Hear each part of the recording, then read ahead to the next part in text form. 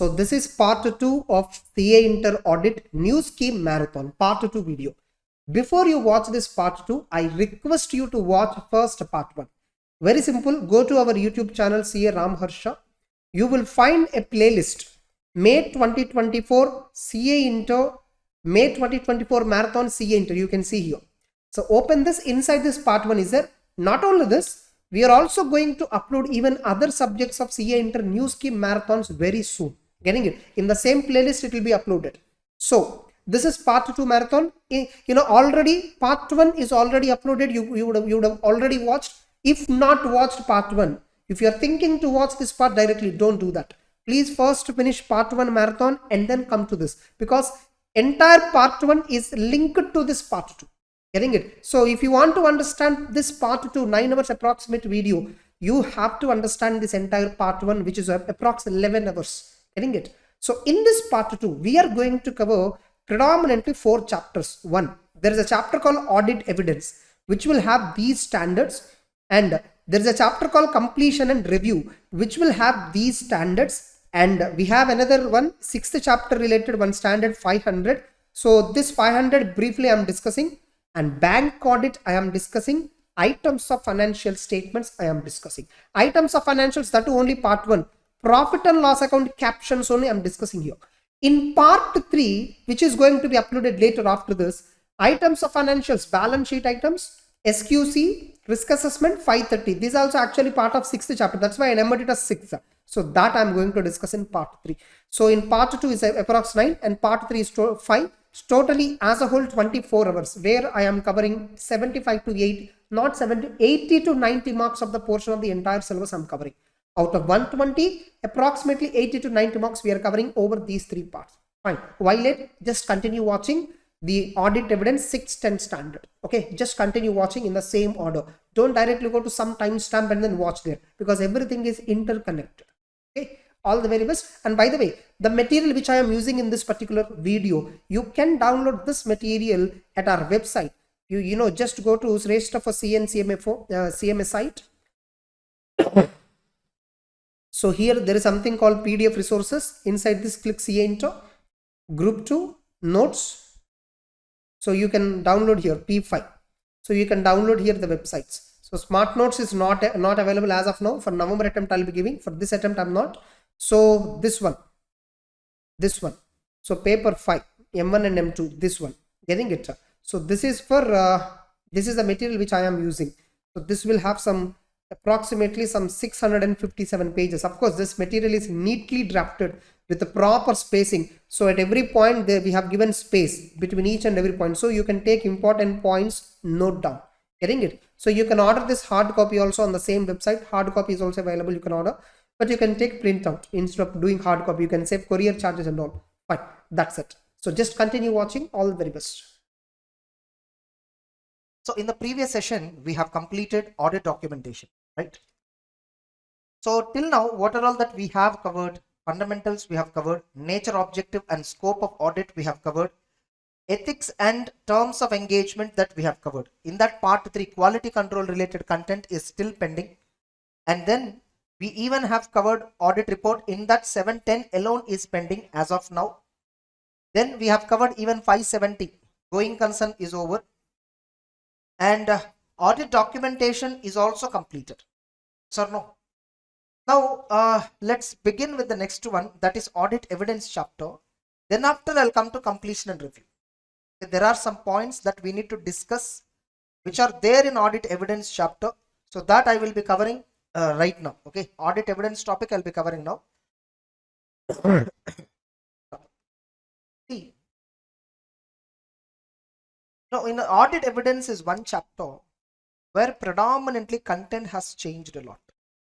Audit evidence, and even in completion and review, all the standards, whatever completion and review and audit evidence, in both these chapters, the content has predominantly changed.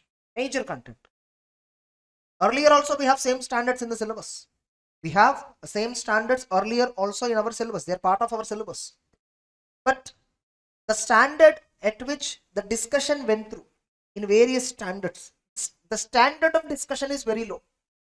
They briefly covered the standard. But now They are covering very in depth. Suppose you see in audit evidence, there is a topic called using the work of other auditors 610. What I have noticed is many are still using old material, various institutes.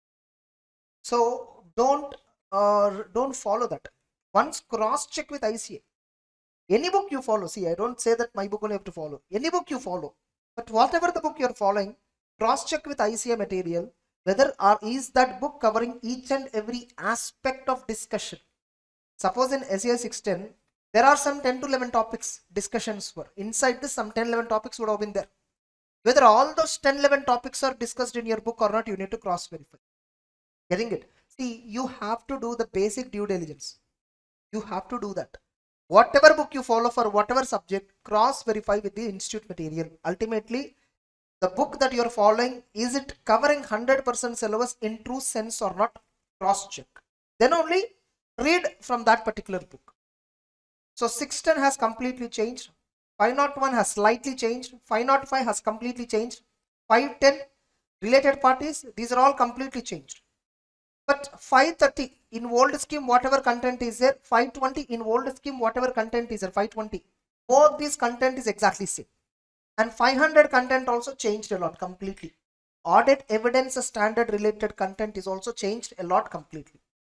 And even with respect to completion and review, 560, 450, 580, 260, 265, all this content has changed. In fact, 260, 265 we don't have in old scheme. Now they were added newly. Getting it? So let's begin with 610 at first. Let's begin with 610 using the work of other auditor. using the work of internal auditor. 600 is about other auditor. This is internal auditor.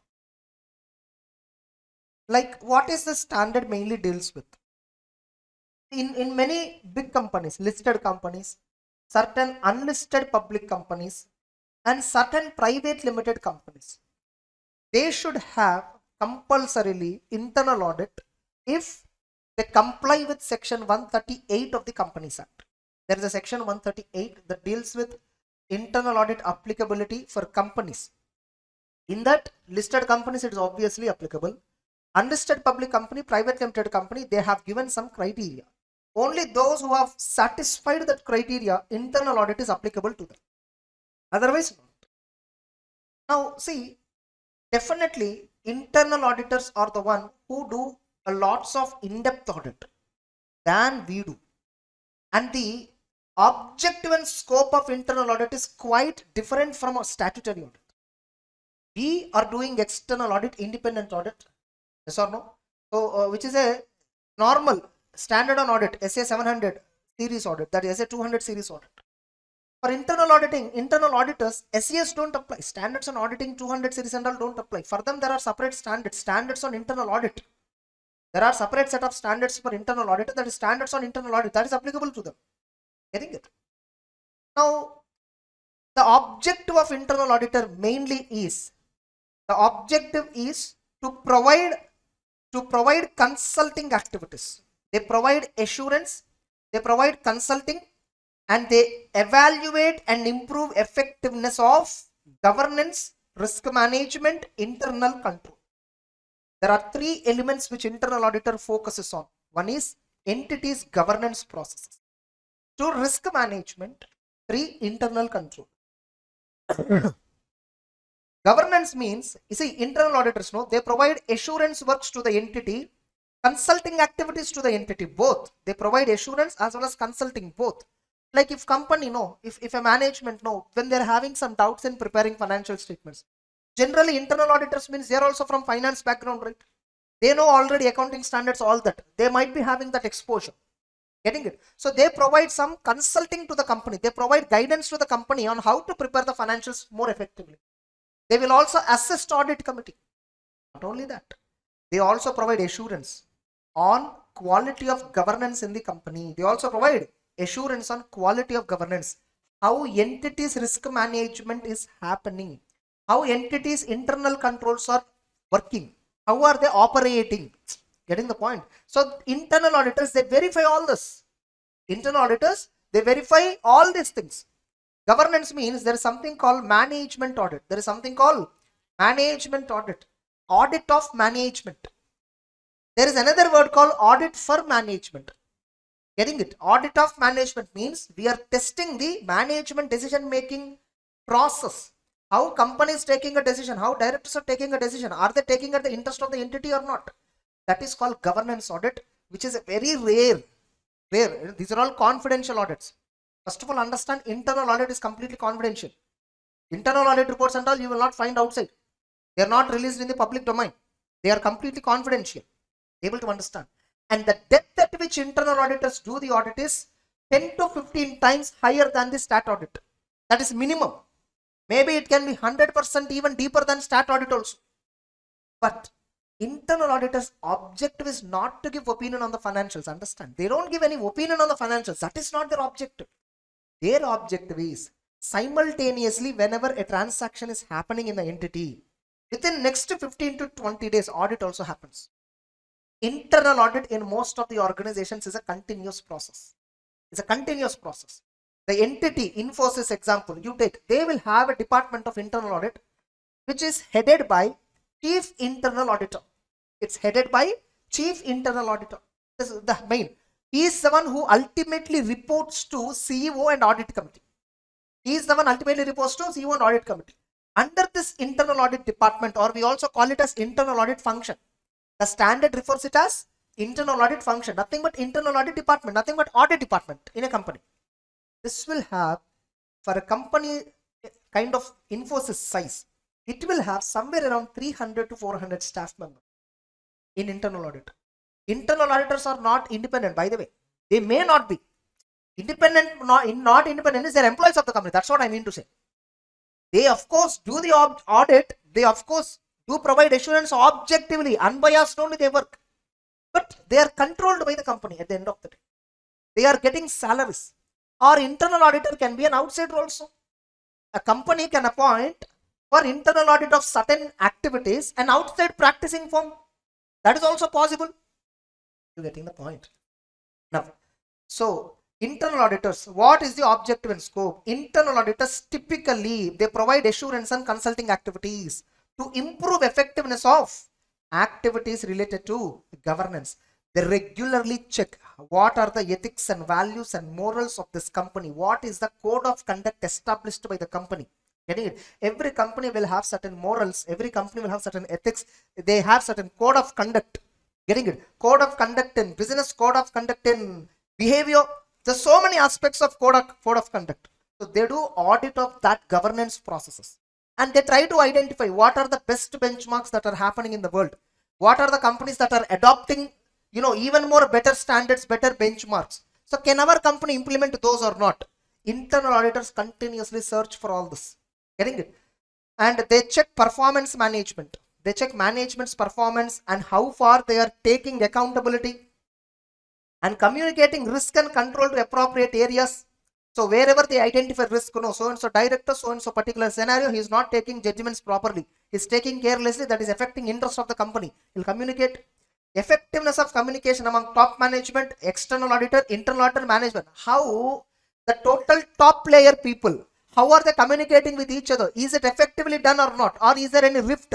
Remember, if top directors, if a company, top directors, if they are having an issue, the company lose reputation. Indigo Airlines, the founders, two founders, they fought like anything just 2 years ago. And that time, many other airlines tried to overtake Indigo. Able to understand? So, the top management must have a proper coordination among themselves in order to have a proper business. They'll ask you the straight question. What are the activities relating to governance? They'll give you the sentence. Internal audit typically is an assurance and consulting activity to improve effectiveness of entities governance process, activities related to risk management, activities related to internal control. Internal control means what? What is an internal control? By the way, I already told you, metro division example. In an organization, suppose you see for this Sabha, getting this auditorium, they will have certain internal controls. Getting it? So, any seminar kind of this cannot be conducted without payment of the auditorium hall rent, or some advance would have been there, some terms and conditions would have been there. Every day some monitoring person would be there. Getting it? So an audit person might be there. So audit means not chartered accountant necessarily. The term auditor means what? Who is verifying? Who is examining? Auditor simply means the person who verifies. We call him as auditor. Getting it? So evaluate. So internal auditor has to evaluate internal control. As a part of controls processes, he will also verify financial and operating information. He will verify production activities. He will verify accounting activities, and he will verify operating activities. Getting it? He will also verify compliance with laws and regulations. So many internal controls means they deal with laws and regulations. They deal with operational activities. They deal with financial activities. They also deal with overall, internal control, overall system. Like I told, right, in a company, like you just go, Big Bazaar or DMart or whatever, a sale process you observe. Every product will have a certain barcode, and only by scanning that barcode, billing happens. That's a control. Able to understand? Now, each and every bill that has been generated, that bill is stored in the system. Getting the point for subsequent review. And once entire amount, whatever is collected, the next day, within the working hours, they need to deposit in a bank of the head office account. Getting the point? There are certain processes. Internal control is nothing but a process. Whatever processes that every day they have to follow, that's called control system. Are you getting it? So controls means it's not something invisible element. It is whatever process they follow, that's called control. We are taking attendance of employees. That's an internal control. That's a process. Are you getting it? So we are observing whether employee working properly or not. That's an internal control. We have deployed CCTV cameras. That's an internal control. We have incorporated login controls in the computers and all. That's an internal control. These are all controls only. Any process, whatever you see, that comes within the definition of control. Any policy that comes, getting any policy, any procedure which a company has implemented for increasing the effectiveness of operations, for increasing the effectiveness of financial reporting, for increasing in effectiveness of compliance with laws and regulations. The objective of control is to increase effectiveness. Very simple. Able to understand. So you have to read the inside content. Now this can be asked as a question again. What are the activities related to internal control? Okay, you are appointed as an internal auditor. As a part of your scope, you have to review entities internal control system. What are the activities that are covered in entities internal control system, or what activities you will cover in as part of internal control? You evaluate their control. You examine the financial and other information along with the supporting documents. You evaluate their operating activities. You evaluate compliance with laws and regulations. By the way, remember, internal audit department will have, right? They have some hundreds of staff, right? Not everybody deals with every one of this. Getting it? Some five staff members, they might have been given with financial and operational information work. Some 5 staff members were given with operating activities. Some 5 staff members were given to check only laws and regulations compliance. Some 5 staff members were given only with respect to risk management activities. Some 10 to 15 might have been allocated for governance activities. Able to understand? So which internal auditor, what they have to do, management decides. So internal auditor and management mutually discuss and then decide. So this is introduction to internal auditor. Now actual standard that we are discussing is what? External auditor using the work of internal auditor. So now, when I see Infosys company where they have a robust internal audit system, where they are verifying each and every transaction happened in the company. Forget about sample. They verified 100% of the transactions, 100% of expenses, 100% of incomes.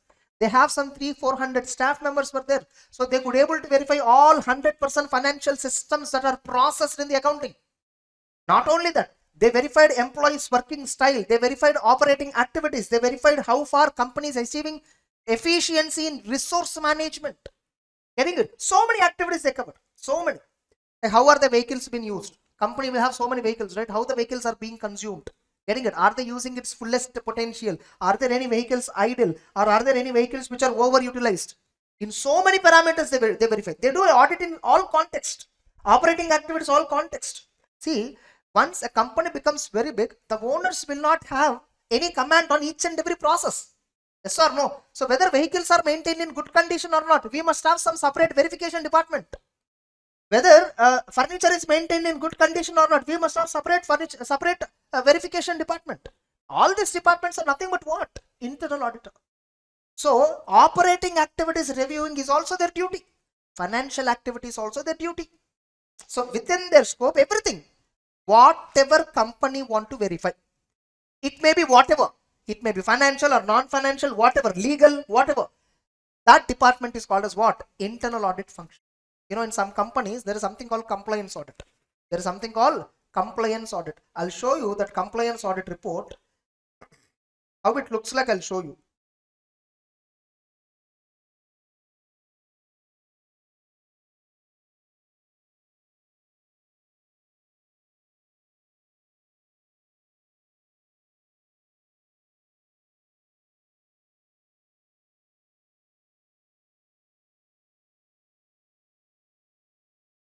So in companies, no, it's not there. I need to download from the mail again. See, like I'll tell you what is that. So there is a company where one of my colleague has done this compliance audit. Compliance audit means for that entity, what are all the laws and regulations applicable? First, you need to list out. For that entity, 45 different laws are applicable. 45 laws. Getting it? We just have to do a law and regulation audit. Whether the company is complying with all the laws and regulations applicable to them or not. Getting it? So 45 different acts are applicable. Within that, Income Tax Act, GST law and Companies Act, some 4 to 5 act names only that we know. Remaining 40 we don't know. Getting it? Like remaining 40 are like Environment Protection Act, Wildlife Protection Act, pollution related acts, consumer safety related acts, consumer forum and competition act. There are so many other laws like that, you know, Sewerage Management Act, getting it, proper compensation to employees act, wages act, industrial act. There's so many acts that are applicable to that entity. Not just that entity, almost every entity is liable to comply with so many laws. Why? This auditorium itself has to comply with so many laws. Municipal law is there, some municipality act is there. Okay, if you construct any commercial establishment like this, there are some rules that you have to comply with. So there's so many, and the number of compliances are also listed under that 45 laws. What compliances? Some 1900 compliances they listed out. 1900 points with which they need to comply. With all that 1900 points, they will verify whether compliance is done or not. That's an internal audit. Able to understand? We as a stat auditor should check all this. How internal auditors are working. What is the scope of internal auditor? Now, can I use the work of internal auditor? This is the question. The standard says, yes, you can use. Standard says, no prohibition. But remember, the standard also says, whatever, whether you are using the work or not, ultimate responsibility is with the external auditor only. Ultimate responsibility is with whom? External auditor. As a part of your audit, you can read internal audit report. You can see how they verified purchases, how they verified sales. If you feel their workings are very good, you can take their workings. Instead of you working, you can trust on their workings and then document them and you proceed further. Standard permits that. But remember, tomorrow if something went wrong in that, you cannot say, I dependent on internal auditor, go and ask him. Getting the point? It is you at your voluntary wish, in order to reduce your work burden, you dependent on internal auditor. There is no compulsion that you have to use internal auditor. The same way like how you are using article assistance, same way you are using internal auditor. Ultimately, you have to ensure that everything is true and fair. You are giving the opinion to the shareholders. Shareholders trusted the financials based on your opinion and invested. In background, whether you are using work of internal auditor or somebody, it doesn't matter. But the case is not same with other auditors or joint audit. Because in case of using the work of branch auditor, subsidiary company auditor, joint auditor, their scope is divided. Yes or no? My duty is head office. Their duty is branches. If in branch something went wrong, they are only responsible. If head office related where something went wrong, tomorrow they will first question me, I have to answer. But internal audit is not like that, right? Yes or no? Are internal auditor giving any opinion on the financial information of any component or any of the entity? No, they're not giving any opinion first of all. They just made some workings. Those workings might be useful to me. So you have to decide whether entity's internal audit function can be used or not. You have to decide that. Now, the standard classifies the way we can use the work of internal auditor into two types.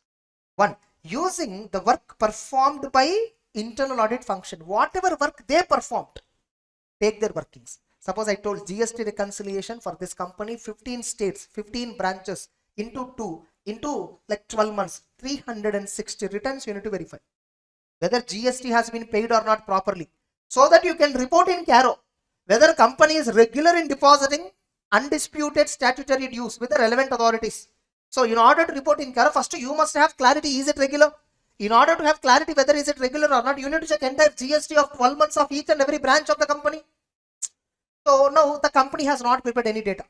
When I ask their inputs, sir, already intro auditors are doing, sir, they prepared all this data. Now, is it better for me to sit and do again from the beginning, or take their workings and verify the workings?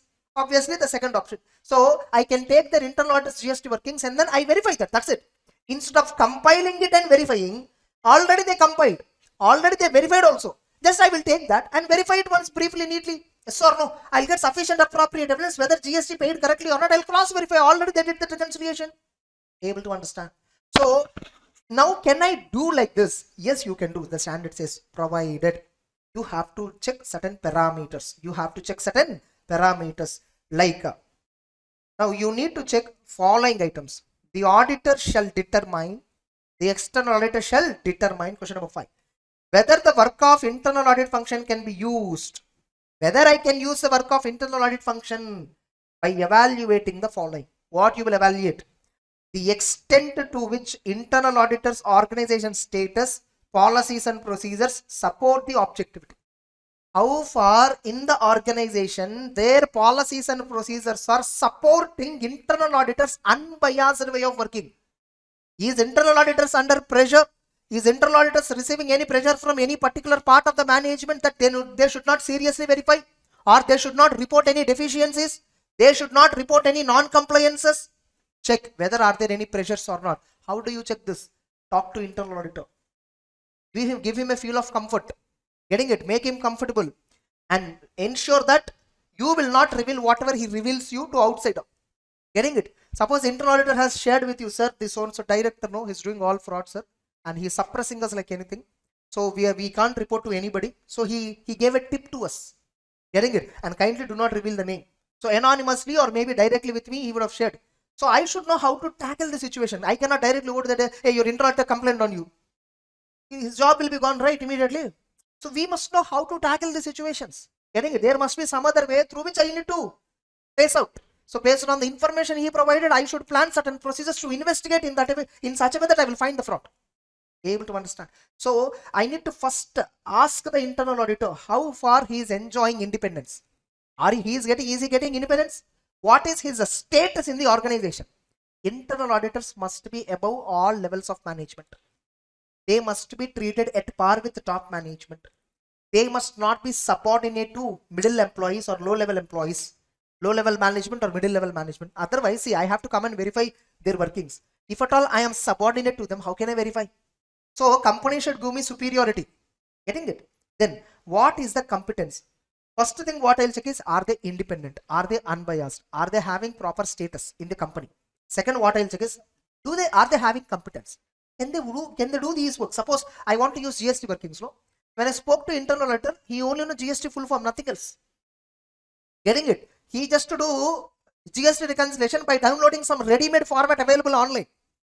From Google, he downloaded format, he filled the data, that's it, and then over. That is what according to him verification. He is not competent. Now tell me, can I use his workings? Whether internal auditor applies a systematic and disciplined approach, including quality control. Now when they are working, no. How are they working? What are their work principles? Are they following a systematic and disciplined approach? Getting it? Systematic and disciplined approach means they have GST checklist. Okay. They first know, before any internal audit department, anybody whoever do GST reconciliation, they have to fill that checklist. In that checklist, know whether GST rate applicable for the entity, for the goods dealing, is it correct or not? Keep a screenshot of the same from the HSN summary. Like that they have a control. So every person who is doing GST reco first have to go through the GST rate applicability. Then they need to see place of supply, then time of supply, then filing of returns. So many parameters were there. Almost entire act. When I read the checklist, no, I felt like reading entire. I feel like doing GST revision. In such a way, the checklist and all were prepared. They have a systematic approach in doing the GST work. Tell me, they are independent, unbiased, they are competent, and they have a systematic and disciplined approach, and they have quality control. Like one person is performing, somebody else is also reviewing, just like us. Getting it? So they have everything. Now tell me, can I trust his work or not? When I should not trust? When the internal auditors department do not have proper organizational status. Getting it? That supports their objectivity. 2, when they are lacking competence. 3, when they are lacking systematic and disciplined approach, including quality control. That is what the next question is about. The external auditor shall not use the work of internal if the function is do not support objectivity, lack competence, does not apply systematic and disciplined approach. They'll ask you a question. Under what circumstances work of internal audit function cannot be used by external auditor? Are you getting it? Suppose no, I decided to use his work. I decided to use his work. I concluded that function is working independently. They are competent. They are having a systematic and disciplined approach.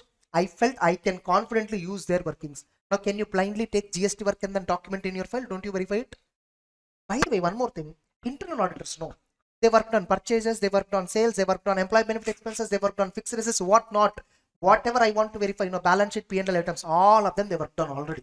They verified much more depth than me. Now, why should I do audit? Better I'll take all the documentation, keep it and give opinion. It should not be like that.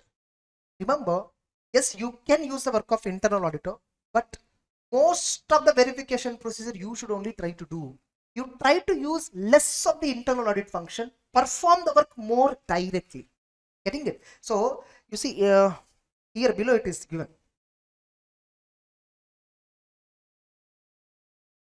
Under what circumstances external auditor shall plan to use less of the work of internal audit and perform more the work directly?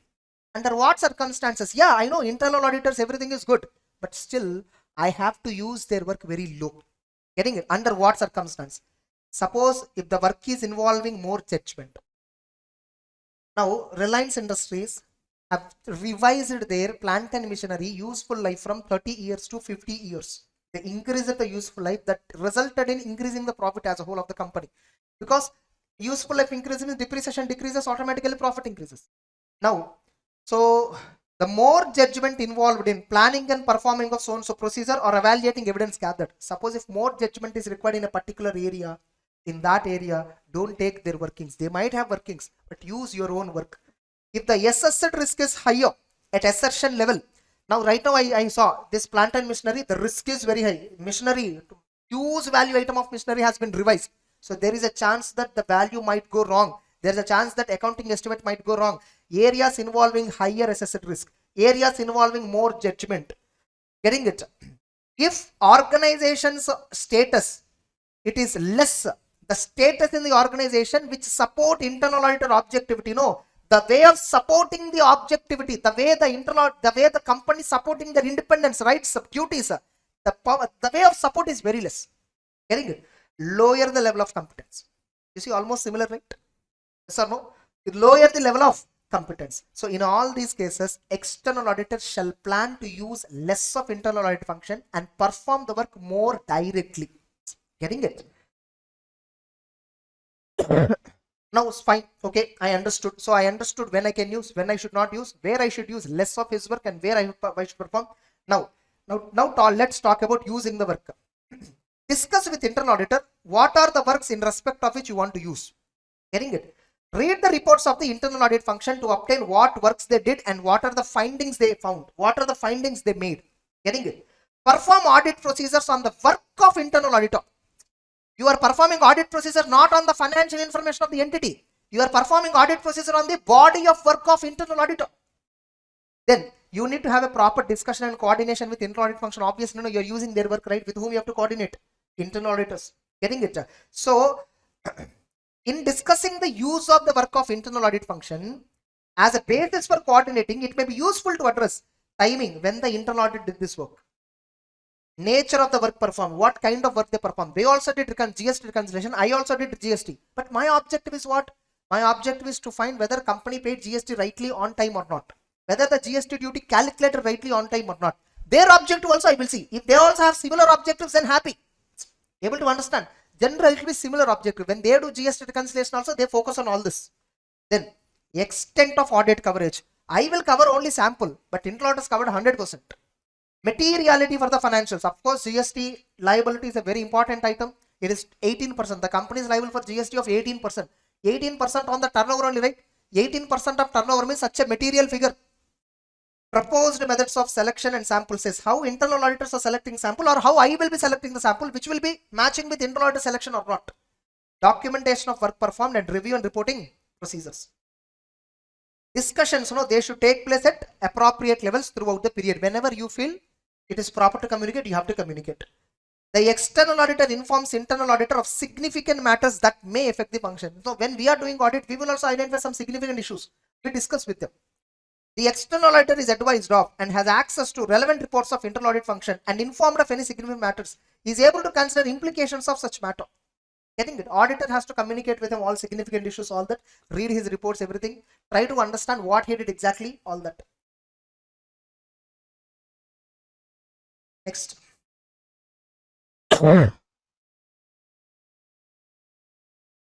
Write about determining the nature and extent of work, internal audit function that can be used by external auditor. So in what areas we can use their works? We can use their works in the following: testing, operating effectiveness of controls. They do so many controls testing. Almost in every process, purchases, sales, employee benefit expenses, depreciation, amortization, other expenses, everywhere they control so many processes. So that workings I can use. Substantive procedures involving limited judgment. If more judgment is involved, we should work directly. Yes or no? Inventory count observation. Suppose as on 31st March, we have to do physical inventory counting. As a part of SA 501, the external auditor shall attend inventory physical counting that is happening in the company. How many places I can attend? The company have 20 godowns. I can take internal auditor's help for observing inventory count.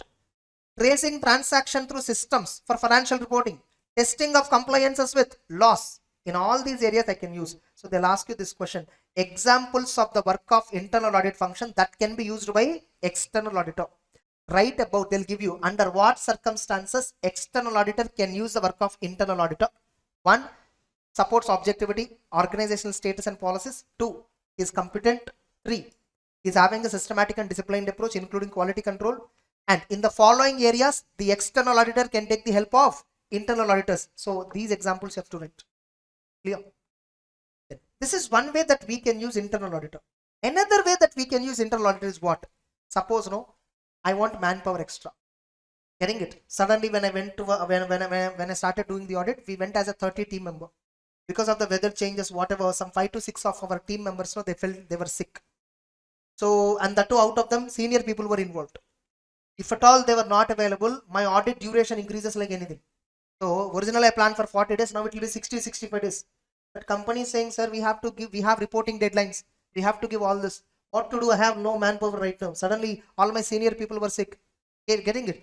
The company itself gave me an advice, sir, why can't you take our staff help? Our internal auditors are there, right? They're also familiar with accounting standards, Ind AS, all that. They know very well. Some of them, in fact, were chartered accountants, our internal audit department. So can you take their help directly? Can I do so? Yes. That's called direct assistance. What is it called as? Direct assistance. You see, until now what we have seen is using the work which they performed. Now what are we doing? We are using them directly.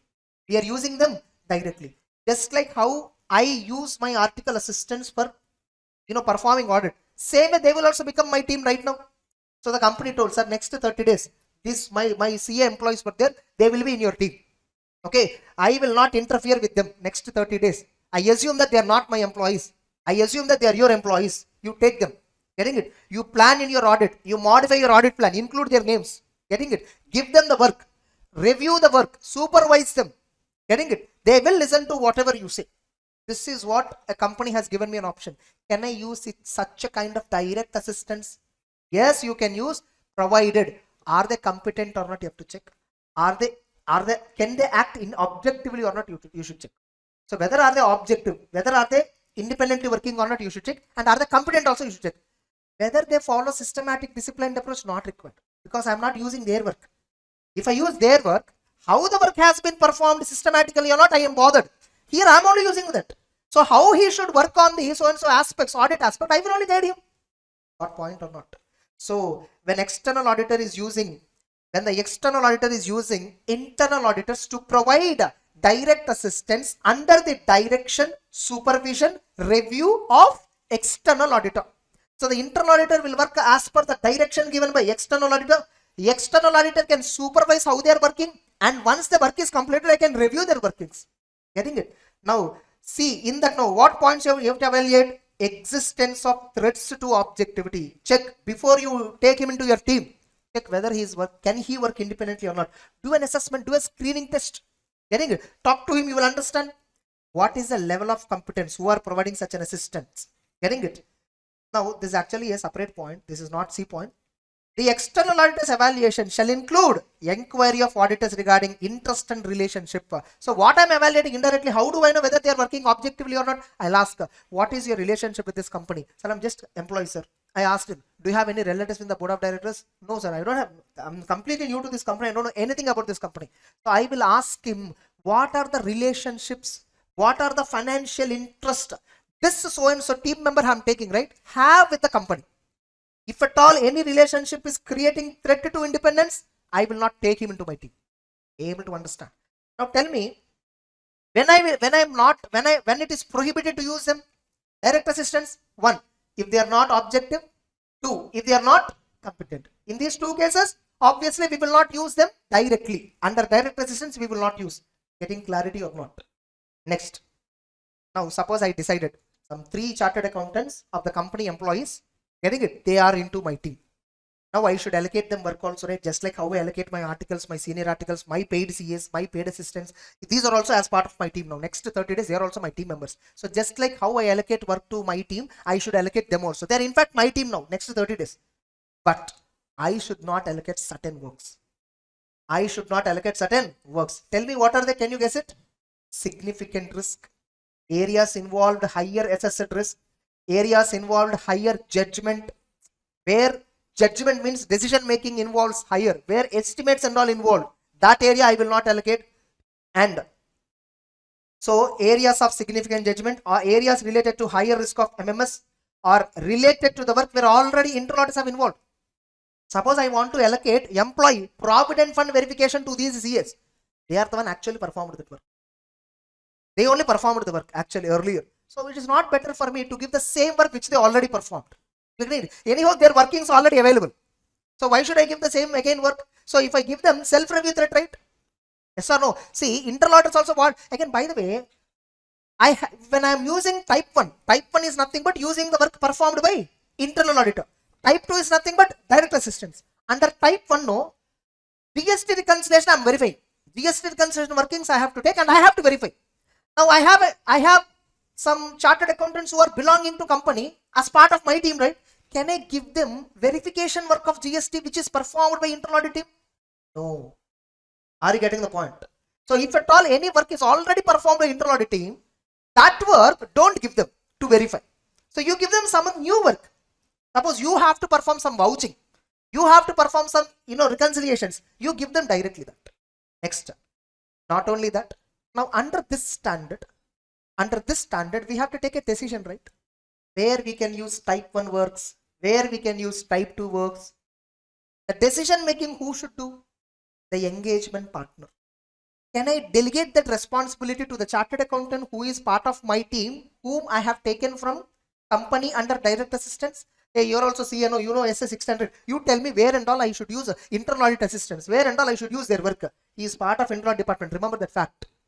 So the decisions the external auditor makes as per this SCA regarding internal audit function and usage of its work or direct assistance. So the decision making you should only do. So areas where higher judgment is involved, areas where higher risk is involved, areas in which they already involved, that we should not delegate him. 4. Where and all we can take internal auditor help. That decision making we should only take. We should not delegate them. Remaining all other works you can delegate. You're getting the point. Next. Now when I decided to use internal audit direct assistance, no, I have to go with one formality. I will take a written agreement from the company. Dear company, give me a written declaration that next 30 days you will not disturb them. So I'll take from management. And the persons, 3 people are coming into my team, right? I will take from each of them. Give me a written declaration that all these 30 days You will work as per my direction, supervision and review. You will not deteriorate in your quality of working. You will not be affected by independence. If at all any threats to your independence comes when you are working, if at all anybody trying to prompt you, getting something, you have to intimate me immediately. Like this, I will get a written agreement from internal auditor and from management. That's it. The standard is over. Are you getting the point? Easy or not? So the standard simply says, the auditor has to decide in how many ways the external auditor can use the work of internal auditor. Type 1, using the work performed by him. Type 2, using him to provide direct assistance under direction, supervision and review of the external auditor. That's it. Now you have to read. Major content have covered. Okay, that's it. So 610 is completed. Like, have you seen this movie Animal? Okay, fine, it's okay. So in that, no, I'll tell you the context. I'll tell you, it's not about the movie. There was a scene like where Swamiji comes and tells Ranbir that you have to accept the death. For which Ranbir replies, Guruji, don't you think the willpower is ultimately superior than anything? So whatever you say, like astrology, whatever, the human willpower is ultimately superior. In fact, this is what I think which was shown in Radheshyam movie. Radheshyam, Prabhas movie. Okay, yeah. In the last, no, he's actually a palm tree, like he do palm based on palm. He'll tell you all this entire your future, everything. So when he looks at his palm, no, like he knows that he'll die, but he'll somehow overcome it. What they're trying to prove in many movies or whatever it is ultimately human willpower is superior. You become successful, like there's a saying, Yat pavam tat pavati. You become what you think. Getting it? You become what you think. If you always think of failure, you fail. Definitely you fail, no matter what. If you think of success, you will become successful. Able to understand this philosophy? So that's how it works. Fortunately, I never have this pessimistic attitude right from my childhood.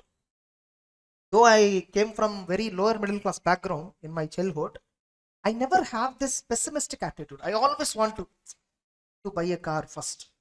I have to lead a life like anything. I have to live, very comfortably, very luxuriously. This is what my dreams are from the childhood. Of course, anybody for the matter.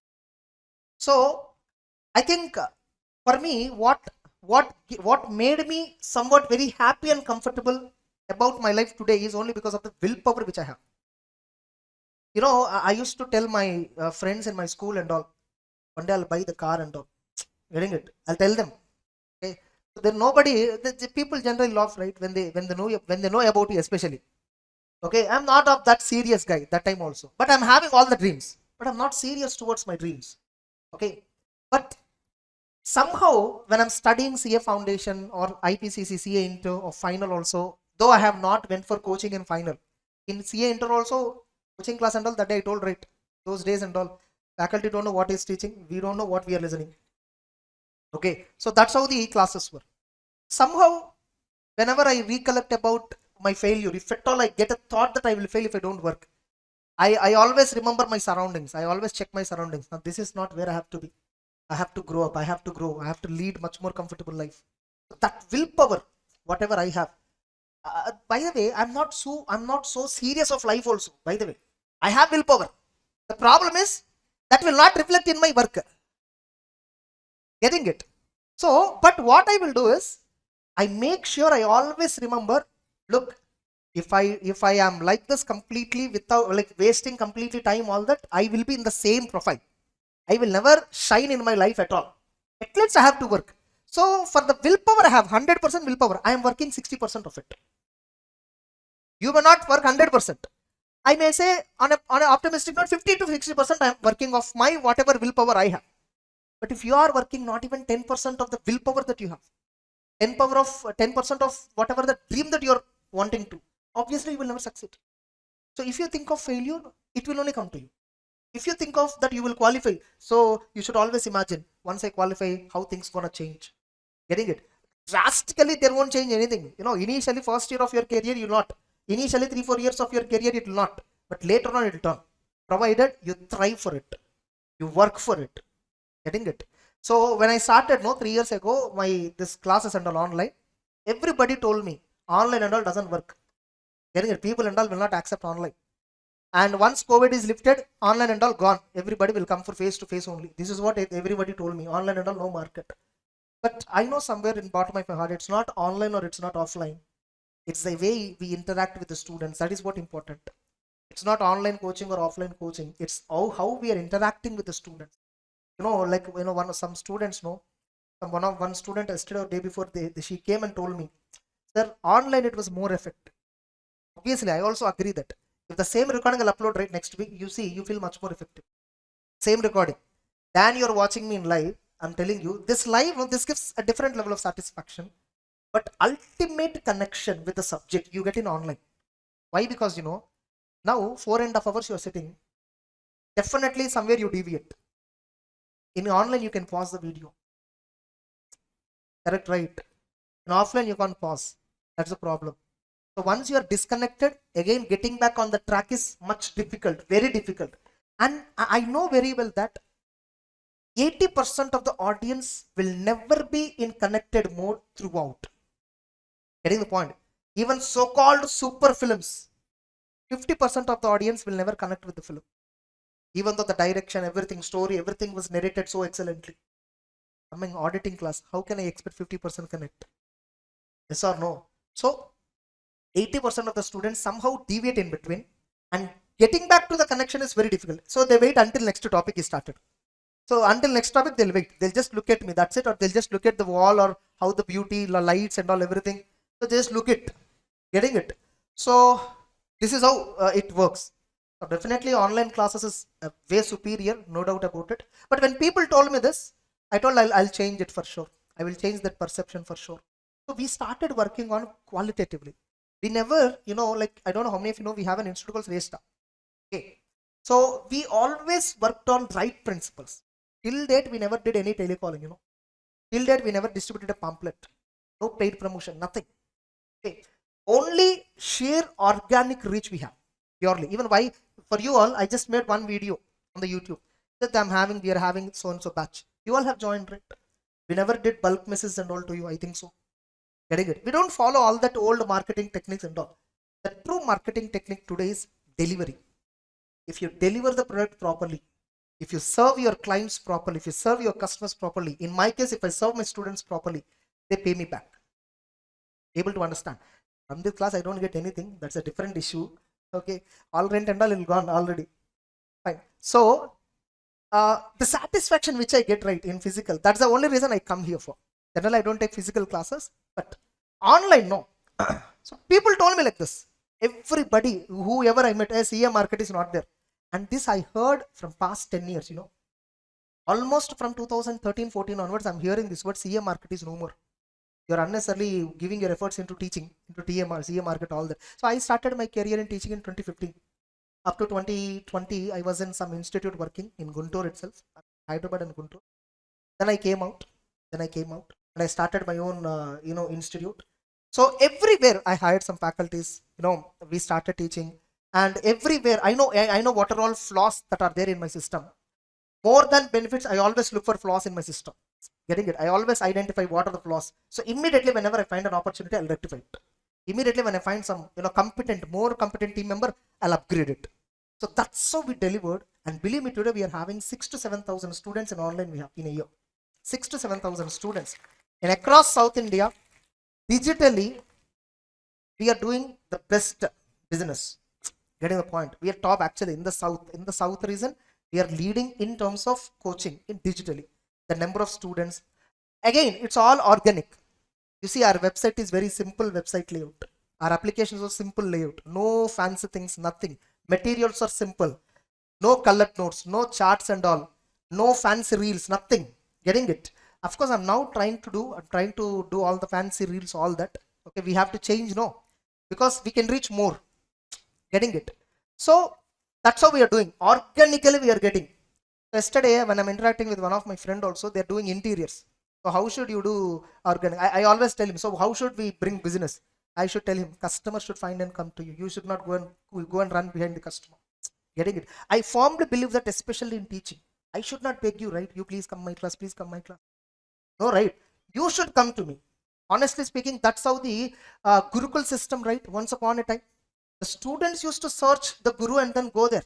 Yes or no? Guru will not go behind and stand outside the home of the student. Yes or no? So unfortunately, the many institutes have spoiled this culture. Getting it? They made students so big. I never make. I'm not degrading you, by the way. Understand? I always believe in this principle. If at all we deliver the content qualitatively, if at all we deliver the content rightly, getting it? Naturally they will come. So this is what my business philosophy. Even tomorrow, if any of you want to start any business, don't try to convince customer. You give your best. Getting it? What can be done so that your customer can look at you? It's all about attention. It's all about how we are making attentive. Getting it? How many heads are turning towards you? So when you put a particular video or whatever it is important. The quality content is important. Getting it? So tomorrow, any business you start, never run behind any customer. Getting it? Make them run behind you. Okay? They should come and approach you. Even today, I'm telling you honestly, we will get so many inquiries in our application. We never call back. There are some, I think some students, but there's rest students. How many here? Anybody? Yes, some 20, 30, around 20, 30 students were there from Srestha. Any of you, we ever called back and requested for your admission? Definitely not. We never call back. They download the app. We know that they downloaded. We get a notification that they downloaded. We know their number. We also know what course they looked into. We also know what course they opened. But if they don't buy, we don't call back and ask why are you not buying. See, at the end of the day, he knows very well. Even if I call him and ask, unnecessarily he'll feel irritated. If a customer call me, no, hey, I feel like this. If at all my team calling, no, they feel like this, yes or no? If they're really interested to buy, they buy it. If they're not interested to buy, no matter you call 100 times, they don't buy. This is the fundamental customer principle. What you need to do is, you should not ask him to buy, make him buy. Getting the point? What is the only way to make him buy? Is around surroundings. It's 10 friends. If you contact 10 friends and ask about this, everyone should tell them that's the best institute. What should I do for that? I should give best. So I should try giving the best. This is our core business principle is off.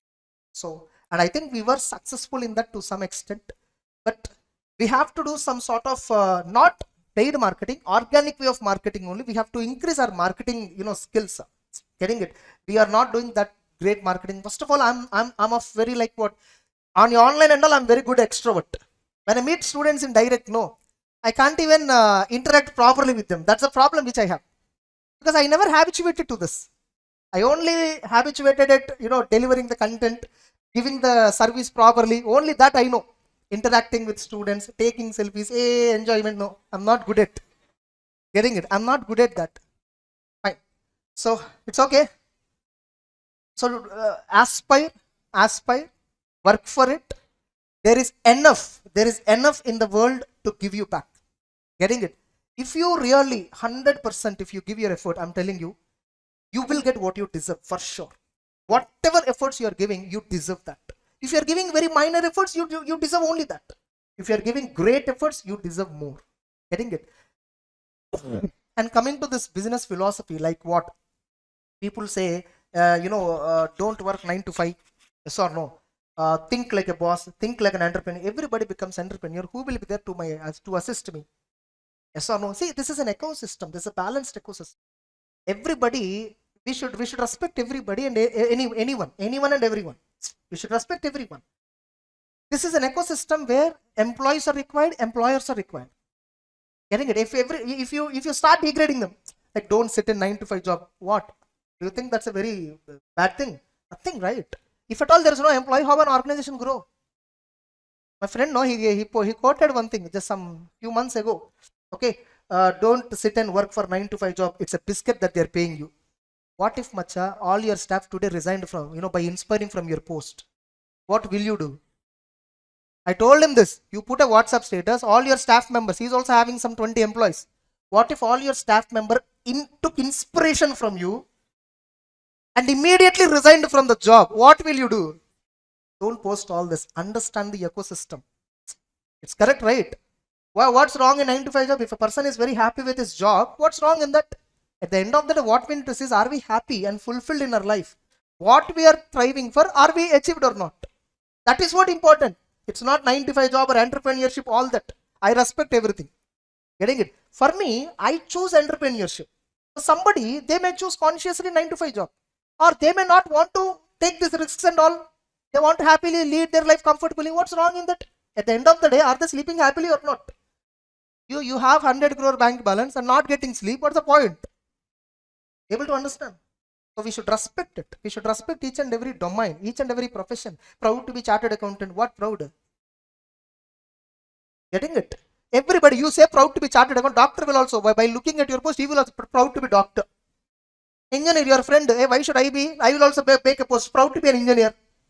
BCom grad, proud to be BComian. Yes or no? Somebody else proud to be 10th qualified. What proud? Which proud is proudful? So, these are all hypothetical. Getting it? These are all, we are just trying to please others. We are just trying to please others. Proud to be, proud to be, proud to be. There's nothing such called proud to be. As long as we respect every profession, every occupation, every human being, we never get these kind of superiority complex feelings. The superiority complex and all comes because for those who do not understand how the universe works. If you understand how universe works, you will understand how dumb you are, how stupid you are thinking like this. If all your employees, remember this word, tomorrow you become an entrepreneur or your father is having some business, if their employees, the moment they think, why should I become an employee? I will also become employer. All of them resign. Think of your business. Getting it? That's why I always respect my employees like anything. I take care of them. I give so much of it because I'm dependent on them. I'm dependent on them. If at all they're not available, I cannot do all this comfortably, right? So we have to balance everything. We have to respect them. Okay, that's it. No more motivation. Enough. Okay. I'm not complaining actually, technically speaking. I'm waiting for taking one holiday, from long ago, but I'm unable to do. Because I thought of taking holiday last time, May. New scheme announced. ICA announced a new scheme. And we know, right? Every day 100 students put queries. What is that? What is this? What is the possibility? What is that possibility? I wrote group when I qualified. But in November exam, and he all permutations, combinations is asking me. First you write exam, man. So I get 100 questions like this every day. My team also, they also get direct message, 100 messages. What if a student qualify group 1 and fail group 2 paper 4? Failed in group 2. What papers you need to write? First you write exam.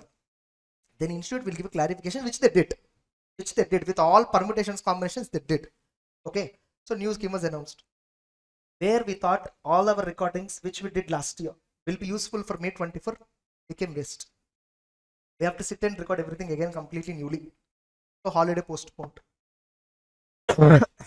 Now, at least this May, if at all, I just want to take a holiday. Some other assignments have come regarding classes only, some extra work and all. You don't believe in entrepreneurship, people will not find time. At the same time, I will not be sitting 16 hours in my office and doing a lot of work also. Nothing. Nothing. Okay. But did I sound it rightly? Fine, then fine. So nothing. I'm not gonna nothing. I'm not gonna do anything. I'm going for 16 hours, 20 hours and all, nothing. But we can't be away from the business which we are doing for 1 week, 10 days also. It's very difficult. Those your parents who are doing business, you understand this. Getting it? You can't you can't completely ignore the business for 10 days and take a holiday. Getting it? When I see some of my friends who are in employment, especially, they go all lay, sir, no, all this Kashmir and all, like, life. Getting it? What am I having? Bank balance, everything is there, but not life. Getting it? No, I'm happy. I'm happy with what I have, but I have so much. We will also have some intention. We have to travel there, we have to travel here and all. That and all not possible because of the commitments we have. Getting it? 5 days marathon. My friend told me, where are you going? I'm going Chennai. What? Vacation? No, marathon. 5 days. Getting it? Again on March 10th, I'm coming Chennai. For what? 7 days CA final marathon. So this is how. So they are going 5 days and all, Kashmir, Bangkok, all that. We are coming for marathons. Essay 501. Let's begin. So Essay 501, if you check, this is a standard which deals with audit evidence. The standard is also dealing with what? Audit evidence. And if you observe, There is another standard, SA 500. SA 500 heading, if you check, it is simply audit evidence. It is simply what? Audit evidence. Whereas this is also, you see, audit evidence, specifically extra thing is there. Specific considerations for selected items. So, in this standard, they have selected inventory, claims and litigations,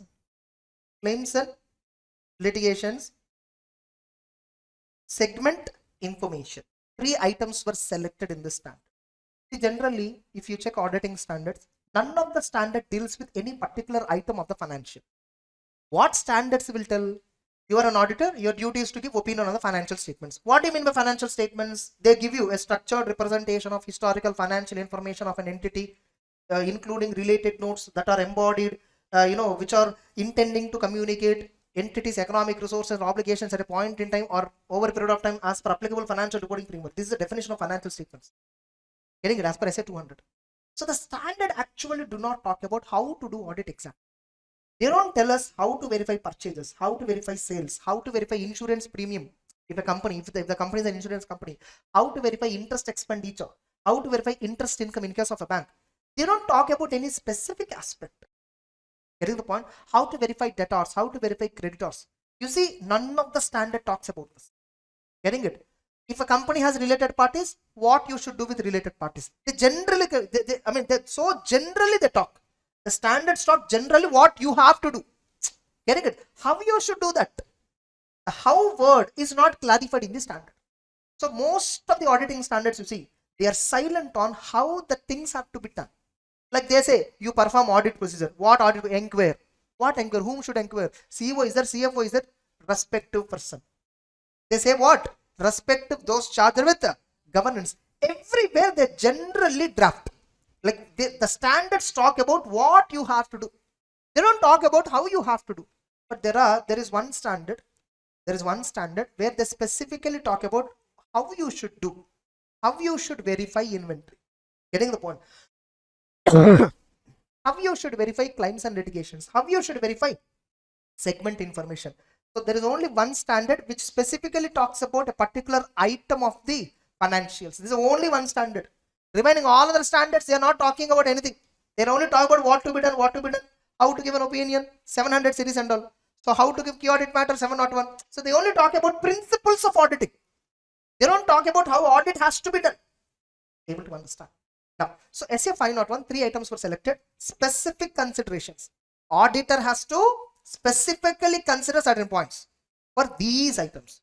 What auditor has to consider specifically? For inventory, auditor has to consider existence and condition. What auditor has to consider?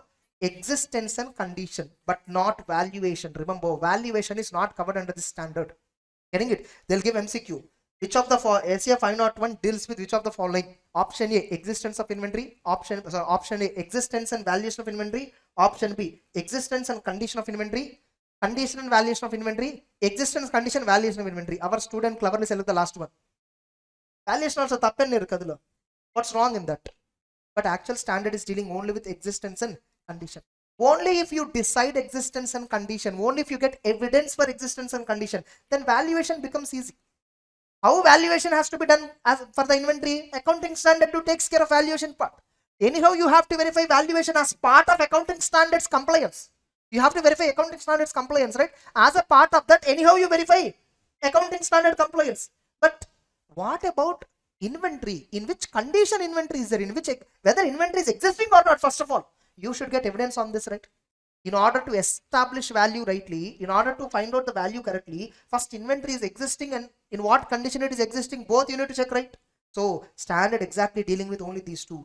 Whereas claims and litigations, here the standard is talking about completeness of accounting and disclosure. Completeness of accounting and disclosures of claims, litigations involving our client, involving the entity. Getting it? Here what auditor has to consider? Whether pending litigations, pending claims, pending provisions, warranties against the companies and all, they were all completely accounted or not. We are concerned with completeness of accounting and disclosure. Segment. whether the company presented, whether the entity has presented and disclosed segment information as per applicable financial reporting framework. In our case, accounting standard 17. In India is corresponding India standard. So for the company, whatever standard is applicable, as per the standard, are they presenting segment information or not? We need to check. Are they presenting and disclosing segment information correctly or not? We need to check. This is a specific consideration for selected item. For inventory, specific consideration is existence and condition. For claims and litigations, the consideration is completeness of accounting and disclosure, whereas segment information, presentation and disclosure as per applicable financial reporting framework. Now you see. Now, first, let me cover about this one, litigations. So how do you check whether entity has properly accounted all the litigations and claims? How do you check? First I will inquire management. What are the pending cases that are there on the company? What are the pending cases that are there on the company? Including I will inquire whom? Internal legal counsel. Big companies, they will have retainers, lawyers who are retainers for the company, like full-time lawyers for those companies. All the cases of these companies, these lawyers only will be dealing. Getting it? Full-time lawyers they'll be having. Full-time engineers, some full-time practicing engineers will be having. The companies will have a full-time retainership agreements with them. Getting it? So they are called as what? In-house legal counsel in big entities. So we need to inquire management, top management, internal lawyers. What are the pending litigations that are there in the company? They gave some list.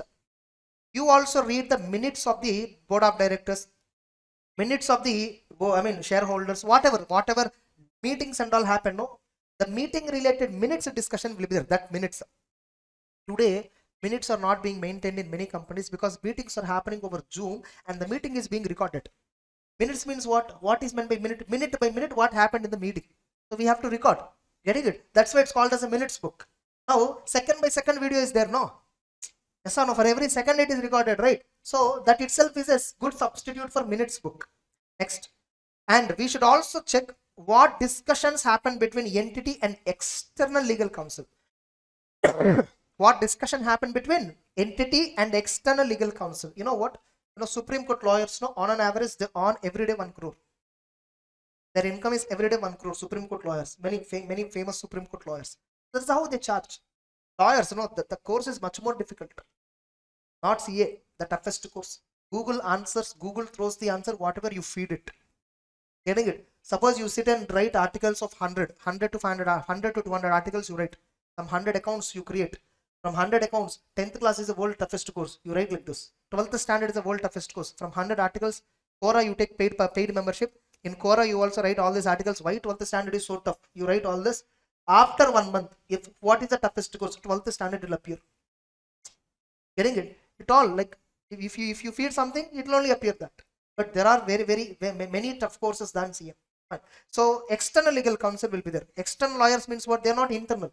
So the company's pending cases in high court, Supreme Court and all, these lawyers will be dealing. What correspondence happened between them? You check that. Maybe by checking that correspondence, you will get to know some case information. You will get to know some pending litigation. Check legal expenses account.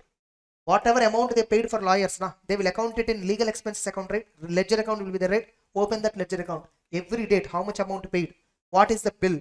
In the bill, lawyer will mention in respect of what case. Check the bills and all. For what cases we paid. Whether all the cases, whatever they paid for, did the company disclose it or not? Identify. Getting it? Whatever cases for which expenses were paid, lawyer fee and all. So, in the lawyer fee bill, the details will be there.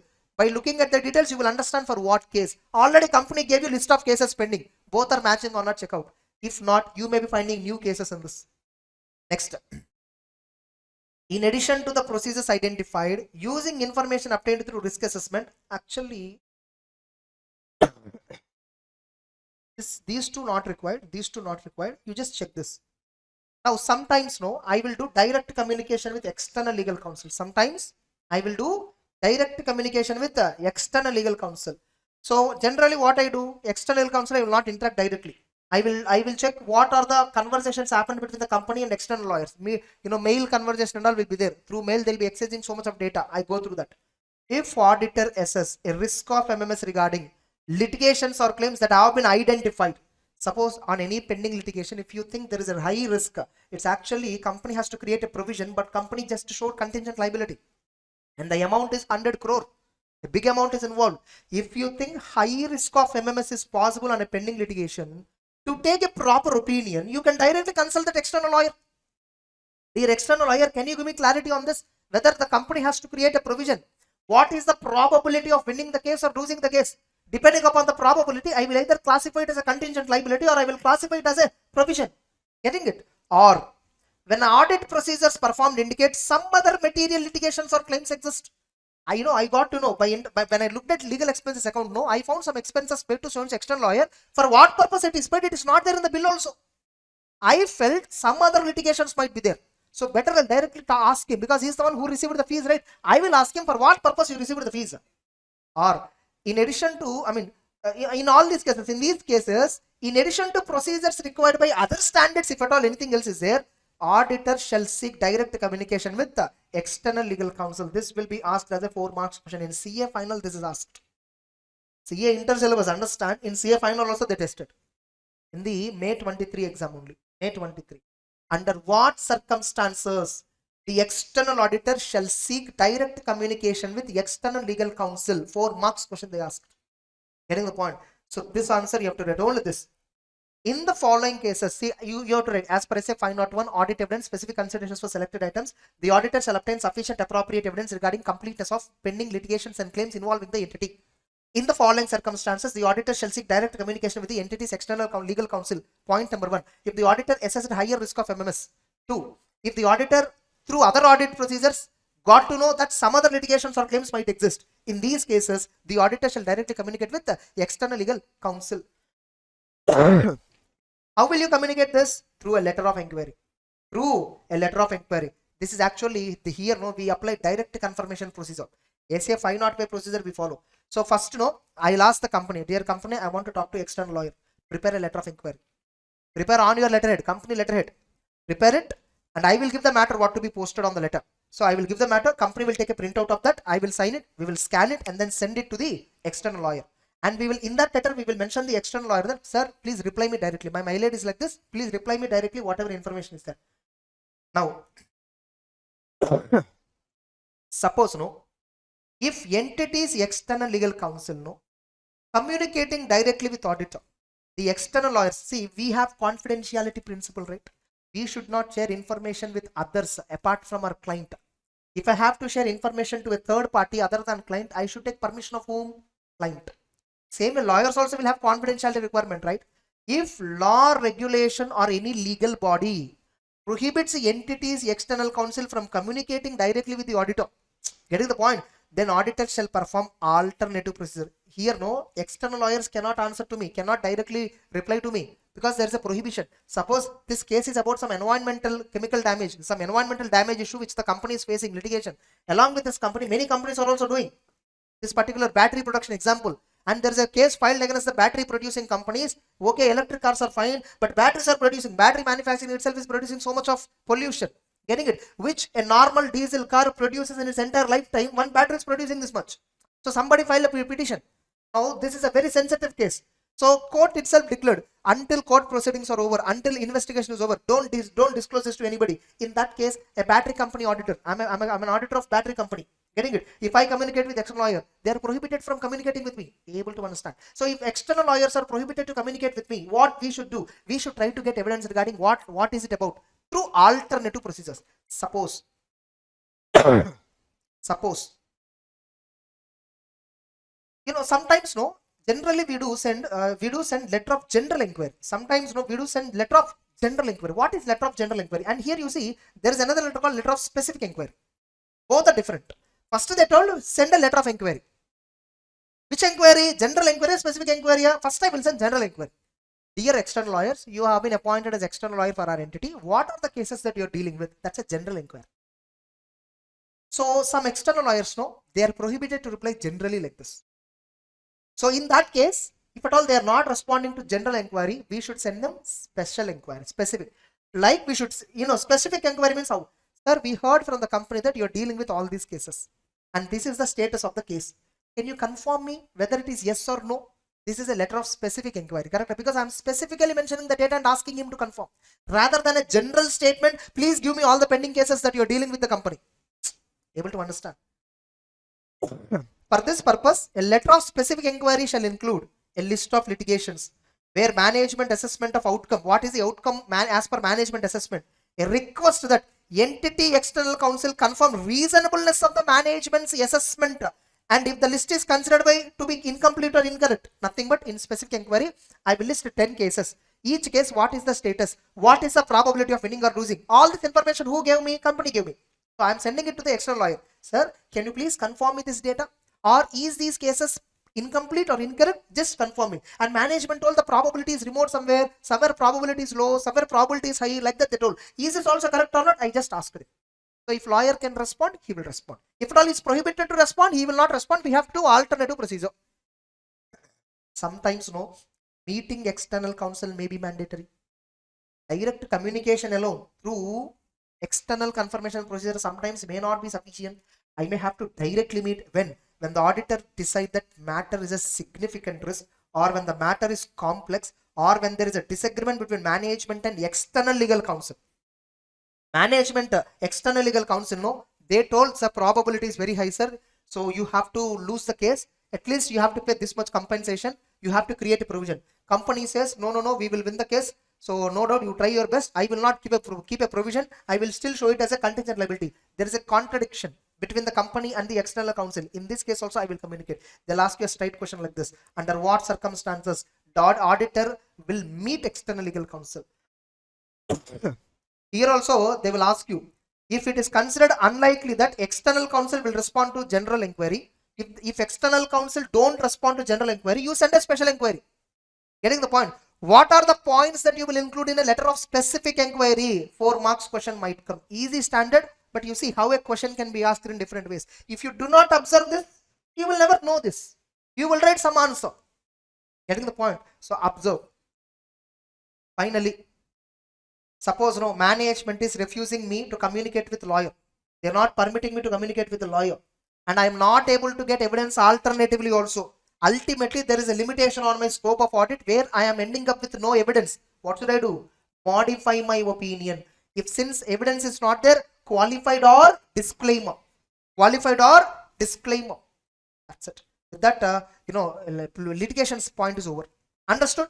Now you see, and most important, one more thing, auditor should also get a written representation. Auditor should also get a written representation. I think is that point not covered here?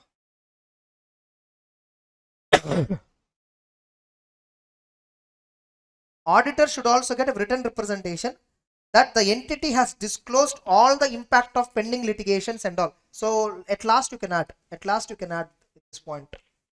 Finally, as a 6th point, obtain written representation. What is it? Obtain written representation that the entity discloses complete list of pending litigations and claims involving the entity. Obtain written representation that the entity discloses all pending litigations and claims involving the entity to the auditor. Like this, the auditor should get a written declaration from the entity. You see, you are not directly getting from them. Getting the point? You are searching, you are interacting with lawyers, you are checking with management, you are looking at correspondence, you are verifying legal expenses account. You tried your level best to get the evidence. In addition to this, as an additional formality, as an additional confirmation, you are asking management also. See, management, I found totally 20 litigations. Is this correct? Are there anything else which is missing? Management has to give written representation.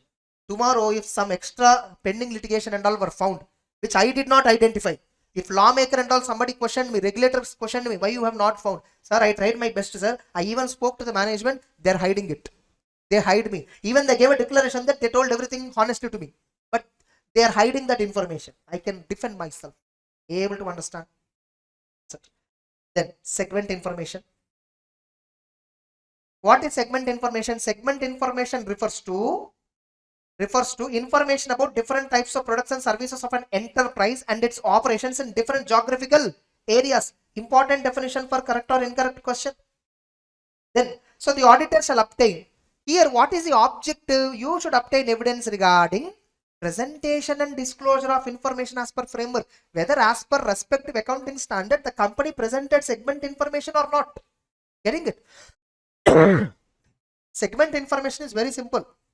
Reliance Industries Limited is doing wonderful business. They're having so much of profit, but they are doing businesses in multiple areas. In which area the business is functioning well, in which businesses the company where functioning is not proper. You need to understand the composition of business also, right?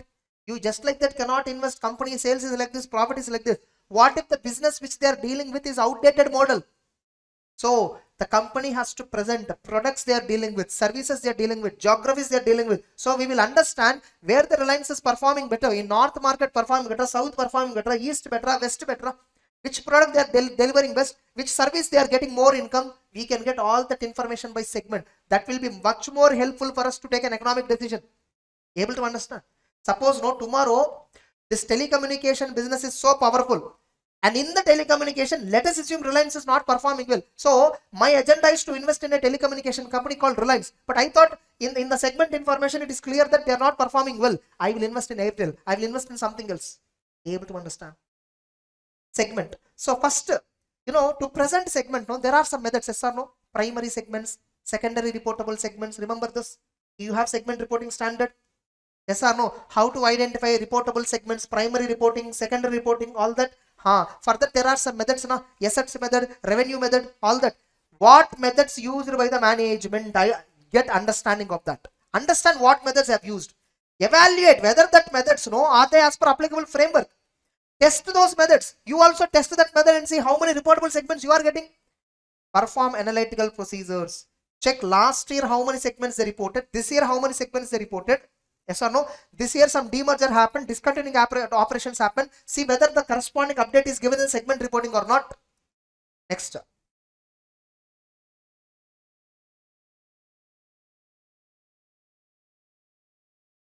By the way, we are performing these procedures on segment information with a view to give a separate opinion on segment information. Why are we evaluating whether segment information is presented as per applicable framework? As a part of overall audit.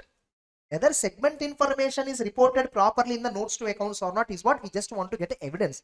We at the end of the day give opinion as a whole on the financial statements. We do not provide opinion. We are not required to perform procedures that would express opinion on segment information on a standalone basis. On segment information standalone, I am not giving opinion. This I am doing as part of overall audit. Suppose if a company appointed you specifically for giving opinion on segment information. Specifically they appointed to this. You're not liable, you're not doing audit of overall financials. For you, 805 applicable. What standard is applicable? 805. Audit of specific audit of separate financial statement, specific element, item or account of the financial statement. That's a standard which is dealing with audit of single financial statement, specific element, item or account of the financial statement. There an entity may appoint you specifically for one particular item. That's it. Now, understand the methods used by the management. This itself can be asked as a question. Now, as part of segment, first thing what you need to see, what methods have used. Now, what do you mean by methods, sir? What methods, sir? Understanding the methods used, in that, you consider certain factors. What are the sales happened between segments, sir? Changes in the segments, sir? Comparison with budgets, sir? Allocation of assets and cost among the segments, sir? How far it is matching with the prior period, comparatives and all. That's it. This itself can be asked as a separate question. The auditor has to obtain sufficient appropriate evidence regarding presentation and disclosure of segment information as per applicable financial reporting framework, and as part of this, understanding of the methods used by the management for preparation of segment information, auditor has to verify what points you consider while understanding the methods. Third point itself can be asked as a 4 marks question. Able to understand? Next, finally, coming to inventory. I'll conclude this. Inventory. So what is the objective here? The objective of the auditor is what? The auditor shall obtain sufficient appropriate evidence regarding existence of inventory, condition of inventory. Once you get evidence on existence and condition, valuation verification becomes easier. Only when the inventory, whatever quantity, this is quantity related confirmation. Remember, in SA 501 is talking about quantity and the inventory condition. Whether the inventory is in good condition or bad condition or what? Because that affects valuation principle, right? Next. Now, so what auditor has to do in order to get evidence on existence and condition? Attend physical inventory counting unless impracticable. Attend inventory physical counting unless impracticable. So now, okay, you attended. What you will do? How management is instructing the staff? What are the procedures for recording and controlling the physical inventory counting? So how the company is maintaining inventory records? How are they recording? How are they counting? Observe how they are counting. So you just sit in the go down. They're counting, right? Just observe what they're doing. Inspect the inventory. Go to a particular slot. Check the inventory. Do test count. Suppose one of the staff member at one particular slot in a one particular row, he said 49 items. You go and check whether 49 items were there or not. Getting the point? Then now finally, at the end of the day, they counted this in this go down completely. Complete counting and all happened. Products, how many quantity physically were there? Now cross check with records. In the go down, records were also there, right? Which are maintained on perpetual inventory system basis. Getting it? So they should match. Reconcile with records. And so when you're attending at inventory counting, what it involves, you are inspecting inventory to check its condition and existence, compliance with management instructions, reliability of management count procedures, how they are counting, you will do test counting. So you will get evidence there. These procedures may serve as test of controls or substantive depending upon the auditor's risk assessment, planned approach, and specific procedures carried out. So by doing inventory, when you're observing all this, it may either be a test of control or it may either be a part of test of details. Anything it can be, depending upon the auditor's approach. Generally, we do two approaches. Audit strategy, meaning audit strategy. We do two types of audits. Control-based audit strategy, transaction-based audit strategy. Getting the point? They, in that particular chapter, they specifically did not talk about this. One, we verify system followed by the company and get the evidence. Two, we ignore the system. We actually look into the reality. Getting the point? In few companies, whatever system they implemented, controls they implemented, processes they implemented, I felt not effective. I will test more actual transactions. Suppose if the system developed by the company, implemented by the company is super, they are working effectively, then I will do control testing more. Today in most of the companies, everything is automated. Control testing is most important. Suppose in DMart, sales they are giving bills. To customers, bills and all they are giving. If you purchase in DMart, you will get a bill, right? How many you will verify the bills?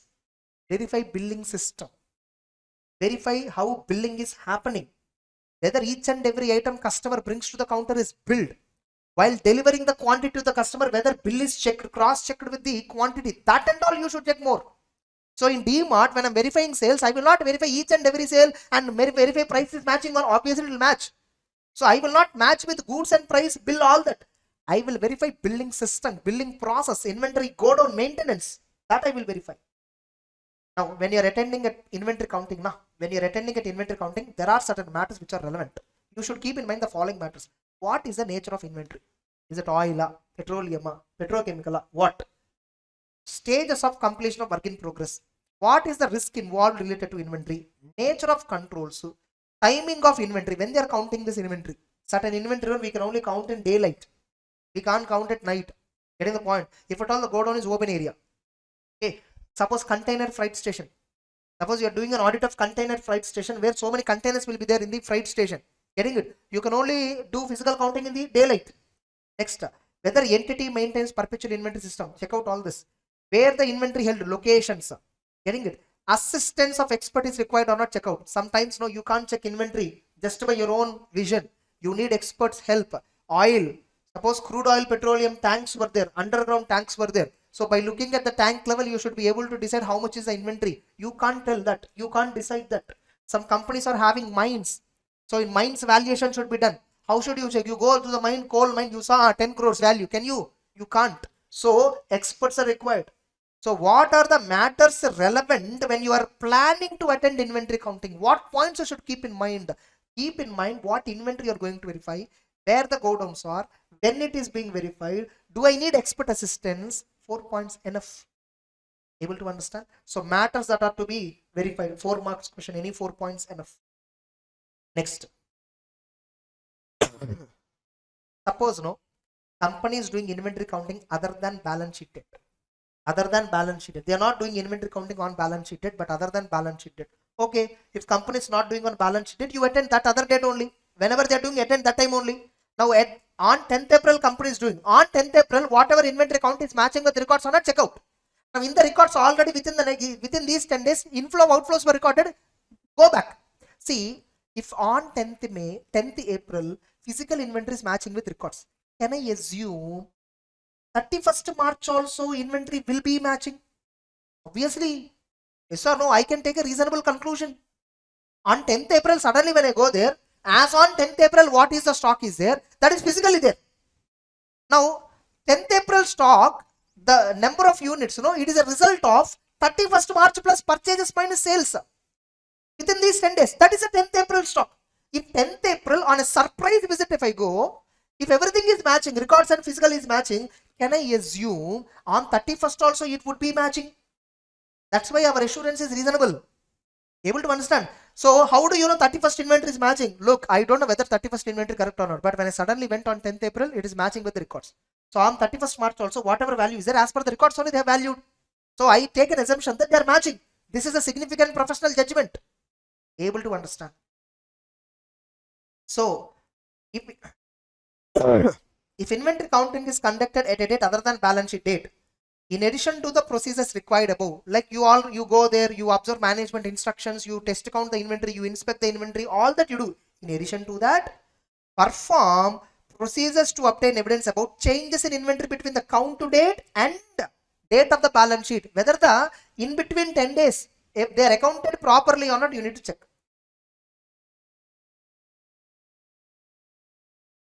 So what are the matters when designing when we are designing the audit procedures to obtain evidence about changes in inventory between count to date and financial statement is, like, how do you observe the changes in the inventory between the count to date and balance sheet date? What points you will check?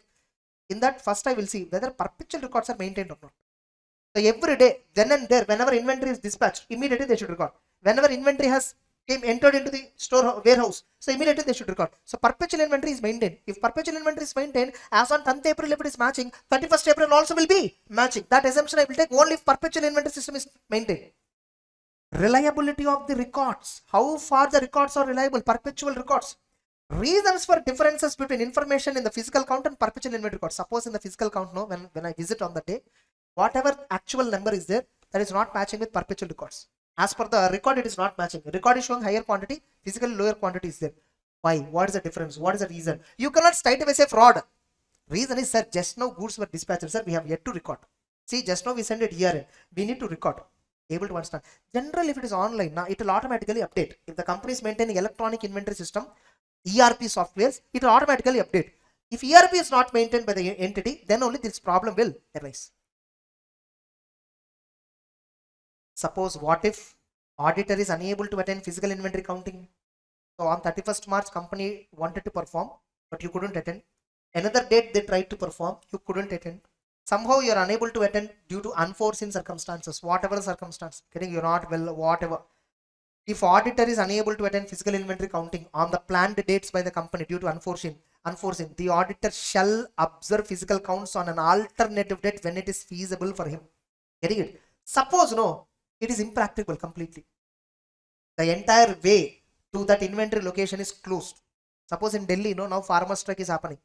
Getting it? I have to go for physical inventory counting exactly where, the route exactly wherever is there, there only. Company could not make helicopter arrangement and all. Getting it? Inventory counting becomes impracticable completely. In that case, the auditor shall obtain evidence through alternative procedures. Okay, fine. You might have sold subsequently, right? If at all from the go down, many outflows were there. Inflows were not there. Many outflows were there. Outflows there from the go down indicates stock is there before outflow, right? Alternative procedures. Through that you try to obtain. Or cameras were there. High definition cameras were there in the go down. You can zoom it. Getting it? You can check whether inventory is there or not. Next. Suppose if alternative is not possible, modify the opinion. What opinion you will give? If inventory evidence you could not get, what opinion you will give? Either qualified or disclaimer. Like why inventory counting becomes impracticable? Because nature of the inventory and location of the inventory. For example, inventory is held in a location that may pose threat to the safety of the auditor. By the way, a matter of general convenience to the auditor, can we say that as impracticable? I am not comfortable to travel in hill areas. Can I say inventory accounting becomes impracticable? Further, as explained in 200, there is a statement: the matter of difficulty, time, cost is not a valid basis for an auditor to omit an audit procedure for which there is no alternative, or to be satisfied with an evidence that is less than persuasive. What is this? Nothing but you cannot complain time is not sufficient. The client paid fees, that is not sufficient. For the fee whatever he paid, this itself is more than enough. You can't argue like this. You should get sufficient appropriate evidence, yes or no? Even if you're doing audited free of cost, your duty as per auditing standard is same. You should get sufficient appropriate evidence and give an opinion accordingly. Without getting evidence, how come you get conclusion? How come you give an opinion? You will not get that satisfaction, right? First of all, whether the number is right or not, you should have satisfaction. In order to get that satisfaction, you have to verify them. Until how many? How many you have to verify? Until you satisfy. That is called sufficient. Getting the point? So the matter of time, the matter of cost, the matter of difficulty itself is not a valid basis. It is not a valid basis to omit an audit process, to omit a procedure, or to perform, to be satisfied with an evidence that is less than persuasive. Less than persuasive. Persuasive means what? Convincing. Until you convince, yes, inventory is in proper condition, inventory is in good condition, they are existing. Until you convince, you should do this, right? Can you accept the evidence when you are not convincing? Less than any evidence that is less than convincing evidence, can you accept with that? No. Able to understand this sentence? Actually, this sentence, no, it can be redrafted in different way. Auditor cannot. Auditor has to obtain sufficient appropriate evidence irrespective of time, irrespective of fees, irrespective of difficulty involved. You should get evidence because you have to tell people whether it is right or wrong. When you say right, you must have evidence that it is right. When you say wrong, you must have evidence that it is wrong. So, inspection of documentation of subsequent sale that may provide sufficient appropriate evidence regarding existence of inventory. Example, altered procedure. Suppose it is not possible to obtain sufficient appropriate evidence regarding by performing alternative procedure. 705 requires the auditor to modify the opinion as there is a limitation on the scope. Getting the point? You are unable to verify. Getting it modified. Which opinion you will give? Depending upon pervasiveness, qualified, or disclaimer. That's it. Suppose inventory is in the custody of third party. What will you do? I will do two things. Either request confirmation from third party, what quantity he is holding, under in what condition the inventory is held. Ownership is with the company only, but the inventory is held with third party. Why it was held with third party? Sale or return basis we sent, or we sent for further processing. Getting it? And if at all you felt third party confirmation is not sufficient, you directly go and inspect. Getting it? Like other procedures, inspecting, documenting regarding inventory held by third party. What is the documentary proof? Requesting confirmation from third party, attending third party physical counting inventory. Third party is also doing inventory counting. That time you attend, or arrange another auditor to attend. Obtain another auditor report or a service auditor report on the adequacy of third party controls for ensuring inventory is counted and safeguarded. Service auditor, this is nothing but SOC audit. SOC audit report, type 1, type 2 report, that and all is there in 402, 3402, which are not there in our syllabus. Getting it? Service auditor, that discussion you will understand in CA final. Okay. That's it. The standard is over. Easy or not?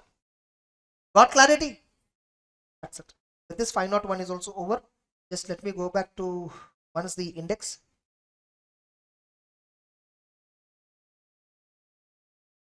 So we have completed 501, 505, 510, 550 we'll discuss now. Then we will have 500, 530, 520. 520, it's a second priority thing. Okay, I will keep it pending. Maybe if possible at last I will cover. Okay, that's it. Yeah, one question which many are asking is, we are able to understand the concepts and we are reading and multiple times we are revising, but we are unable to present in the exam. Presentation in the exam, it is not proper. So how to present it? See, the root cause for this is you are not remembering the content. Getting it? How to remember the content? The only way, I'll tell you, the best way is summarizing the content. Not summary notes, by the way. We must know how to summarize what we studied. I'll show you right now. Just for the sake of exercise, I'll show you. Like I told right at the beginning of this session, using the same material, how we should revise. Getting it? So let me open this 610 once again. So 610. SAS 610 once again I'll open.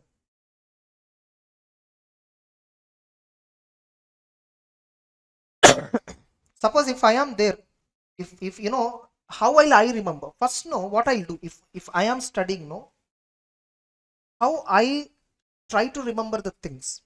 There are no shortcuts, there are no cheat codes, nothing. They never work.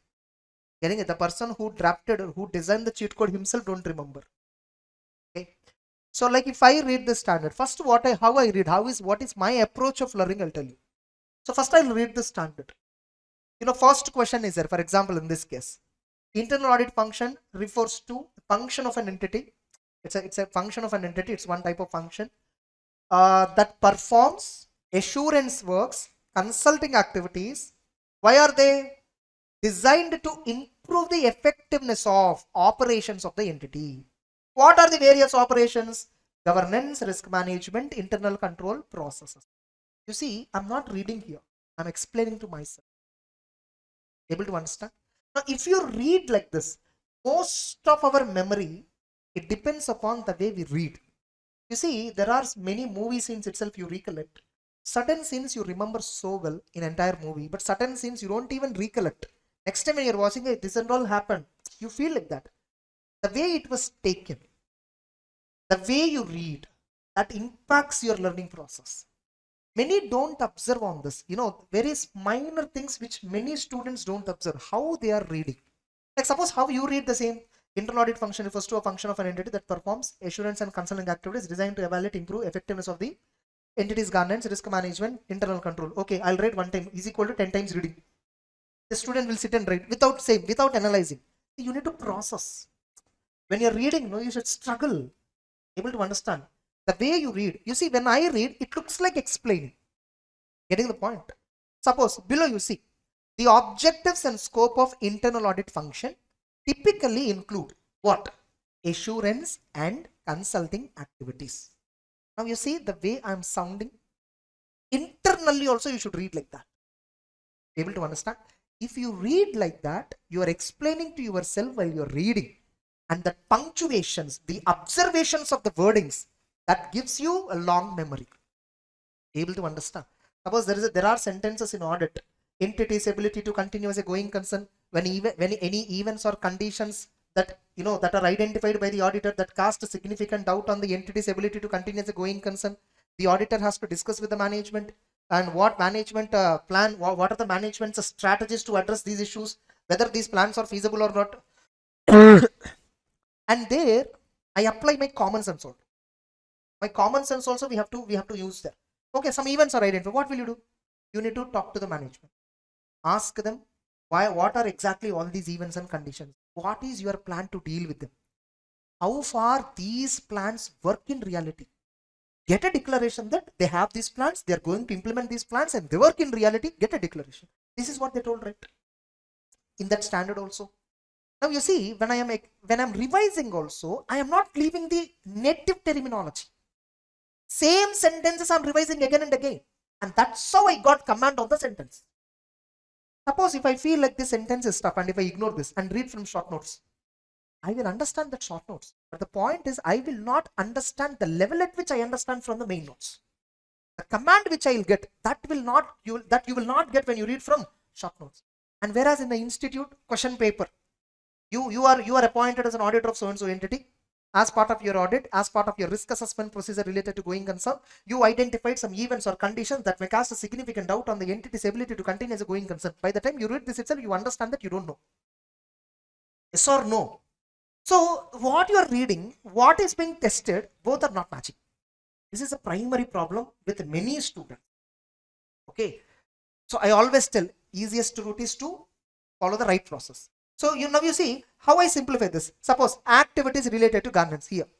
The internal audit function may assess the governance process in accomplishment of its objectives. So we check governance process. Why any process? It has some objective. That process should accomplish it.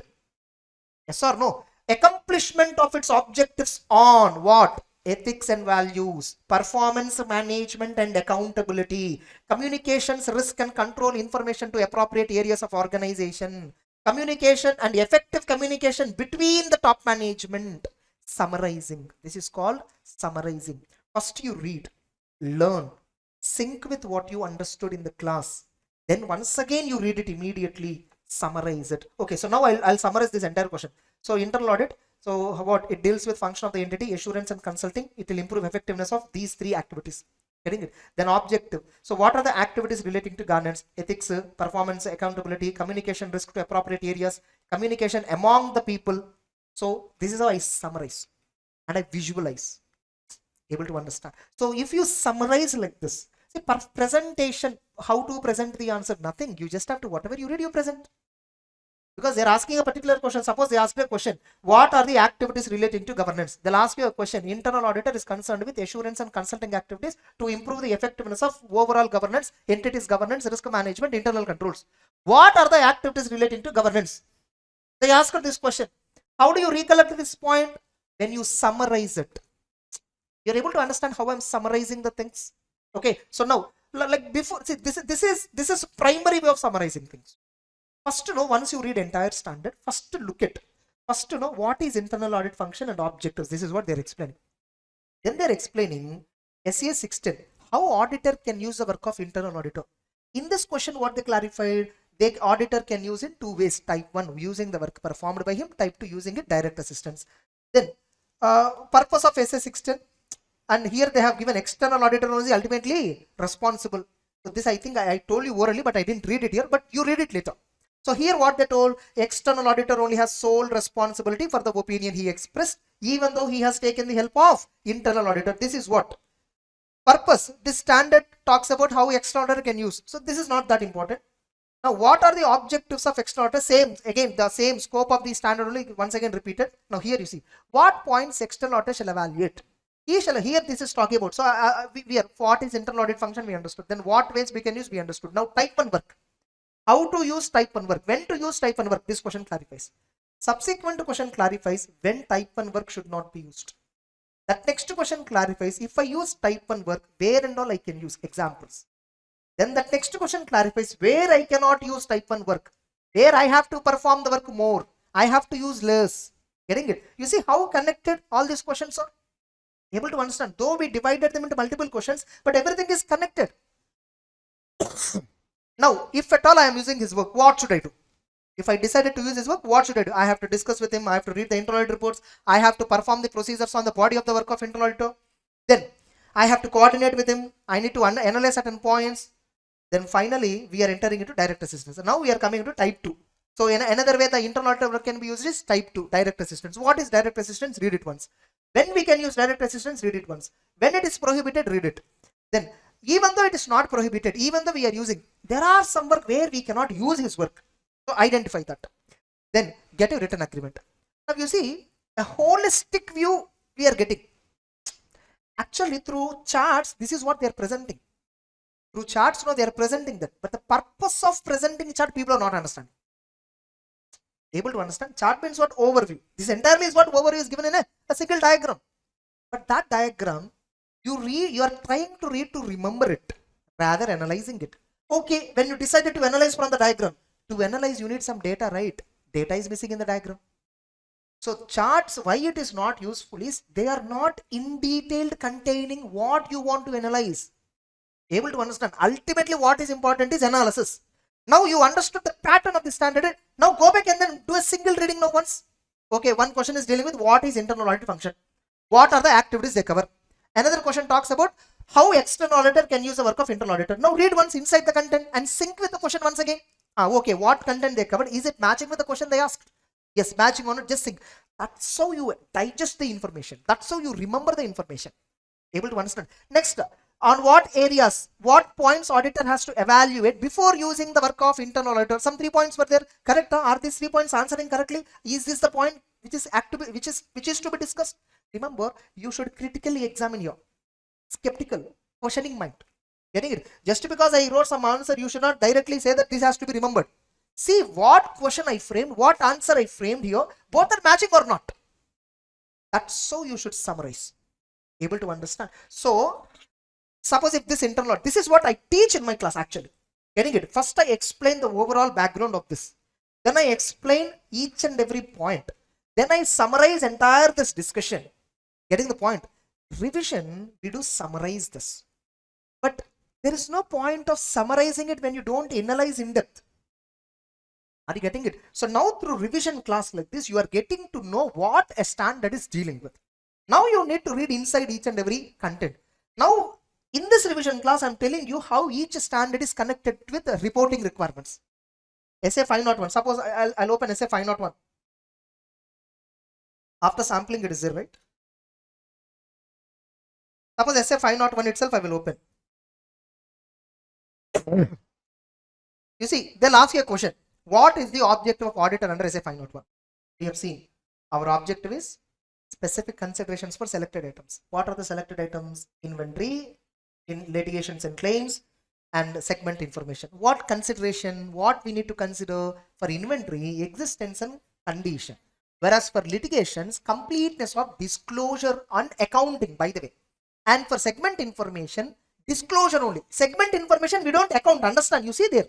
See how the choice of words have been used. You see how the choice of words, if you never observed this, you will never understand. You will never remember. You see litigations and claims. Litigations and claims involving the entity, means involving our client, may have a material effect on financial statements, may be required to be disclosed, or sometimes we have to account it. In case of provision, pending litigation, we need to account it. In case of contingent liability, we should disclose it. This is conceptual understanding. Able to understand? Reading the 10 times, no. When you don't understand, when you don't analyze the context, where is the point? And you see segment reporting, they didn't use the word accounted. And they didn't use the word in inventory, disclosure and accounting. Because in inventory, we are concerned with existence and condition. We are not concerned with valuation. We are not concerned with accounting. We are not concerned with disclosure. Got my point? This is called analysis.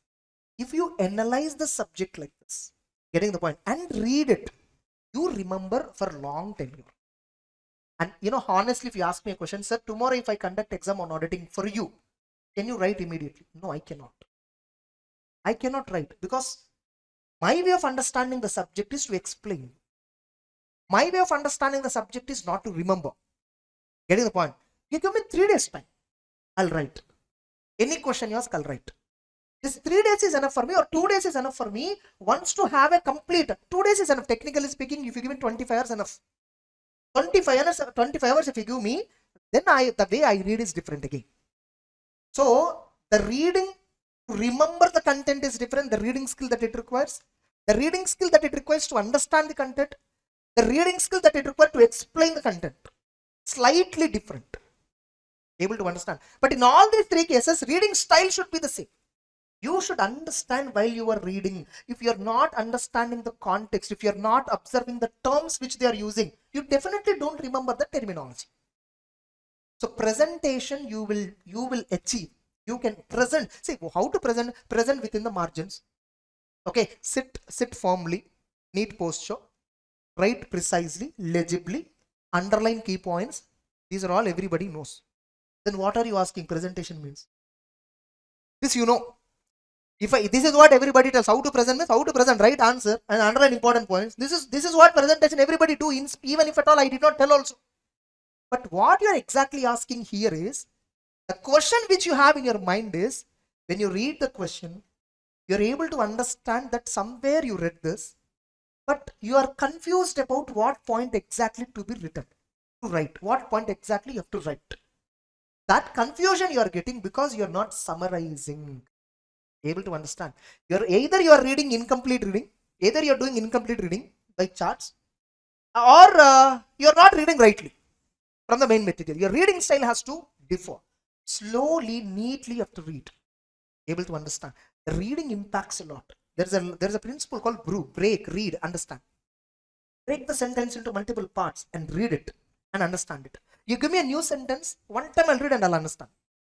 Very rare I'll read second time to understand it. If you're reading 3-4 times to understand, means your reading is not effective. Your reading skill is not effective. So reading skill is very important. Actually, you can sense many of you, my English is so simple. I don't know advanced English and all. Okay, I can only speak this language. But the punctuations which I use, getting it, the voice modulation and the clarity of pronunciation, this impacts a lot in understanding. The same thing you should do in your reading also. Clarity at which you are reading. So observe your reading style.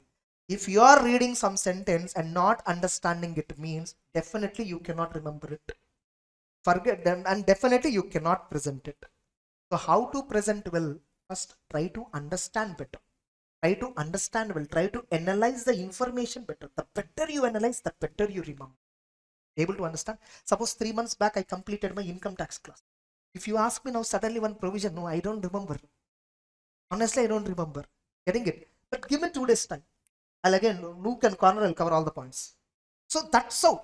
So our brain functions in such a way. That's why revision is required. Day before exam, why it is time is important is reading you have to do. Same book you see, so same book you use. So like suppose, again here, communication is there, some entities, lawyers communication is there, enquire management. When you're reading each and every point, you should keep the objective of reading. What is the objective of this standard? Objective of the standard is whether disclosures are completely done or not for litigations. Now, enquiring management. What you are inquiring? What are the litigations? 2. Reviewing the minutes. Why are you reviewing the minutes book? To identify any pending litigations that are involving the company regarding that any discussion happened in the meeting. 3rd one. Review legal expenses account. Legal expenses account, by looking at legal expense account, what I'm going to get, you will see for what purpose the fees is paid. Okay, and for what purpose means for which case it is paid, whether that case is shown to you, disclosed it to you, pending litigation, for that purpose. So anything you see, it has a direct nexus with the objective. So that's such a kind of reading you have to do.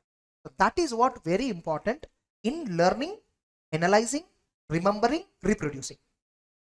You can reproduce better only when you understand it better. You can understand better only when you read better. Reading is the bottom. Root cause of the problem is your reading is not effective.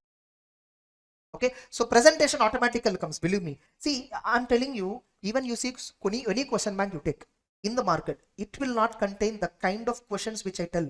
How many different ways a question can come. When I read a particular thing, I need to understand how a question can be tested. I bet after you write auditing question paper later, you come back and check this marathon video. Getting it? That question I would have told in the class. In the marathon, I would have told this is how it can be asked. I would have told at least 70% of the questions which are coming in institute. I would have told in the class, this is how a question can come. For the people who do not have this attitude, for them it looks new question paper. When I see the question papers, it looks very similar for me because I know how it will be tested, how an MCQ can be tested. Some students will ask me, sir, which MCQ booklet I should practice? Is it enough I see MCQ booklet? No matter you solve 1500, 2000 MCQs, if you don't understand the main pulse of the subject, what is the point of solving 1500 MCQs? Yes or no? What are we trying to do is, we are top down approach is right approach, but you are going bottom up approach. By practicing more questions, you want to learn the subject. That's not how it works. Look at this. See, any MCQ, whatever they ask, it can be only from these lines, right? It cannot be beyond these lines, right? When you are observing these lines and analyzing how it can be asked, that's when you learn true subject. That's when you get that command on the subject. You just remind me any standard, I know how a question can come from that standard. I know how an MCQ can be framed on this sentence. I know how different ways MCQs can be tested. I told right, 1 true, 3 wrong. One right answer, 3 wrong answers. 1 wrong answer, 3 right answers. 3 not wrong answers, 1 right answer. 3 not right answers, 1 wrong answer. This is how the combination. This is what I analyzed in MCQs. Getting it? If you don't have this clarity, of course, see, I'm not saying you will definitely fail if you don't follow this. You can qualify. But the point is, it should not be like a lottery, right? The moment you write the examination, you must know your result. You know your result. Getting it? Those who got 60 and above generally, or 70 and above, they know their result already. Those who got 40 and below, they also know their result. So no, those who got between 40 to 60, right, they are only doubtful. If I write excellent the paper, I know my result, I'll qualify. Only thing I'm worried about is exemption or rank. Okay. And if I write worst paper, I only consider but I'll get 20 or 25. These two people never worry.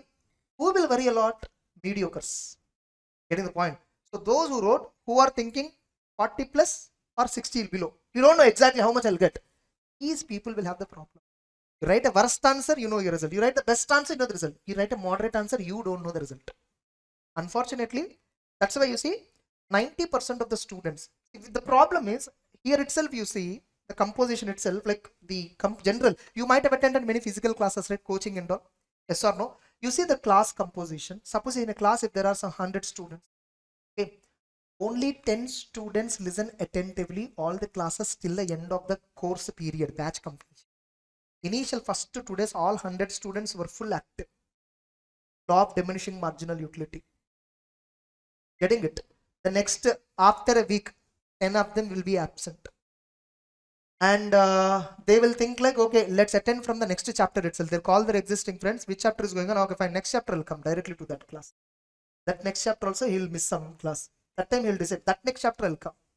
And likewise, by the time almost half the batch duration completed, 30% of the classroom will not be attending the class itself. Then coming to remaining 70, out of remaining 70, 50%, okay, 20 plus 50, that's what my count is. 50%, they just plainly sit, stare everything, stare the fan, stare the AC, stare the wall. Okay, look at who are there in the class, who are nice, who are not nice. Okay, all this, who are looking good, all that. Okay, so this is what their mind is involved with. Remaining 20%, they always remember their problems. They know they're very committed. They want to read a lot. They want to study a lot. And these 20 out of 100 will effectively listen to the class till the end. Out of these 20, they start preparation once classes are completed. They are committed to their work. And out of these 20, 15 will qualify. You want to check this. These remaining 8 who are there, right, who left in between, so no, they fail. And the unfortunate thing is we compare pass percentage out of 100 only. Are 80 students, the work, the basic work which they are supposed to do, they are not done. They didn't do. How can you compare with them the result? Getting the point? You can't compare them into the result consideration. Right? You should compare whom? How many of them consistently work till the end? That we should compare. Are you getting it? So understand what you're doing. Observe what you're doing. Observe what is your priority. Have clarity in whatever you're doing. Clarity of mind is very important. One of the important personal qualities of an auditor is what? Clear-headedness. Yes or no? Clarity of thought. So have clarity. Now again, some students ask, sir, should I write both the groups or single group? I have only this much time. You should not ask me. You should have clarity on that. Yes or no? You ask, how do I know what is your status? I don't know how far you understood costing. I don't know how far you understood taxation. I can't understand what is your status of learning on each and every subject, right? With respect to audit itself, I can't understand. And you are coming and asking me, should I write both the groups, single group? First, stick to one group. One common rule. This is a common rule which I tell everywhere. Stick to one group. Finish that entire group. 80% of the syllabus in each subject. 75 to 80% of syllabus in each subject. In every subject, some 3-4 chapters, leave it. First, finish remaining 10, 11, 15 chapters, whatever. Getting it? Finish it off. Revise it thoroughly. Finish all the 3 subjects. One group preparation completely over according to you. You felt you are satisfied now. You are ready to write exam. Still you have 2 months time. Then you plan for the other group. Getting the point? You don't have time. For example, you have not even completed preparation of one group or half the group at least. You are now thinking to write both the groups. No, not correct. So prepare first. If you still have time, then start the other group. Now when you started the other group, 20 days before exam commencement date, once again assess yourself. Can you still hold both the groups as it is? April 10th, assuming May beginning is the exam. If at all exams gets postponed because of election, that's a different story. So April 10th, once again assess yourself. Am I okay? Can I still proceed with both the groups? The other group which I already completed preparation, am I strong at? Am I still able to write? If exam is conducted in the next 2 days, is it enough for me to revise that paper and then go and write? If you think you're not getting that confidence, skip the idea of other group. Focus on that group, clear one group, reduce your burden in the next attempt. Able to understand. This is how your analysis should be. Technically, if at all we met in the day 1 itself, I would have given a proper plan until now you're already edge. You're near to exams, 2 months away. Maybe if exams get postponed, maybe 2.5 to 3 months. 15 days only, 20 days only, exams gets postponed. Election notification comes somewhere after March 13. This is what they told. So generally 2 months before only election notification will be released. So March 15 if it comes, May 15 would be the targeted election date would have been. So if at all by the time we complete exams, election starts, now ISA will not postpone. During the exams, if at all election comes, ISA might postpone. But now don't bet or speculate on the election dates and all. First focus. First study. The most we are worrying a lot rather than working a lot. Work more, you will get the result. Okay. Got clarity? On presentation, you will present well if you understand well. So let's begin external confirmation. So SA 505 external confirmation. First, let's understand the definition of external confirmation. External confirmation may be defined as audit evidence. Through external confirmation also you are getting information only. Audit evidence means what? Information. Okay, you are getting information as a direct written response to the auditor from a third party.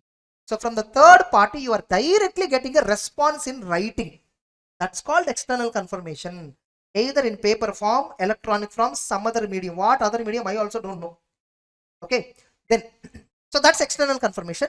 Third party is also called as confirming party. External confirmation is also called as direct confirmation. Getting it? Now how to design external confirmation? I'll come back to the definitions again. First, what is the procedures to be adopted by auditor? Now there is a statement, yes, you see here, when using external confirmation, the auditor shall maintain control over external confirmation request. The auditor shall maintain control over external, means he has to do directly this. He should not delegate this work. The auditor has to do. Can the external auditor use the work of internal auditor under direct assistance to delegate external confirmation? You may delegate external confirmation, designing works and all. You can ask him to do, but at the end of the day, communication must be from you directly to him. The client should respond you directly. You must have control over external confirmation. The auditor, external auditor. Remember, all standards on auditing mainly talks about independent auditor, external auditor. Getting it? So here the auditor means not internal auditor. Okay. Now, so first we should determine the information to be confirmed or requested. On what information you want confirmation? Is it related to sales related terms and conditions? Is it related to loan? Is it related to purchases or sales, receivables, payables? What information you want? Generally, wherever third party is involved in respect of a balance sheet item or in respect of a P&L item, wherever third party is involved, generally in all those cases, we get external confirmation. Suppose company has entered into a rental agreement with a very big, leasing company. Getting it? In that lease agreement, no, lease rent has been fixed for 5 years. There is no increment in that lease agreement. For 5 years, rent is same. In industry, this is not a practice. Getting it? What? Lease agreement, there is no increment. So lease agreement is silent on that. I want to specifically know from the leasing company whether the lease agreement is missing the increment clause or is there any supplementary agreement for increment clause? I want to know. So we get external confirmation sometimes for absence of information in the agreement. Information is not there in the agreement. Whether is it really absent, it is not there, or some other agreement is there. So external confirmation is not only for the information we have, external confirmation can be for the information we don't have or we think it might be missing. Getting it? So first identify information where you want confirmation. Like that's what absence of certain conditions such as side agreements or supplementary agreements. Then select the appropriate conforming party. Now you identify trade receivables. Suppose trade receivables, we have some 10 customers. Within these 10 customers, to whom you will send mail? Company will have a general company mail ID that you cannot. Third party customer will have a general customer mail ID, but to that mail ID, if you send marketing, people will open the mail. The company has an accountant, senior accountant. He is the right person to give me the reply. So I need to send confirmation request to the appropriate conforming party. Appropriate conforming party means what? The conforming party, the auditor believes, is knowledgeable about the information to be confirmed. So who is knowledgeable about the information I am asking? So can I ask can I ask the outstanding balance to a security guard in the company?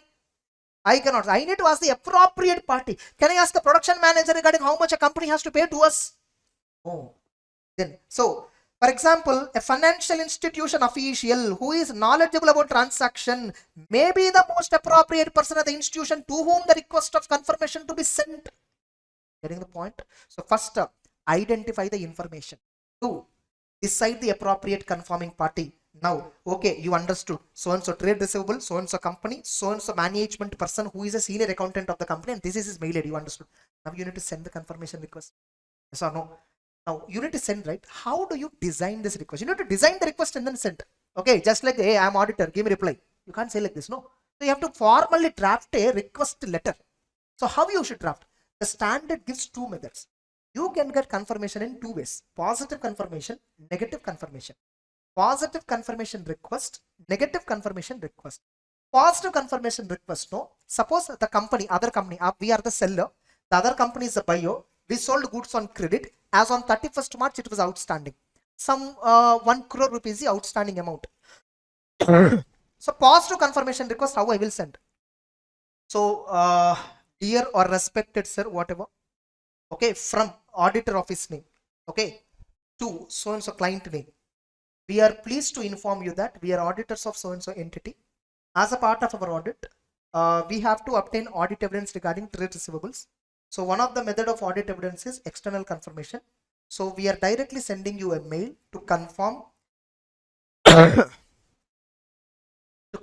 outstanding balance that you owe to our entity as per our records, as per the entity records. Getting it? Which I identified. The outstanding balance receivable from you as on 31st March is 1 crore. Kindly please confirm what is the outstanding balance as per your records. Please fill it and send back. Awaiting for your reply within 4 days. Getting it? Regards so and so, send the reply. Now, by the way, this letter you will draft from company letter of inquiry. Company letterhead will be there. On that letterhead, you will draft. And director of the company also will sign it. So the third party will understand, okay, auditor sent this with the confirmation of the client only. So we can reply. Third party will not feel that confidential and all that. So third party also will get an assurance that, okay, with the consent of the company only they reply. Getting the point? Now you sent mail from your mail ID. So CC and all, like you also added company mail ID, third party mail ID, you sent. Suppose if they don't reply within 4 days, what will you do? You will send a follow-up request. You will send a mail, gentle reminder. Getting it? So you will send a follow-up request again. Getting the point? Then if they're still not replying, you will call them directly. Sir, we have sent a mail so and so, please kindly confirm. They will reply. Suppose if they are not replying at all, you are not getting evidence from external confirmation. Tell me, getting evidence from external confirmation is one of the audit procedure, right? It is not the only audit procedure, right? Yes or no? How, you know, how much he has to pay? How do I get evidence? Okay, the outstanding amount is as on 31st March. Somewhere in the April or May month, you would have paid, na? I'm doing audit on June month actually. I will check subsequent bank statement of the company and his ledger account after 31st March. He paid already. By check number so and so is there. So now subsequently he paid the amount now after 31st March. Can I say he paid because he's outstanding? Are you getting the point? So alternative procedure I will perform and get the evidence. If external confirmation route I am not getting evidence. Suppose no. Alternatively also I am not getting evidence. And this amount is outstanding from so long here. Getting it? I have to decide its impact on the audit opinion. Pervasive or not, depending upon that, I give either qualified opinion or disclaimer of opinion because I'm not getting evidence. This is positive confirmation request. Understood. Negative. In negative confirmation request, no, same. Heading and all is same. We the auditors of so and so company, getting it for the financial year. As part of our audit, we are doing external confirmation with the third parties. So your account has been selected as part of our sampling. So in our records, in our entity records, the amount outstanding is reflected as 1 crore as on 31st March. Kindly revert if you disagree with the same. Getting it? Otherwise, ignore. This is what I told. This is what I drafted. And if at all you disagree, please reply within 4 days. Non-receipt of reply within 4 days, we assume that you are agreeing. This is how we draft a negative confirmation request. You see, the third party will confirm only when there is a negative. Whereas in positive confirmation request, even if there is a positive, he will confirm. Getting the point? Negative is that everybody will confirm if there is a negative. But in negative confirmation request, only when it is negative, when the third party do not agree, only then he'll reply. Whereas in positive confirmation request, whether he agree also he'll reply or disagree also he'll reply. Understood or not? Next. Now, when you are designing the confirmation request, no. When you're designing, which one you decide, which format you follow, positive or negative, which one you follow, there are some factors you should consider. This is completely modified, but the standard is completely modified. Don't follow old metal if at all you're having. Getting it? What factors auditor shall consider while designing the request? 4 marks question they might ask. Getting it? Assertion, what you are addressing. Getting the point? What assertion you are checking? Are you checking regarding existence of the outstanding balance, or are you checking regarding completeness of the outstanding balance? Are you want to check whether the debtor is existing, this much amount has to pay, or are you checking only this amount, or something else is also missing? Which assertion you want to check, completeness or existence? Getting the point? As on 31st March balance confirmation, if I get no, I will get a suppose he replied, sir, 1 crore I have to pay. I got existence related clarity. I got evidence regarding existence. Now my point is whether this 1 crore without provision, is it valid? That is regarding valuation. So external confirmation generally provide evidence regarding existence of the balance, but not valuation part. Whether this amount can we recover from him in tomorrow, depending on that we have to create provision. So what assertion? Suppose if you are concerned with the valuation, you should not ask regarding existence with the third party. Sir, are you liable to pay? He will say I am liable to pay. He is saying from past 3 years that point. Getting the point? Here I don't want existence related confirmation. It's already existing. I know he also agreed. Whether he will pay or not, this confirmation I want. So in that case, the way of wordings will be different. What risks that you have identified? What risk? Specific risk of MMS, including fraud risk. Is there any fraud risk in that assertion? And layout and presentation. What layout you use? Prior experience on the similar engagement. If at all you already worked on this client from so many years, you understand what design will work for this client. The method of communication. Generally, we communicate by mail. Getting it? Olden days, registered post and all will be there, but now it is through mail. And management authorization is there. How far management is encouraging the third parties to reply? Getting management from your end, they say, sir, you send request. Third party, they're saying, hey, don't reply. How far management is encouraging the third party? And the ability of the intended party to confirm the requested information. How far the third party has the authority? Some companies, they'll put employees. Don't respond to outside mails. Okay, auditor of a client. Suppose I am a customer. That's the company which is selling me. That company is a second party to me. Getting it? Their auditor is third party to me. Yes or no? As an auditor, you have right on your company, not on my company. Getting the point? So now finally send the request. Getting it? Send the request means, so send the request. If at all follow-up request is required, send the follow-up request also. Are you getting it? Now, follow-up request will be sent generally when a reply to a previous request has not been received. Yes or no? A response to a positive confirmation request ordinarily expected to provide reliable audit evidence. Obviously, when a positive confirmation request I sent, they gave a response. Yes, sir, I have to pay. Or sir, no, sir, I have to pay so and so amount, whatever. See, suppose third party replied me. Third party replied me agreeing with the amount which I mentioned. That's a positive reply. Suppose third party replied me, sir, this amount is not correct, sir.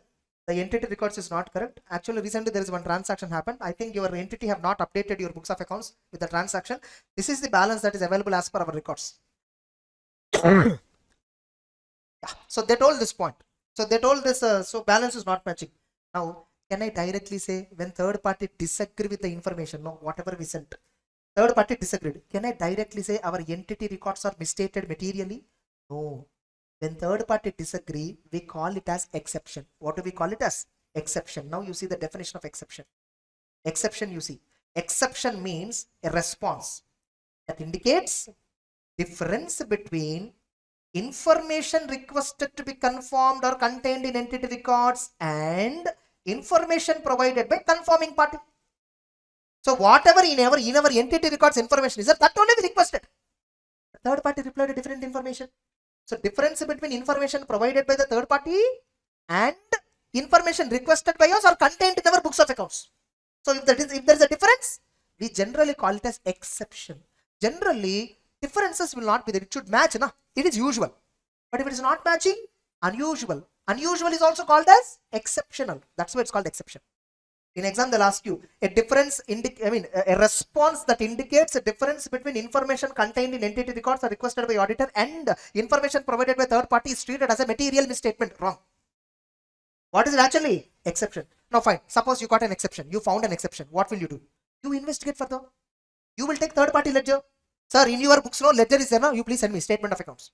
Our company will have a statement of accounts for your account. I will cross verify both and I will investigate further and tell whose mistake it is. Getting the point? Suppose actually, we sent payment. Generally, the moment we issued the check, we will record as payment, right? But the check is clearing after 4 days. As on 31st March, we recorded the check in our book as paid. But further check cleared on 10th April.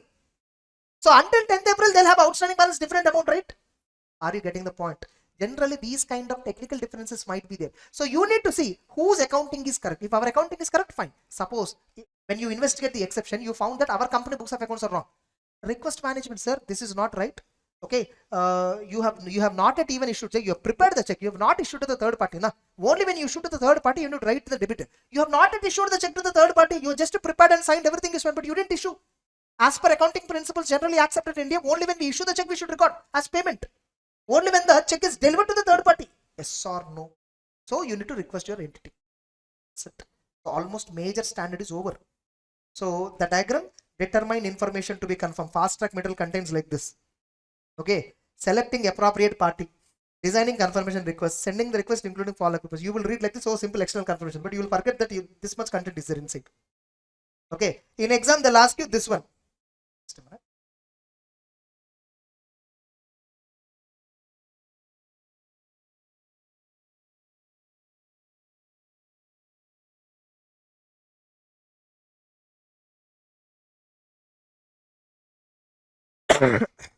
So understood, right?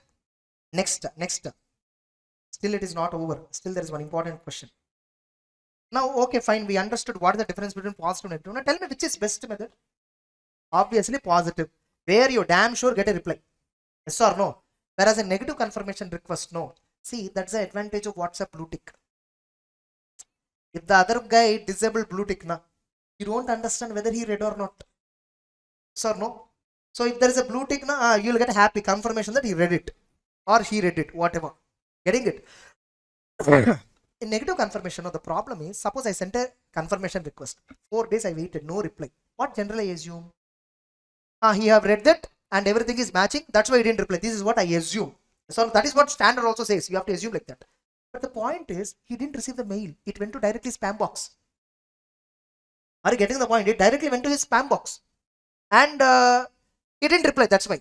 Actually, in the records, his record is correct, my record is wrong. Balance. And it's a material misstatement in our records. But since I sent a negative confirmation request, I will not get this evidence right. Are you getting the point? I will not find a material misstatement which is there in our entity records. I could not discover.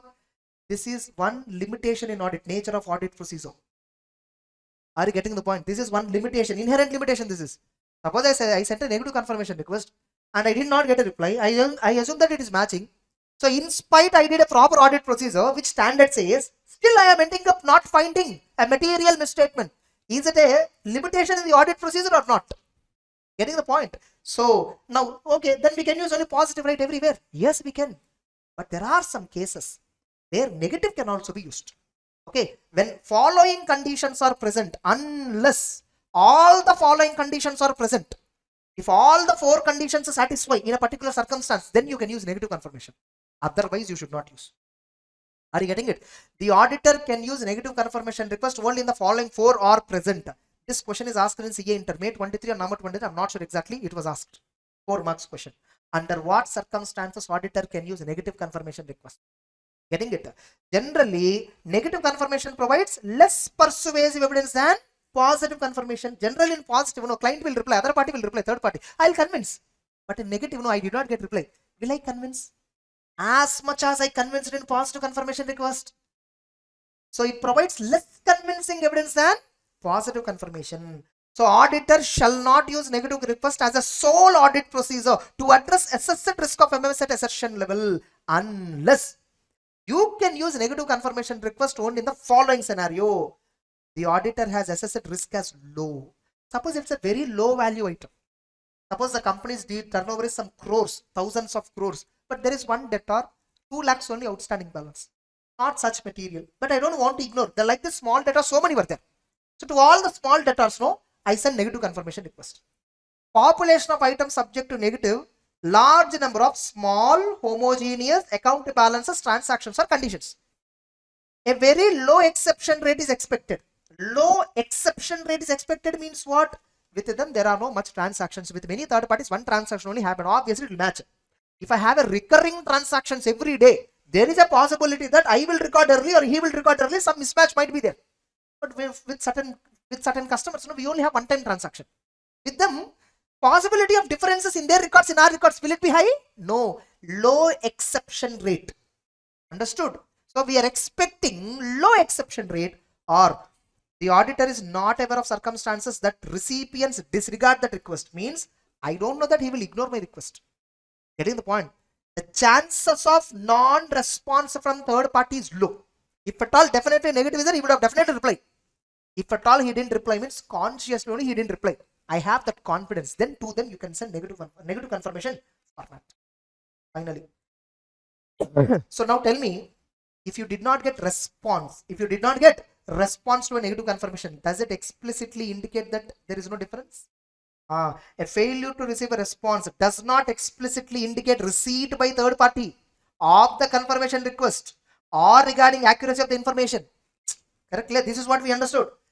Accordingly, a failure to respond to a negative request is significantly less persuasive than audit evidence that provides by a positive confirmation. So confirming party may are more likely to respond, indicating the disagreement with the confirmation request when the information is not in their favor, and less likely to respond otherwise. Correctly? Suppose third party creditor. Sir, as per our records, we have to pay 1 crore to you. As per third party, 70 lakhs only there. So the company is ready to pay more amount than our records. Why he will respond? No, sir, you have to pay only 70. Why he will respond? So if it is favorable in there, they will not return. If it is not favorable in their turn, they will respond. Are you getting it? That's what they're saying. So all these can be asked as true or false statements. These statements can be tested as a true or false statement. Understand the context in which it is discussed. Able to understand? Now tell me, suppose you will get a response, right, in external confirmation. You need to categorize the external confirmation final result into 4 parts. 1, a response which is unreliable. 2, you didn't get response at all. Or you got a response where there is a difference, exception. Or there is a response that indicate agreement by the third party without exception. 4 categories. When you do external confirmation, what results you will get?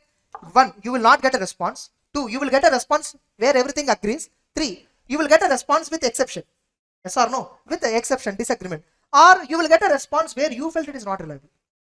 You felt it is not reliable. Unreliable response. Suppose when auditor is getting unreliable response, or management is refusing. If management is refusing, this one, question number 4. If management is refusing to allow external confirmation, sir, our external lawyers are quite busy, sir. As per the protocol, they are not supposed to reply.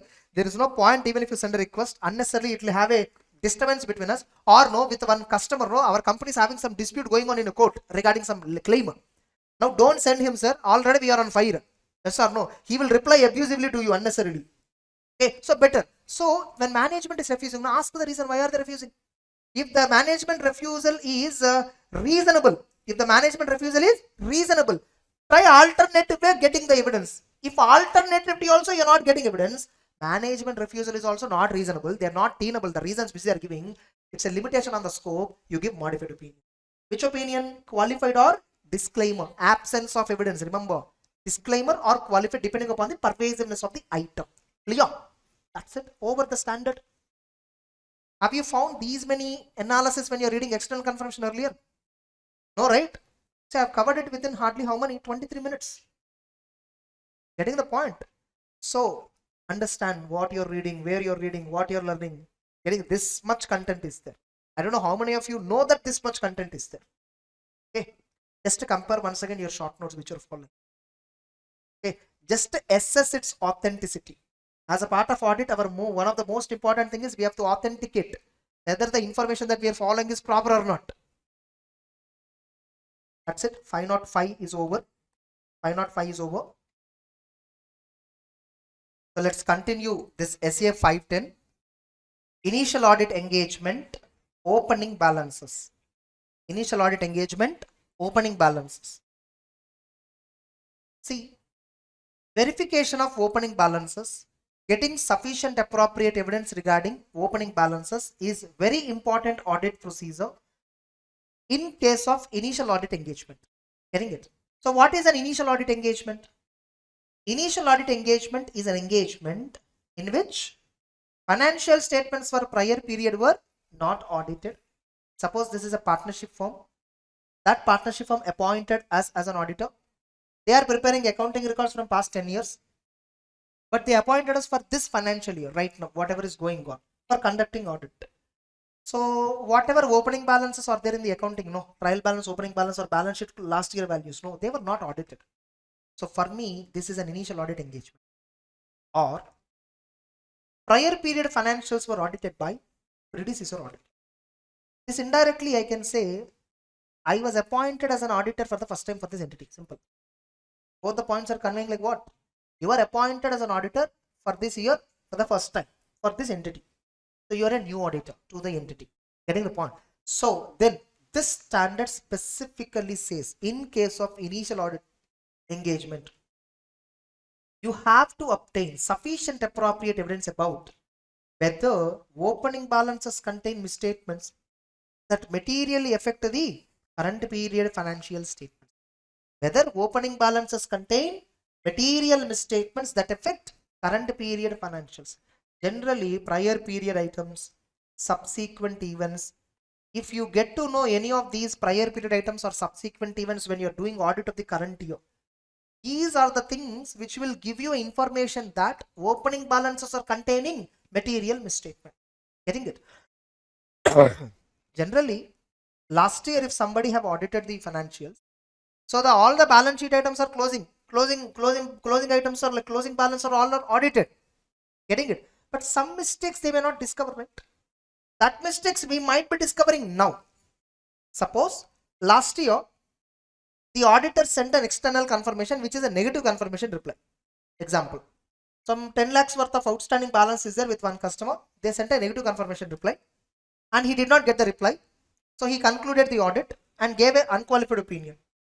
But now when I am doing the audit, in the month of May he gave a reply. After audit report everything is over, he gave a reply in the month of May. Like what he replied, sir, the balance is so much, the balance is 30-40 lakhs actually. Your entity records have mistaken, they have not recorded a material transaction like this. That is why there is a difference. When I investigate management also agreed that there is a mistake on the part of the company. Now tell me, closing balance which the previous auditor certified that it is true and fair, is it misstated or not materially? Now I found this material misstatement or not? So auditor has to obtain an evidence regarding opening. Here no, we do something called cutoff procedures for opening balances. We have to do cutoff. We have to do cutoff procedure. What is cutoff procedure? I will discuss in items of financials. Generally, no, in my regular class, I will not discuss this point at this moment. Generally, when I'm discussing this, I will not even bring the concept of cutoff here because they don't understand at that moment. But revision class, they will understand because by the time we would have completed all these points. So when we are doing opening balances audit, no, we once again see last year closing balances. What are the confirmations last auditor sent? What replies they received, whether any reply received late after the date of audit report, all that we will evaluate. Getting it? Not only that, opening date, April beginning, some transactions and all happened, right? We will check when the goods are delivered for them, when the goods are actually delivered by us. In case of sales, when we delivered. In case of purchases, when they were delivered. If at all delivery was before April 1st, it should be received as it should be recorded as purchase of last year itself or sale of last year itself, but management recorded in current year. And this mistake we can only discover after April is completed. Getting it? Like this, you will find some mistakes in opening balances, if at all when you're doing audit. Getting it? So when opening balances mistakes were there, what is our course of action? What should we do if you find any material misstatement? Inform management that there is a material misstatement in the opening balance and ask them how they are correcting it, how they are going to correct it. See whether they are correcting the opening balances as per applicable financial reporting framework. Applicable framework says it's a prior period item. Any item that arises in the current period as a result of error or omission in the prior period is called as a prior period item. So ask them whether they are correcting it as per the PPI and showing it separately in the current financial year as per respective accounting standard as per schedule 3. If at all management is showing like that, check whether they did like that or not. Check, document everything, conclude. Over. That is what opening balances one procedure. Two, we need to perform a specific audit procedure. When we are doing opening balance, we should specifically perform whether opening balances are tallying with the last year audited financial statements. Last year closing balance sheet, signed balance sheet is there, right? That we will take. We will take corresponding schedules also. Like for fixed assets, there is a schedule. Plant and machinery, how much? Furniture, how much? Equipment, how much? Electrical items, how much? They have given a schedule. That I will compare with our trial balance. This year, trial balance will be there, right? Opening trial balance I will generate on 1st April. Here, each item I will just tick there. I will cross verify. Getting it. I will just reconcile them. Able to understand. If everything is matching, I will just document the procedure and conclude that opening balance are tallying. And remember, not only in initial audit engagement, even in other engagements, recurring audit engagements also, we have to do opening balances.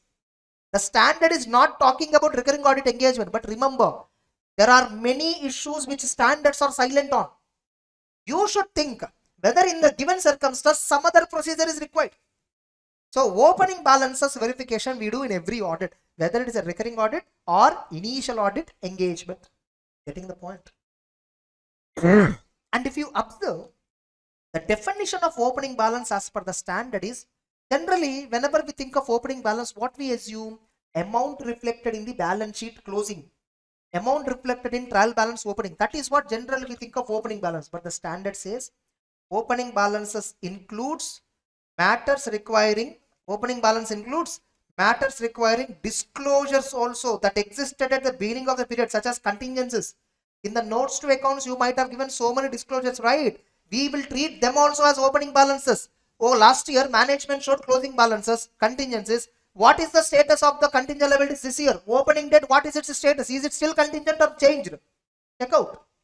Suddenly on April 1st, court might have passed a judgment for which condition already there on the balance sheet date. Subsequent event proved that it's an adjusting item. Company did not adjust it. SCA 560 auditor also failed to do that. Last auditor. Now this is a prior period item in this year. Able to visualize? Next.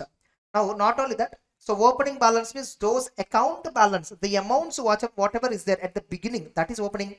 Opening balances are upon closing balances of last year and reflect the effects of transactions and events of previous years. Correctly? Last year purchases, sales, expenses, incomes and outstanding balances that affect only closing balance of last year, that affect only opening balance. And accounting policies applied in prior period. Opening balance definition also includes what? Accounting balance, accounting policies followed. Before, LIFO, these are accounting policies. Able to understand? Accounting policy means what? It's a policy for accounting. Getting it? Every company will have a different policy for accounting the inventory. Some companies, when they first received the goods, first they record it. Getting it? Only those goods will be sold first. So that's their policy. For some companies, they will sell latest goods. For some companies, they will mix up everything and sell whatever they want. Able to understand? So what is the policy of the entity? You need to first check accounting policy of the entity.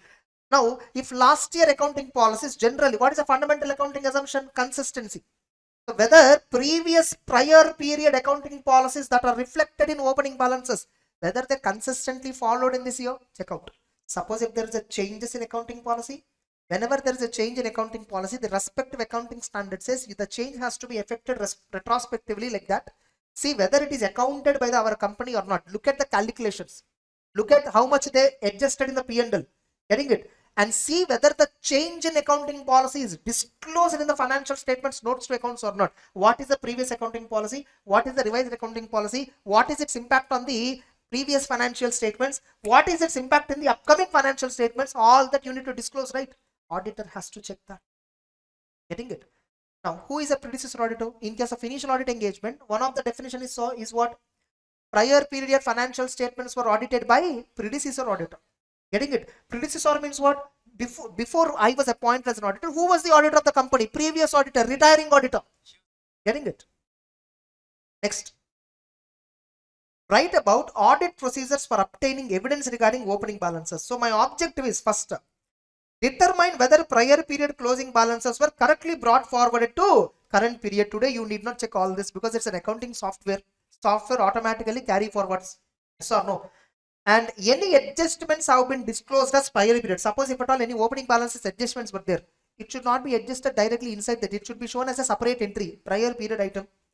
Whether opening balances reflect application of accounting policies. So last year notes to accounts, you saw what are the accounting policies. This year you saw accounting policies have been changed. So do procedure, why there is a change, what is the impact of the change, whether the change is accounted and disclosed properly or not. Specifically, perform one or more of the following. Perform specific procedure to obtain evidence regarding opening balance, like we will tally balance sheet with the trial balance. Whether audit procedures performed in current period, are they providing evidence regarding opening balance? That we should check. As on 31st March, so many debtors come, they have to pay to the company. We have to pay to so many creditors to the creditors of the company. In the April and May, they were all paid. So in the current year, when I look at the payments, when I'm checking payments audit, so many payments were there belonging to outstanding balance as on the last year. Payment made by the company in the current year is audit evidence for the outstanding balance in the last year. So whether current audit procedures provide evidence regarding last year? Yes. And where prior period financials were audited, perusing the copies of audited financials including other documents to the, so just go through the last year financials, audit report, everything and all. So this is what specifically we should do. Suppose if auditor obtains evidence that opening balances contain misstatements that could materially affect the current period financials, please additional procedures you perform that are appropriate on the mistake. What is the mistake? Why the mistake happened? How it can be rectified? All that procedures. If auditor concludes that misstatement exists in current period, he please communicate with appropriate level of management and those charged. Why are you communicating them? Communicating them to rectify it. Communicating them to rectify it. That's it. Now, how long you perform the procedures in opening balances? So what is the nature, timing and extent of audit procedures on opening balances? Getting it? Like they'll give you this question. There are, what are the factors that affect nature and extent? Timing is very simple at the beginning of the audit. That's why they didn't talk about timing here. Generally, whenever that nature and extent is there, in between timing also word will be there. Nature, timing and extent of audit procedure. Timing means it talks about when you will do that. Opening balances we will do at the first. At the beginning of the audit, first thing that we do is opening balance. First, we will do risk assessment of the entity, what they're doing, how they're doing, who are the people, what are the products they're dealing with, what is the industry, what are the processes they established, how accounting is happening, how ERP, how each process is interrelated to other process. Entire that risk assessment, identifying and understanding risk of material misstatement through understanding the identifying and assessing risk of MMS through understanding the entity and its environment, including internal control. This is what we do in SA 315. Getting the point? So we do this risk assessment anyhow. Then immediately after risk assessment, first substantive procedure what we do? Opening balance verification. First substantive procedure what we do is opening balance verification. Getting it? Now, to what extent you will verify? It depends upon accounting policies followed. If the accounting policies or multiple policies were there for a company, suppose company is dealing with multiple products and services. Tata Motors is selling goods, Tata Motors is providing services, Tata Motors is giving warranty, so many were there. Now for each product, each service, each category of revenue center, revenue recognition principle is different. The accounting policy for revenue recognition is different for each item. Are you getting the point? So accounting policies followed. What is the nature of account balances? What is the class of transactions? Nature of account balance means what? Is it a debtor? Is it a creditor? Is it a loan? What? Class of transaction. Is it sales? Is it service income? Is it purchases? Is it electricity bill? Is it repairs and maintenance? What? Significance of opening balances. Last year only company started, no much transactions last year. In that case, opening balances become less significant. So the extent of procedures in opening balances become very less significant. Getting it? And whether prior period financials were audited. If at all they were audited, no, my job is simple. If at all they were not audited, prior period financials, if at all not audited, closing balances were right or not, how do I know? If that year transactions are accounted properly, closing balances are right. Right. If closing balances are right, opening balances will be right and my job becomes easier. If last year financials were not audited, whether opening balances are right or wrong, it is not dependent upon only just opening balance and current audit. It depends upon last year accounting and all. Generally, prior period financials were not audited. No, we only audit current year transactions. And we don't give a proper opinion on the closing balance because closing balance is an effect of opening plus current year transaction. In that case, we give a opinion saying the transactions are properly accounted. But we are unable to comment on the closing balances because opening balances were not audited and we also have not audited. Opening balances are very significant because last year the business was so big, but this year business is very minor. So this year closing balances are predominantly affected by opening balances. So we will tell like this, able to understand. Generally, this situation will not be there. Last year financials were not audited. Now suddenly you are appointed to do audit of current year. Generally, whenever they appoint like that, no. The moment they propose this work, no, we will tell them, sir, we cannot do audit like this. If at all last 5 years were not audited, first we will finish last 5 years audit. Then we will continue with the current year audit. This is how generally the situation comes in non-corporate entities like partnership firms, sole proprietors, associate of persons. Companies and all, the situation will not come. Anyway, every company every year must and should maintain financial statements and get them audited every year. It's compulsory. If a company continuously for 3 years they do not, NCLT can pass liquidation orders. Getting the point? Suppose if the prior period financials were audited by predecessor auditor, we will check opening balances by verifying the copies of audited financials, including other documents relating to prior periods such as supporting schedules, all that. Current auditor generally place trust on the opening balances contained in prior period, except when during the performance of audit, possibility of misstatements is indicated. Generally, you can trust last year closing balances because they were audited. Getting the point? They were only the opening balances. You can trust them unless you find some suspiciousness in the current year. Now, for current assets and liabilities, what will you do? For inventory, what will you do? You will observe current physical inventory. You will check valuation. You will check cutoff margin, analytical procedure. For non-current items, you will examine accounting records, fixed asset registers, all that. You will get a confirmation from third parties regarding liabilities, long-term loans, all that. Now, finally, what you will conclude? You will get following conclusions. 1. A current period accounting policies are not consistently applied. One conclusion is current period accounting policies are not consistently applied. Accordingly, they were not adequately presented and disclosed. So a change in accounting policy is not properly accounted or not properly disclosed in an applicable framework, then he shall express a qualified or adverse opinion. Because you have an evidence that accounting policy changed but not accounted properly. There is a mistake clearly. You give a qualified or adverse. So finally, what is the reporting by opening balances? If at all you are unable to verify opening balances, give a qualified or disclaimer. If at all opening balances contain material misstatement that affect the current period, management is not rectifying the opening balances so that they are free from material misstatement and the current period financial statements are misstated to this extent, management is not rectifying, qualified or adverse. Is he over the standard? Able to understand? All of you. Now let's look at 710 simultaneously.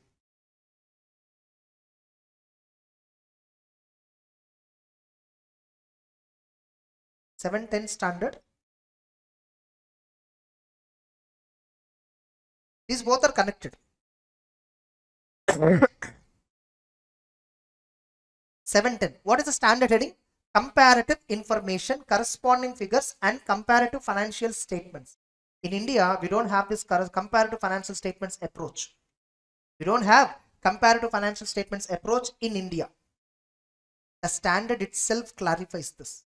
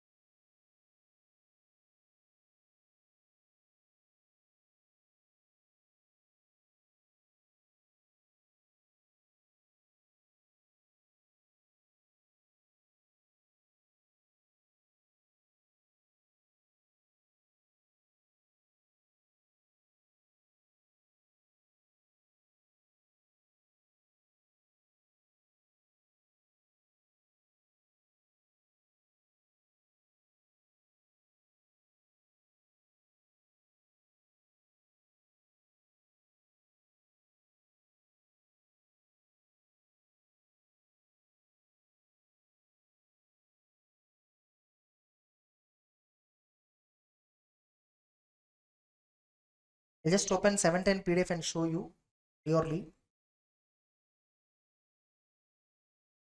This is the standard heading, comparative information, corresponding figures, and comparative financial statements. And I bet 99% students don't understand the heading itself. Okay. And you see here there is a fourth point you see. Here. Typically, financial reporting frameworks in India, they use corresponding figures approach for the general purpose financial statement. We don't use the comparative financial statements approach, not just in India, anywhere else also they don't use. Getting it? But that is there for the purpose of special purpose framework. What if a creditor told me, like I want to go for funding I want to go for some funding.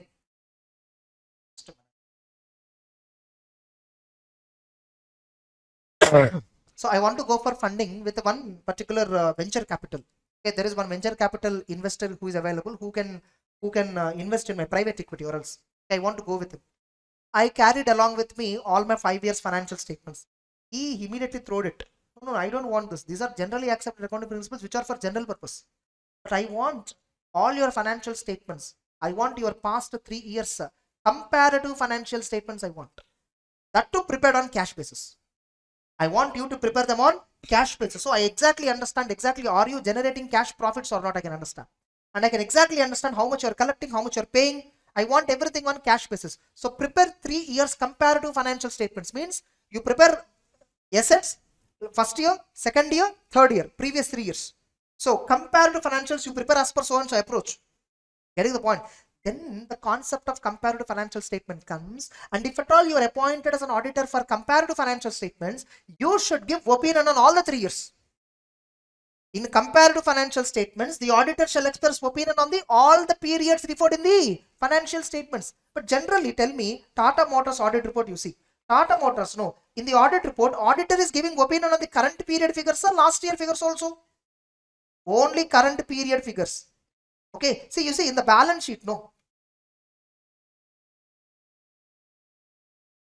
In the balance sheet, current year figures and last year figures both were indicated. So this is the balance sheet. So in this balance sheet, current year figures were we presented, previous year figures also we presented. These previous year figures we presented just like a corresponding figure. For property, plant and equipment, what is the corresponding figure? 19,153. You see last year balance sheet in the current year figure, it will match. Getting the point? This is how we do matching opening balance also. This is how we do. But we match with financials with trial balance. We just match like that. Getting it? So this is corresponding figures approach. Corresponding figures were given just for analytical purpose for the users of the financial statements. In India, we follow corresponding figures approach. Now let's look at the what standard exactly deals with. So there are broad two different. So they'll ask you this question. Write about nature of comparative information. 4 marks question. They'll ask you, write about nature of comparative information. What is the nature? There are 2 types. One is corresponding figures. Another one is comparative financial statements. Now, which approach you have to do audit? Will you do audit as per corresponding figures approach or comparative? It is often specified by law or regulation, or terms of engagement may decide. The client may decide. Yes or no? So the essential reporting differences. What is the difference between these approaches? In corresponding figures approach of the financials, no, auditor opinion refers only current period. Whereas comparative financials, auditor opinion refers to each period that is covered in the financial statements, which is not there in India. You see, Tata Motors, Reliance, any company, the auditors are giving, in our opinion, to the best of our information and according to the explanation given to us, the aforesaid financials. Aforesaid means what? We have audited financial statements of Tata Motors comprising balance sheet as of 31st March 2023. They clearly mentioned only 1 year. But for the sake of comparison, corresponding figures are also given. Now, when corresponding figures are there like this, what is your duty? Able to understand? As an auditor, whatever the approach, what is your duty relating to comparative information? If the approach of financial reporting framework, if the comparative information is given because of corresponding figures approach condition as per schedule 3, then what is your duty? If the comparative information is given as a comparable financial statements approach, what is your duty?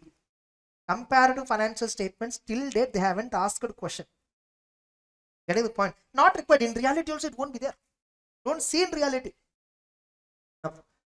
So what is first of all comparative information? So standard heading you see, comparative information, 2 approaches. How this comparative information can be presented in financial statements, either as a corresponding figure in relation to current period figure, or as a comparative financial statement we are presenting. Getting it? 1. Comparative information. These are nothing but amounts and disclosures included in the financials for 1 or more prior periods as per applicable framework. What is the audit procedure regarding comparative information? We just have to check whether comparative information agrees with amounts and disclosures in the prior period. we will check Tata Motors. We will check this Tata Motors directly. Open balance sheet P&L and show you just what exactly the standard says.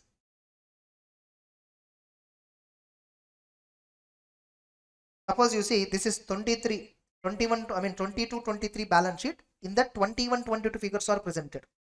Immediately that side. This is last year. So this is 21, this is 21, 22, this is 2021.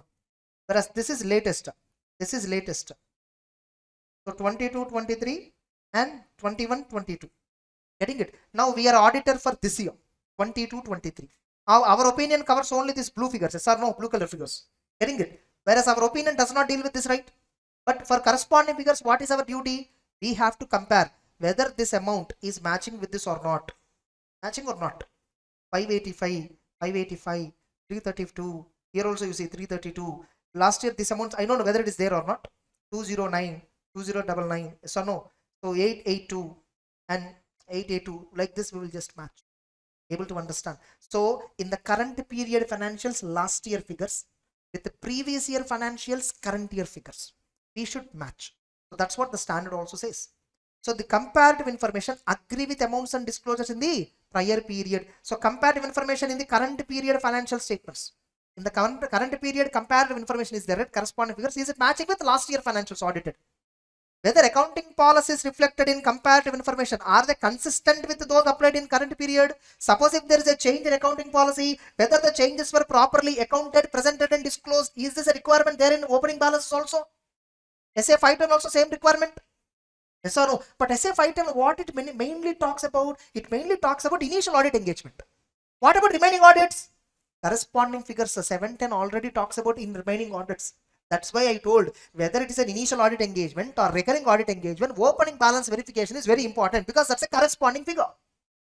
Next, suppose if auditor becomes aware of possible misstatement in comparative information, additional procedures are necessary to determine whether a misstatement exists or not. Generally in comparative information, misstatement exists means opening balance misstatement only, right? If auditor has audited prior period financials, SA 560 requirement, if at all you are the one who audited prior period financials, subsequent events process and all you should apply. And finally, auditor shall request a written representation for all periods referred in auditor's opinion. This is generally for comparative financials. This is not required. Now, audit reporting regarding corresponding figures. Now, what I should report in my audit report? Finally, okay, fine. Corresponding figures I checked. I tallied with the last year financial statements also. Everything is matching. Opening balance also not containing any misstatement. Accounting policies, everything is consistently followed. So, comparative information, namely corresponding approach that is followed in the preparation of financial statements of Tata Motors. Getting it? So, I concluded all that. Now, what should I do?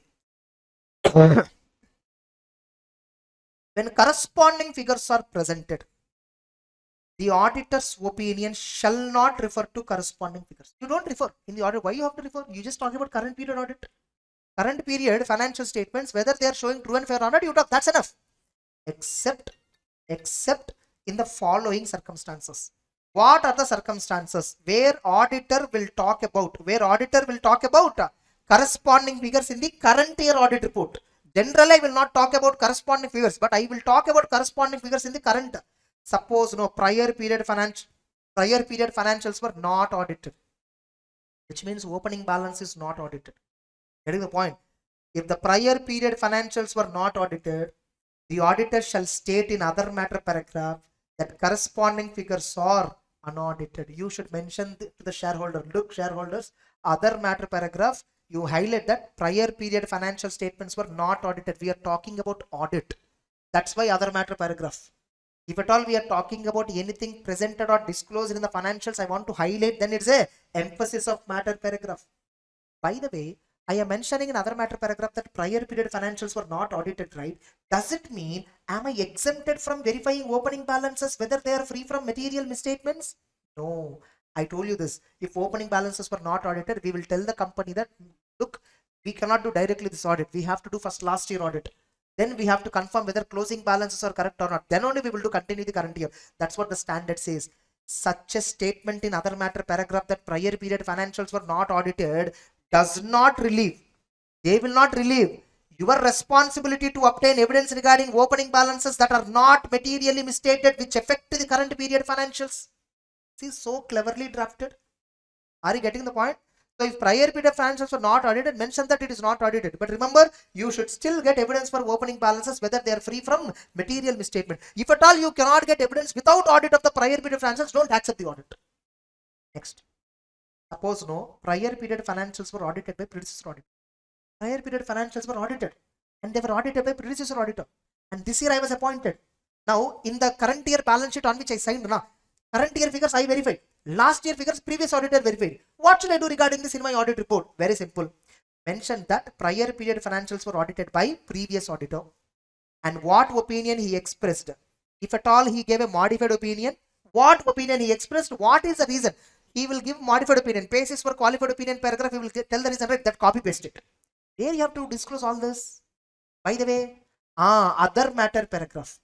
Current auditor, in the current period audit report, in the other matter paragraph, if the prior period financials were audited by other auditor, mention the fact previous year 21-22 financials were audited by KPMG and they have given an unqualified opinion. Report dated 15th May. Or KPMG have given a modified opinion, qualified opinion with the report dated 15th May. The reason for qualification is material misstatement in inventory valuation. Now you know, when there is a misstatement in when the previous year qualified opinion, right? For what reason he qualified checkout? Is that reason still pertaining? Is it still continued in current period also? You should check out. In the current year also it is material, you should check out. If so, what you should give? You should also give qualified opinion. And what is the date of the audit report mentioned? Getting it? So now you see, generally, suppose last year I am only audited. Last year. It is not last year financials were not audited. It is I have audited, not by previous auditor. Tell me, will these two disclosure requirements apply? Do I need to talk about last year audit in the other matter paragraph? So in audit report, can we talk about corresponding figures? Generally not required. Unless last year was not audited, last year somebody else have audited. And you see, if auditor report on the prior period include a qualified opinion, disclaimer opinion, that was nothing but matter, modified opinion. If prior period audit report contains modified, which is given by you, if possible, if at all, and a matter giving rise to modification is unresolved, then auditor shall modify the opinion on the current period also. In the basis for modified opinion report, you shall refer both current period and corresponding figures. You know, what is the matter, description of matter, that it is so and so material, and explain that audit opinion has been modified because of the effect of unresolved matter. Last year you only audited, last time you gave already modified opinion on inventory valuation. This year also same method they followed. Last year also mistake, this year also mistake. You tell in the audit report in the basis for opinion paragraph clearly, this year also it is misstated, last year also misstated, and mention that last year also we pointed out. But able to understand. So when in the current period, prior period financial comparative information, corresponding figures we will talk. When prior period financials we audited, we gave modified opinion, and that impact is unresolved in the current year also, then in this year I will talk about that in the audit report. 2. Prior period were audited by some other auditor. Then I will talk in other matter paragraph. Prior period financials were not audited. Then I will talk about that in other matter paragraph. Except these three circumstances, will I talk about corresponding figures in my audit report? Generally, no. You see, Tata Motors, they haven't talked. They didn't talk about corresponding figures in their 22-23 financial statement related audit report. Why? 21-22 they only audited. And in 21-22 they did not find any material misstatement. Last year unqualified opinion, this year also unqualified. There is no necessity. So the circumstance does not arise for the Tata Motors. So they didn't talk. Got clarity? All of you, enough. With this standard is over. This is enough. Now what is audit reporting for comparative financial statements? Here just only one thing. In comparative financial statements, you should give opinion on each year. That's the only difference. So can you read this on your own if at all possible? Actually not required, but not to take risk. This much I explained, right? Just you cover that. 710 is also over. Clear all of you? Yes. So let's go back to one's index. So 510 initial audit engagement over, and even 710 also we have covered. Now 550 we will start. Okay, just 2 minutes gap. So next 550 related parties. We have an accounting standard on related parties, but that talks about disclosure of related party transactions. So disclosure of related party transactions, and as part of audit, we anyhow verify whether related party transactions were disclosed or not by the entity. So whether the entity has properly accounted and disclosed all the related party transaction as per accounting standard, we anyhow verify. But auditing standard primary objective is not that. If you look at objective of SA 550, which is not given here actually, it's not given in institute material. But if you look at the objective is to identify fraud risk factors. What is the objective? To identify fraud risk factors. Getting it? Whether the entity is manipulating their accounting records through related party transactions. Getting it? Today, many startups are doing all this. They are manipulating their valuations. Getting it? They account fake transactions, fake bills. No, amount will be received in the bank. They will spend it. They will show all the proper documentation. But from whom the amount is received? That is very important. Is it from genuine customers or from some related party? They created some fake entity. Getting it? They withdraw money. They get some money. They pay that money to that other entity, and that other entity will buy goods from this entity, and we will get money. We will again buy goods from that entity. They will sell goods to this entity. Now this will happen not just through with 2 or 3 companies. A big chain of companies will be formed. ABG Shipping Yard. There is a company called ABG Shipping Yard. This is what they did. By using, why to that extent? Edinburgh report has pointed out these things only in Adani Group.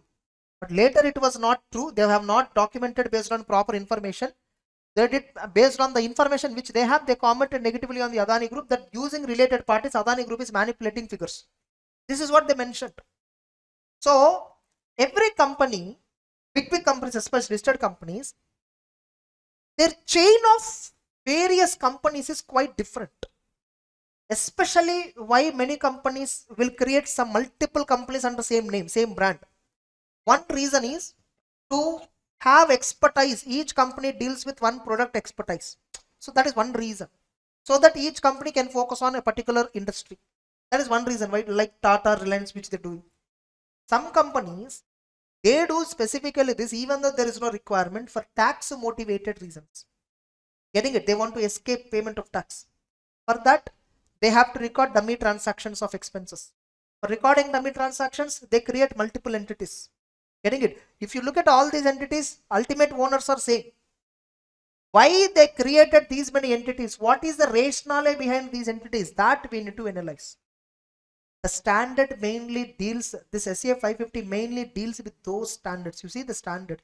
Specifically, the standard applies in relation to risk of MMS associated with the related party relationships and transactions. What is the risk of MMS? Especially fake transactions.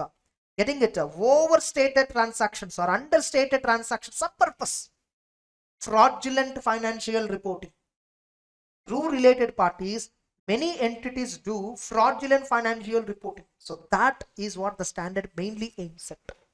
Now within this, the level at which the standard is discussed is a very basic level. Okay, let's discuss in the basic level itself. Whatever they discuss, that's enough. Not complete. Actual standard is talking about so many things. Okay.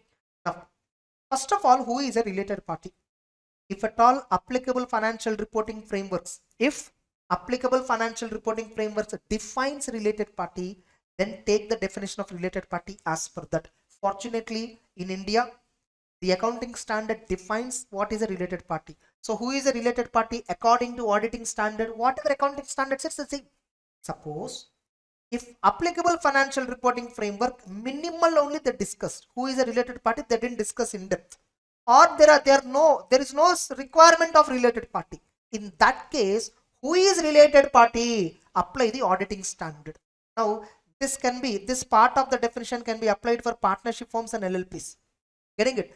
For especially partnership firms. Partnership firms and all, they may not prepare financials as per accounting standard Ind AS. They follow as per GAAP. Normal accounting principles they follow. So the framework which they follow, which is not accounting standard. Now for a partnership firm audit, who are related parties? If I have to identify, I can apply auditing standard definition. The standard simply says, by the way, our client, we call him as what? Reporting entity. In this standard, the client whom we are auditing, we refer him as what? Reporting entity. Generally, entity is the word we refer. but here we call it as reporting entity. Getting it? Over our reporting entity, if somebody has control, they are related party.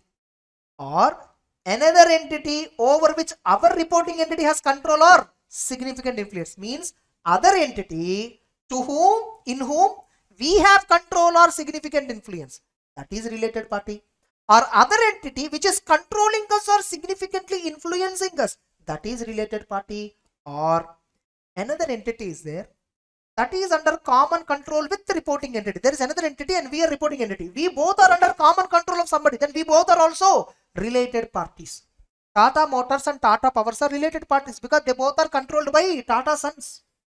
Getting the point? So all subsidiary companies of one group holding company, all subsidiary companies are related parties to each other. They are called as sister entities, sister concerns. Getting it? So like how they are under common control, either through ownership or owners who are close family members or common management. Common management is there. In TCS and in Tata Motors, in all the cases, N. Chandrasekharan is a common chairman. I'm just for the sake of example.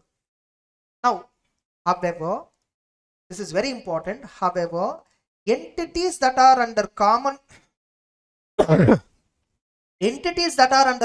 control by a state is not considered as related unless they engage in significant share of transactions and resources with other. So what does it mean? Now you see, one of the common control means what? If owners are same, then all these companies where owners are common, they are related parties. But you see, Bharat Petroleum Corporation Limited, Hindustan Petroleum Corporation Limited, Indian Tobacco Company, PHEL, BPCL, IOCL, BDL, so many, right? BSNL, so many government companies were there, right? Coal India Limited, yes or no? NTPC, National Thermal Power Corporation Limited, so many. There are so many public sector central government owned public companies. There's so many 600 plus government owned companies were there. That too central government owned company. Now for all of them, who is the owner? Government of India. Now can I say all these 600 companies are related parties to each other? Obviously, PHEL, when they are using vehicles, Bharat Heavy Electronics, for diesel they buy from BPCL or IOCL or HPCL or Reliance, whatever. Is it a related party transaction? Can you call it as? No. That's what. If at all control is from a state, state means what? Dictionary meaning of state means the sovereignty, country. Either country or the state government. Nothing but state technically refers to government. If at all multiple entities are controlled by government, that there you don't apply the definition of related party unless they engage in significant transactions with one each other. Getting, if at all they engage with multiple, suppose BPCL is buying so much of crude oil from IOCL. Entire BPCL purchase of raw material is from IOCL, for example, significant transaction. They both can be treated as related parties because significant exchange of resources, significant transactions happen between them. Then only we can consider it as a related party, for which we can take income tax associated enterprise definition. There is a concept called transfer pricing and income tax, 90, section 92, all that. There is a word called associated enterprise. Our major supplier is a related party to us because he can influence our business. Our major supplier can be a related party to us. Our major customer is a related party to us. Getting it? Because they can influence our business decision making, yes or no? Now, what do you mean by control and significant influence in reference to related party? What do you mean by control? Control is power to govern the financial and operating policies of the entity. The policies of the entity can be controlled. You can change the decisions. Significant influence means what? You can't control, you can't change the decision, but you can influence the decision making. You can influence decision making. Generally, control means if you are having ownership of 51% or more, you can decide a decision. You can decide. If you are having 20% or more ownership, you can influence the decision making because certain resolutions in companies require special resolution. Suppose if I'm having ownership of 20% and above, generally I can influence the decision making. Generally I can influence with other shareholders, I can influence. Getting it? So the existence of following relationships may indicate either control or significant influence. This can be directly asked as a 4 marks question. And by the way, this has been tested as a true or false statement in previously one of the exam. Entities that are under common control of a state are treated as related parties. Incorrect. Entities that are under common control by a state like national, regional, local government Getting it? They are not considered related unless they engage in significant share of transactions with each other. Set? Clear? Next. So related party means the one who can exercise control or significant on us, or we can exercise control or significant on us. What relationships indicate control or significant influence? On what relationships? What? Simple, direct equity holding or direct financial interest in the entity. The word equity holding we use in the context of company, and the word financial interest is used in the context of non-corporate entities. Getting it? The entities holding of direct or indirect equity in other entities. How our entity is holding directly or indirectly equity. Getting it? Jaguar Land Rover Range Rover is a subsidiary of Tata Motors. Tata Motors is a subsidiary of Tata Passenger Vehicles is a subsidiary of Tata Motors. Tata Motors is a subsidiary of Tata Sons. Automatically Tata Sons indirectly holding equity in Jaguar. Able to understand? Or if being part of those charged with governance or key management who have authority and responsibility for planning of the activities. Getting it? Like same management, nothing but same management. A close family member of any person refer to above three entities. So close family members are also treated as related parties. Close family member definition can be applied for partnership forms and sole proprietary forms, all that. Having a significant business relationship with any of the above three, even significant business relationship is also a factor for related party. Remember this. Okay. Now, there are some related parties who are having dominant influence. Who can dominantly influence? Dominant related party means nothing but, see, generally by having 51% ownership, I cannot dominate entire decision making. There are some decisions which other shareholders also have to participate and take. Dominant means generally when I have 75% and above ownership, I am a dominant owner. Getting the point? Major owner is different, dominant ownership is different. So, related parties, by virtue of their ability to exert control or significance, sometimes may be in a position to exert dominant influence over the entity or its management. Consideration of such behavior is relevant when identifying assessing risk of MMS due to fraud. You know, there is something called, I'm not getting that word exactly, which is used in a political thing. There are some voting powers. Actually, there are only one member. That one member can decide entire the decision making. Getting it? There is a special vote, there is a special name given in politics, and there is a special name for it. Okay. Not getting it. So they are the one generally treated as what? Having a dominant influence. Okay. You know, preferential rights, shares with preferential rights, differential rights, sorry. DVRs. Shares with the differential voting rights. Inferior rights, superior rights. Both are there. Getting it? Once in India, only inferior rights are permitted, but now superior right shares also can be issued. Generally, in case of startups and all, shares with differential voting rights will be issued. On what circumstances DVR can be exercised can also be given. Suppose in certain circumstances with the differential voting power you have, you can change the decision. Even though financially you are not a owner of 51%. Financially you are not 51% shareholder, but you are just a 10% shareholder. But certain decisions only with your vote it can be passed. Companies can make the rules. Able to understand? And sometimes special purpose entities are also may be treated as related parties. Special purpose entities are also treated as related parties. Special purpose entities you will understand in advanced financial management and CA final. So there only the word special purpose entity is very popular. For funding and all today, many startups, no, they are not directly rising in their name. They are creating some special purpose entities. In their name, they are rising. Next. Generally, what is the nature of relationship? What is the nature of related party relationships and transactions? Generally, most of the related party transactions are also happening in normal course of business. Just like how I sell to my other customers, related parties also buy from me. They are buying from me because I am selling it, the product which they need, just like any other customer. In such a circumstance, they may carry no risk of MMS of the financials than similar transactions with unrelated parties. How unrelated party transactions happens where there is no risk of manipulation. Same way with related parties also it can happen. However, nature of relationship and transaction may give rise to higher risk of MMS than unrelated party. There are some circumstances, the way the transaction is entered or the way the relationship is appearing, it reflects that some risk is there. Suppose, no, if I have to buy, if Tata Motors, no, if they have to buy Ramis or a Tata passenger vehicle, if they have to buy iron or steel for manufacturing cars, They can directly buy from Tata Steel, right?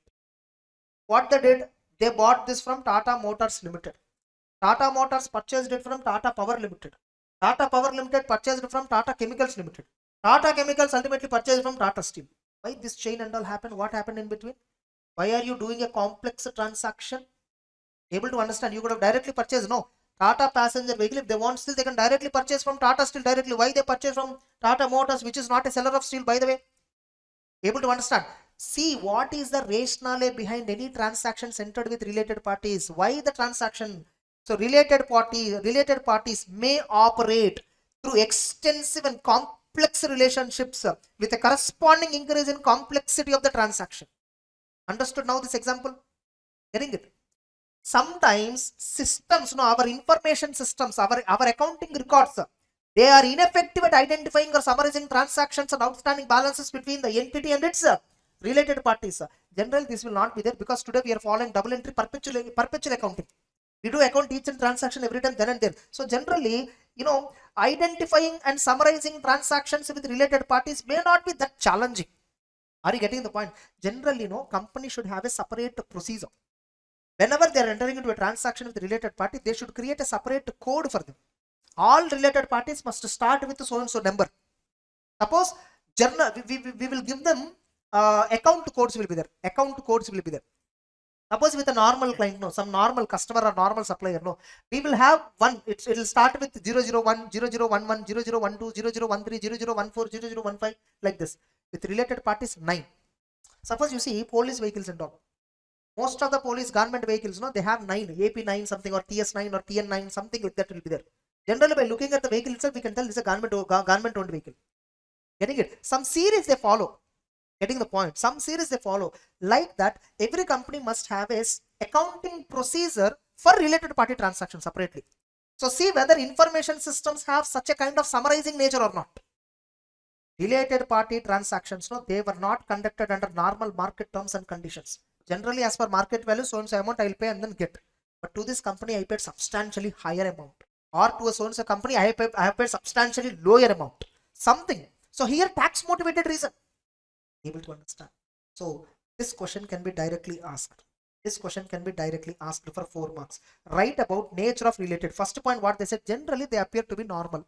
So just like how unrelated party transactions were there, in the same way. But sometimes the related party transactions, the nature of transaction, nature of relationship, it will give higher risk of MMS than transactions with unrelated. Give examples. Only this sentence can be asked as a 4 marks question. Give examples. You need to write for sure these 3 points. Only then you'll get marks. Understood the question? Next. Now, so write about understanding the entity, related party and transactions by the auditor. Before that, first I will cover how auditor can verify related party relationships and transactions. How do you identify who are all the related parties? First, most important thing, I'll inquire management. Sir, who are all the related parties? Have you maintained any system like that, a separate system? In small and medium scale entities, they will not have that idea. Sir, like I didn't understand what is related party. You explain what is related party. Now they will tell you, sir, with my relative, with my brother, with my so and so other partnership firm, these are all my entities only, sir. I have transacted with them like this, loans taken, loans given like that and all were there. He will give you all that explanation. Second, check income tax returns. Check information supplied to regulatory authorities. Look at shareholders registers. Look at investment register. Getting it? Our investment register, if you see where and all we invested, if at all investment in those entities is major, 20% or 50% or more, then we have related party relationship. Yes or no? Contracts and agreements with top management, check out. Significant contracts and agreements which are not in ordinary course of business. Okay. Specific invoices and correspondence from entities, professional advisors. Insurance policies, check nominee details, check insured persons details. Significant contracts, internal auditors report, document associated with filings with the SEBI and all, securities regulator. See, all these points may not be useful in all the circumstances. Some of this may be useful for individuals, some will be useful for corporate entities, some will be useful for listed entities. Suppose filing with the SEBI regulator, this point is applicable for listed companies. By verifying all these points, you will get to know who are the related parties, what transactions happened with them. That's a 4 marks question, any 4 points. So what auditor has to verify? How auditor can verify existence of related party relationships and transactions. Now, here there is a word every time used is in related party, whether it is an ordinary course of business or not. Not in ordinary course of business. What is ordinary course of business? When a transaction is treated as not in ordinary course of business. See, ordinary course of business means generally, suppose a customer is approaching the showroom. Suppose I'm a ready-made garments. Mine is a ready-made garments showroom. Okay, lifestyle, whatever. Normally, how a customer can purchase, they just visit, they just walk in, they just do trials and all. They just pick certain garments, they go to billing counter and they pay the money and then over. This is an ordinary course of transaction. Suppose my relative came to the same store where I'm the owner. He selected whatever he wanted and he asked me, I'll pay later. Since as a relative, I can't object it. I also agreed. Without billing, at the billing counter, no, we treated it as stock outflow and we gave an outflow approval letter, getting it to him. And he showed at the security guard and left out. He left the premises. Now, is this ordinary course in which we transact generally? No. This is not in ordinary course of transaction. Suppose if an entity actually do cash sales, suddenly they are doing credit sales with a related party. This is not an ordinary course. Generally, entity charges this price. Now, with a related party, they are not charging this price. It's not an ordinary course. Generally, company manufactures a product as per so-and-so specification and then sell. But to this related party, we are selling semi-finished good. This is not an ordinary course. Are you getting my point? So what is ordinary course? What is not in ordinary course depends upon the circumstances and facts of the case. How the company routinely do this and how it is doing with related party. In this particular case, that is called non-routine transaction or not in ordinary course of business. Getting the point, all of you? Generally, our company do not purchase iron and steel. See, right now I told this example. Tata Motors, if they want to purchase steel, they have to buy from Tata Steels. How come you buy from Tata Chemicals, which is not a steel seller? Yes or no? So if Tata Chemical is suddenly selling Tata, steel items to Tata Motors, how come you sell a steel? First of all, you can sell scrap, which is a steel item, but you cannot sell iron and steel as a main product. That is not your business. That is not your business objective. That is beyond your business objective. Yes or no? This is called not in ordinary course of business. In simple terms, in memorandum of association, objects clause will be there. Any activity that comes under object clause in ordinary course of any transaction that do not come in the objective of the memorandum clause, that is not ordinary course of business. Getting it? Terms are different. Generally, terms with unrelated buyers, terms with related parties, both are not different. Not in ordinary course. Able to understand? So many. I'm just telling you, giving so many examples when it is treated as not in ordinary course. Next. So the auditor shall inquire who are the related parties and what are the changes between related parties as of now and compared to last year. What is the nature of relation? Holding company, a subsidiary company, co-subsidiary, sister company, whether entity entered into any transactions. Okay, who are the related parties? What is the relationship? Third question you should ask, what transactions you entered? The auditor shall inquire management and others whether they identify and account disclose related party transactions as per framework. You need to check whether all the related party transactions accounted as per framework and disclosed. Whether company established controls.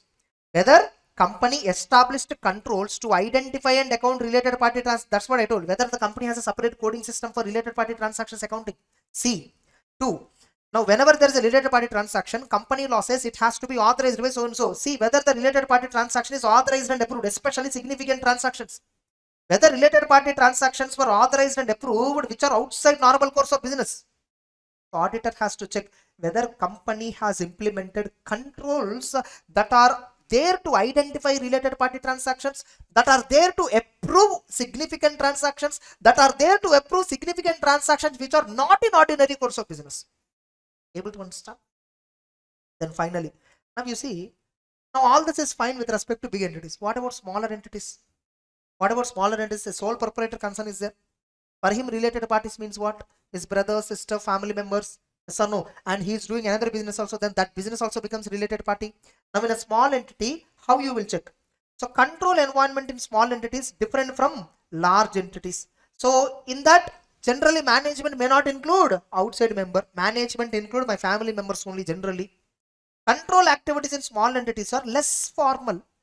And smaller entities may have no procedures, documented procedures and all. Yes or no?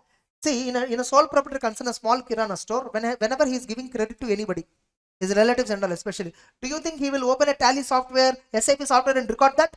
Obviously not. He will just remember in his mind. Yes or no? He will not even take it on a cheaty. Yes or no? So, a owner manager, a person who is a owner and he is the one who is running the company also, manager.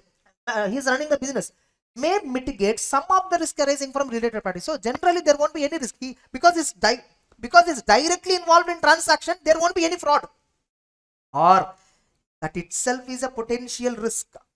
He can manipulate because he's only directly involved. Getting it? For such entities, auditor has to understand who are the related parties and what transactions happen, what controls they have by inquiring management combined with verifying their records, whatever they are maintaining. That is what they're saying. First, smaller entities, they introduce what they said in smaller entities will not have a formal system and they may not have a proper any documentation and all procedures. They may either reduce the risk of related party frauds or they may increase the related party fraud because owner only managing the business. So what auditor has to do? Inquire the owner himself directly what procedures you established for related parties. That's it. They are concluding. So this itself can be asked as a straight question. What are the controls? What are the specific considerations to smaller entities relating related party transactions? I feel this is very tempting. Getting it? Examiner might ask this from this standard. Here all of you. Hey, it doesn't mean only reading this later on. You have to read entirely. I'm just asking you to observe. Okay, that's it. Related party is over. Easy or not?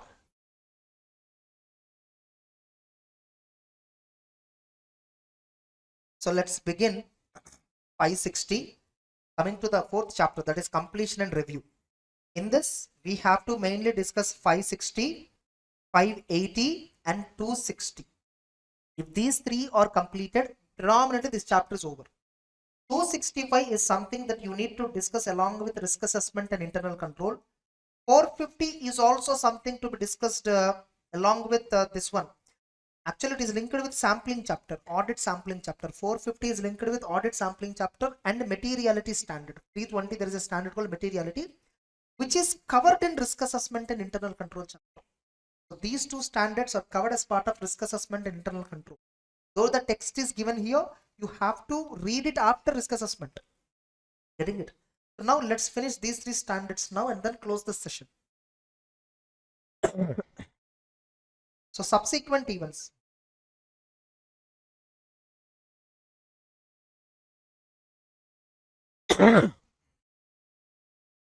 Subsequent events. See, we have an accounting standard already on subsequent event. As a part of accounting standard, anyhow we verify whether the entity is accounting subsequent events properly or not. Events occurring after the date of balance sheet date or in case events occurring after reporting period. Anything, both are same only. Getting it? So events occurring after the date of balance sheet, we call them as subsequent events. So as a part of accounting standard, we verify whether all the subsequent events, which may be adjusting event or non-adjusting event, whether the entity has accounted all the adjusting events, whether material non-adjusting events are disclosed by the entity, we have to check as part of accounting. Then why we have an auditing standard separately here? The auditing standard, you see, subsequent event definition, you see. The events occurring between the date of financial statements and date of auditor's report. The events occurring between the date of financial statements, that is 31st March, and in Tata Motors it is 12th May. Getting it? Audit report date. Getting it? Events occurring between these dates, and the fact became known to the auditor after the date of auditor's report. The second part of the definition is what? Why the standard has coming into existence. Getting it? Everybody observes subsequent event means primary, first part of the definition only they observe. The second part is what they left, they leave. That is why the standard actually came into force. Getting it? What if subsequent events were identified by the auditor after the date of audit report, but the event happened between date of financial statements and date of audit report? Now let's look at this simple example. See, if you see accounting standard, right, It uses the word date of balance sheet. And accounting standard, what is subsequent event? It between date of balance sheet and date of approval of financial statements. Whatever events happen, no, we call them as subsequent events, which can be either adjusting events or can be non-adjusting events. That's it. Adjusting events require disclosure, sorry, accounting and disclosure. Non-adjusting event, nothing, unless it is significant. If it is significant, we just disclose that non-adjusting event because it's a highly influencing thing. Next, look at auditing standard. What definition auditing standard says? Events occurring between date of financial statements and date of audit report. They are not using the word date of approval of the financial statements. Between this, whatever events happen, we call them as what? Subsequent event. And now you see, what is date of audit report? What is date of approval of the financial statements? In Tata Motors, both are one and same. 12th May. Not just for Tata Motors, even for every other company also, we make sure they both matches. Otherwise, what happens is, if at all I mention date of audit report, let us assume for Tata Motors, date of approval is 12th May. If I mention 20th June as the audit report date, they approved already, but I mentioned audit report on 20th June. What happens is, if any event happened between 12th May and 20th June, that comes within the definition of auditing standard. And according to me, that's an adjusting event. When I go and ask the company to adjust it, we are not liable to do, sir, because approval is already happened and the event happened after approval date. As per accounting standard, we are not liable to do. Company will argue or not. Now, as per auditing standard, we have to check this. We have to say that it is adjusted. Who is right? Management only right. Because management has to prepare books of accounts and financials as per applicable financial reporting framework. That is accounting standard. Auditing standard will not apply to management. To avoid this conflict, we ensure that dates are matching. We ensure that dates. But remember, we cannot date the audit report before the approval of the financial statement date. In audit report chapter, we have seen the date of audit report must not be earlier than the date on which we obtain sufficient appropriate evidence and must not be earlier than the date on which those with recognized authority have asserted the financial statements. Nothing but date of approval of the financials. It cannot be earlier, but it can be equal. Able to understand? It can be equal. Date of audit report can be equal to date of approval. Now, it cannot be later. That is what, it cannot be later for technical reasons like this. Okay, so we 99% we make it sure it is equal. Fine. This is the reason. Now, accounting standard, whatever events happen, let us assume there are totally 14 events happened. Then let us assume there are totally 14 events happened, and out of them only 2 are adjusting event. Some remaining 10 are non-adjusting event that doesn't require disclosure. 2 are non-adjusting event which requires disclosure. Company disclosed and adjusted everything properly. Fine. We verified them. Everything went actually good. Now I have given audit report with unqualified opinion that every event which requires adjustment, since everything is properly done, I give an unqualified opinion. But actually the company is planning for conducting AGM in 20th August 2023. Okay, 20 August 2023. Let us think about it's 22-23 financial year. Getting it, which is already completed long back. So company is planning to conduct AGM in 20th August 2023. But now company is planning to issue notice for that in 10th July. 10th July 2023, the company is planning to issue notice. Notice means nothing but annual report. In listed companies, notice is issued through annual report. Remember, along with notice, what are all you should send? You should send financial statements, audit report, board of directors report, management discussion and analysis in case of listed company, management committee reports, business profile, business prospects, key metrics, performance analysis. So much you will send to shareholder. Getting it? The reason why we give shareholder 21 clear days is not because he want to book bus ticket, train ticket, but because he has to read the entire financials and come and participate in the decision making. In the notice, we mentioned what we are going to discuss in the meeting. We mentioned them in advance. Yes or no? We call them as special business, ordinary business. Remember all that. I hope you know that. Company law, I hope you have studied that chapter, not ignored. Fine. So this is the situation. Now, 10th July, company is issuing notice, right? Before that, exactly 2 days before, 8th July 2023, auditor got to know that there are totally 15 events happened. Actually, how many happened? Originally, what we thought when we are giving audit report, we are having a knowledge of only 14 events, and that 14 they were correctly done. But actually, there is one more event which is also adjusting event, and this is so material. The company's entire performance and position might change. One pending case related judgment has come before approval date only. Before I give audit report date itself, judgment also came. Okay. And related to that, Conditions, the court case is already pending as on 31st March. Condition already present on the balance sheet date. Judgment also came before audit report date, before approval of financial statement date, and the company has to pay 100 crore penalty in that case. That particular judgment related information company is hiding from us because they have to create a provision. Now subsequently in a newspaper announcement it came. When I'm reading newspaper, I got to know this. Now tell me, if at all I know this provision is not created for 100 crore on the date of audit report itself, if I know, will I be giving unqualified opinion? No, I would have been given a qualified, or if it is pervasive, adverse opinion that company has failed to create a provision. Now what auditor should do?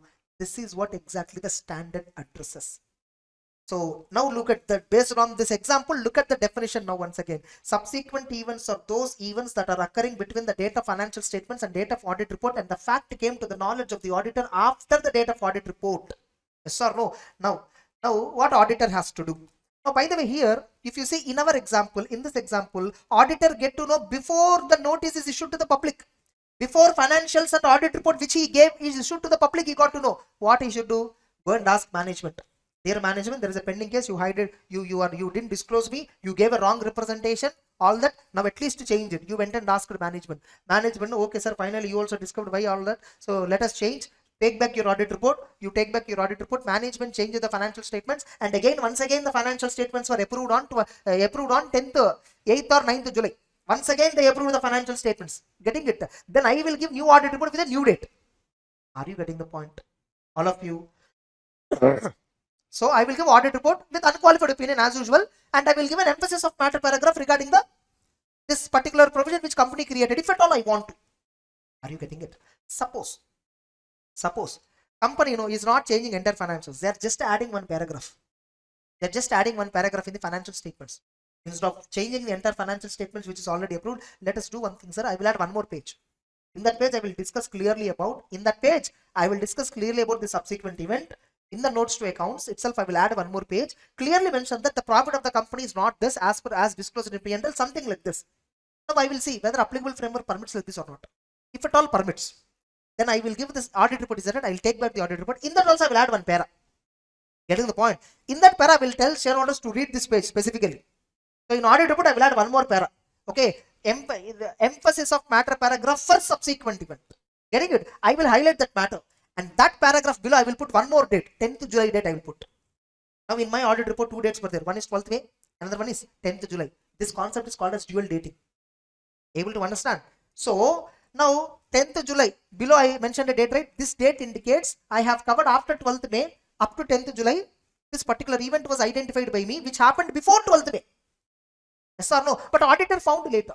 Now just because in a new audit report, if I say 10th July, does it mean up to 10th July all the events information will apply to me? It is applicable to me. The moment audit report date is revised, up to that date, whatever subsequent events were there, again you have to check. Because management also revised the approval date, right? Management also revised the new approval date. Up to that date, whatever events were there, again all that has to be considered. Able to understand. Now, so this is the basic audit procedure auditor has to do. If auditor identified subsequent event after the date of audit report, but before the financials were issued to the public, request the management to amend the financials. If management amends the financials, happily you take back audit report, give a new audit report with a new date. Over. Now in that new audit report, will you talk about old audit report? No, we will not. Why? Unnecessary confusion to the reader. That's it. Suppose what if management is not amending? What if management is not amending? Complaint to top management, audit committee, all that.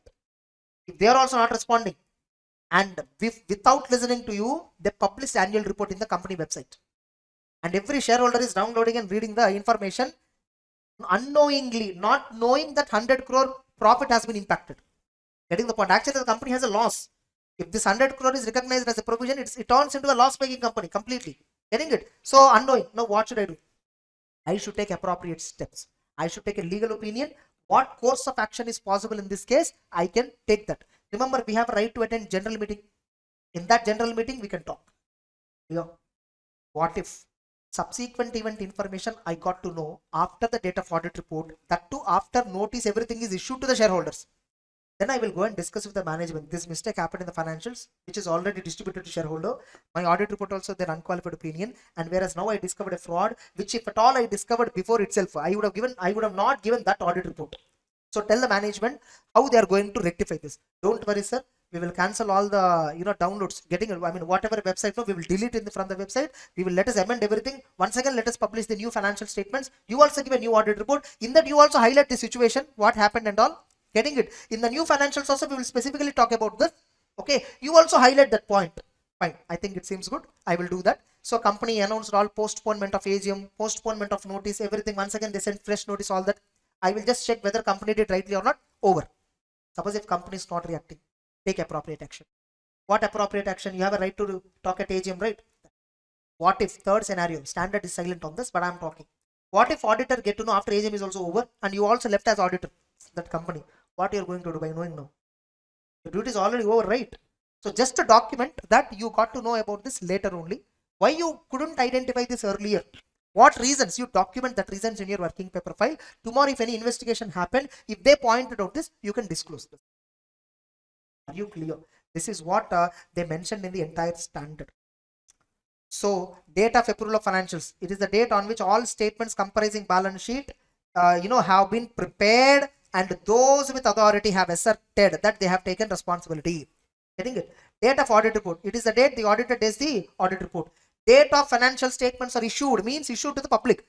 It is the date when the audit report and audited financials are made available to third parties. The moment the company uploaded in website or the moment the company issued notice. That is, this is generally nothing but date of issue of notice. This is generally nothing but date of issue of notice for AGM.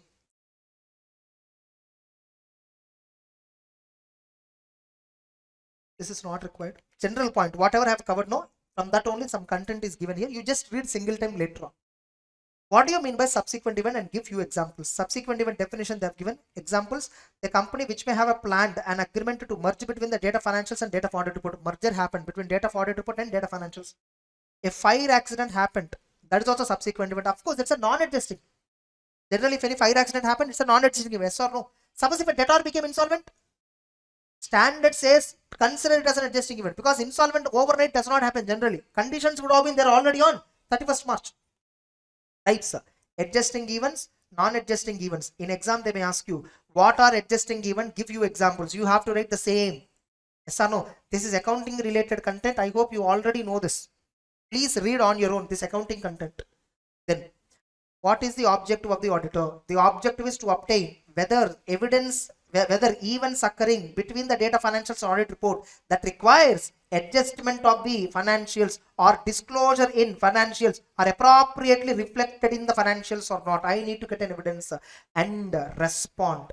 If any fact came to your knowledge after the date of audit report, had they been known to the auditor at the date of audit report, it might have caused you to amend that audit report which you already given. Getting it? Next. Right, audit procedure relating to events occurring between the data financials and data audit. Generally, what will you do for subsequent events? How do you identify subsequent events? What is subsequent event procedure? This is the answer. Fourth point, mainly. First, obtain how company has identified subsequent events. What systems company implemented for identifying subsequent events? Inquire management and top management whether any subsequent events occurred or not. Read the minutes of the meetings of the managing committee, board of directors, shareholders, to identify any transactions that were discussed. Read latest interim financials after 31st March. If at all you are doing audit in June month, quarter also completed. So quarterly financials company published. If at all, read that. Okay. So these informations can be obtained from accounting records after the date of financials. Just to go through the accounting records after 31st March. Whether any settlements happened relating to customers and all, how much settlement happened, any discounts were there specially given after 31st March, any sales return happened after 31st March, all that you try to identify.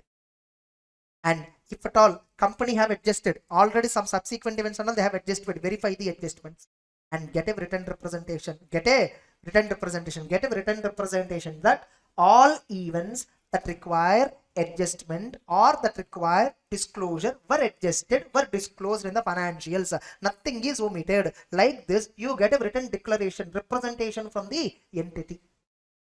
Now, what are the procedures when auditor identified after the date of audit report but before financials are issued?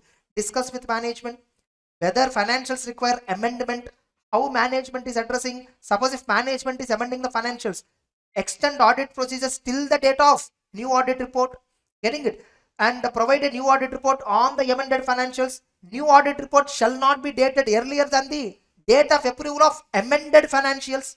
Common sense, right?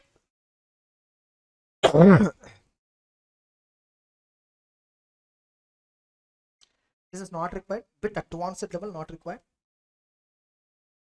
Write about audit processes related to subsequent event when fact came to the auditor after the financial statements have been issued. Same, discuss with management, see whether financials require amendment, how management is going to address this. Carry out audit processes necessary in the circumstance. Check the steps taken by management to ensure that whoever have already downloaded the annual reports were informed of the situation. Company sent bulk mails and all to all the shareholders that whatever mails, whatever annual report we send you, please ignore. We are sending a revised annual report. Like that, they sent bulk mails. They gave a newspaper advertisement, all that. Fine, which is good. And extend audit procedures till the date of new audit report. Provide a new audit report on the amended financials. The new audit report date shall not be earlier than the date of amended financial statements. And in emphasis of matter paragraph or other matter paragraph, you please discuss the reason why financials were amended. Getting it? Then, if management does not take necessary step, auditor will seek prevent further reliance on the audit report. Auditor have to take necessary steps so that people will stop trusting the audit report, because audit report contains mistake. If despite of notifying management does not take any steps, then you should take appropriate action. Like I told you, attending the AGM and then talking in the AGM. Standard is over, 560. Clear? That's it. SA 260, communication with those charged with the governance. So this standard is specifically talking about the auditor has to communicate certain things with top management. Like you see in many standards, discuss with management where appropriate, those charged with governance, that and all. They're saying significant matters you have to discuss with top management, like that. What are all that I have to discuss with top management of the entity? For sure. Remaining items, whether you discuss or not, that's your judgment. But this standard says compulsorily there are some issues which you must discuss with top management. The issues are auditor responsibilities. You must communicate with the top management what are responsibilities of auditor. And by the way, we are communicating this through terms of engagement letter. Are we communicating with the management, those charged with the governance, through an engagement letter? What are auditor responsibilities? What are management responsibilities? All that. Yes or no? So the auditor, you have to communicate that auditor is responsible only for opinion. Yes or no? On the financials which are prepared by management under the direction of those charged with governance, with the oversight of those charged with governance. Just because we are doing audit of financials does not relieve management from their responsibilities. Their responsibilities for the businesses, they are only responsible. Yes or no? Their governing responsibilities will not be affected by the fact that we are doing audit. And we should also communicate planned scope and timing of audit. We should briefly tell them what I'm going to cover in the audit. Dear company, you have some 10-15 branches, right? I'm going to visit 8 branches. Scope. Of course, I have to comment on the entire financial statements which are prepared based on these 15 branches operations. But I will cover 8 branches I'll be visiting. So this is the time that I'm going to come. Every once in 3 months, I will come for 15 days and do the audit. Once 31st March is over, I will stay directly 40 days and then do the audit. So I need to tell the management what is the overall scope and plan of the audit. Getting it? So planned scope and timing of the audit, so that they will make arrangements. They will make themselves available during the time. You suddenly go and director calling, you can't know. First, for them, what is most important? Business is important first. Then only audit. If business is there, audit is there. So no. Significant findings from the audit. What else I should communicate? Significant findings. What do you mean by significant findings? What is your view on qualitative aspect of entities accounting practices? As a part of audit, you have evaluated financial statements. You have evaluated our reporting systems, financial reporting systems. You have evaluated our books of accounts, how our accounting practices are. So if you have any significant view on qualitative entities accounting practices, like choosing accounting policies, choosing accounting estimates related to financial statements, disclosures, all that, have you found any something suspicious things, all that, discuss with them. Significant difficulties, if any, encountered. If at all, when you are doing audit, if at all you are feeling significant difficulty in particular area, communicate with them. Tell them to give additional staff if possible. GST reconciliation they didn't do, which they are supposed to do. They didn't do that reconciliation. Unnecessarily, our work burden is increasing like anything. Communicate with top management. significant matters arising during the audit that were already discussed with management. Significant matters, any important issues that were arisen in audit, and whatever written representation that you want. Written representation generally we will take from those charged with governance. Of course, we will take from respective department, but one more representation we want from those charged with governance. We will take a representation letter as per 580 standard. We will take a representation letter as per 580 standard. Further, circumstances that affect the form and content of audit report, if any. Remember, I told you in 705, whenever you are modifying the report to include an emphasis of matter para, other matter para, or modified opinion, you have to communicate to the management. Circumstances that affect form and content of audit report, any other significant matter which in your point of view relevant to top management's understanding, that also you communicate. So what are all auditor has to communicate?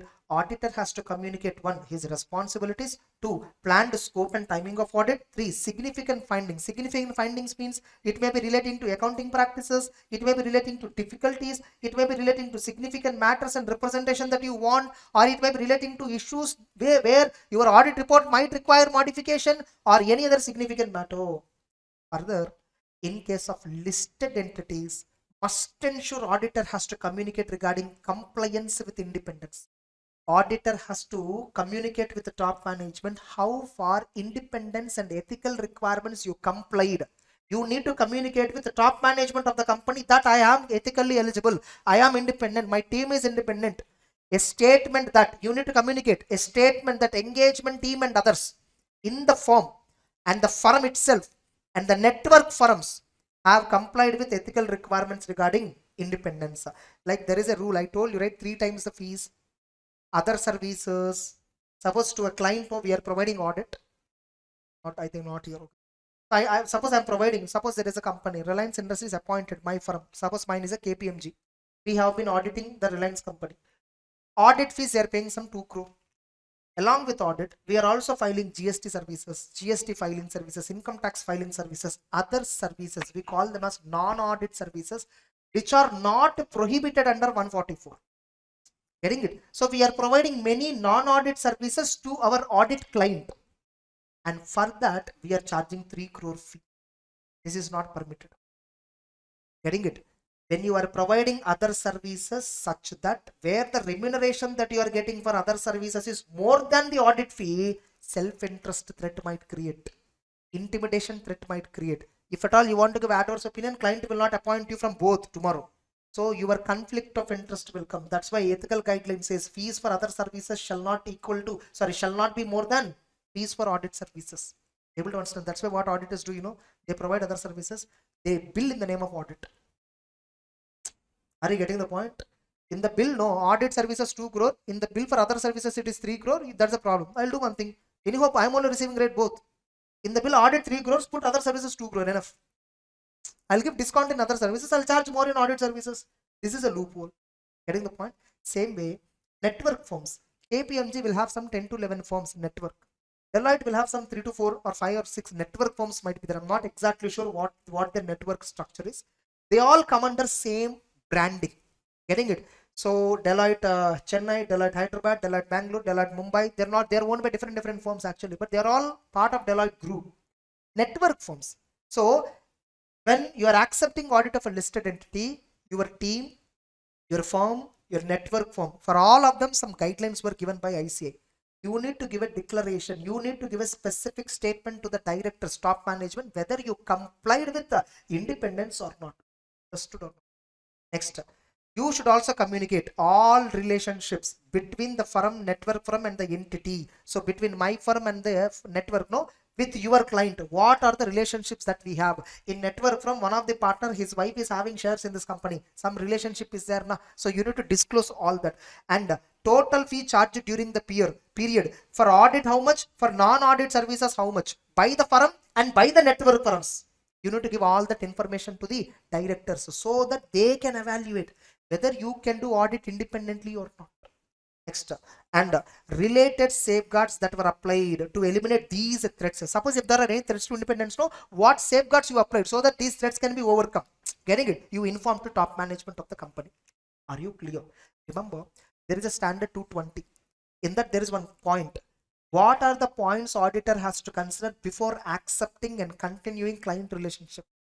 Before you accept the relationship itself, you will check all the relevant ethical requirements. Inside that, one of the point is ethical requirements.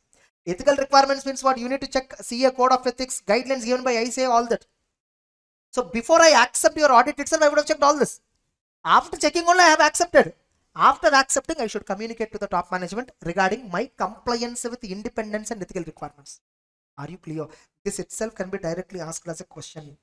4 marks question. Communication of auditors. Communication of auditors independence in case of listed entities is one of the important aspect while communicating with those charged with governance. Comment. 4 marks question. Able to understand? Only this itself can be directly asked. Further, what should be the communication process? What should be the form of communication? When you will be communicate? What generally you will include in communication? Auditor has to decide with the management.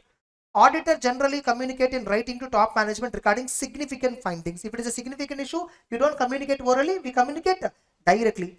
Written communication need not include all matters that arose during the audit. Each and every issue you need not communicate. Whatever you feel that requires their attention, communicate. The auditor shall communicate on a timely basis. Don't keep it up to end of the audit. Communicate in now itself. Every week, every 3 days, whenever the issue is severe, immediately communicate so that something can be done. Now, auditor has to ensure the communication process is adequate. Hey, management should not feel, top management should not feel like auditor is doing his audit in isolated manner. He is taking care, he is not even interacting with us. Such a kind of opinion top management should not get. You should continuously involve with them, discuss with them. Because remember, they are the only one who can give you best evidence, best information. And documentation. The standard specifically says whatever matters that you communicate orally, if it is very important, please document them. With whom you communicated, when you communicated, all that you document. Where matters are communicated in writing already, through mail you communicated, just get a copy of the mail as part of your documentation.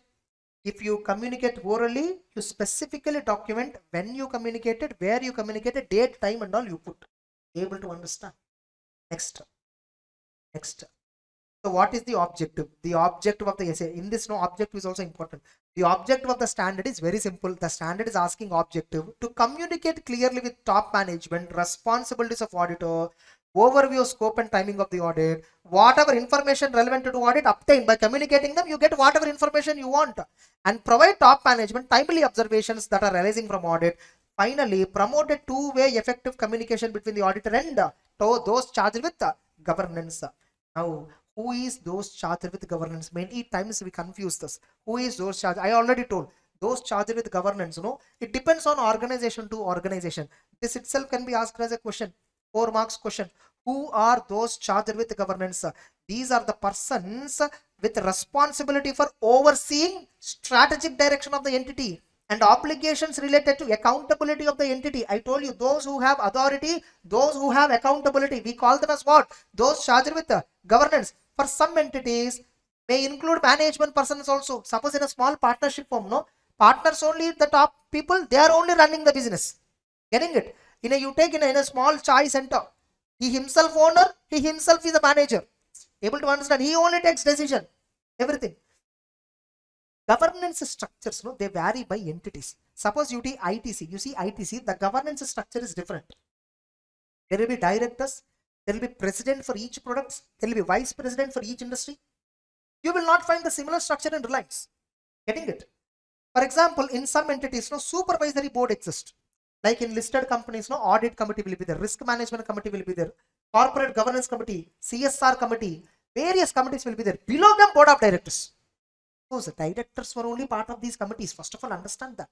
But committee will primarily look into the things, then directors will take a decision. Committees will guide them. Able to understand? And directors will take. Remember, not every director is well versed with every aspect of the company. Some directors are good at finance. Some directors are good at management. Some directors are good at production. Some directors are good at marketing. So the director who is good at marketing and production will be part of risk management committee. The director who is good at finance and law, he is part of audit committee. Able to understand? So with respect to all audit accounts related decision, audit committee will involve. Will all with respect to all marketing, risk, business analysis, all this business continuity processes, all that risk management committee will involve. Able to understand? So in that case, those charged with governance means supervisory body, probably. So when we have an issue and there is an audit committee, we directly communicate with audit committee. Able to understand? If there is no such committees and all, only board of directors are there directly, we will communicate with them. Suppose it's a private limited company, 3 shareholders, 3 of them are directors, 3 of them are doing the business, then we will communicate with 3 of them. That's what they told. So in some cases, some of them are involved or all of them are involved in managing the entity. Getting it? Suppose you see Reliance Industries, Neeta Ambani is a non-executive director. She will not involve in the managing the company. She will not participate in the business everywhere. She may participate only in the board meetings, but otherwise she won't participate. In most entities, whatever it is, governance is a collective responsibility of the entire governing body. In smaller entities, one person may be held with governance. He himself is owner, he himself is manager. Such diversity means it is not possible to specify for all audits with whom auditor has to communicate particular matters. Looking at these diverse cases, getting it? We cannot decide concretely who is exactly those charged with governance. Indirectly, the question says you should decide by applying common sense. So, what is the appropriate person to whom you have to communicate? Directly ask the client. Whoever appointed you, ask him. He will tell you to whom you have to communicate. Sir, you have accounting doubts.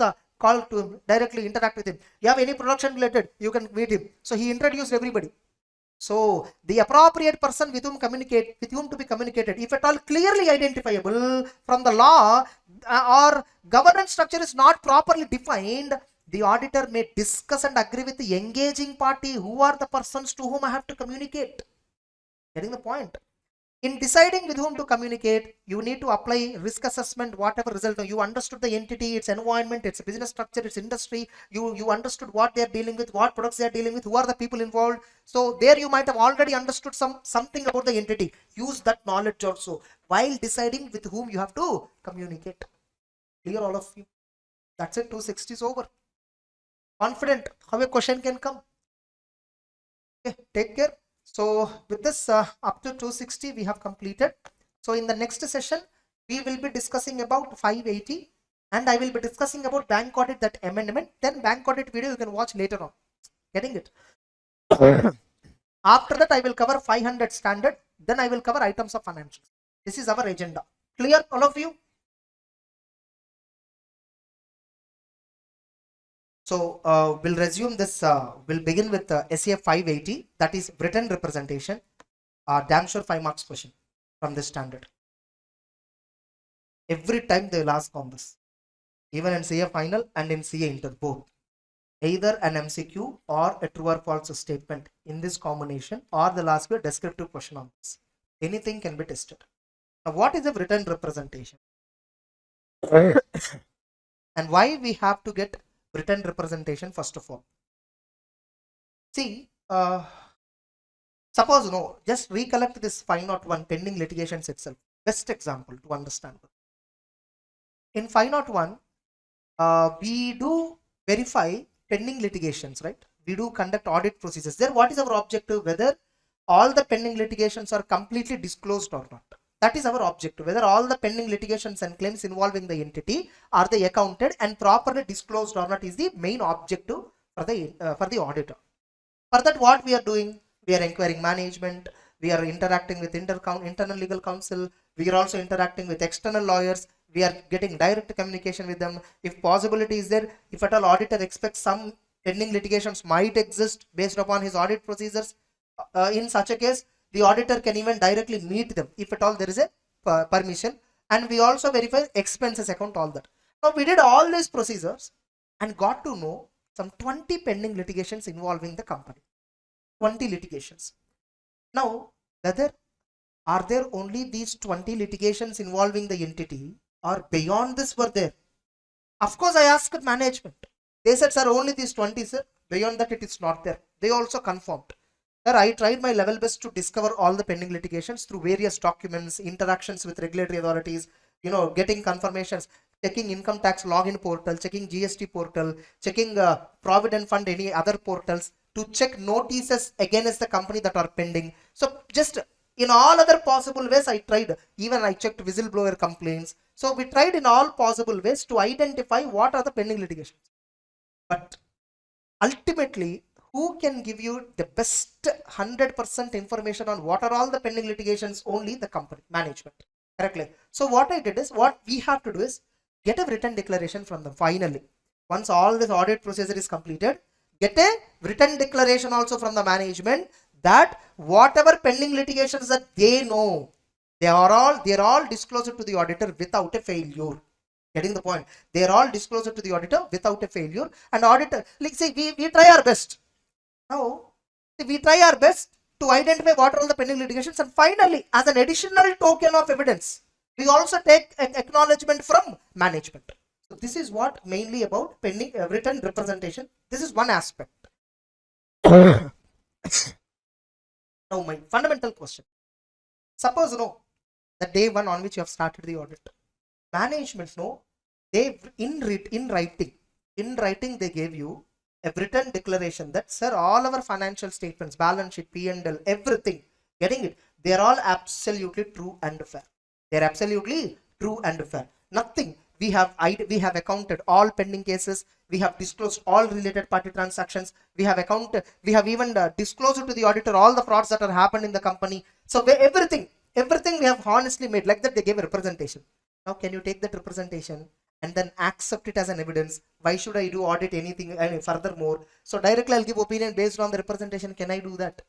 No. Now, why are we taking written representation then? This is an additional evidence. That's it. Written representation on its own cannot act as a sufficient appropriate evidence. Written representation is a corroborative in nature. It is only supporting in nature. It cannot act as a main evidence. So you see written representation. Written representation is what? It's a written statement by management to confirm certain matters. Remember, through written representations, you are getting information that is confirmative in nature.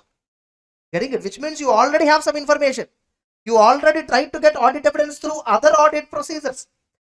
One audit procedure is through written representation. One type of evidence is what? Written representation. So to confirm certain matters or to support other audit evidence. Written representation do not include financials, assertions therein, or supporting books and records. See, financial statements are also something prepared by management only. Financial statements and books of accounts, everything are in writing only. Yes or no? They are in electronic form or in documentary form, whatever. They are in writing, right? They are in documentary. See, in writing means nothing but documentary form. Documentary means it can be physical document or electronic document, whatever. So, financial statements are also prepared by management. Books of accounts are also prepared by management. And inside the financial, so many assertions they made. Can I call them as a written representation? No. What is written representation then? In the financials, in the books of accounts, any particular item, if you want a confirmation on that item, we will give you a separate letter to you. And that's called as written representation. Written representation is always in a format of a letter.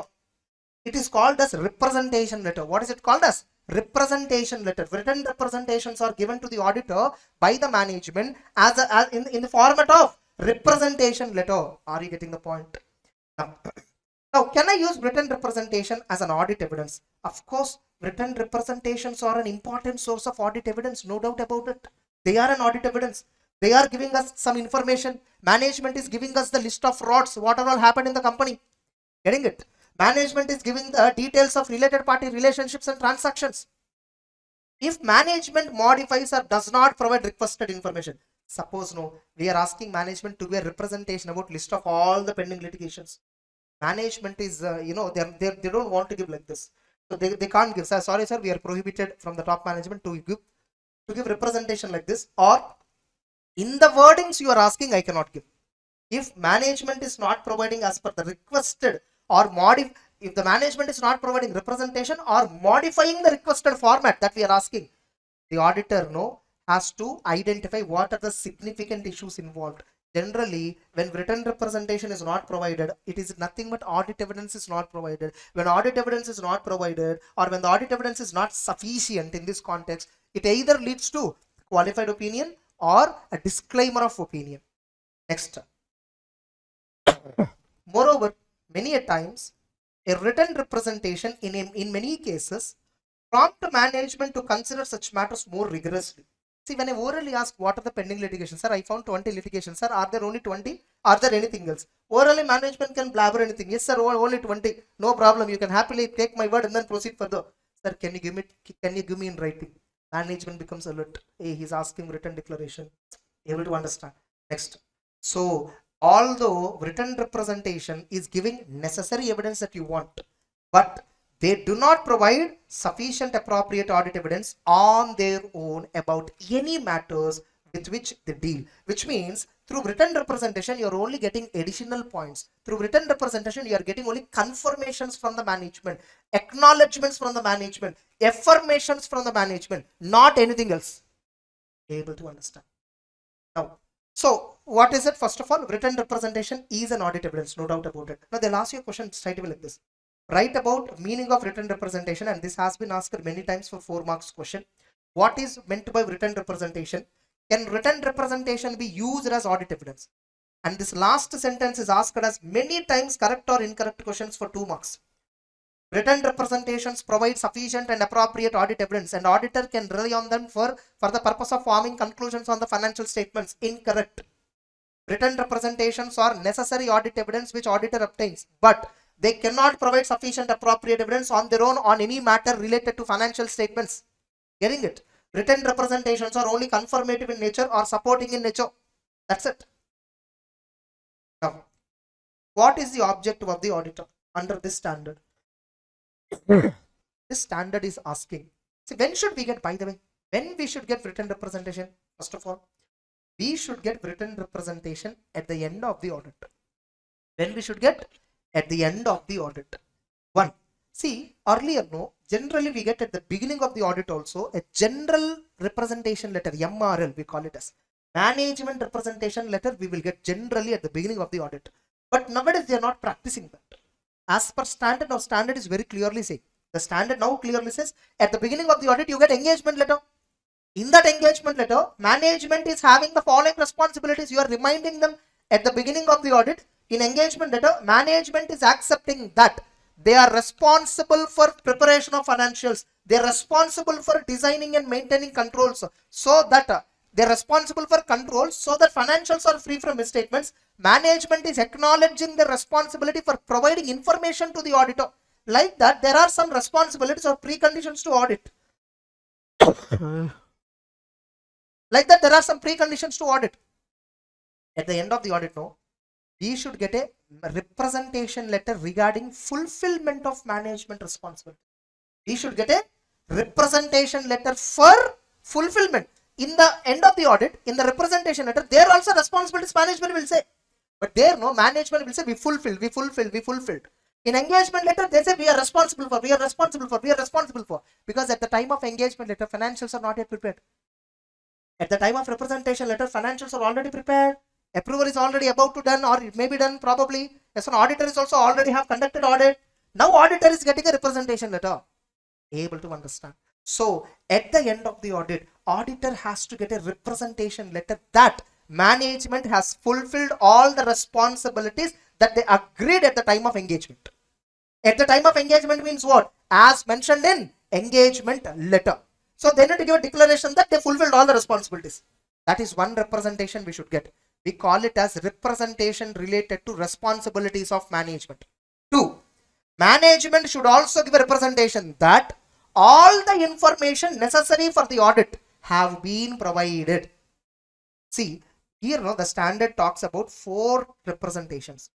Actually 3 representations, I'll tell you. 1, auditor should get representations for management responsibilities. One auditor should get representation for management responsibilities. 2, auditor shall get representation when there is a requirement under other standard on audit. When auditor should get representation? 1, auditor should get representation regarding management responsibilities fulfillment. 2, auditor should get representation when there is a requirement under other standard on audit. 3, when auditor himself decide, when decided by the auditor on any particular matter, when decided by auditor in his professional judgment, If auditor thoughts In his professional judgment, he wants a representation. Suppose company has entered into one transaction with one customer where company has given unusual credit period. They sold it to a customer huge amount and the credit period was more than 1 year. Generally, this is not an accepted business practice. The company has given a proper reason to it why they have given credit period like that. That is such a major transaction, unusual transaction. For this, I asked representation. Why you have given unusual credit period to customer? Give me reasons. They told me all the reasons. Mention all those reasons on a paper and give me a letter that you have given on these exceptional cases. You have provided the customer this credit period because of so and so reasons. You give me a written statement. Here, auditor is asking representation because he felt it is required. Next, another auditor will obtain representation from management when there is a requirement under other standards on auditing. Best example, I told you in the previous session, 501 pending litigations. You should get a representation that all the pending litigations are disclosed. Even in subsequent events, I told you what is the audit procedure. Auditor has to get a representation that all known subsequent events till the date of approval of the financials or till the date of audit report were identified, accounted and disclosed to the auditor. Like this, management has to give a declaration, written representation. Even there is a standard called 240. Inside that, auditor should specifically get a representation that all the frauds and suspected frauds are shown to the auditor. Be able to understand, all of you. So under various standards, they say get a representation, get a representation. So in that case, we should get. And this standard also specifically says you should get a representation on management responsibilities. What are management responsibilities? For preparation and presentation of financial statements as per applicable financial reporting framework, that they fulfilled. The management has prepared and presented the financials as per applicable financial reporting framework. So on that, they need to give representation. 2, management has to give a declaration that all information necessary for auditor for the purpose of audit is provided to the auditor. Remember, we may not know what are all the information that is there in the entity. Whatever records they are maintaining, they should tell us. Sir, we have maintained fixed assets. What record you maintain? Company, what records maintain? Sir, we maintain fixed asset register, sir. We maintain separate fixed assets. No, we check condition. Regarding that condition related certification record we are maintaining. We are also maintaining a record called disposal record separately. We are maintaining a new acquisition record separately. Like this, company is maintaining per fixed assets some 4 or 5 records. Now we should, how do as an auditor I know that company is maintaining these many records? But I know all these records are useful for audit. I will tell them generally, please provide me all the records you are maintaining. That will help in my audit. Now tell me, whose responsibility to provide me all these records? Management is only responsible, not me. Yes or no? So I will get a representation that all the information that is maintained by the entity and relevant for the auditor for the purpose of audit is provided to the auditor. This is the responsibility of management. Yes or no? Rights of the auditor. You remember, all the information you have a right. So you tell them at the beginning of the audit itself, look, any record you maintain, every record you maintain, you first show me. Then accordingly I will decide. So this is a very important aspect. This we will discuss. This is what here it is. So the objective to obtain representation from management that they believe they fulfilled the responsibility for preparation of financials and for completeness of the information provided to auditor. 2, to support other audit evidence, on a specific assertion by means of representation if determined necessary by the auditor, or if the representation is required by other standard on auditing. You see totally 3 situations. This is regarding management responsibility. This is when auditor requires in professional judgment. This is when auditor feels that necessary to obtain as per other standards on auditing. Are you getting it? Now you got representation. Okay, what will you do? Respond appropriately whatever they give. Now when they give representation, don't you read it?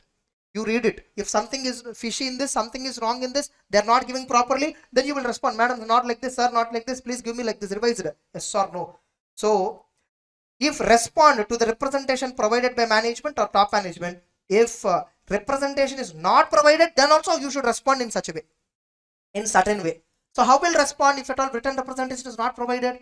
We respond by our audit report.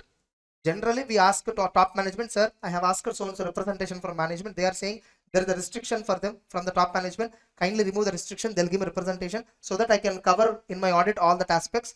Okay. If at all management or top management are not agreeing to give, what we will do?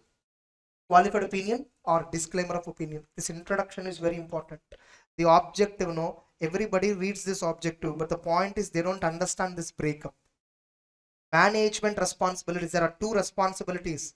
One, for preparation of financials. Two, to provide information to the auditor. Both are responsibilities of management. For both of this, whether they fulfilled it or not, we should get a specific representation letter. Two, we should get representation if we decided for certain item in the or assertion in the financials. Three, we should get representation when there is a requirement under other standard on audit. Now let's look at the representation letter format. Let's look at representation letter format.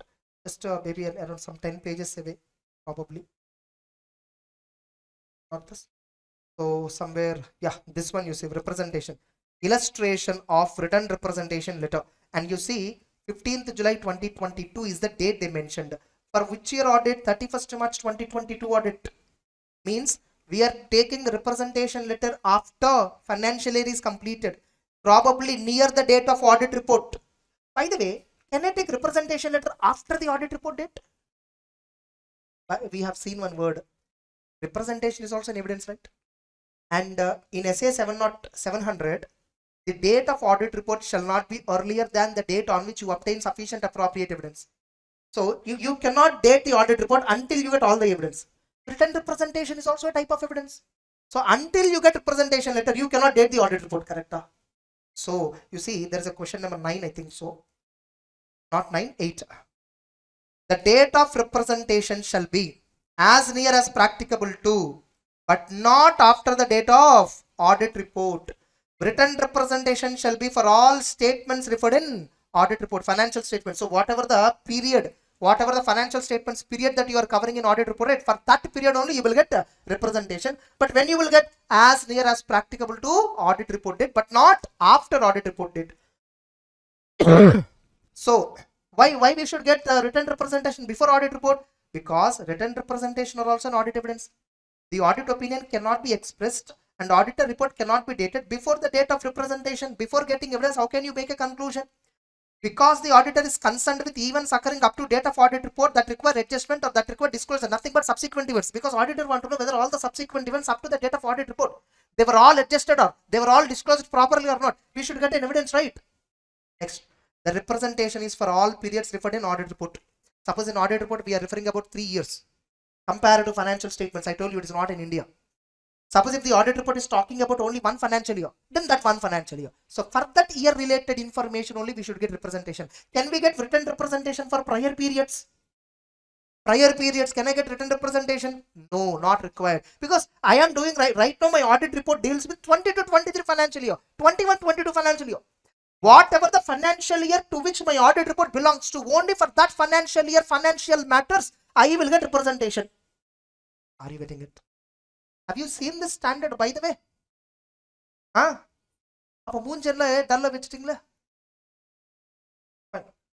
Suffocating. Fine, right, everybody? Now, this point you see, this can be asked as a question, practical question. I'll give you this question. Suppose, no, when the auditor was appointed, when engagement letter was obtained, at that time, the CFO of the company was so-and-so person. Now, after 6 months, I was appointed as an auditor. The CFO left the company.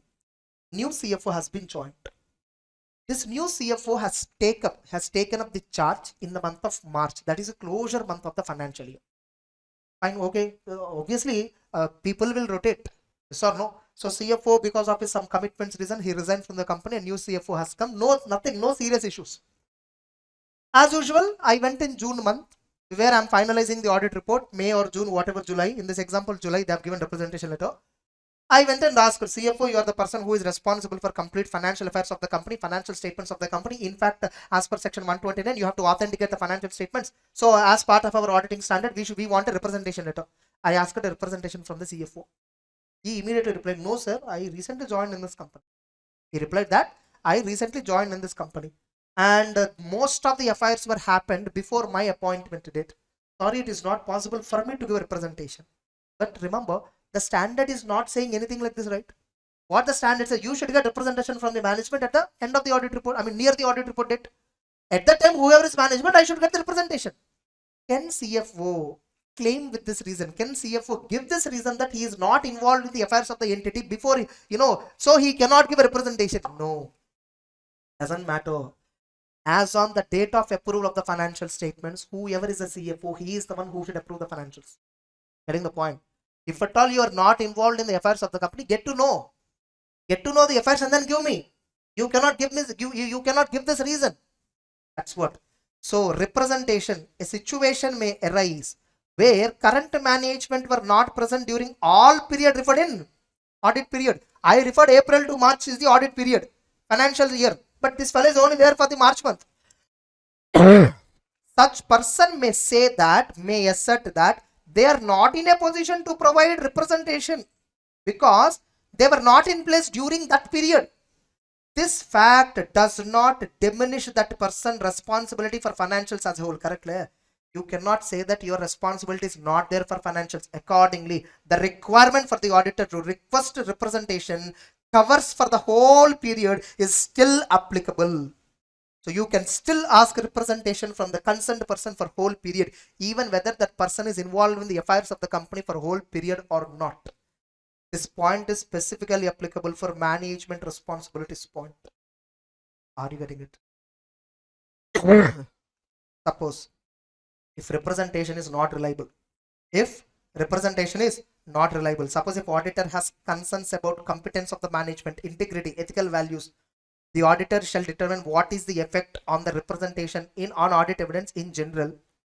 If written representations are inconsistent, they are not consistent with other audit evidence. Means when I verified pending litigations, I found 20. Management, no, they gave representation that there are only 18 litigations. So I found 20. Management gave 18. Getting it? As per the representation, the representation is inconsistent with my other audit evidence. Then what auditor? Performs audit procedure to resolve. Sit with the management. Sir, I found 20. Sir, I don't know which 2 is missing. So you found certain items which management missed. So resolve the matter. Suppose if at all it remains unresolved. If at all still it is unresolved, which means somewhere management is not cooperating. Auditor shall reconsider the competence, integrity, values and diligence of the management. How far management is competent in identifying this? How far they are with integrity, ethical values? Just reconsider. And if you consider that, if you understood that management is dodging you in every way, now you realized whatever previously they have given representations, right? Look at their authenticity also. And if auditor concludes ultimately that written representations given by management are not reliable anymore, all these days the representations which I got, I thought management is honestly disclosing. But now when I discuss with pending litigations, when a material litigation comes in situation, management is trying to hide so much of information. And I felt in my past information, whatever they have given also, I got a doubt. Getting it? The audit report, the auditor has to take appropriate action, including what is its possible effect. Remember, they have cleverly used it as possible effect because you have not got evidence on the 705, which means either you may give a qualified opinion depending upon pervasive, or you will give a disclaimer of opinion. Suppose if management is not providing it, sorry sir, we don't provide. Like CFO, say for example, right now I said, sir, I was not there throughout the period, I will not provide.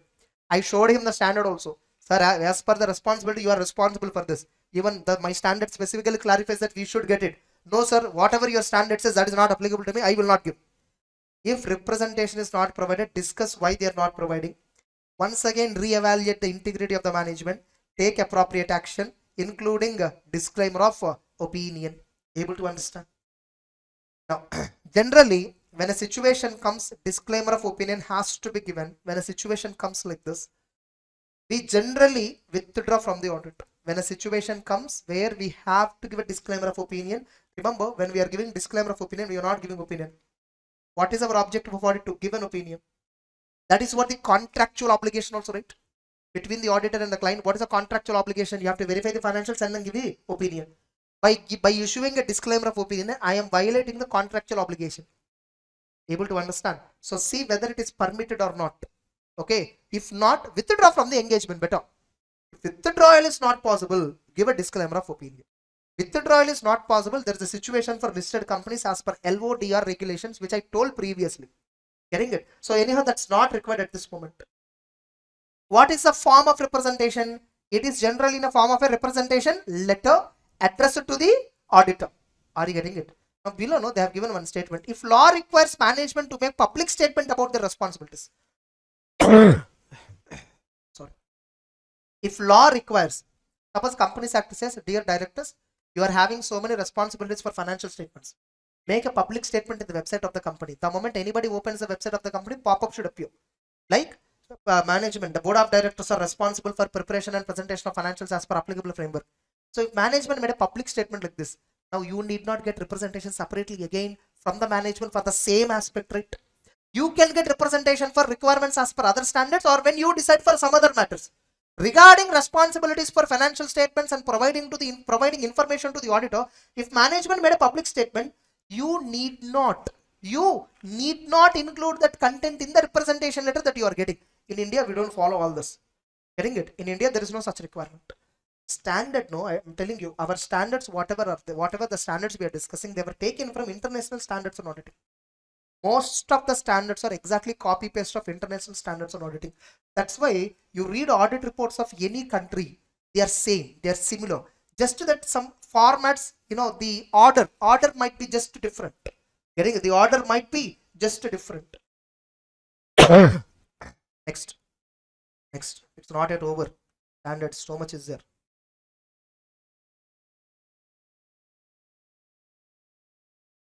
So first, so write about representation about management responsibilities. Representation about management. By the way, from whom we should get representation? From the management, according to you, who has knowledge of the matter, consent. Written representation related to fulfillment of responsibilities or to support other audit evidence or one or more assertions in the financials, whatever. Next, written representations about management responsibilities involves 1. Preparation of financial statements. 2. They should give representation that information provided to the auditor is complete. Are you getting it? The auditor shall request management to provide a representation that management, it has provided the auditor with all the information, access as agreed in the terms of engagement, and all transactions have been recorded and reflected in the financials. Nothing is omitted. So management has to give a representation like this to the auditor. That is 1. 2. Management has to give a representation that they fulfilled its responsibility for preparation of financials in accordance with applicable framework. Due to its responsibility for preparation and presentation of financials for conduct of entity's business, management would be expected to have a sufficient knowledge of the process followed by the entity in preparing on which to base representation. Nothing but, see, management is responsible for preparing financial statements. What process they are following? What controls they established so that financial statements will be prepared smoothly, without any errors, without any material misstatements, all that. Generally, in big companies, they'll have a completely automation. So trial balance is automatically generated. From the trial balance, schedule 3 is automatically generated. From the schedule 3, schedules are automatically generated. Just to disclosures alone, management will add extra. Narrative disclosures alone, management will draft. That too, they'll copy paste from last year only. They'll modify the information as per the current year, relevance. However, sometimes management may decide to make inquiries of others who participate in preparing the financials. Okay, in that case, including individuals who have specialized knowledge relating to the matters about representations. Such individuals may include an actuary, staff engineer, internal counsel. See, nothing.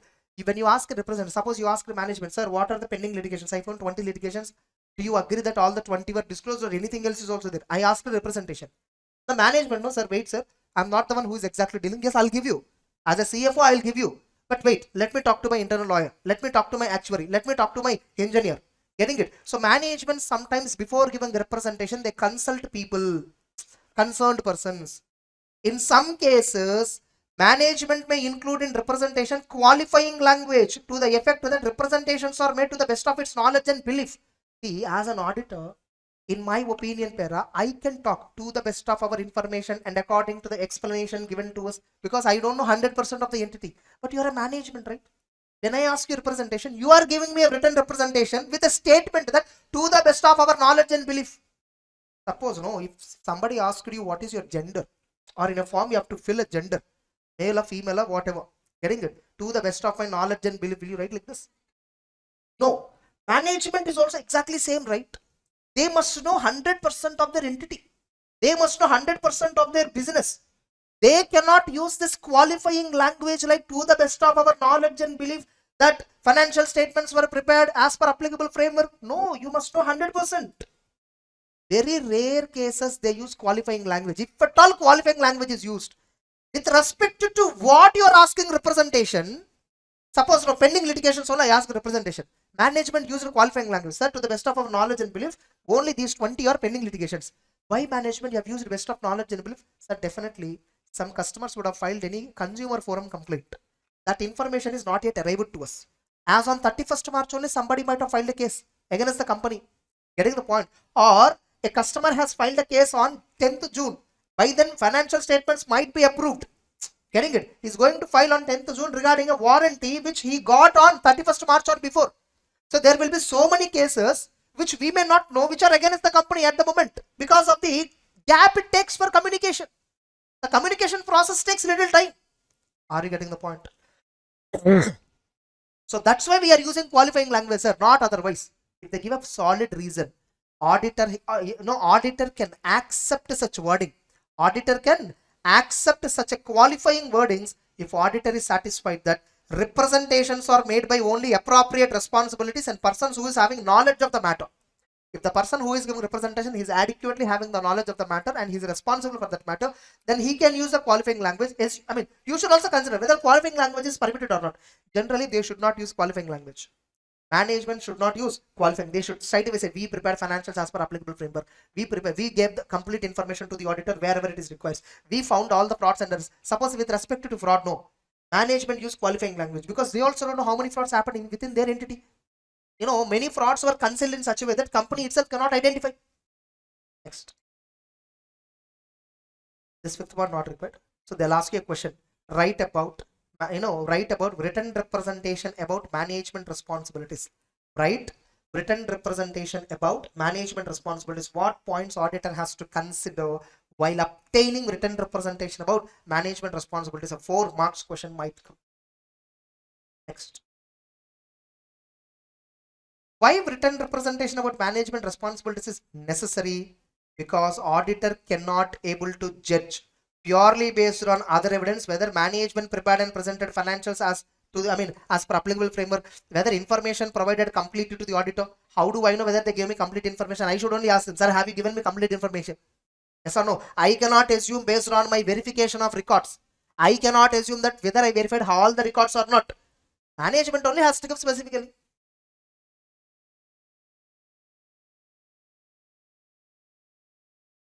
Now, fifth point, this itself can be asked as a separate question. What is this question? They'll give you a question like this. Under what circumstances the auditor will ask management to reconfirm its acknowledgement, understanding of those responsibilities in written representation? They gave a representation already. That what are the responsibilities, all that they gave a representation. We will once again ask management to reconfirm that. Under what circumstances we will reconfirm? This is particularly appropriate where auditor will generally ask management to reconfirm the responsibilities which they agreed already. Change of management, one reason. You see, the terms of engagement were prepared in previous year. One thing, terms were agreed last year. Okay, now whether they accept the responsibilities, again the same. Already terms were agreed. Management already accepted the responsibility. This year, no, I'm just asking them once again to reconfirm your responsibilities. So they just gave a reconfirmation letter. Those who signed the terms of engagement no longer have relevant responsibilities. Nothing but CFO has been changed. So in that case, no, once again I'll ask the new CFO, sir, previous CFO has given a representation letter that he is responsible for all this. Actually, for you also it is responsible. CFO designation is important. Whether you signed or another CFO signed, that is not important. For us, it is CFO who signed. But then, since the person has been changed, we are asking you to once again reconfirm whether you are okay with it or not. Or if there is an indication that management misunderstood the responsibility. If you think management is not understanding clearly, you once again explain what are the responsibilities. Please reconfirm once again that you understood. Can we do all this or not in reality also? Generally, if at all we are mentioning address to any friend, we are referring. If you didn't understand the address, no exact route. Once again, we ask them, you tell me once. Phone number also, you see, when we tell to others phone number, they just reconfirm once. Okay, is this the same number? Yes or no? Exactly, that's what in audit also. Changes in circumstances that makes it appropriate. Because of the circumstances, you are asking once again to reconfirm. This is straight question possible, 4 marks question. Straight question for possible. It has asked in CA final once. Okay, in CA final this was tested once. Under what circumstances auditor will ask management to reconfirm its responsibilities that were already agreed?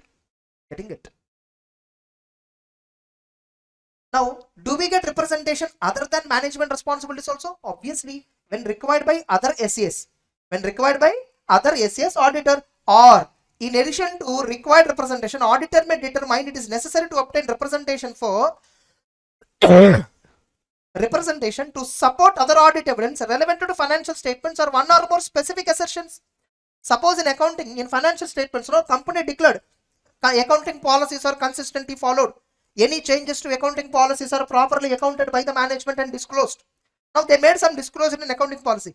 Regarding accounting policy, you may ask a specific representation. So they have a question here below.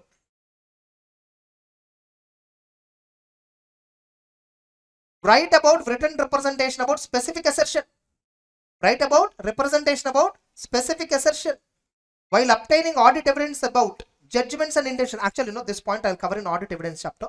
In audit evidence, this point will come as it is. Okay, this you can read it later. After audit evidence, the topic I have discussed. But this you hold it later.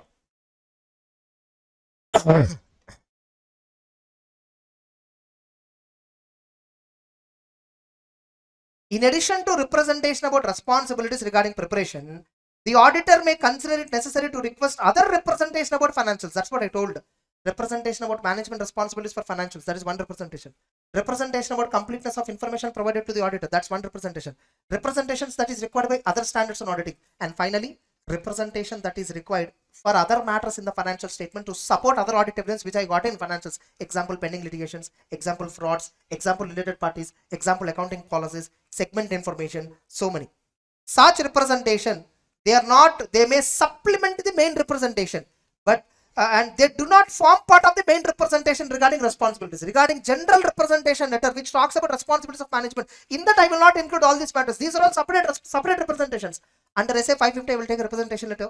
Under SA 540 I will take a representation letter. Because of accounting policies changes I will take a representation letter. I will take a representation letter for subsequent events. These are all separate representation letters. They are all supplementary to main representation letter. They may include, for example, you see, written representation about selection and accounting policies, whether they are appropriate, whether the entity is having any plans or intentions that will affect values of the assets and liabilities, like is there any revaluation, all that. Liabilities regarding contingent or actual. The entity regarding title, lien, encumbrances on the assets. Company might have taken so many loans by keeping security of the assets. So what are all the assets which are offered for security? I can take a representation. Regarding compliances with laws and regulations and contractual arrangements and non-compliances thereof, I will take a representation. Compliance with laws and regulations, I may take a representation. That's it.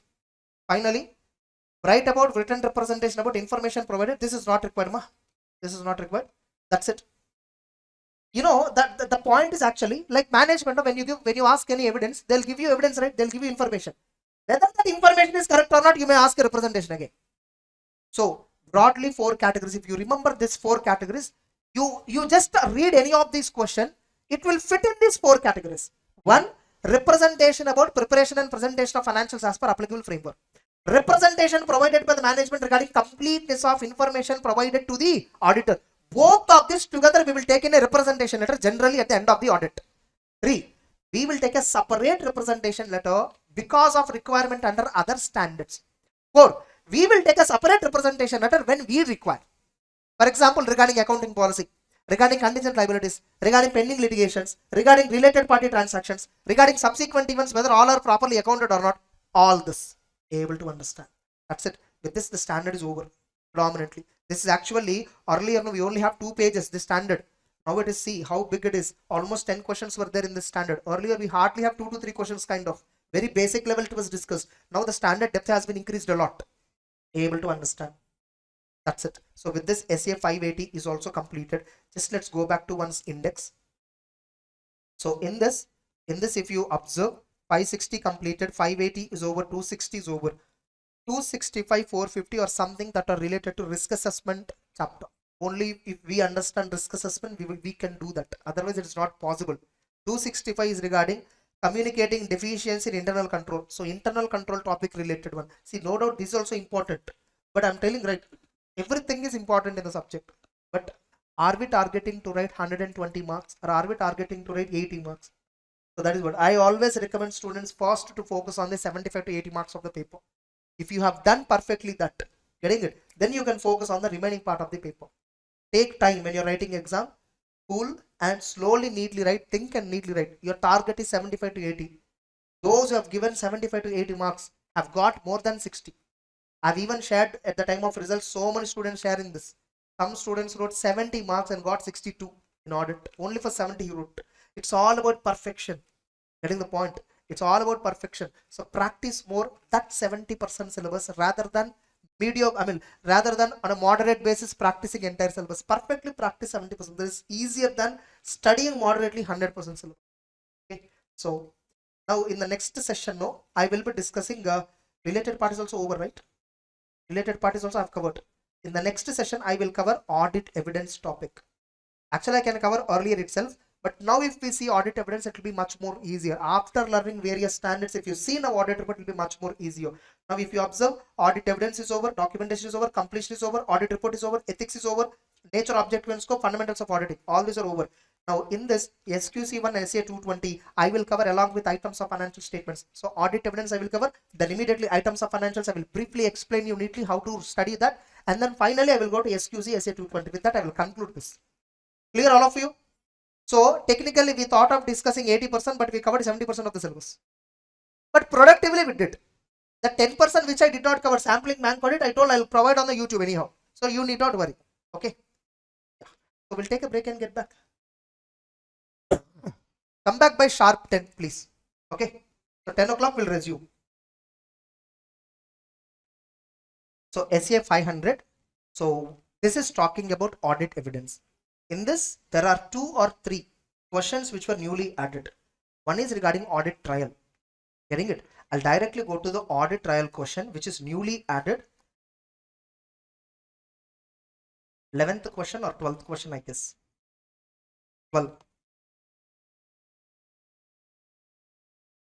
So what is the concept of audit trial? See, once upon a time, generally this audit trial feature is very much enabled in SAP. And there is a software called Joho and QuickBooks. Like that, there are some softwares where this audit trial feature has been enabled from long ago.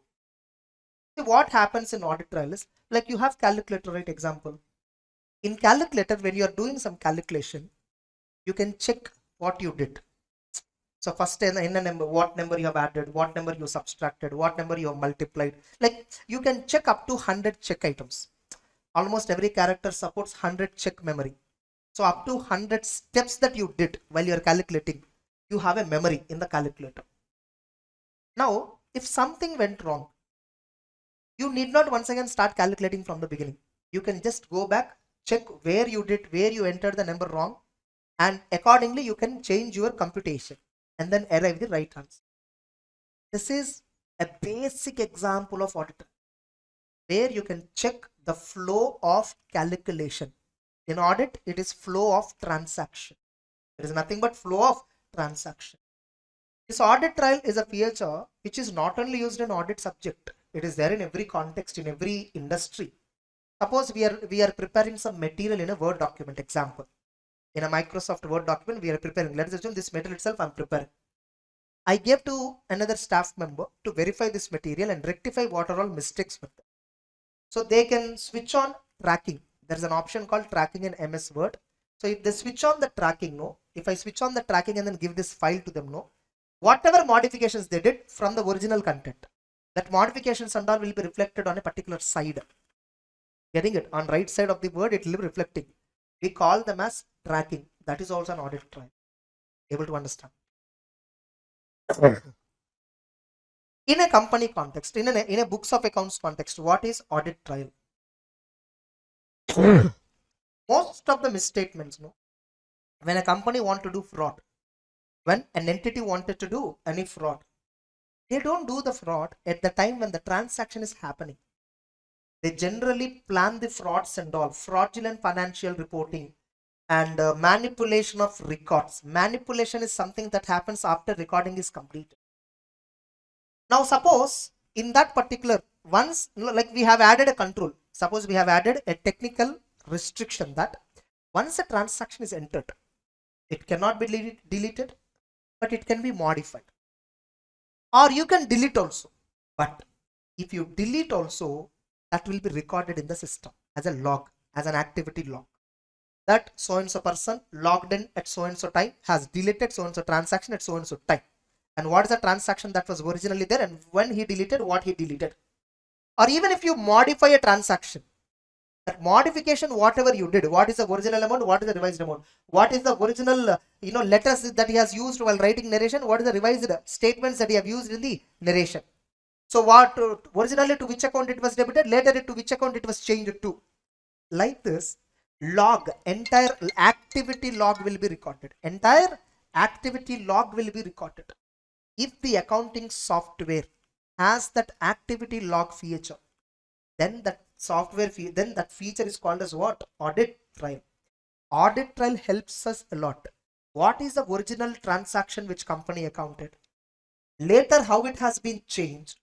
You can inquire why there is a change, so that you can understand, you can get a sufficient appropriate evidence about all this. The audit trail feature is mandatory from 1st April 2022 financial year onwards to all companies. Under Companies Act 143 subsection 3, there is an affirmations items. In that, there is some 10th clause is there. Inside that 6th or 7th subclause, it clearly says the feature of audit trail is compulsory for companies from the financial year commencing on or after 1st April 2022. Every company. Accordingly, today in the market, or Tally software, SAP software, every software has audit trail feature. And a company has to record the trial. Trial means nothing but the log. They have to record, they have to retain it for 8 years. What is the retention period for books of accounts? 8 years for the companies. I'm not talking about documentation retention period. Documentation is for auditor. I am talking about books of accounts retention by the company. So a company has to retain books of accounts for a minimum period of 8 years after the end of the reporting date. Are you getting the point? For that many years, audit trail should also be preserved. That is audit trail. Now you see, audit trail is a documented flow of a transaction. It is used to investigate how source document was translated into a journal entry, and from there where it was inserted into financial statement. It is used as audit evidence to establish authentication and integrity. Audit trail helps in maintaining record of system and user activity. That's called log. We simply call it as what? System activity or user activity is called as what? Logbook. Getting it? It's called as log. In your phone also, how many times you unlocked, what apps you opened, what apps you installed and uninstalled, on which date it was done, entire log will be recorded in your phone also. Getting it? Unless you do a factory reset, it will be done. It will be recorded everywhere. So in settings, somewhere in the status information, you'll find all this information.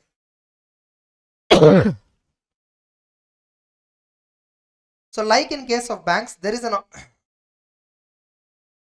audit trail keeping track of log-on activity, detailing record of log-on items and how many times you logged on, like on which devices you have used, all that. That's why you see in many audit forms also today, articles and all, even staff members and all, they will be given user ID passwords. They can't just like open any system just like that and start working. The moment they open a system, it will ask user ID and password. You have to enter your own user ID and password. So the server, office admin, computer admin, he will understand where and all you try to log in, when you try to log in, all that. So audit trail is a step-by-step record by which accounting, trade information and other financial data can be traced to their source. Audit trails are used to verify and track many types of transactions, including financial transactions. So through audit trail feature, you can understand. Suppose in the financial statements, the purchases some 10,000 crore is there. So what is the breakup for this? You will get month-wise breakup. What is the breakup for each month? You will get date-wise breakup. What is the breakup for each date? You will get transaction-wise breakup. What is the breakup for transaction if you open?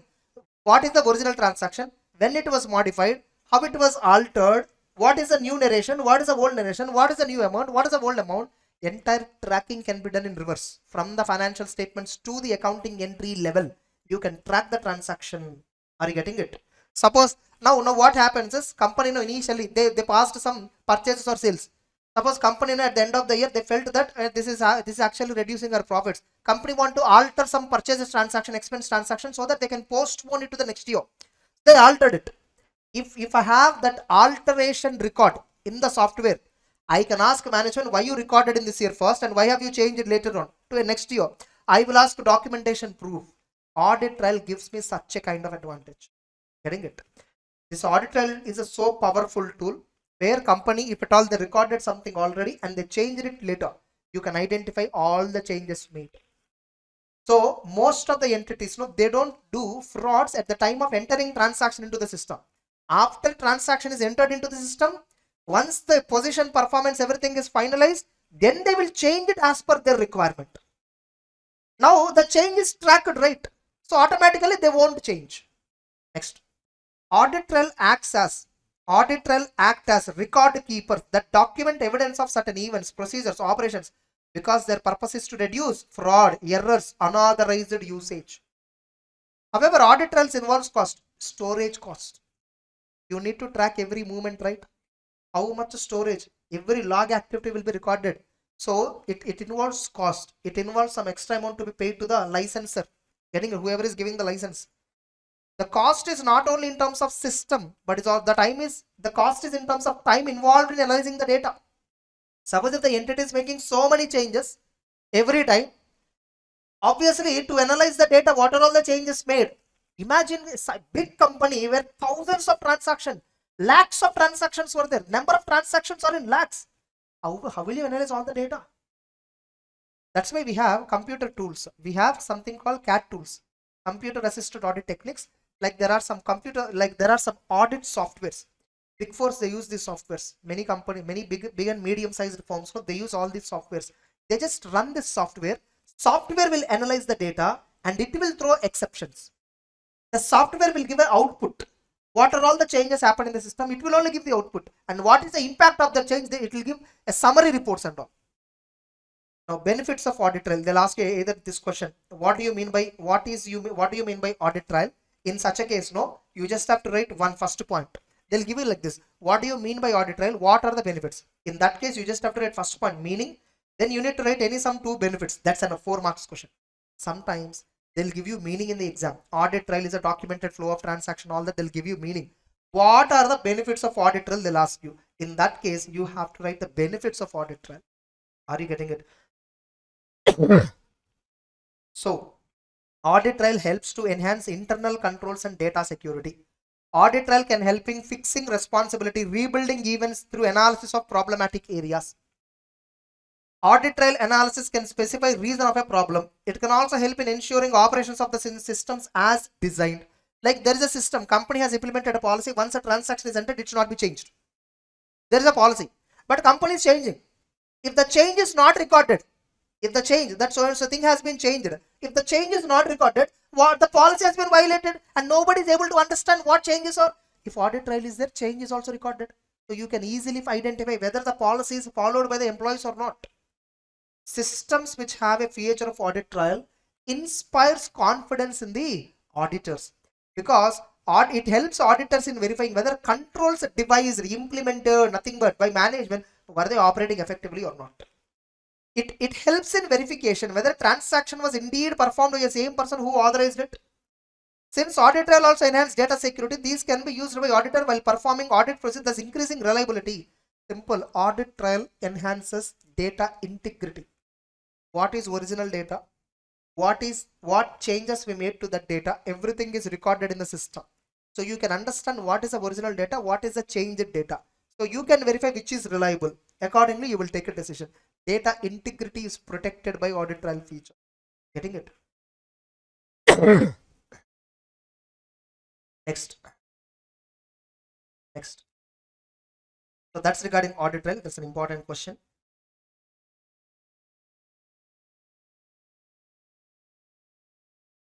Now let's come to the first one.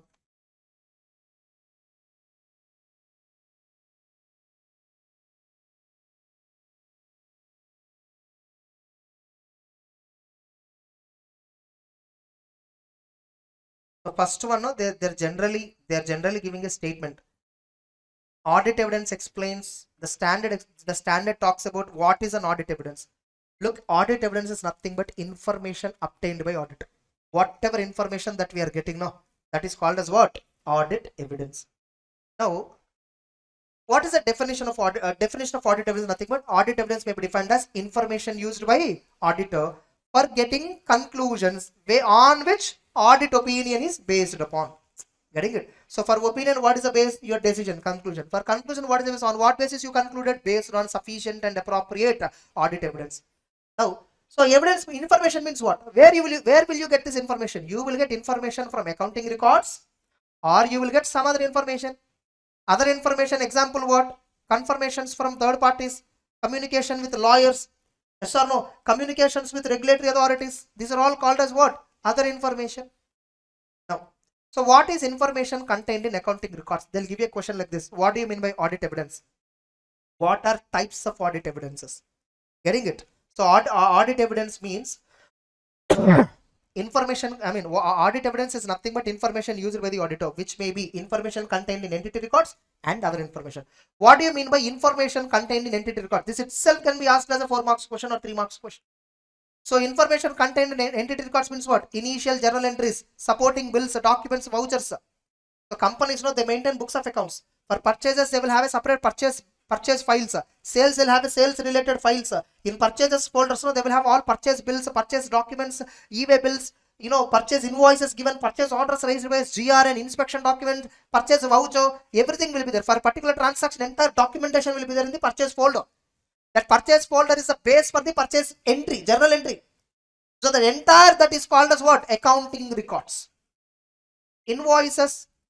So invoices, contracts, contract documents, ledgers, and records such as some worksheets, spreadsheets, whatever workings related to accounting, whatever documentation is there, that entirely is called as what? Accounting records. Other information means what? Minutes of the meetings, written confirmations, manuals, written representations. Getting the point? We remember, written representation does not include financial statements, books of accounts, and any information contained therein.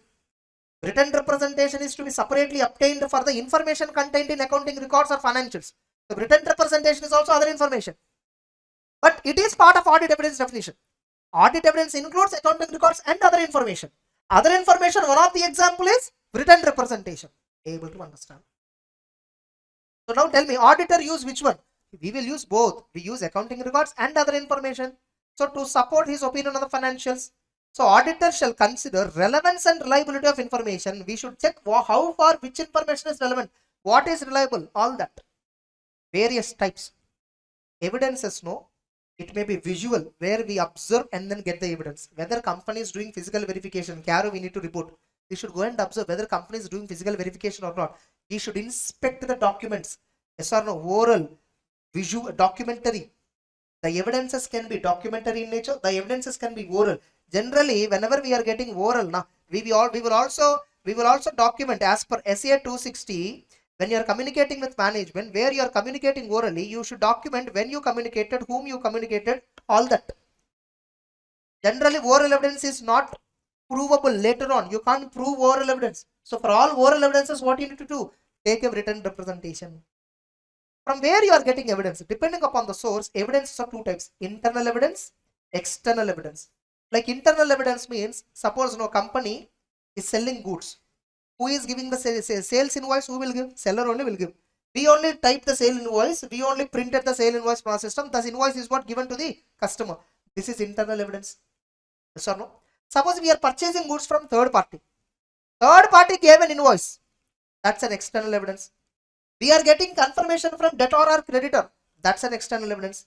So evidence which originates outside the client organization, which is designed outside the client organization. This is not something designed by our client. That's an external. If the evidence, whatever we are looking, a document, whatever you are looking, that document is prepared by our client. That's an internal evidence. So evidence which originates within the organization, we call it as what? Internal. Suppose our organization gave sales bill. Our organization issued some debit note, credit note. These are all internal. Third party issued debit note, credit note. Third party issued sales invoice. Nothing but for us it is purchase invoice. Getting the point? That's an external evidence. And remember, this internal and external both are complementary in nature. They are not substitutes. So bulk of the evidence that auditor gets is internal in nature. Remember, entire books of accounts are prepared by the company. First of all, that itself is a major source of audit evidence. So books of accounts itself is a major source of audit evidence, which is internal in nature. Since in the origination of internal, the client and staff will have control. The auditor should be careful while placing reliance on such evidence. When you are trusting internal evidence, remember this is prepared by your client. He can manipulate it. It is not suggested that they are to be suspected. Don't need to suspect. But auditor has to be alive. Auditor has to be alert. Getting it? For the possibilities of manipulation. That's why we maintain skepticism. Yes or no? Next. The external evidence is generally considered to be more reliable because they come from third party who are normally interested in manipulation of accounts of the company. Do you think our customer want to manipulate our accounting records? What is going to get? No, nothing. So he will give obviously genuine evidence, genuine reports. But remember, if auditor has any reason to doubt independence of third party, suppose if you think third party is being influenced, if you think third party is being influenced by our client, then third party evidence may not be reliable. Getting it? But whatever it is, internal or external, both should confirm on the same thing, right? Suppose when I say as per my purchase voucher, when I wrote purchase value 10 lakh, purchase invoice also should have 10 lakhs only. Yes or no? DRN also should have 10 lakhs only. Inspection report also should show 10 lakhs only totally. E-way bill also should show 10 lakhs only. All evidences should match, correct? If they are inconsistent, what you have to do? You have to investigate further why they are inconsistent, which is correct. Then next, I'll come to that later. Why auditor has to get sufficient appropriate evidence? What is the need? Without getting sufficient appropriate evidence, how will you give opinion? You have to give a reasonable assurance whether the financials are free from material misstatements or not. How will you get reasonable assurance? You have to get evidences. How many? That many where you will get that convincing level. Wherever you convince, until you convince, you have to keep on checking. Suppose purchases were there, 10,000 bills were there for the company, 10,000 vouchers were there. You need not verify all the 10,000, but randomly verify 100. Randomly out of any 10, out of 10,000, any 100 I selected. Randomly I selected. Hey, give me bill number 101. Give me bill number 1319. Give me bill number 4419. Give me bill number like 6449. Getting it? Give me a bill number 6424. Something I'll randomly I'm asking. Any bill they am asking, immediately entity is procuring and giving me. All the supporting documents they are giving me. Like this 100 bills of different numbers, different values, different parties I selected, and they're all matching. Everything is properly recorded. E-way bill is there, everything is there. Now tell me, when you verify 100 like this, don't you get confidence? Okay, whatever I'm asking, they're giving, they're showing. Don't you get confidence remaining 9,900 were also accounted properly? Based on these 100, you will get a reasonable assurance that remaining 9900 were also right. Suppose somewhere at 95th bill onwards, some 5 bills continuously you found wrong, mistakes. When you find the mistakes, what will happen? You will again select extra 50. Another 50 bills you will select. Another 100 bills you will select to repeat, to see whether these mistakes are repeated again. If not repeated, these 5 mistakes you will consider them as non-repetitive anomaly. What is it called as? Non-repetitive. We call them as what? Anomalies. Getting it? In SA 530 you will understand that word, what is an anomaly. Next. So Most of the auditors' work in forming opinion consists of obtaining and evaluating evidence. It is necessary to support the opinion. Evidence is primarily obtained from audit. Entities accounting records are an important source of evidence. Also, information that may be used as audit evidence may be prepared using the work of management expert. So they're just talking about evidence nature. Sometimes absence of information is also used by auditor and it's also treated as evidence. Absence of information is also an evidence. See, when I'm giving qualified opinion or disclaimer opinion, what is the reason? Evidence is not there. That itself is a reason for your opinion. For the opinion that you are expressing, sometimes absence of evidence might be the reason. The evidence can be obtained from various procedures by asking people, inquiring, by talking to management, you get some information. This inquiry can be oral or in writing, or by inspecting, by checking the documentary evidences, by checking purchase vouchers, by checking sales invoices, by checking expenses bills, by checking fixed assets bills, by checking current assets stock statements and all. Inspection we call it as. Observation, whether inventory counting is properly performed or not. I'll go and observe whether whatever inventory counting management is doing. Confirmation, I will also get written confirmation. Recalculation, confirmation, one example is external confirmation SA 505. So next, recalculations. Company is calculating depreciation, whether the depreciation is calculated automatically by the company. They have a software. In that they just added the date of installation, date of purchase, installation value and rate of depreciation. Automatically system calculates depreciation. Whether the system is calculating depreciation correctly or not, you recalculate and see. Reperformance. Suppose company, they have a control. A company cannot record purchase transaction without an order. I try to perform that. I try to reperform whether can we enter a purchase transaction in journal entry. I just pressed one button to record journal transaction. First point it is asking is order number. I typed some order number. It is rejecting. I typed some order number. This is not existing in database. This order number is not existing in database. It is rejecting. So I cannot enter order number. So I cannot enter order number as per my choice. Getting it? So the system is rejecting. By reperforming the control, I understand how system is effective. Analytical procedure. Analytical procedure means I analyze the data. Getting it? Sales were increased by 10%. Purchases were increased by 10%. Employee benefit expenses were also increased by 5%. But profit is not increased. Getting the point? Why? There might be credit sales. Company is having extraordinary profit. But look at the cash flow statement. Operating activities, it's a negative cash flow. In operating activities, cash flow statement, negative cash flow is there, but in P&L, profit is extraordinary, high amount of profit. When I inquire and investigate further, I found so many bad debts. Which means company credit sales mechanism is not proper. Able to understand. So analytical procedure means logically analyzing the financial data with the non-financial data. Company last year employees were 10,000. At that time, company is having a turnover of some 10,000 crore. This year, company employee size have increased to 25,000. Salary expenditure also double, more than 100% it increased. But when you see the business of the company, size of the company, still it is 10,000 crore only. Then why you recruited employees? For what? Ask management, investigate further. You may find a fraud. Or management might say, sir, March month only we recruited employees. In the month of March only we have recruited employees. That too for the expansion project. Look, we have made an application for loans and all. Banks are also have given approval. Next year, probably in June or July, we will start our expansion. For that expansion, we hired people. So don't compare people as on closing date only. Compare throughout the year how many were there. So management gave proper explanation. If management could not give proper explanation, we will investigate further. We may identify dummy employees. Getting it? That is called analytical procedure. Analytical procedure means we check data. Data analytics we do. Getting it? Remember, inquiry is one of the most important audit evidence. Getting it? Through inquiry, the evidence that we get is most important. But inquiry alone does not provide sufficient appropriate evidence. By inquiring, you'll get a reply. That alone is not sufficient. You have to inspect the corresponding documents. You have to recalculate. You have to check, observe. You have to observe what is happening. You have to verify You have to inspect the documents and all. You have to do recalculations and all. Inquiry alone is not sufficient. See, purchase just you want to verify.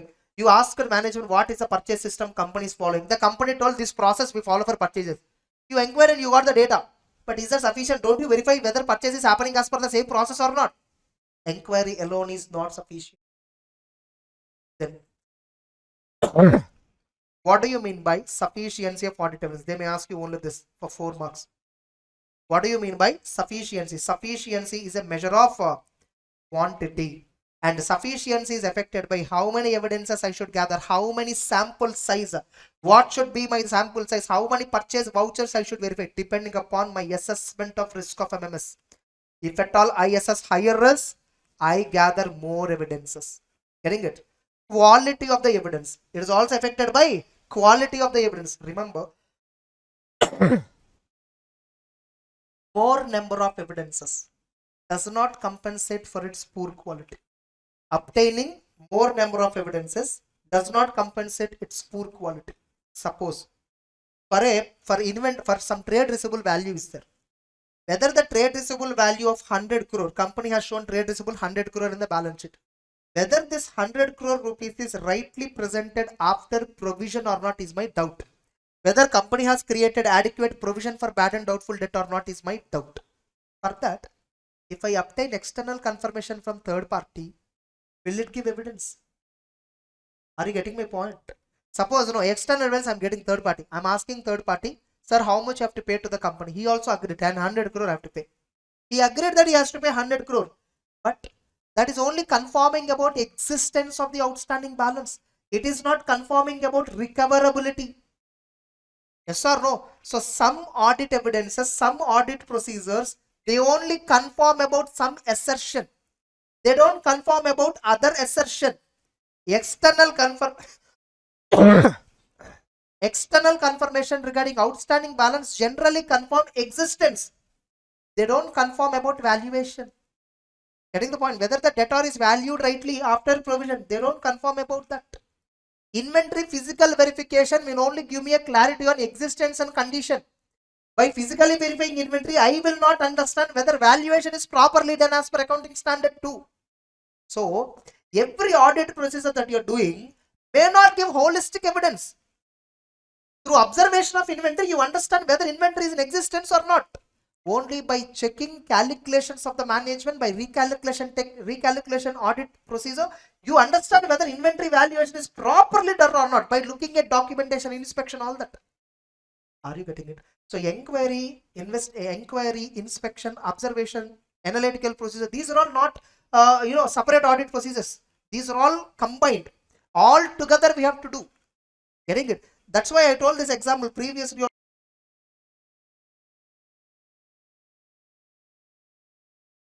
So, I'm discussing about quality. See, quality of evidence is nothing but again appropriateness. Actually, it talks about appropriateness.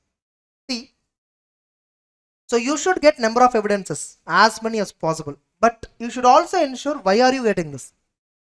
For checking what assertion you are getting this. Suppose if you are having a doubt about availability of debtor, you are doubtful about existence of the transaction. External confirmation will give you that evidence. But how far the value can be recovered by you? External confirmation may not be enough there. You need to check you need to observe when the sale was happened, what is the credit period, whether credit period crossed or not, due date crossed, overdue or not. Depending upon that, provision and all has to be calculated. Now, this is what straight away they'll ask. 3 marks question or 4 marks question. What are the factors that influence auditor's judgment about sufficiency of audit evidence? Whether evidence obtained by the auditor is sufficient or not, how will you decide? It depends upon materiality. If the item is more material, generally we get more number of evidences. Risk. If auditor assess higher risk, then generally auditor will get more evidences. If the risk is low, auditor obtains less evidences. In this, example is enough, and just write this. This subpoints not required. The subpoints not required. This you will be covering. You will be getting the subpoints again in a risk assessment chapter. Size of population. If the population for which we are doing audit procedure is so huge, generally we get more evidences. Remember, if the population is heterogeneous, characteristics of population, that is again, if the population is heterogeneous, we get more evidences. If the population is homogeneous, we get less evidences. When I am verifying only purchases, I may just verify 100 vouchers. But when I'm verifying remaining all other expenses, which will consist of different categories of expenses, I may gather more number of samples. Getting it? Appropriateness. What do you mean by appropriate? Appropriateness talks about measure of quality, where we mainly look at relevance and reliability of audit evidence. How far the evidence that we are getting is relevant. How far the evidence that we are getting is reliable. Like, whether an evidence is reliable or not, it is affected by the source, from where you are getting. Are you getting it internally or are you getting it externally? By default, internal evidence need not be doubted. If internal control system is good, companies employing a proper control system, you can trust internal evidences also. Getting it? External evidence also, see, general, there are some general rules. I'll show you that what are the generalizations. Somewhere it is given.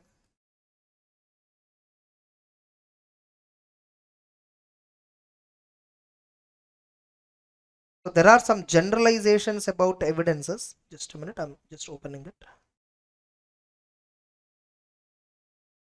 Yes. The following are the generalizations about reliability of audit evidence. Whether an evidence is reliable or not, there are some general rules. Remember, exceptions might exist for these general rules. But generally, evidence obtained, the reliability of evidence is increased when it is obtained from independent sources. Independent means for third parties.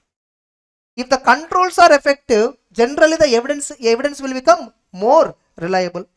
If evidence is obtained directly by auditor from third party, not through intermediary client. Suppose I ask a client, client will get from third party and give me. Client might manipulate in between.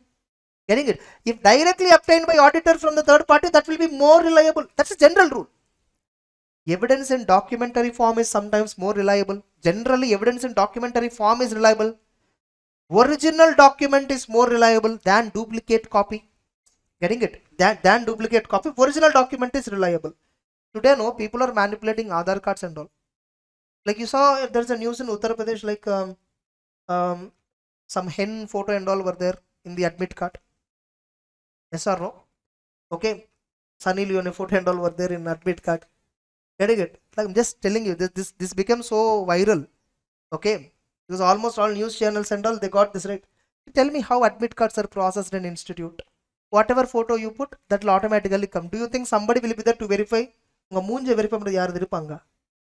right? So whatever photo we attached, whatever photo that we affixed, no, that will only automatically generate on the hall ticket. The news channels come, they make it a big issue. Okay. They question the functioning of the government on this. In your news channel itself, we get a message, bulk message, like some message, dummy message. You will immediately come and search for all this. Like suppose if I message to a news channel, there is a bomb on so and so location, they'll come and search without even verifying authenticity. So original evidence is more reliable than duplicate. So don't trust based on duplicate copies. Suppose company is saying, we have purchased so and so property, title deeds, ask original title deeds. Original registration documents will be there, that you ask. Don't ask duplicate copies. Because original, now you understand certain texture in the paper.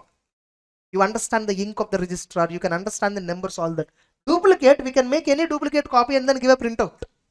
Whether really a original registration happened or not, we don't know. But anyhow, thanks to technology today, every registration is being reflected in, company's form 26As. Getting it? If a company is buying any movable property or selling any movable property, or whether they're transacting with anybody, whatever it is, somewhere TDS, TCS, these provisions were there in income tax, GST, everywhere. Somehow the transaction is captured electronically by some authority. Getting it? And moreover, we are transacting today everything electronically. So the system became more transparent. Data became more transparent. So these are generalizations. These are what? Generalizations. They may ask you only about this. Write about reliability of audit evidence. Write about reliability of audit evidence. What are the generalizations regarding reliability of audit evidence? 4 marks question they'll ask you. So you have to write the meaning. Reliability of information to be used is influenced by source and the nature and what circumstances that is obtained, including controls over preparation and maintenance where relevant. So from where I'm getting information, in what format I'm getting information, whether the information I'm getting is from the controlled party or not, knowledgeable party or not, all these will decide whether it is reliable, trustworthy or not. Yes or no? Suppose if somebody, some anonymously, if they message me, sir, this company is doing frauds, I will not believe, because anonymously I'm getting a message, from somebody that I may not believe. Suppose if they specifically pointed out what happened, where, in which transaction, on which date it happened, they mentioned anonymously only. Maybe that time I will rely on it. General statement somebody sending me, getting it, I may not take it as a reliable evidence at all. Next, relevance. They may also ask you a question on the relevance. Write about relevance of audit evidence. Relevance of audit evidence. Relevance talks, see, both are talking about appropriateness. Whether evidence is appropriate or not is what both are talking about. Relevance means what? Relevance deals with logical connection. Here you see, the relevance of information may be affected by direction of testing. Exactly, that's what I told. Same example. Here, inspection of documents regarding trade receivable may provide evidence regarding existence and valuation, but not cutoff. Cutoff means what? Whether whether a transaction is existed or not. If I ask debtor, no, yes sir, I made the transaction, he confirmed. Just because he confirmed transaction is made, is it enough for us? Is it recorded in right accounting period or not also is important. Suppose company sold goods and sent goods for delivery. E-way bill is also there. All these documents will give me evidence that yes, sale happened. But when the sale has happened, is it in 22-23 financial year or is it 23-24 financial year? That documents may not give evidence. So that you need to apply judgment. When the risk and reward is transferred, getting it according to the transaction, then in that year it will be recorded. So especially closing year-end sales and next year beginning sales or purchases where inventory movement is there, you need to very clearly verify not only documentation regarding sale or purchase, verify when it happened, when the risk and reward is transferred. That information will not be there in the face of the invoice. That information and all will not be there. To which year the transaction belongs to, that you need to decide. Company has to decide. So only first initial 3 points are enough. So a given set of audit procedure may provide evidence that is relevant in certain assertion, but not for the other assertion. So if I get an external confirmation, I get evidence regarding existence. I may not get evidence regarding valuation. Getting it? If I evaluate from when the debtor is outstanding, I will get evidence regarding from when the debtor is outstanding, long outstanding or short outstanding, how much provision has to be created, but I will not get evidence regarding whether debtor is really existing or not. When I do all this both, whether the debtor is recorded in the right accounting period or not, I will not get information. So for cutoff, we should get a separate audit procedure. For completeness of transaction, we should get a separate audit procedure. For various things, we should do a separate audit procedure. That is what we are going to learn in items of financial statements. Multiple assertions we are going to learn there. Getting it? The problem is, if at all you started learning audit evidence at the beginning, in the institute book, it is there at the beginning chapters only. But if you listen in that, if you study in that order, no, you will never understand audit subject. Getting it? That's it. Then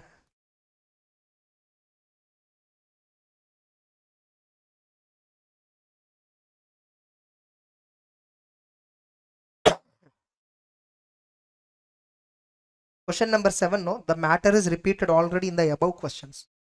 Sources of obtaining audit evidence. So this matter, for example, information from source independent of the entity, auditor may use that. Generally, it is more reliable. Example, confirmation from third party, analyst report, comparable data about competition. These are all external sources and all. So sources about evidence means that's a general question which is asked. Now, what are the audit procedures? They'll ask you a straight question. Write about inspection. They'll ask you a question on write about inquiry. This is asked many times in the past.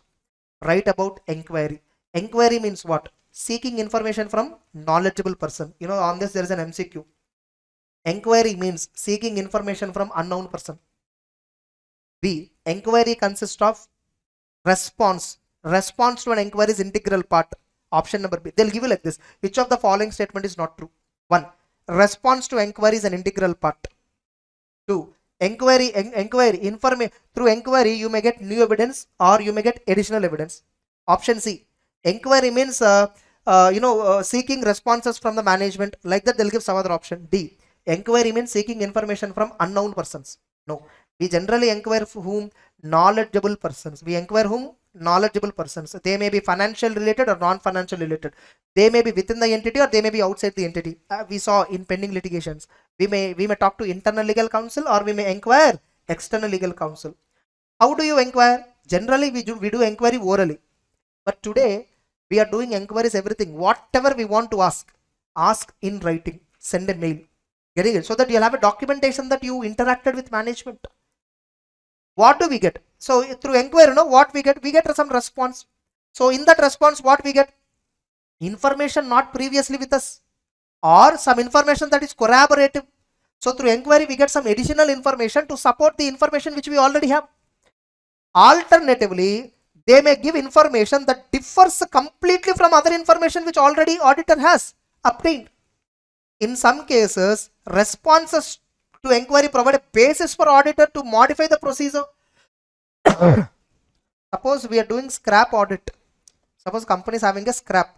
They are generating some scrap from manufacturing process.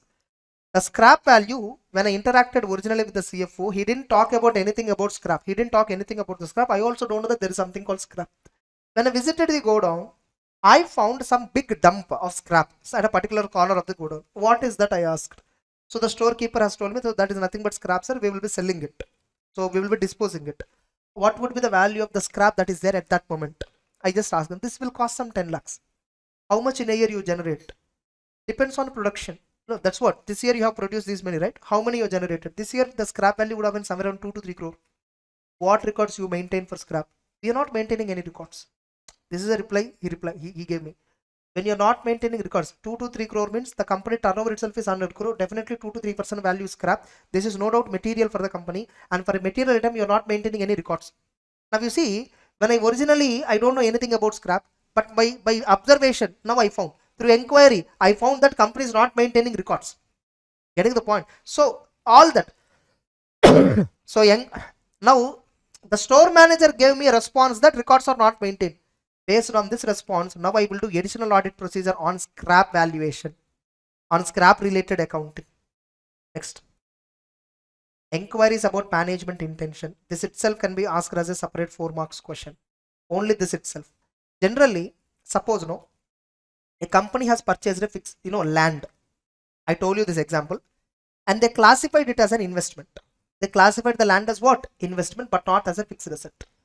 Or they might have classified it as a fixed asset but not as an investment. But whether the land is a fixed asset or investment, it depends upon the intention why we are holding.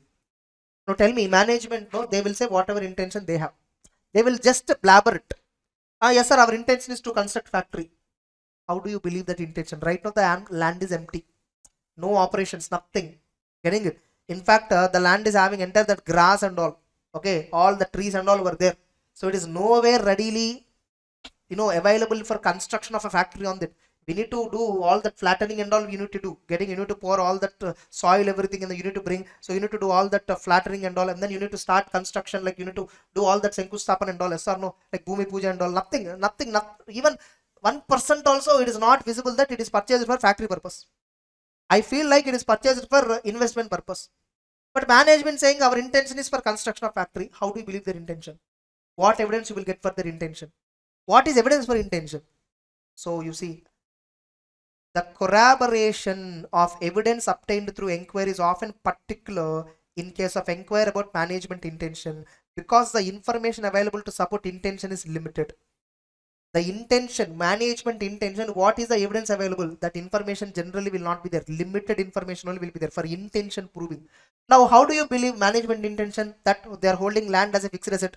How do you believe that? How do you take an evidence that yes, okay, their intention is true? How do you? Look at past history of carrying out their stated intentions.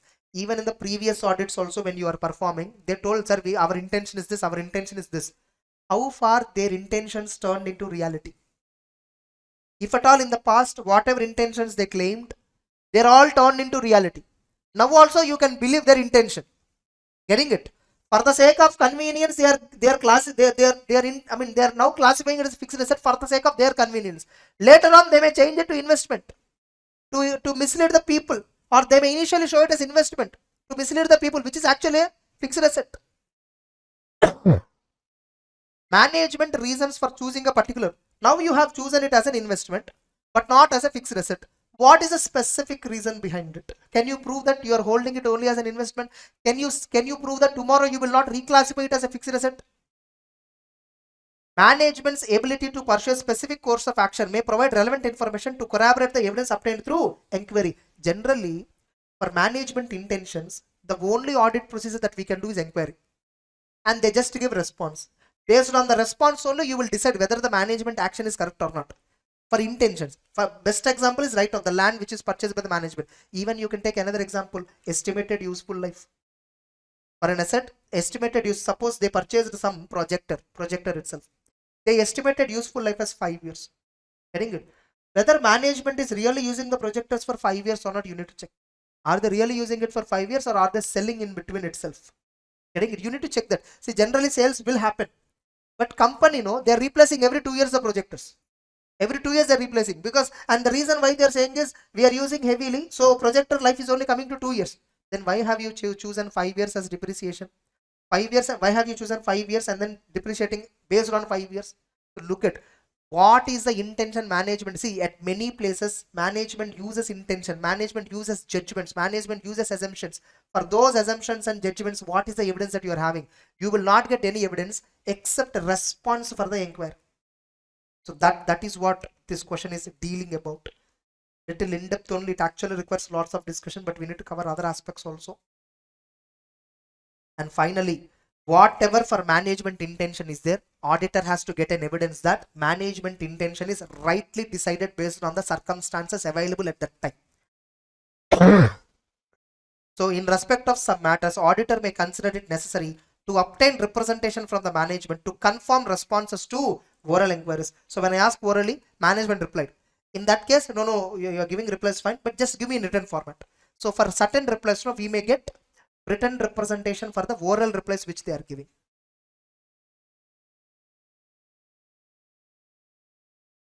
Now there is a question. What is the nature and timing of audit procedure when accounting records are available in electronic form? This and all is not something that we should discuss at this era. Getting it? This is something good when we discuss this in 10 years before, because that time automation is new. Today every company, even a small entity, is maintaining electronic records only. Okay, fine. So do you think nature, timing of audit procedures affect when the information is in electronic form? Obviously yes. But tell me, will objective of the audit changes? Our objective of audit is same, whether the information is electronic form, whether the entity accounting records are in physical form, it doesn't matter. Our audit objective do not change. It will remain same.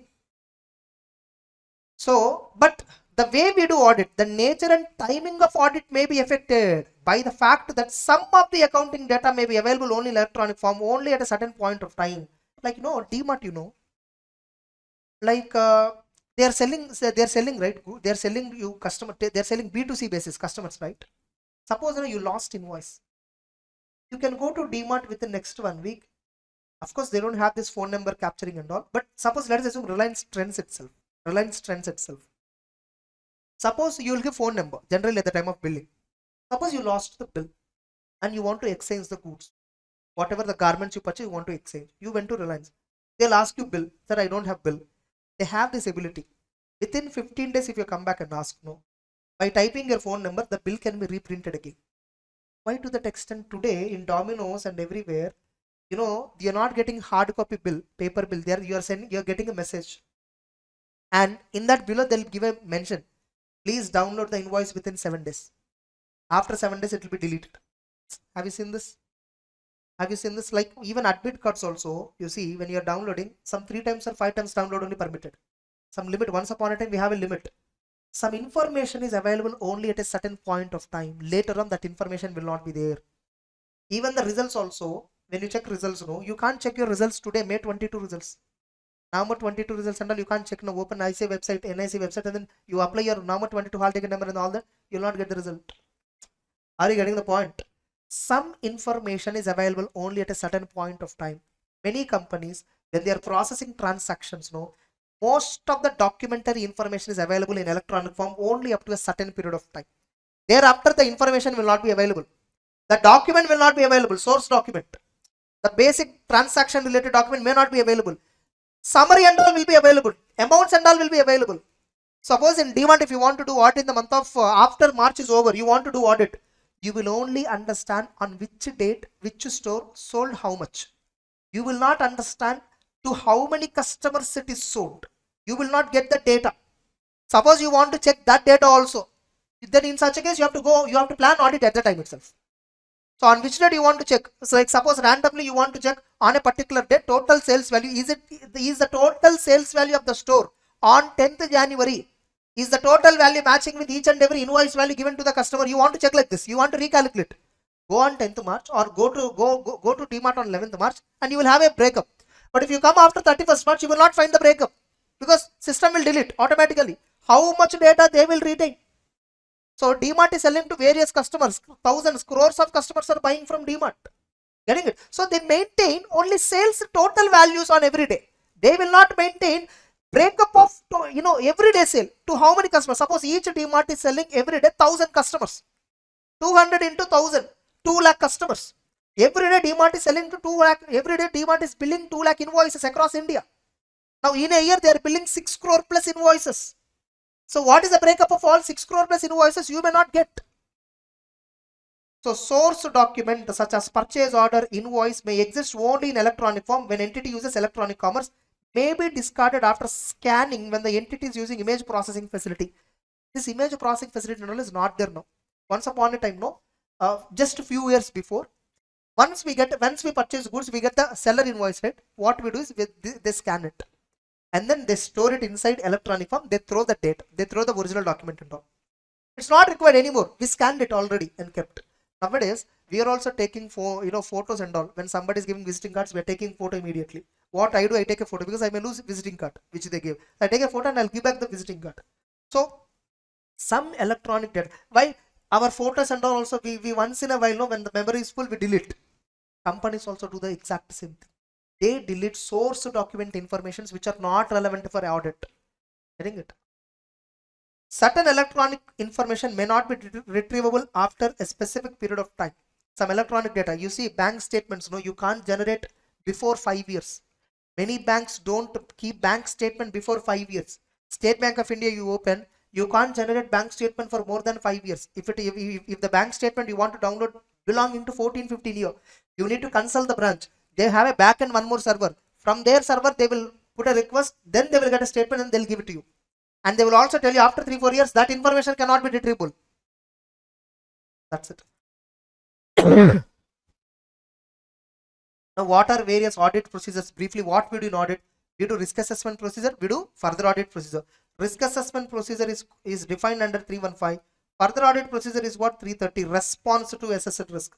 Further audit procedures will have test of control, substantive procedure. Substantive procedures will have test of details, analytical procedure. That's it. Not required. This is a basic discussion only. You can directly read and understand.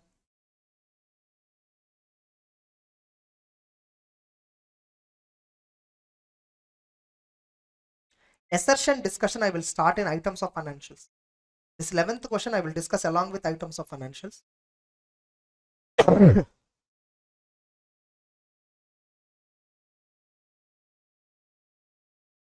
Write about information to be used as audit evidence. We will use whatever information we are using, no, either that will be provided by management in case of a company, in case of any entity, or sometimes information, no, is prepared by management expert. Sometimes the information is prepared by management expert. So whatever information that we are using as audit evidence, either it is prepared by management expert or it is prepared by management. So if it is prepared by management expert, when information to be used as audit evidence has been prepared using the work of expert, the nature, timing and extent of procedures may be affected by, can we use this information or not? Can I use this information and proceed in my audit? This decision is affected by risk involved in that, availability of alternative sources, objective scope and nature of management expert, whether he is an employee of the entity, how much management can control or influence the work of expert, whether the expert is having technical performance standards also, like how we have auditing standards, experts also will have some standards. Engineers are supposed to comply with certain standards which is applicable. Doctors have to comply with certain procedures which is applicable to them when they are conducting any procedure and all, operations and all. Nature and extent of controls within the entity over the management experts were auditor's knowledge and experience with the expert, previous experience with the work of that expert, nothing but. Suppose, if I will tell you best example, inventory valuation. Suppose entity is constructing some some road within their factory, or some bridges within their factory, or they are constructing a park within their factory for their employees, recreation, all that. Now that park construction is in progress. Now the company has spent some amount on the park construction. Now that park construction completion stage is important for us to exactly calculate capital work in progress. Construction of a park is a fixed asset for the company. So I have to calculate capital work in progress. We asked the site engineer how much percentage exactly completed, whether the capital work in progress amount which is calculated by the company is right or not. That site engineer is employed by the company only. There is a definition for expert. First of all, we have in the next question the definition. Who is an expert? Who is a management expert? First of all, who is an expert? According to us, who is an expert? First of all, in accounts and audit, who are experts? We are experts. You don't agree even if somebody else is expert. So an individual or organization who possess expertise in any field other than accounts and audit. Other than accounts and audit, if a person is having expertise in any field, we call him as expert from audit subject point of view. Getting it? Suppose if that expert work is used by the company to prepare the financial statements, we call him as what? Management expert. So some inventory valuation, oil company, crude oil company, some inventory valuation, they have taken an oil engineer expert opinion regarding the condition of the crude oil and value of the crude oil, that and all, some expert has helped the management. Can you believe that management expert report? That is the question. Yes, you can believe the management expert, when he is competent, when he is capable, when he is acting independently, unbiased. And look at the work of the expert. What workings he used? Look at it. Appropriateness of expert's work as audit evidence for the relevant assertion. I want to know inventory valuation correctly done or not. How far this expert's valuation, how far he has given. Whether he gave valuation as per accounting standard requirement, or he gave valuation for some funding purpose. Funding purpose valuation might be different. Accounting standard purpose valuation might be different. The principles of valuation might be different. For funding purpose, generally they value inventory and all for higher values. But for accounting purpose, we want fair values. Getting it? So if the entity has employed or engaged experts, auditor can rely on the expert provided he is satisfied that sufficient appropriate evidence is obtained with reasonable assurance to form the opinion. When information to be used as audit evidence is prepared using the work of expert, the auditor shall, having regard to the significance of the work in the auditor's purpose, you can use the work of the expert after evaluating his competence, capability, objectivity, after obtaining an understanding of the work of expert, after evaluating appropriateness of his work as an audit evidence in the relevant assertion. Suppose if the expert gave a valuation report of inventory for funding purpose, I will not use that. If company specifically used expert to value inventory for the purpose of preparation of financial statements, valuation of inventory for purpose only, for preparation of financials, closing stock valuation, expert help is taken. Where the company told him that we are liable for as per accounting standard 2 or Ind AS 2, that valuation is required, so and so. In that context only expert valued, then I can use that. So how far expert work can be used as audit evidence also you should evaluate. So I think previously they have given here, right? Instead of that you can write this answer. In this I think, if you see the sentence is when information to be used as audit evidence has been prepared using the work of management expert, the nature, timing, extent of audit processes may be affected by such matters. You can write those 3 points: competence, capability, independence, objectivity of the expert. Getting it? Risk of MMS involved in this matter, nature, scope and objective of the expert, whether expert is employed by the entity or is a party engaged by the entity. Employed by the entity means he is a full-time employee or is an independent person. So that one. So like this here, I'm highlighting some 4 points. You just remember these 4 points. Whether the management expert is subject to any technical performance standards or any professional or industry requirements. Like see whether that oil engineer, whoever it is, getting it, whether he is liable for any technical standards or not. Is he working as per so and so any governing body? Is for him also is there a governing body? See, people are believing my opinion. If I give wrongly, I have a governing body to punish me. So people have a trust that I will do my work properly. Getting it? Like that, when I have to trust another expert work, whether he is governed by proper standards or not, that I need to check. If at all expert is not having proper qualification, expert is not governed by any performance standards, just like that he'll give opinion, just like that he'll give report. Getting it? This is a very connected standard. This audit evidence standard is something connected with all other topics. Okay, it's connected with all other topics. In this chapter, we are essentially trying to understand what do you mean by audit evidence and what are types of audit evidences, what procedures we will do to get this audit evidence, and can we use management expert prepared information as audit evidence. If at all you want to use expert prepared information as audit evidence, what points you have to consider? What do you mean by sufficient and appropriate audit evidence? The appropriateness of audit evidence is talking about reliability and relevance. When an evidence is reliable, it's appropriate. When an evidence is relevant, it is appropriate. What do you mean by reliability? What do you mean by relevance? They have given a separate question. Getting it? So that's how they drafted. At the end, they are concluding about what is an audit trail, all that. Now we still have 14th one. 14th one is like, when auditor is testing controls or details, the auditor determines means of selecting items or testing. Getting it? Means of testing. Like we either select all the items, 100% testing we can do, or we select randomly by audit sampling, or we do specific item testing. Specific item testing is different from sampling. In sampling, we apply random techniques and select some samples and then test it. Getting it? Whereas specific item testing means auditor may want to specifically test inventory. Auditor may want to specifically test so and so particular godown, so and so particular item of inventory based upon his risk assessment. That's called specific testing. Getting it? Purchases. When we are verifying purchases, we verify sampling approach. We don't apply specific testing method. We approach sampling methods. We select some samples and purchase invoice and test. Suppose company has entered into some pending litigations were there. We will verify 100% testing. Whether pending litigations, no, with respect to litigations, we will do 100% testing. We may not go sampling or specific testing. We go 100% testing.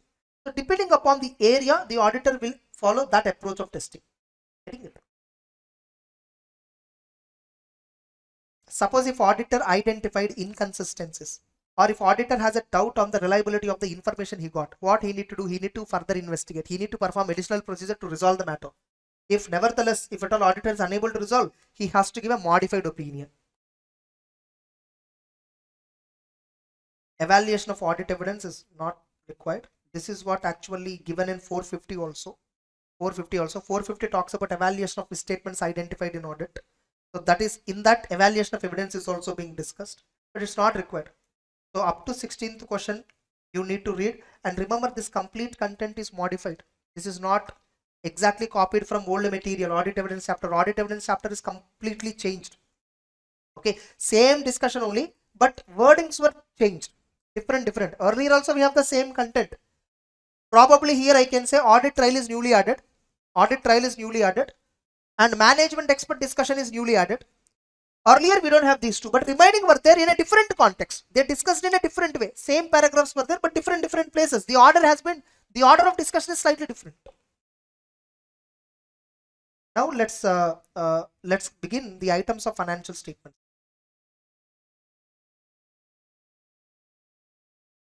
So let's begin the bank audit revision.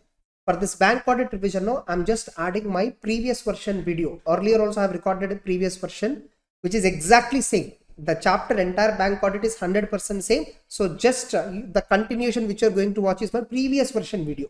In previous version, this bank audit is used to be 14th chapter. Getting it? So the number that you will find in this video continuation will be different. Only one amendment in bank audit, okay, in the new scheme is, so here you come to question number 14. So before you start watching bank audit, just Just make a small modification here. Make a small modification here. Now you see here, there is something called in bank audit, if you recollect, there is something called large advance. That large advance has been modified. So 10 crore. It is actually 10 crore. Here it is 5% rate. It is 10%. Instead of 2 crore and 5%, now it is 10 crore and 10%. Getting it? For a bank, no, any branch you take. Suppose if the branch is having 100 crore total outstanding, or else some 20 crore total loans outstanding for that branch. Out of that, 10% is equal to 2 crore. It's a large advance. Or suppose if a particular customer is having 10 crore and above, that is also large advance. Getting it? So whichever is less. So a customer who is having 10% of the entire branch outstanding, it is a large advance. Or if the amount is 10 crore and above, that's a large advance. Large advances we should verify 100%. Other advances, no, we should verify on a sample basis. This discussion is what I'm going to discuss in the next continuation, whatever. So there I will be using 2 crore 5% logic, but I'm telling you 10 crore and 10% logic you have to apply. Just wherever I have used 2 crore and 5% no in that particular 14th question discussion, there you just replace it with the 10 crore and the 10%. That's the only difference. Rest entire whatever video I have uploaded, whatever the material I have used is exactly as per the new scheme. Getting it? That's it. Continue watching the bank audit. So let's start bank audit. So this we will discuss only from the main material. You can even look at smart notes as well, no problem. But just one chapter you will understand how to read from the main material. Always day before exam, if I have a short notes, I can finish faster. That kind of assumption is not correct. Nothing such. You must know how to filter that. In order to let you to have that kind of exercise, how we filter this you see. Getting it? We will discuss the entire point, but still we will not read the entire book. Getting it? No. So first of all, how to do audit of a bank? What is a bank audit? Bank is first of all a company. It's a company registered under Companies Act. Only thing is they are in the business of banking. The business nature is what? Banking. Financial banking. Getting it? Again, blood bank, power bank, all this will come. Getting it? So bank means what? Something where we can store. Bank means a storage unit. That's called a bank. Kiddie bank. Yes or no? So banking is a company registered under Companies Act, which has got license from RBI as per Banking Regulation Act. Now, for this banks, there is a big regulatory, a strict supervision from RBI. Getting it? Even the appointment of auditor of bank is not that easy. First of all, in order to become the auditor of a bank, you must have certain eligibility requirements. You must have certain eligibility requirements. Suppose RBI has, for banks, the auditors are broadly two types: statutory central auditors and simply statutory auditors. When we say statutory auditor, it is branch auditor. Statutory central auditor means main auditor. We can also call him as principal auditor. His report is what we will send to public. Generally, for a company, in order to become an auditor, what is a qualification? You must be a chartered accountant having COP. For bank, not just that. The qualification, eligibility criteria for banks is much very complicated. Somewhere in April 2021, RBI has given directions regarding eligibility criteria for auditors in order to be appointed as statutory central auditor for banks. Roughly, I'll tell you, I'm not giving accurate picture, but roughly I'll tell you, the firm should have minimum 15 plus years in the existence. The partners must have continuous, one partner at least must be associated with the firm for minimum 15 years. Another two partners must be associated with the firm for minimum 10 years. Another two partners must be associated with the firm minimum for 5 years. There must be total 7 full-time CS associated with the firm. Able to understand? Out of them, one partner or two partners must have minimum, one partner should have DISA qualification. Out of that, again, one partner should have been working in the financial sector, conducting audit of financial entities from past 10 years. Likewise, there is a criteria. I'm not exactly sure about the criteria, but there is a criteria like this much strict. Now in India, how many audit firms will meet with that criteria? Hardly 100 or 150 will be there. Out of 3,000-4,000 audit firms that are there, Not even 3, 4, more than 10,000 firms were there. More than 10,000. It's big number only. It's not small number. Hardly 150 firms only meet with that criteria. And only out of them, 10 or 12 will be selected for bank audits by State Bank of India. Able to understand all of you? So it's not that easy to satisfy in order to get allocation for bank audit. And further remember, in case of nationalized bank, directly C&AG will appoint the auditor, especially for State Bank of India. Remaining nationalized banks only will appoint directly, not even members' approval. Bank directors can appoint, but prior approval of RBI is required regarding the auditor. In case of private sector banks, board of directors will recommend, members will appoint, but before board of directors make a recommendation, prior approval of RBI is required. This is the main provision. Now the auditors of a bank will also give same audit report, 700 format. Same principles apply, but CARO do not apply. And bank auditors have to give additional report called long form audit report. Now in this bank, the major point in our subject is, in this particular chapter, is how to do audit of advances. What are various NPA norms for advances? This is one typical topic. How to calculate drawing power. In the last exam, they asked the calculation of drawing power question. Getting it? All that we are going to learn. There are various types of banks: commercial banks, regional rural banks, cooperative banks, payment banks. Payment banks are those where you can save little amount of deposit. Payment banks are those where you can save little amount of deposit. There is a maximum limit up to which these banks will accept deposits. And development banks, small finance banks. Getting it? Now, Reserve Bank of India is the one which is entire functioning of the banking industry is regulated by RBI. So RBI is responsible for development and supervision of Indian financial system, the monetary credit policies, all that. The functions are currency issuance, regulation of currency, banker to government, banker to various types of banks, and regulating the activities of various banks. And remember, in India, no bank can commence business or open new branches without getting license. Further, bank operations can be conducted only at branches. Only at branches. So in compliance with regulatory impositions, generally accepted accounting principles, all that. Now the bank's head officers, controlling officers must contain delegation of powers, accountability. They should delegate the powers to people, all that. They should recruit and delegate the powers to the CEO, managing director, directors, like that. They should lay down their own policies. And all these policies that are being laid down must be in compliance with RBI. Next. Regulatory framework. What are the laws and regulations that are applicable to banks? RBI Act, Banking Regulation, Companies Act, Acquisition and Transfer of Undertaking, RRB Act, and Acquisition and Transfer of Undertaking, 1980, 1970, any one you can remember. IT Act, PMLA, Prevention of Money Laundering Act, SURFACE. This is called SURFACE. Securitization and Reconstruction of Financial Assets and Enforcement of Security Act, Credit Information Companies Act, Payment Settlement. These are only few. National Payment Settlement System, there are various acts also regarding that.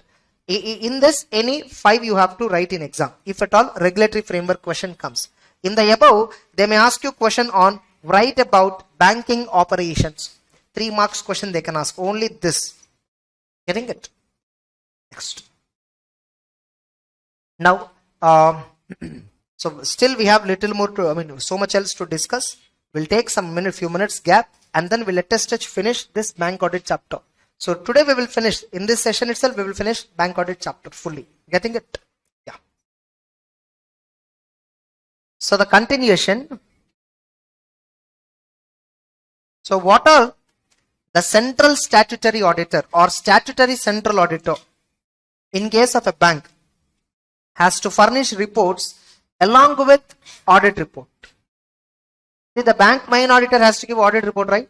That is common, a common requirement that we know. But in addition to that, there are few other reports which the central auditor has to give. So what are they? So central auditor has to give a report on adequacy and operating effectiveness of controls over financial reporting. This is called IFC reporting, 143 subsection 3 clause I, that requirement. This do not apply for one person company, a small company and a private company whose turnover is less than 50 crore and borrowings less than 25 crore. Remember? Yeah. And the central statutory auditor shall also submit long form audit report. We shall submit a report on compliance with SLR requirement. We shall submit a report on whether IRAC norms and provisioning norms are issued by RBI are satisfied. IRAC means income recognition, asset classification. Income recognition and asset classification norms. Are they satisfied or not? You have to give a report. And we have to give a report on any serious irregularities that were noticed in working of the bank which require immediate attention. And we need to give a report on adverse credit deposit ratios, especially in rural areas. These are the reports which we have to file with RBI. This can be asked as a 4 marks question. What are the reports that central statutory auditors furnish in case of audit of banks? Now, what is bank accounting system? The banks are broadly categorized into 3 parts: non-computerized banks, or partially computerized, or fully computerized.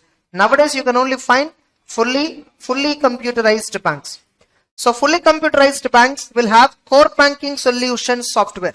They will be implementing core banking solution software. It is something like anywhere, anytime banking. Getting it? Now, with core banking solution, if a bank is having core banking solution, even though you are having account in Hyderabad, you can operate that account by visiting the branch in the Chennai. Getting it? So, any transaction of a branch customer can execute the transaction anywhere else. A customer of one branch can execute the transaction in any branch of the bank. So, in computerized environment, it is very important, imperative, necessary that auditor is familiar with parameters as per latest RBI and see that they were built into the system. Then, auditor should not go by assumption that system generated information is correct, can be relied upon without evidence that demonstrate the systems are meeting with the parameters. So he should use skepticism, prudence. Whenever he feels something manually needs to be checked to check the authenticity and consistency of the transaction. Remember, just because loan is granted, system will collect the loan, EMI recovery, everything is fine. Loan is collected on time by the computer. Computer will debit the customer account on time. Just because everything is fine, doesn't think the loans given by the banks are proper. First of all, you need to check based on what documentation bank is giving loan. How credit worthiness is being assessed. Able to understand? Just because computer controls are perfect, don't think the financial statements are completely true and fair. What is the difference between computerized branch and non-computerized branch? There is a possibility of this question. All bank activities are done through computer. They are done manually. Anywhere, anytime, only in working hours. Shortest time, longest time. More productivity, more efficiency. Less productivity, less efficiency. Able to understand? Now, what are the points to be kept in mind while drawing audit plan of a bank? If they ask you specifically audit plan of a bank, you need to write this point. What are the points to be kept in mind while drawing audit plan? You need to write SA 300 points. Audit strategy planning chapter is there, that points you have to write. But if they use the word bank, you should write these points. So what points? Level of operations, features, compliance based on previous reports, audit risk based inadequacy or breach of controls, all that. Like what are all the breaches that bank identified? All these points you should keep in mind before you draft an audit plan. Then we have important topics we will discuss. Now, provisions relating to appointment of auditors in case of a bank. For all regional rural banks, Board of Directors of the bank will appoint with the approval of central government. But for SBI, C&AG will apply by consulting with the central government. However, the subsidiaries of SBI were there, right? For them, the auditor will be appointed by SBI itself. In case of remaining nationalized banks other than SBI, Board of Directors will appoint subject to approval from RBI. Whereas remaining banking companies, remaining means what? Other than nationalized means private banks, appointed by shareholders at AGM. Here also, Reserve Bank of India approval is required. Are you clear? Remuneration. In case of nationalized banks, SBI, RRBs, it will be fixed by Reserve Bank of India. Whereas in case of remaining banks, it is fixed as per 142 section, fixed by shareholders or the manner fixed by the shareholders. That's it. Now, what auditor has to report in case of a bank? First of all, format of audit report is similar to standards. We will comply with SA 700 format. We will give additional disclosures. The central auditor shall give additional disclosures about unaudited branches number. What central auditor shall give? Unaudited branches number. Not only that, even quantification shall also be given. If you recollected, I showed you other matter paragraph of SBI. 16,000 branches were not audited, whose deposits are 35%, whose advances are 25%, whose interest income is 25%, whose expenditure is 20%, like that percentages. Quantification is also important, understood or not? So quantification of advances, quantification of deposits, quantification of interest income, quantification of interest expenditure, that should also be given, not only unaudited branches details. How far these unaudited branches account for in total advances, total deposits, total interest, total expenditure. Clear or not? Next. Now, whatever matters 143 section says, checklist items, all those matters apply. And for what about Caro? That is not applicable. Now, next. In addition to that, in case of nationalized bank, the auditor shall make a report to government, in which he shall make the following. So this is also part of audit report only. In case of nationalized bank, audit report will be addressed to whom? Central government. So we will put the president. To the president. Whether the balance sheet and profit and loss account contains all particulars so as to exhibit true and fair view. Whether he has been given any explanation or information requested, is it satisfactory? Whether transactions of the bank are within the powers of the bank. Whether returns means summary received from offices and branches have been found adequate for the purpose of audit. Similar to 143 items. We have seen similar points in society's audit. Same points we have seen in company audit. Able to understand? Hey, what happened, man? These are the points which you have to report, positive or negative. This itself can be asked as a 4 marks question. In case of nationalized bank, the auditor has to address the report to the central government. What are the points that auditor shall cover in the audit report? They'll ask you 4 marks, all the 4 points you have to write. Whether profit and loss account balance sheet contains all particulars and are giving true and fair view. Whether explanation information you asked for is given by the bank or not. Whether transactions are within the powers of the bank. Have you received branch returns and office returns, whatever is necessary for the purpose of audit? Getting it? Next, in case of banks, LFAR report shall also be given. This is called as LFAR report, long form audit report. It has to be submitted by auditors by 30th June every year. Getting it? So, in order to submit by auditor, central auditor by 30th June with RBI, central auditor should get branch LFAR much before. Getting it? Then he will consolidate and then file with the RBI. So, the terms of appointment in case of public sector bank, private bank, foreign bank, nothing but all banks require auditors to furnish a long form audit report. All banks, the auditors have to give LFAR. The matters, sir, what will be there in this long form audit report? That matters will be specified by RBI. We need to ensure timely filing of LFAR, proper planning is required. While format of LFAR does not require executive summary, members may consider providing a summary. Like in LFAR, there is no summary requirement and all. But if you want to give summary of observations in LFAR, you can give a summary. Getting it? Then reporting of fraud. The auditor of a bank has to give a report to RBI in case if you find an act of excess power, or if you smell any foul play, or if you find any fraudulent activity, or if you suspect any fraud, you need to immediately report to RBI. This requirement not only applicable for stat auditor, but also applicable for internal auditor. This is as per circular given by RBI. Able to understand? But remember, it does not mean you are expected to look into each and every transaction, but look at the system as a whole. While performing your duties, if you come across any instance, please report the matter to RBI. In addition to those charged with governance of the bank. Are you clear?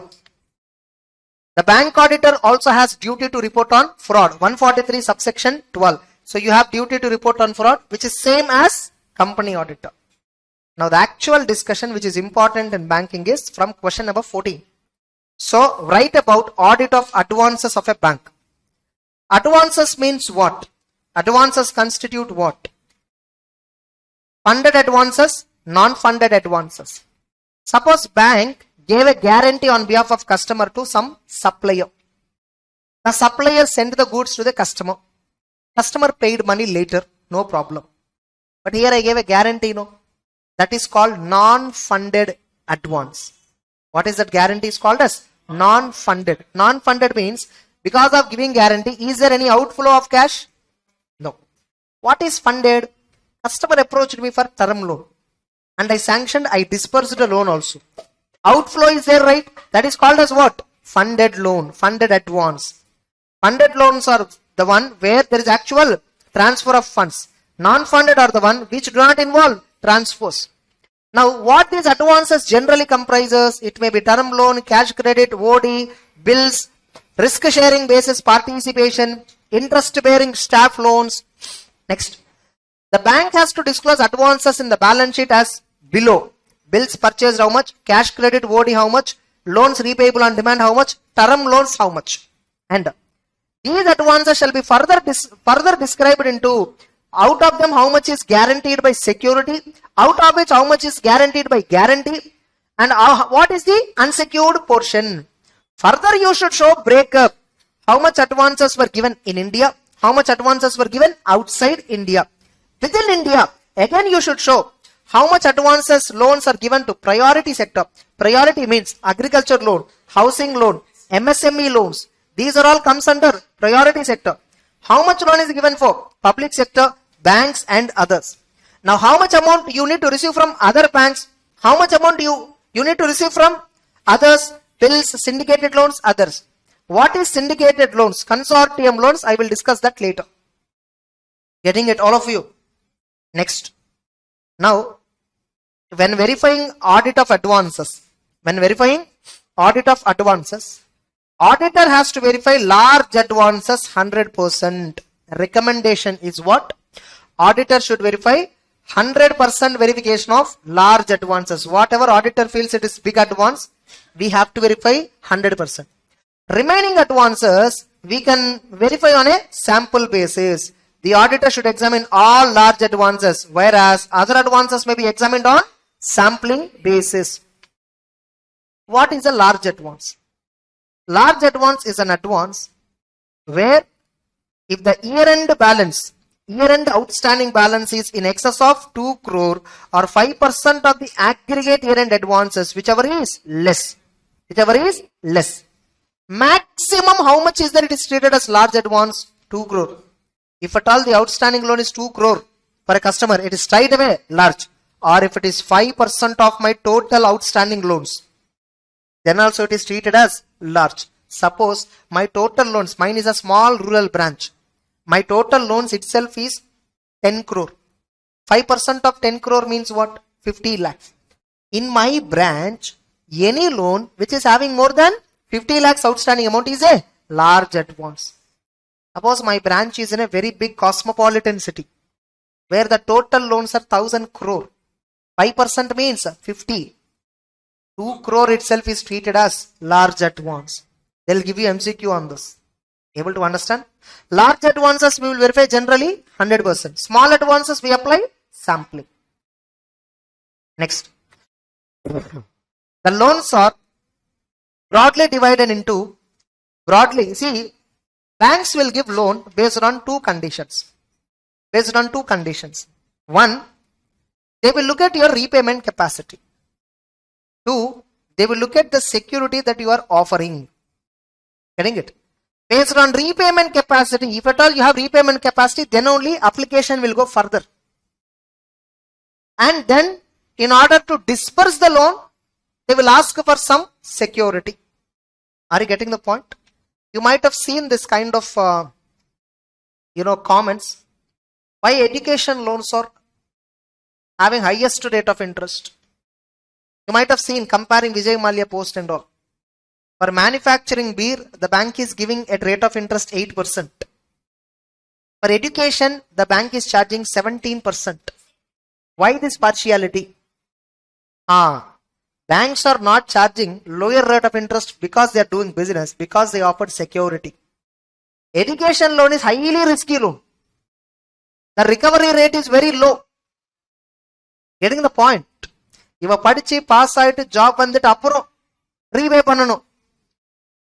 So the person who has granted education loan has to finish studies, secure a job, get a salary decently, then he should pay. Able to understand? Only then bank will collect. So that's why risk is high, rate of interest is high. Unsecured loans, rate of interest is high. Very simple. Secured loan, rate of interest is low. Housing loan, rate of interest is 7%. Car loan, rate of interest is 8 and of 9%. Because the secured, if the customer do not repay, I'll sell the house, I'll sell the car at least and recover the money. Able to understand? Now, you are giving security to a bank, right? Whatever the security you are giving, that's called primary security. What is it called as? Primary security.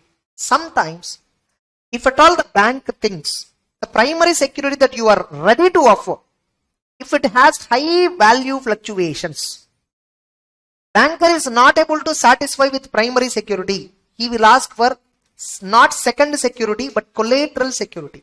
Collateral means what? If the primary security fails to discharge my liability, then I will come and touch your secondary security, that is collateral. Suppose to buy a house, I offered my land plus another land too. Two lands I offered as security and got a housing loan. Both are primary only. Getting the point? Suppose I offered land, this is primary security. If at all this land value was low at the time when I default, if at all, and at the time the value was low, then take my land as second one. This is collateral security. So only if this land do not give, then go for this. Whereas primary means what? Both the lands are primary security. Able to understand? Next. What are the most common type of security that is offered to the bank in order to get a loan? Goods, stock, debtors, trade receivable, nothing but current assets. We have seen this point in Tata Motors for getting working capital loan. Gold ornaments, immovable property, plantations, insurance policies, securities, all these can be offered as an asset security. Now, how do banks create security? In case of immovable property, we call it as mortgage. Mortgage is of two types: equitable mortgage, registered mortgage. Equitable mortgage is something pawnbrokers do. Have you heard of pawnbrokers, PAWN? What they do? They take some property and then give you loan. Some pawnbrokers or some lenders, in an unorganized sector lenders, how do they give loan? They take your house documents. Only physical documents they'll take. And they'll take PN, promissory note. And they'll give you loan. Here, is the mortgage registered on my name? This is equitable mortgage, which is risky. Registered mortgage, how banks will give housing loan? The housing loan documents will be registered in the name of bank. Under mortgage, there will be a mortgage deed. Getting it? If there is a mortgage deed, in the sub-register office on this house property, mortgage is created. The borrower cannot sell the house without release of mortgage. What's the difference between registered mortgage, equitable mortgage? What happens? In equitable mortgage, I gave my house property documents to lender and got loan. I go to register, I will put a document, application that I lost my house documents. Registrar will give me new house documents after following some procedure. I will sell my house. And the person who lent me, he is still thinking that house is in my hands. That's equitable mortgage. That is dangerous. Equitable mortgage is affected by mere delivery of title deeds with an intention to create security. Whereas registered mortgage deed will be there. Both the parties will sign. It is registered with the registrar office as well. Understood or not? Pledge. Gold loan is best example of pledge, where you deliver the goods and take the loan. After you repay the loan, take back your gold. So this is called pledge. Hypothecation, car loan, bike loan, current assets loan, working capital loan, these all will be given under hypothecation. Hypothecation means what? I will have ownership on the goods until you repay. Once you repay full loan, I will release the ownership. Only after I release the ownership, you can sell it. Current assets, there the ownership is on the go down premises, like on the stock, but the stock is continuously moving. Able to understand? Here the loan is given based on stock statement, current assets statements, which is signed by some auditor. Able to understand? Next, assignment. Assignment means what? Example, assignment of life insurance policy. Assignment means assignment of life insurance policy. It represents a transfer of existing or future debt or right or property belongs to a person in another person. Only actionable claims are accepted by a bank by way of security. Like actionable claim means what? Where I have right to recover some money at a future date. Getting it? LIC policy is an actionable claim. Maturity amount is an actionable claim. Where through by enforcement under law you can receive that money. You can actionable means what? Enforceable under law. Now I have LIC policy. Right now if I surrender, it will fetch me 30 lakhs money. Example. But I want suddenly money. But I don't want to surrender because I have so many benefits after 5 years. I went to a bank. Please take this LIC bond and take this assignment deed. I took this deed from company and I'm giving it to you. You register with the company, insurance company. Give me 20 lakhs loan. Banker gave me. Only after I repay this loan, assignment deed he will release. He will give me NOC. Then if I go and submit that NOC to insurance company, they will give me maturity money. Otherwise they will not give me maturity money. Because the policy is assigned in the name of bank. Set off. Set off means what? See, as a student, you will not be getting credit card, correct? But there is one way to get a credit card. Suppose if you have some money, some 1.5, 2 lakhs money, if you take from parents or whatever, you go and deposit with a bank, fixed deposit. 2 lakhs you deposit with SBI and now ask credit card. By keeping the deposit as security, they'll give you credit card. They'll give you 1.5 lakh limit. Now you use the entire 1.5 lakh limit and you're not paying. What banker will do? You made a deposit, no? And they gave you a loan, right? They'll set off both. Are you getting the point? Set off means what? To combine two accounts. One is a deposit account, another one is loan account of the same person. Provided both accounts are in the same name and in the same right. The capacity of the account holder in both accounts should be same. What is account capacity means? What is same capacity? Suppose I have got credit card, but it's actually an add-on card of my relative or my friend. My friend is original account credit card holder. He gave me another credit card. Just add-on card. Additional card can be added. Getting it? Now I am using that card. I am swiping and I am using it. Add-on card is in my name only. But primary holder is what? My friend. I am only a user. That is not in my name. Now I have a deposit in the bank. My friend not repaying. In fact, it is me. I have not repaid. But primary holder is who? My friend. Now can a bank apply set off? They can't. Because deposit is mine. This card is him. Just because I am using, it is not used in my right. Able to understand? Lien is not required. All of you understood or not? Next. NPA norms in case of a bank. See, NPA norms here has been discussed separately for term loan. NPA norm for overdraft and cash credit is different. NPA norm in case of bill purchased and discounted is different. In case of term loans, the norm is slightly different. OD and cash credit is different. And even bills purchased, it is different. Let's look at the first and third point. Suppose I took a term loan. Term loan means what? Where the duration of the loan is a particular term. And I will be repaying every month some interest or installment. So that is a term loan where I will repay after a particular period of time. Suppose if the interest or installment, if it is remaining overdue. Overdue means what? Cross due date. Cross due date and overdue for more than 90 days in respect of a term loan.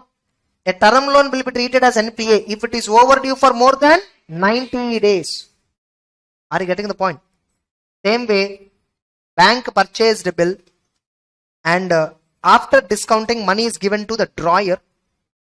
The drawer, whoever accepted the bill, that fellow did not pay after the bill maturity date.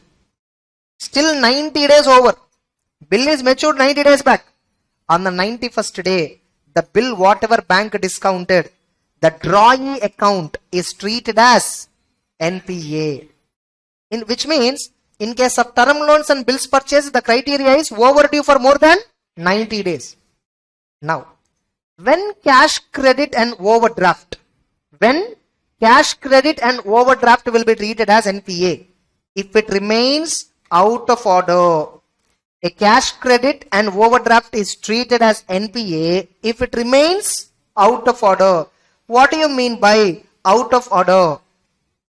The outstanding balance in the OD account, outstanding balance in the cash credit account in excess of sanctioned limit and drawing power. It is in excess of sanctioned limit and drawing power. Now, what is sanctioned limit? What is drawing power is a question. Based upon your repayment capacity, sanction limit is fixed. If you can repay up to 1 crore, you will be given 1 crore loan. You will be sanctioned 1 crore loan. But I told you, based on repayment, I will not give loan. I want security as well. Suppose you want working capital loan. Based on your turnover, based on your profit, based on your scale of operations, I gave you 10 crore sanction limit.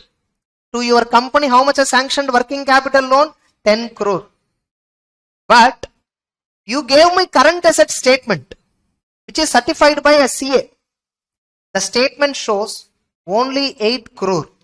The statement shows the stock balance of only 8 crore. This is your own stock. Out of this 8 crore, I will keep some 30% margin. There is no guarantee that always 8 crore worth of stock there in the godown, no. So I will look at your analysis, stock consumption analysis, 30% margin I kept. Approximately 5 crore I gave you drawing power. Which means I gave you working capital loan sanction, right? 10 crores. But can you draw 10 crores? You can draw only up to 5 crores because the power given to you only up to draw 5 crore. This is drawing power. Suppose your drawing power is 5 crore and your sanction limit is 10 crore. Suppose you have withdrawn for more than 5 crores or more than 10 crores. If the outstanding amount in a cash credit, outstanding amount in a cash credit or overdraft, if it is more than the drawing power allocated to a customer, that account shall be immediately treated as. Now you may get a doubt. Sir, if a customer is given drawing power 5, he can only withdraw up to 5, right? How come he withdraw more than 5? Getting the point? Suppose last time, 2 months before, I gave you 6 crores approval, drawing power. At that time, your stock statement is showing 9 crore.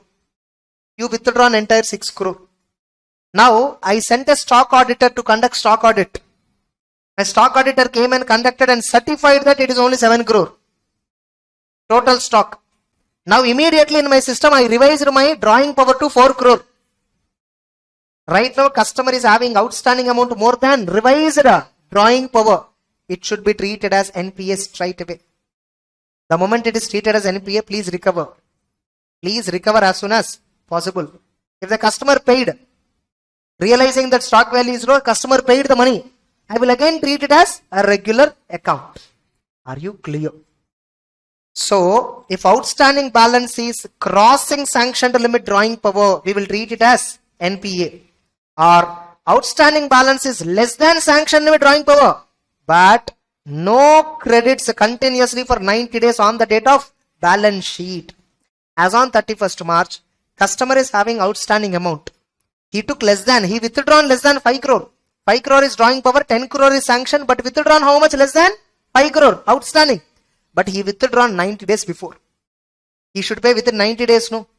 Overdue for more than how many? 90 days. Continuously 90 days customer did not pay single rupee as on balance sheet date. We will treat it as NPA. We will treat it as what? That's why what is better treatment in case of OD cash credit? Pay first and withdraw again. Best. Able to understand? Or credits are there. Customer is repaying OD and all. But it is not enough to cover interest itself.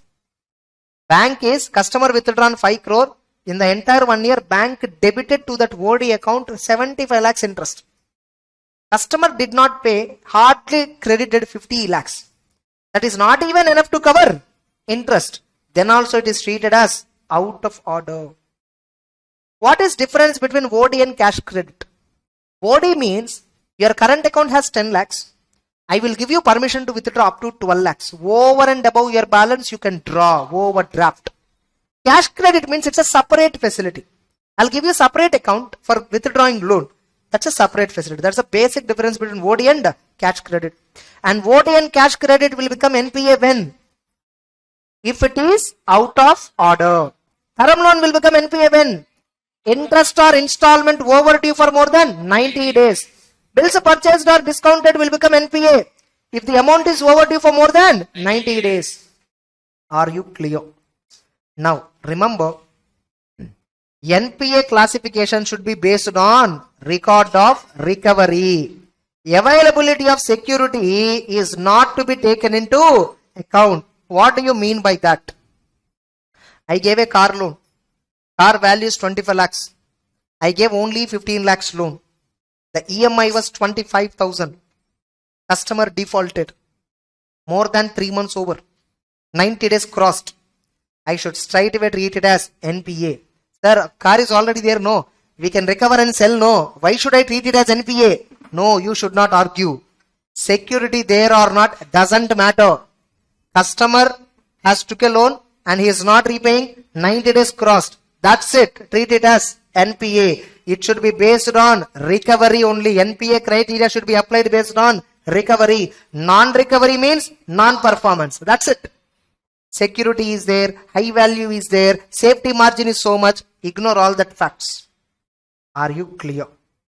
However, in case of central government guaranteed advances, in case of central government guaranteed loans and advances given by the bank, even though the customer is not paying more than 90 days, we will not apply NPA norm. We will not apply NPA norm because government has given guarantee. Damn sure I will get from the government. Are you getting the point? In case of loans and advances given by keeping security of term deposit, National Savings Certificate, Kisan Vikas Patra, Indra Vikas Patra, based on these patras, if I give loan and that loan was defaulted more than 90 days over, I will not treat it as NPA. These two are exceptions. These two are exceptions. Are you getting the point? As long as margin is there in the security, I will not treat it as NPA. Are you getting the point? Anyhow, once again I will get below. There once again I will discuss in detail. And further, once an account of a customer in my bank is treated as NPA, all his loan accounts in the same bank shall also be treated as. So asset classification will be borrower wise but not facility wise. That's it. All of you understood. They have given an example here. So when do a overdraft or cash credit is treated as NPA? Now, what do you mean by overdue? Any amount due to the bank, if it is not paid on the due date, the facility is treated as overdue. What is the provisioning norm? Once it is become an NPA, first 12 months it is treated as substandard. 15% provision you keep it, whether secured or unsecured doesn't matter. Once if it crossed 12 months, after it is classified as substandard, cross 12 months, up to next 1 year, secured portion 25, unsecured portion 100. Up to 3 years, increase it to 40 and 100. More than 3 years, 100% you make provision. And once you treat it as loss asset, that's it, customer will not pay. Write it off completely at 100. Later you sell the asset, recover, right? Recovery of NPA, what to do later we will discuss. Clear? Next. Now the next one is special NPA norms. So special NPA norms is also an important question. Special NPA norms. Once we discuss special NPA norms, we have question on drawing power calculation, all that. Oh, I'll do one thing. Before this, I'll discuss drawing power calculation, all that. Then we will discuss special NPA norms. Then we'll discuss how to do audit of advances. Then how to do audit of incomes. That's it. Bank audit chapter will be closed. Are you all clear until now? That's it. So let's continue. So how to compute drawing power? How to compute drawing power? First of all, what is drawing power? Drawing power is generally addressed as DP and is important concept for cash credit facility which is getting from banks and FIs. So drawing power is the limit up to which a firm or company can withdraw.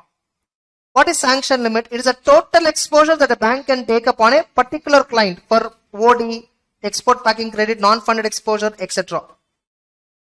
Drawing power is amount calculated on security less margin. What is the value of the security minus margin they will give? Bank will give margin for price fluctuations of the asset. Now, what is the rule? What is the drawing power and sanction limit rules? They'll ask you, write a short note on drawing power and rules for drawing power. They'll ask you this question for 4 marks straight away. What are the rules for drawing power? All accounts should be kept within both drawing power and sanctioned limit at all times.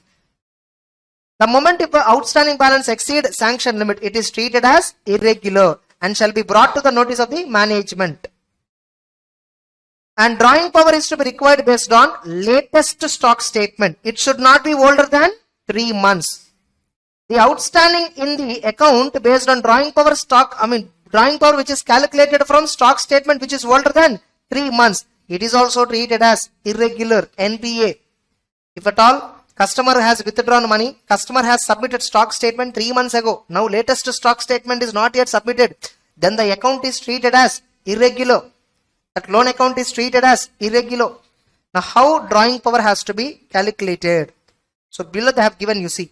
Suppose the client is having right now in the godown 1000 rupees worth of stock, out of which 300 rupees worth of amount is not yet paid to supplier. So primary right is with whom? Supplier. That is not my stock. Same way, another 300 rupees worth of stock I obtained through a guarantee from another company or another bank. So LOC, which means what is my own stock value? 400. Now margin, bank will give 25% margin, no?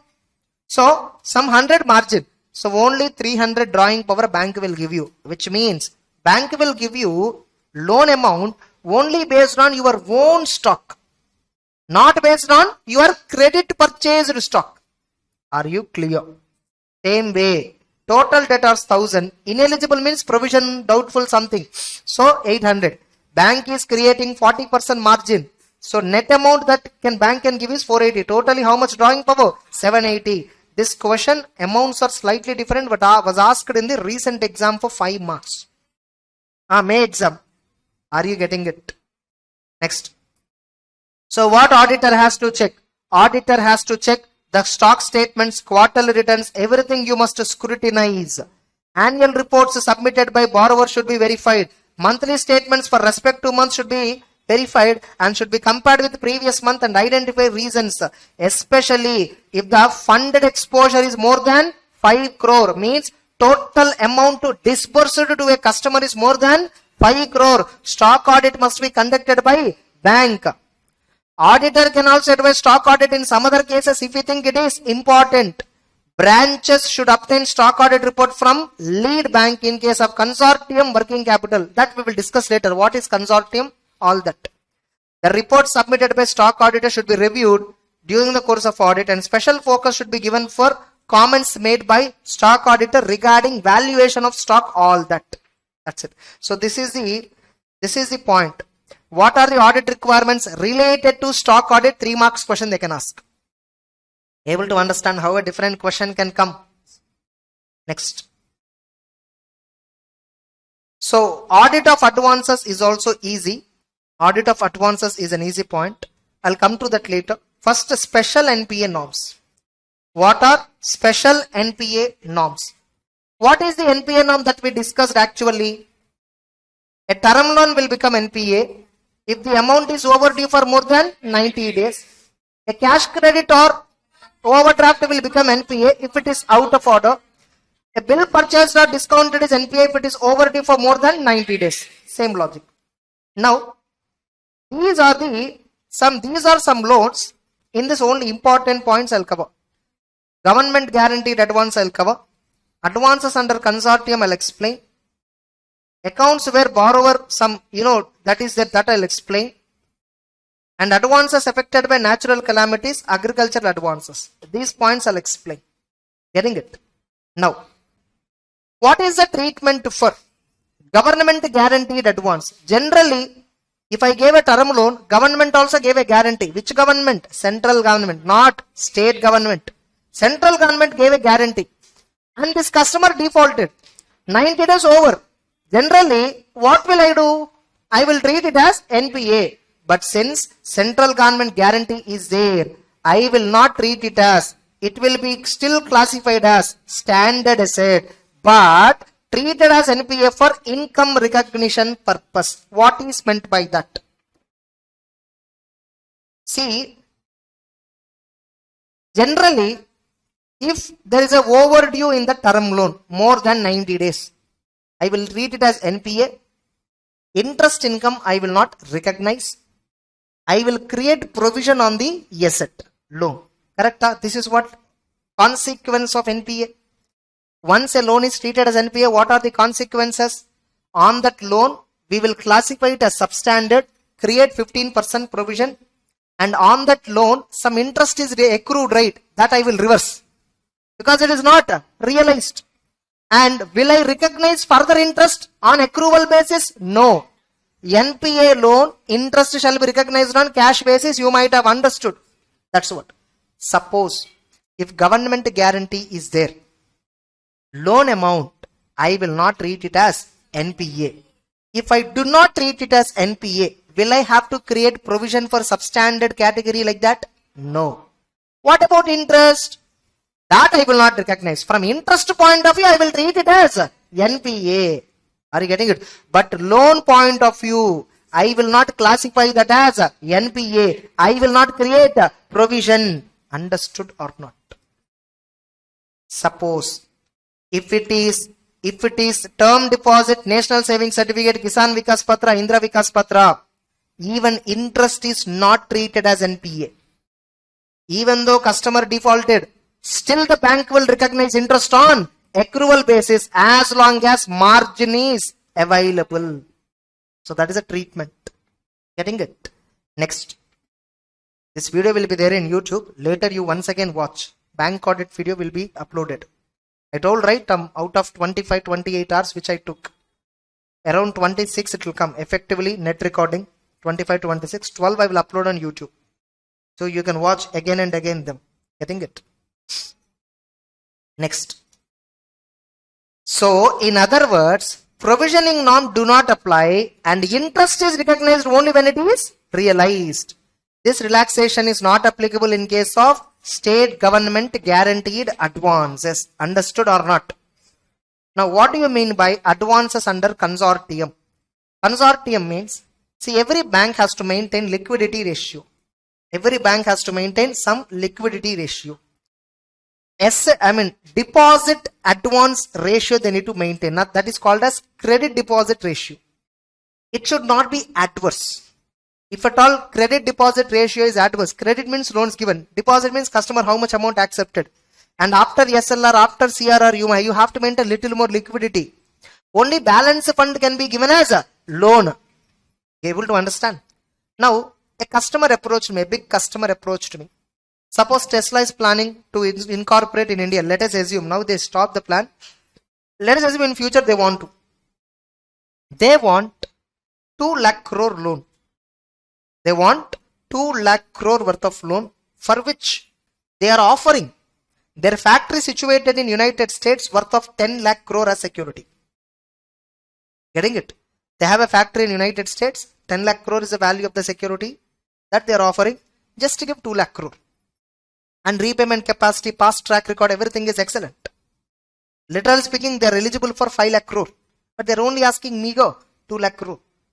But the problem is, my bank cannot give 2 lakh crore. Because I have liquidity norms to be maintained. I have so many problems in order to give 2 lakh crore. But your amount, your loan application is worthy eligible. What will I do? I'll give you 2 lakh crores, but from my pocket I'll give you 50,000 crore. On your behalf, I will go and talk to remaining banks. And all of us syndicate, will form as a syndicate and give you totally 2 lakh crore. This is called consortium arrangement. This is called syndicated loans. So I'm SBI, I went to ICICI Bank, I went to HDFC Bank, I went to Indian Overseas Bank, or I went to some, syndicate bank. Getting it? I went to all of them, and all of us together we gave 2 lakh crore to the Tesla company. Now here, I am the leader. I am the lead bank. Who took lead for this entire project, entire loan? SBI. SBI is called as lead bank. These are called as member banks or simply called as other banks. Now here, how I will recover loan from the customer, EMI, how I will recover? Lead bank may recover entire loan and distribute share to respective banks, or the customer may say, sir, I will pay all 5 banks respectively. Now tell me, is lead bank responsible if the customer defaulted to other banks? No. We are just a syndicate. I am only taking lead for administration purpose. Every bank will give loan to customer as per their own criteria. I am not compelling anybody. I am not giving guarantee on behalf of customer to anybody. Able to understand? It is just that customer came to me because I am unable to give. I am asking you to give. Don't give me based on me. Based on customer credit profile you give. If you want, I will collect EMI and give it to you. No problem. But I am not giving guarantee on behalf of customer. I am not giving security on behalf of customer. Yes or no? Now here, how NPA norm should be applied? NPA norm should be applied by individual bank based on their record of recovery. Example, customer is paying SBI on time. HDFC Bank is getting on time. ICICI is getting on time. Indian Overseas Bank and Syndicate Bank, they are not getting on time. They are not getting on time. Like they both were defaulted more than 90 days. Now all 5 banks should treat this loan as NPA or only those 2 banks? Exactly. That is what this entire discussion is. Understood? Now consortium advances means advancing loans to borrower by 2 or more banks jointly. Yes or no? Usually the bank with higher share will lead the consortium. Advances should be based on record of recovery by the respective bank. Getting it? Where remittance by borrower are received by lead bank is not transferring to other member bank. NPA will be treated only for the customer. So it is customer responsibility to make sure the payment reaches every bank. Yes or no? So the banks participating need to arrange to get their share of recovery from the lead bank or get an express consent from the lead bank for recovery from the customer directly. Now, in case of consortium, how much each bank should give to the customer, especially working capital loan, drawing power allocation will be decided by lead bank. The lead bank will be responsible for computing drawing power and allocate the same to member banks. In special circumstances, at the request of customer borrower, the lead bank may allocate higher or lower share of drawing power to member bank as against share of advances. So drawing power allocation will be by lead bank. Getting it? Example, customer want some 50,000 crore working capital loan. Now my bank, I agreed 30,000 crore, remaining also agreed. Customer came and asked me, sir, ICICI Bank is charging high rate of interest. You please give me another 10,000 crores additionally, so I will take lesser amount from ICICI. Drawing power. So like that customer can come and ask. Next. Understood or not? Next. Agricultural advances. Agricultural advances. See, agricultural advances, we have 2 classifications. Here one, agricultural advances affected by natural calamities. So two classes were there. Now general agricultural advances NPA norm is this. You see, these all are special norms. 90 days logics and all we will not apply. Here we will apply that particular norm plus 90 days norm wherever it is suitable. Now, so agricultural advances, what is the NPA norm? First of all, whenever a bank is giving loan to a farmer, okay, they will give loan for crops. Getting it? Now, these loans are broadly classified as two types. These loans are broadly classified as two types. Short duration crop loan, long duration crop loan. Long duration crop loan, short duration crop loan. Now, first of all, what is a long duration crop? If the crop season is if the crop season is longer than 1 year, it is treated as long duration crop. Remaining crops are short duration crops. And tobacco, all these are long duration crops. Vegetables, bananas, all these are short duration crops. Many fruits and vegetables are short duration crops. Now, what is the NPA treatment? Suppose if a farmer has taken loan in respect of long duration crop, right from plantation of seeds till the harvesting is the loan duration. After harvesting, he should sell and then repay the loan. Then it is treated as in time. But customer, the time is over. One more season also passed away. I gave loan, one season over, another season also passed away. One season means the crop season. Crop season over, later one more season also over. Suppose a long duration crop is treated as NPA if it is overdue for more than one crop season. A short duration crop loan is treated as NPA if it is remain overdue for more than. Are you clear? Suppose this is the general NPA norm which I will apply. Suppose by the time of harvesting, the customer has to repay, a big natural calamity was affected. Entire crop has been destroyed. The farmer went into loss. Now, what should be the NPA provision? Should you apply the general standard one crop season, more than one crop season, more than two crop season? Do you apply that norm? No. Here, what RBI says is, if at all any loan was impaired because of the calamity, banks may decide their own relief measures. And NPA classification would be governed by the new terms and conditions whatever banks decided. What banks may decide? They may convert a short-term production loan into a long-term, or they may reschedule repayment period, or they may give a fresh loan. In such case, NPA norms will be governed by the revised terms and conditions. More than one crop season, more than two crop seasons, that logic we will not apply. Understood or not? Next. This one. Accounts where there is erosion in value of security or frauds committed by borrowers. What is the NPA norm in case of frauds committed by borrower? Like this they'll ask. What is the NPA norm where there is erosion in the value of security? Anyway, they can ask this question. So what is this exactly? I told you, loan will be granted based on 1, repayment capacity, 2, value of security given by you. Yes or no? Value of security given by you. Now, the security value bank has to periodically assess. Bank has to periodically assess the security value. See, NPA norm is first criteria is what? Based on record of recovery.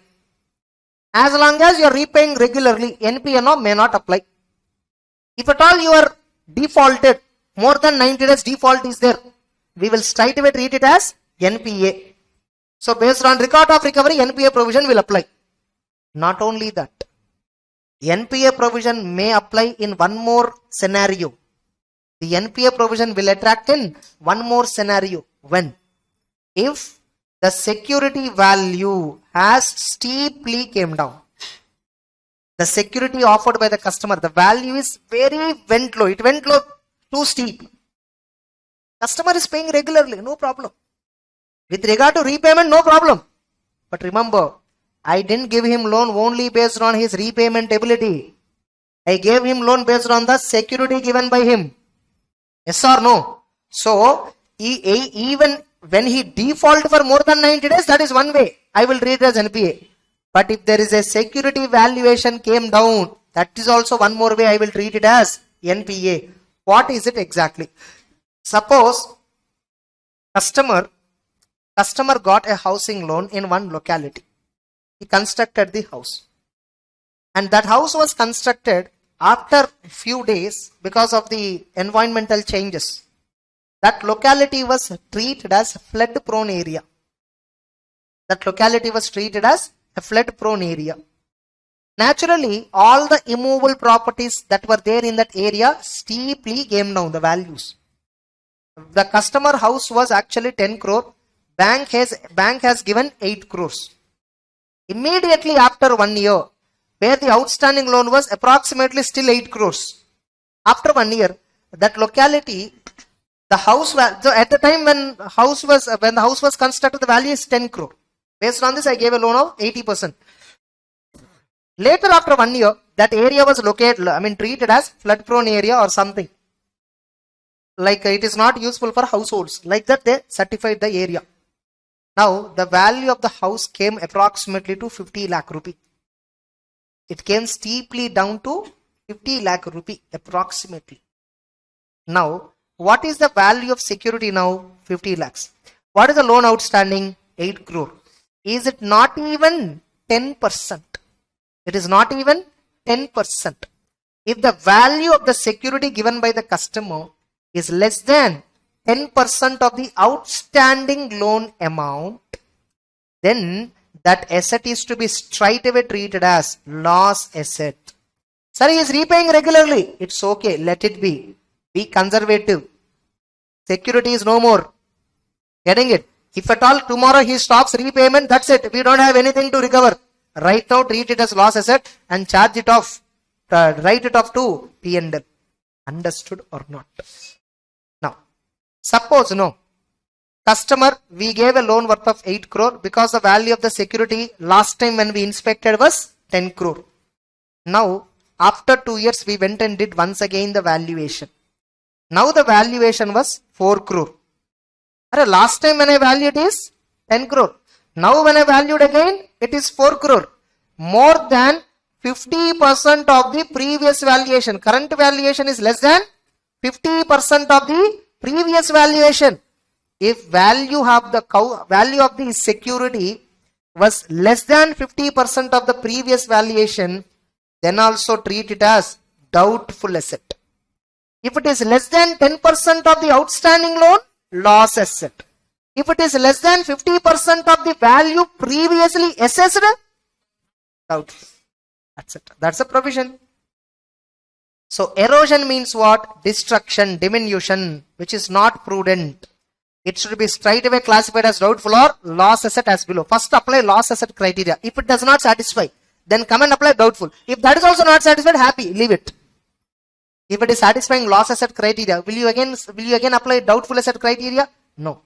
If the realizable value of the security as assessed by bank, valuer, RBI, whoever it is less than 10% of the outstanding in the borrower account, then existence of security, please ignore, and the asset should be straightaway classified as loss asset, which means it should be fully written off. Are you clear? Are you observing how I am reading? Every word I put significance. Every word I stop and understand and then go further. Yes or no? Next. Suppose if the realizable value of security is less than 50% of the value assessed by the bank or RBI at the time of last inspection. Last time when we inspected, whatever value. Now when we inspected, what is the value? The difference is difference is more than 50%. Such asset may be straightaway treated as doubtful. Apply provisioning norm, whatever applicable for doubtful assets. These are special NPA norms. Understood or not? Next, how to do audit of advances. Here they will check whether credit worthiness has been checked, documentation has been checked, end use of funds, See, this is nothing but the auditor should examine efficacy of controls over advances. What internal controls bank will check, bank will apply. They will ask you this question straight away. It's an easy thing. If you're ready, you can understand. If you read it, you can understand it very simple, because all these technical terms we covered now. Okay. Now, how to audit bank incomes? First of all, remember, if there is uncertainty regarding ultimate collection, bank should not recognize income. Getting it? Which is non-performing asset until it is actually realized. Suppose when a credit facility is classified as NPA for the first time, interest accrued and credited to income account which has not been realized should be reversed. This will apply even for government guaranteed advance, because government guaranteed advance principal we will not treat it as NPA. Interest we will treat it as NPA. Now whatever interest you are treating it as NPA, no, that interest, no, we will transfer, bank will record that accrued interest in memorandum account. And once interest is realized later on, we will transfer from memorandum account to actual P&L account. Yes or no? In society's audit, overdue interest shall be credited to overdue interest reserve account. Similar to this. Getting it? Same way, bills purchased. Suppose I am a customer of a bank and I sold goods. I gave bill. That customer has to pay me. But customer agreed to pay me after 90 days. I went to the bank and gave this bill. Whatever goods I sold, that bills I gave to the bank. Bank asked me, you want me to collect and then give it to you later, or you want to discount it now? I asked for collection. Collection means what? Bank will wait until maturity. They will go and collect from the customer and they will pay me at the time. Now, for this collection, bank will collect a commission or collection charges. When should the bank recognize the collection charges? Whenever the bill is actually collected and credited to customer account. In case of bills for collection, the auditor verify that what is the procedure for crediting the party. The customer account should be credited only after the bill has been collected. Even the commission will become due only when the bill has been collected. So commission should be recognized as income of the year in which it was collected. Understood? Next, bills purchased. Bills purchased or discounted. What does it mean? Now customer came 90 days before, he came and asked me, please give me the money. Later you collect from customer. For this 90 days, opportunity cost of interest I will discount. And I will give you balance amount to the customer. Now customer transaction is settled with the debtor. Now the bank will have to collect from the debtor full amount of the bill. The margin is the profit for the bank. That is called discount or nothing but interest income. Now how should bank recognize this interest income? Proportionate to the time period. Suppose bank discounted on 10th March, whereas the bill is due on April 30th. Now for this 40 days, bank will collect interest. Nothing but bank will charge discount on this. Only balance amount will be given to customer. Now 10th March 21, 30th April 2021. This falls under 2021 financial year. This will fall under 21-22 financial year. Bank is getting discount related to these 20 plus 30, totally 50 days. 50 days worth of interest bank is enjoying now. Now this 50 days worth of interest should be accounted in which year? Proportionately. 20 days interest you will account in March. Balance 30 days interest you will account it in April. That is what here they mentioned. Interest component paid by bank on rediscounted bill is not netted off from that. That's different. In case of bills purchased outstanding at the closure, discount received thereon should be properly apportioned between 2 years. Are you getting the point? The unexpired discount rebate, where part of the discount charges is related to year end, beyond year end, should be recorded as other liability.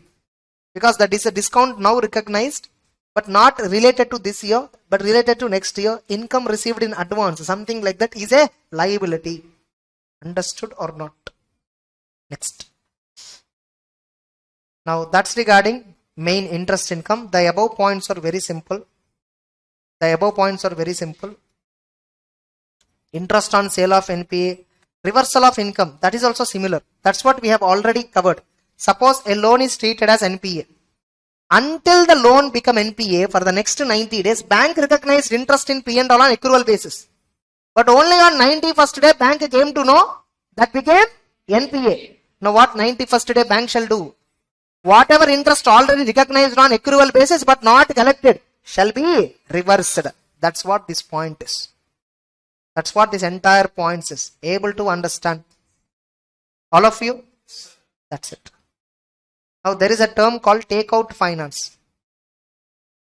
Takeout loan is a method of financing whereby loan that is procured later is used to replace the initial loan. More specifically, a takeout loan or takeout finance is a long-term financing that lender promises to provide at a particular date. What is that simply? Takeout finance means, suppose I purchased a car using a SBI car loan. Originally SBI gave me the car loan, I purchased it. After 1 year, 2 years, ICICI Bank called me. Sir, we are charging lower rate of interest. Okay. So if you transfer the car loan from SBI to here, we will give you lower rate of interest. How do I transfer? I will not transfer. ICICI Bank will give me money. I will repay to SBI.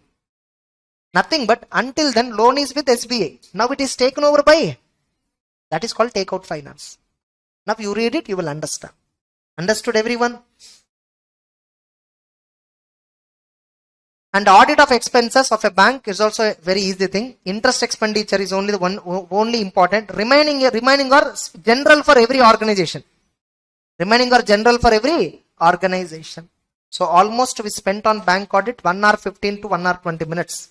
Thoroughly discussed all the topics. Understood? Main topics we have covered. But remember, whatever I am covering in revision, not only that is important from exam point of view, everything is important. Always remember, when I say ignore 3-4 chapters completely, no problem, but remaining chapters 100% you should study. From each chapter if you study 80%, if you are bad luck like last attempt, getting it, all the questions will come only from the balance 20%. That's it. Every chapter we left to 1/4, and all 1/4 questions only came. Gone. So what is best and safe strategy always? Leave 1/4 chapters. Study 3/4 chapters. Definitely from 1/4 chapters they will not ask questions. Entire bank audit will be tested 50 marks in paper. Always 6 or 10.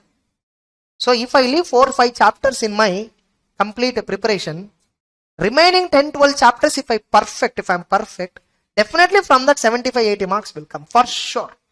And if I answer them perfectly, I can even score exemption. Getting it? That should be the way. Anyhow, you will leave 25% syllabus in every chapter. Instead of in every chapter, leave 25% of chapters I am asking, which is safe strategy. You know, all India rankers will on an average attempt for how many marks? 85 only. You and all can attempt 110. All India rankers, they are not that intelligent. They attempt only for 85. You can see their interviews. Hardly they attempted for 85, 90. Remaining they didn't attempt, not because they don't have time, because they don't know. Getting it? For a student who really learns entire subject, that 3/4 paper thoroughly, for him 3 hours will be enough.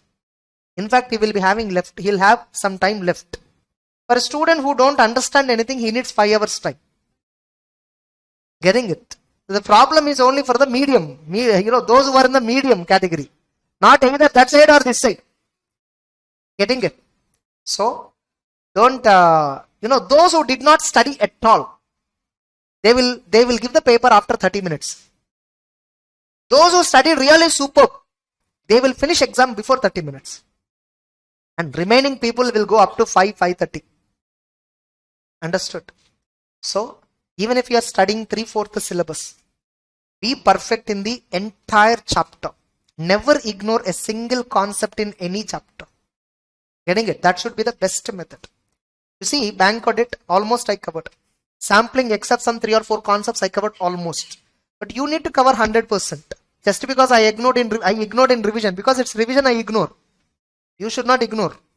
You are not practicing on a sampling basis in exam, no? Correct, huh? That's it. So with this, bank audit is done. Satisfied until now?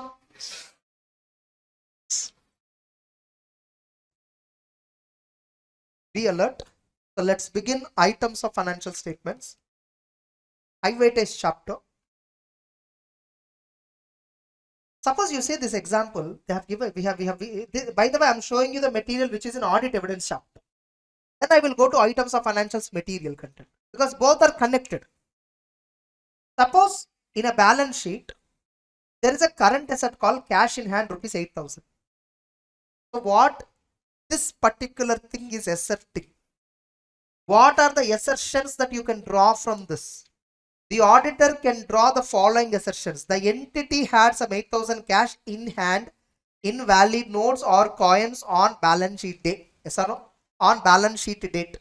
On the date of balance sheet, company is having cash in hand, that too in a physical format. It may be notes or whatever. So that is one assertion. And indirectly, it is also asserting cash is owned by the company, which means cash was free with the company. Getting it? And available for expenditure. So if the company wants, they can spend it. That books of accounts show a cash balance which is also identical amount at the end of the day, where balance sheet is showing that amount. So in the balance sheet, if it is some 8,000, means books of accounts are also having 8,000.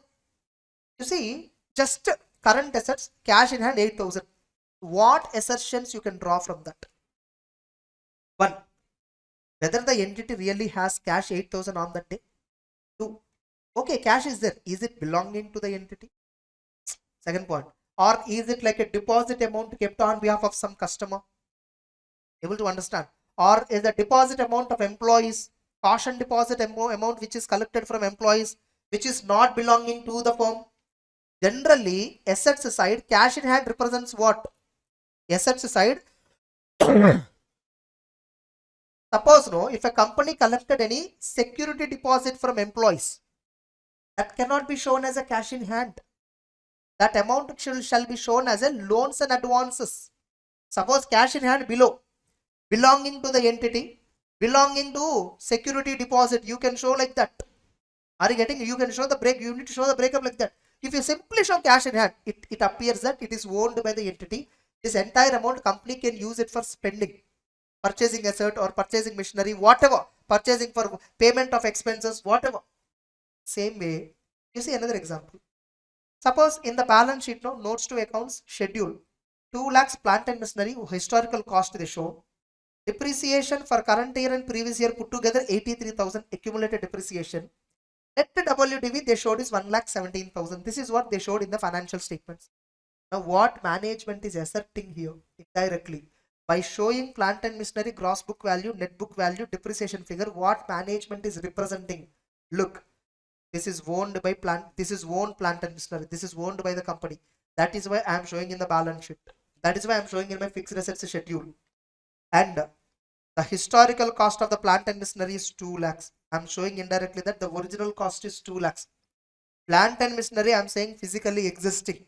When I say plant and machinery 2 lakhs in the balance sheet, as on balance sheet date, it is physically there also. The asset is utilized for business of the company productively. We are indirectly saying that it's a fixed asset, it is used for business purpose. And we are also mentioning the total depreciation charge is 83,000 till the date, and current year it is 13,000.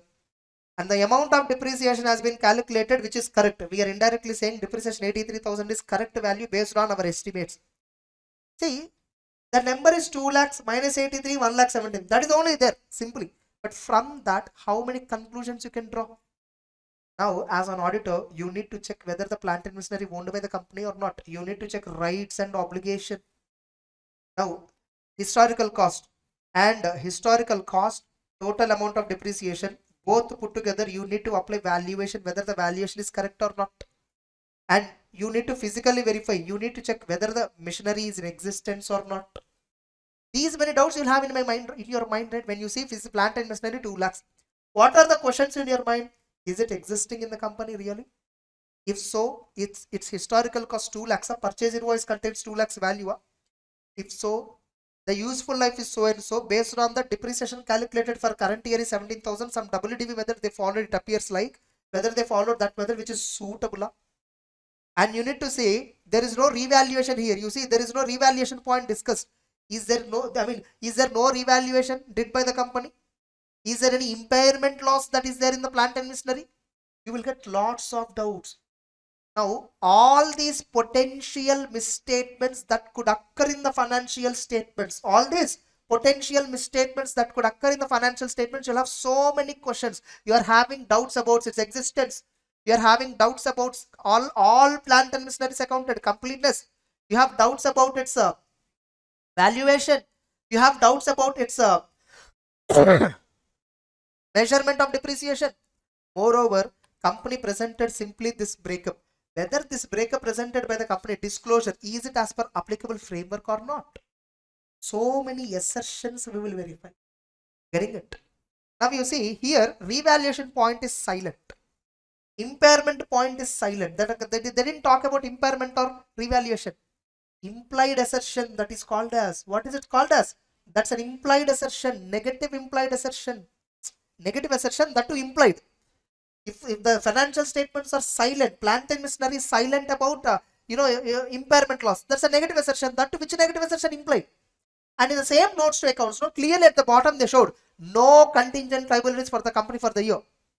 That is also a negative assertion. Company said no available, but explicitly they mentioned that there is no. See, implied means since information is not there in the financial statements, we assume that. Explicitly, if they say that there are no contingent liabilities, that's a negative assertion. Plant and machinery 2 lakhs, it's a positive assertion. We have a plant and machinery and the value is 2 lakhs. We do not have revaluation in the year, during the year, it's a negative assertion. Means they are talking about they didn't do. There is no revaluation, there is no impairment loss, it's a negative assertion. And since they are specifically telling it, it's an explicit negative assertion. So we have given all that. Assertions may be explicit or implied. Explicit or implied. Negative assertions are also encountered in financial statements. The same negative assertion can be expressed or implied. Suppose if it is stated that there is no contingent liability, then it would be expressed explicit negative assertion. Suppose in the asset schedule, there is no item called building. In the fixed asset breakup, in the notes to account, building itself is not there. Company, if they mention buildings value not applicable, that's an explicit assertion. So it is saying that buildings is not there, but buildings point itself is not visible. Impliedly, company is saying that we do not own any building.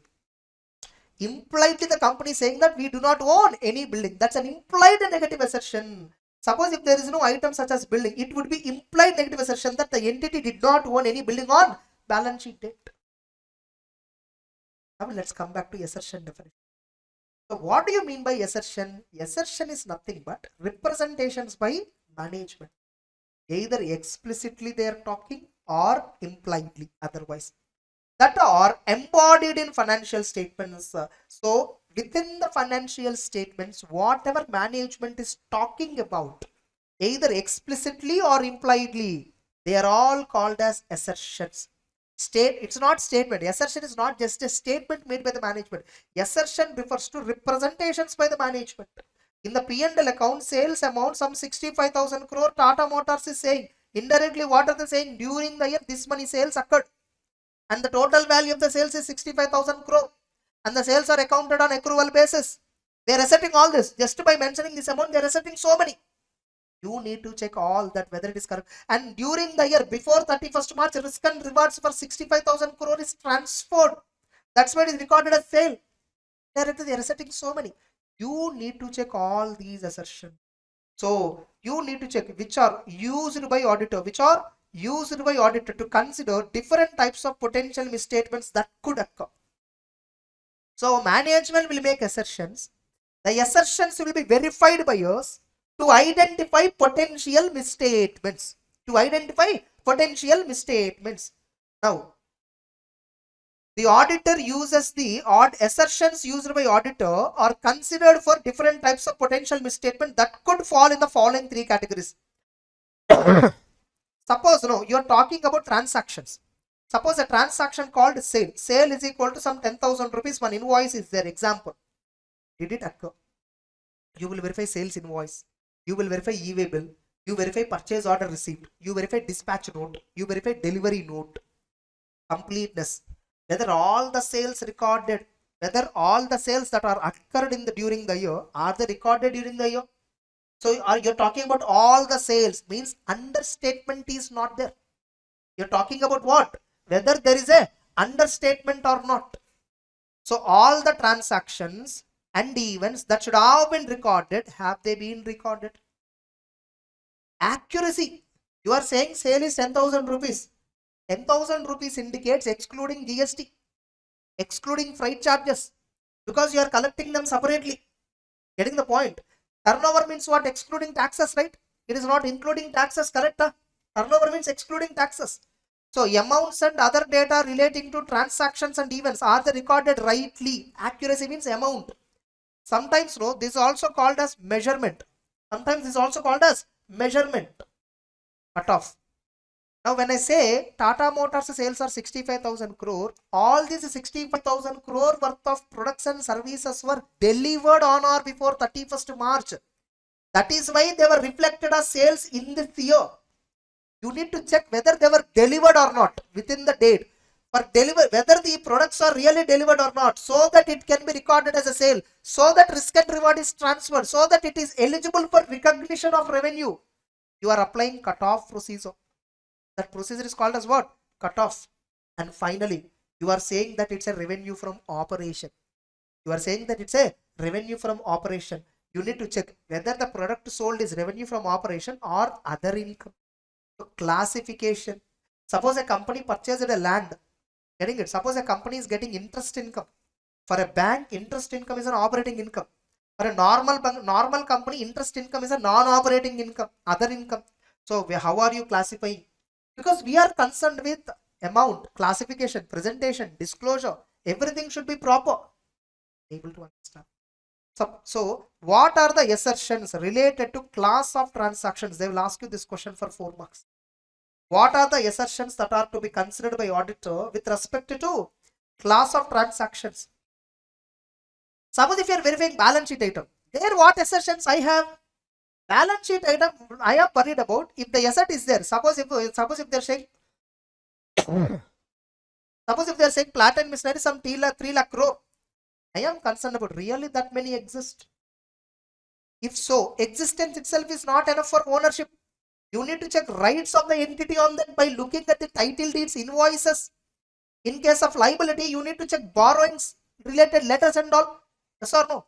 And whether all the machineries were accounted that are there in the entity. Yes, all the machinery that are there in the entity which are owned by the entity are accounted in fixed asset register. See the controls. Valuation. The fixed assets, no, they showed 3 lakh crore minus depreciation, some 1 lakh crore minus WDV 2 lakh crore. Whether the depreciation has been properly valued, computed, whether impairment loss is properly considered, whether revaluation is properly considered, all valuation related thing, valuation and allocation. Allocation means how much amount for depreciation, how much amount for impairment, how much amount for revaluation, all that allocation and all should be done properly. Not only that, auditor is also concerned with notes to accounts, presentation and disclosure. Whatever in the notes to accounts you are showing, suppose a contingent liability you are showing, did it really occur? When a contingent liability occurs, when a third party filed a case against the company, when the case was filed against the company, where the case was pending, occurrence. Is it relating to the company? Suppose company have filed a case against third party or third party has filed a case against the company. It may be a right or obligation. Whether all the contingent liabilities are completely accounted or not, you know what to do. Whether all the liabilities are accounted or not, you know what to do. Whether the liabilities, is it a real liability or a contingent liability? Is it rightly classified depending upon the possible and probable outcome? And how far the presented information is understandable for third parties? And how accurately they presented the information, whether the amount shown against contingent liability valued correctly, arrived correctly. Now, tell me, now they have given transactions, class of transactions, some assertions. Balance sheet items, some assertions. Presentation and disclosure, some assertions. Do you think only these exactly we apply? We may use combination also. Getting it? We may use combination. Once upon a time, assertions, whenever a discussion comes, we don't split them into transactions, balances, presentation and disclosure, separately we don't discuss. There are totally these assertions: occurrence, existence, rights and obligation, cutoff, completeness, measurement and valuation, presentation and disclosure, accuracy, any other assertion. Getting the point? We have a combined list. Later on, how institute modified the material is For P&L items, transactions or class of transactions, what assertions generally we check. For balance sheet items, what assertions generally we check. For notes to accounts, presentation and disclosure, what assertions we generally check. Like that, they give 3 classifications. But at the end, what they are saying, the auditor may use assertion described above. The auditor may use the assertions as described above or may express them differently, provided all aspects were covered. For example, auditor may choose to combine assertions of transactions and events with balances. So auditor can use a combination of assertions also. Suppose company just purchased goods. I am doing audit of the company. Just now they purchased the goods. They recorded. So I am checking whether transaction occurred during this year or not. I will immediately go and check this existence. I will immediately go and check the existence of that mission, existence of that goods. The company just received the inflow. I will go and check its existence. Physical verification is talking about existence. Next. This is not required. This one you take, fifth point.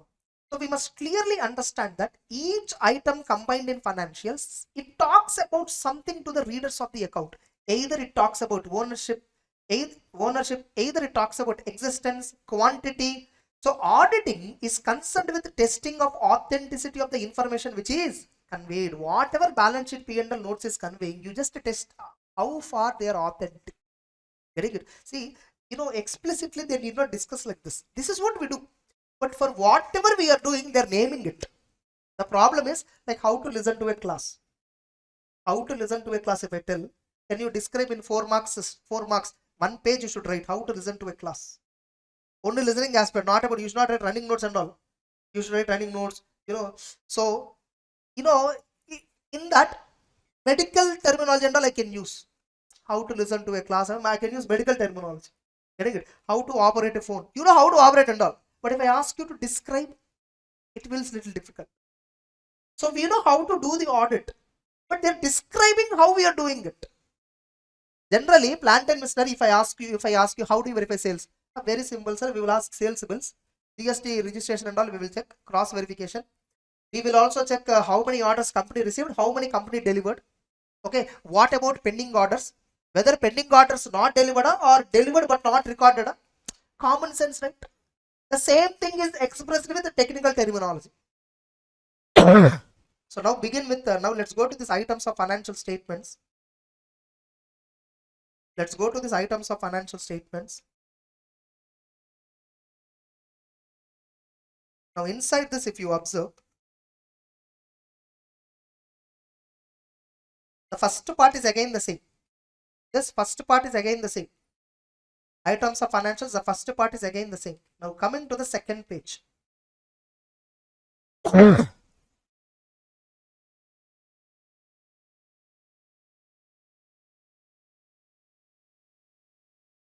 Directly I'll go to the audit aspect. P&L items. You come to P&L items. You come to P&L items, sales, purchases, I will explain.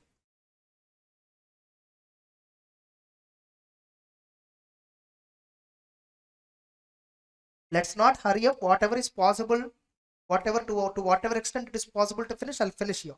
And I'll record pending item.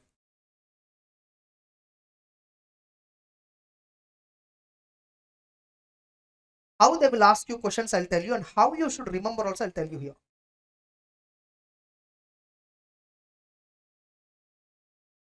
When we were studying, this chapter is like, when we were studying CA intern, this chapter is like vouching and verification.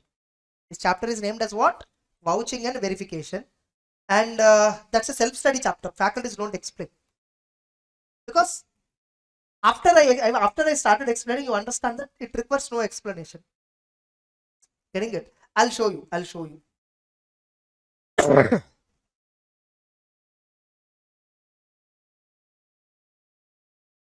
The first one, audit of sales. Audit of sale of products and services.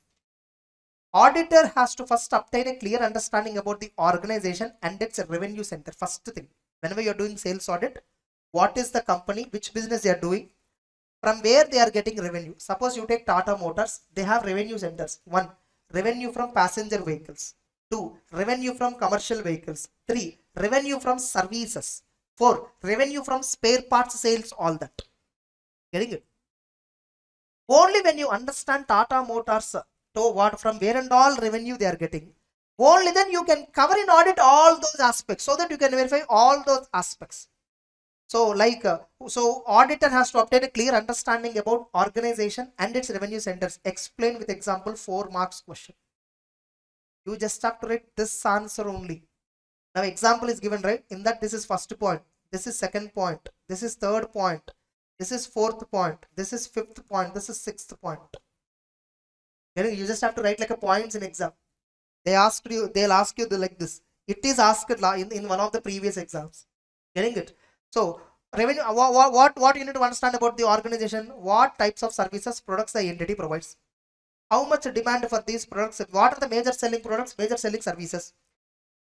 Is the company started any new product, or are they discontinued any existing product? Who are the major customers? What are the terms and conditions of the sale? How the company selling the goods? Are they selling on credit or cash basis? Where are the delivery locations?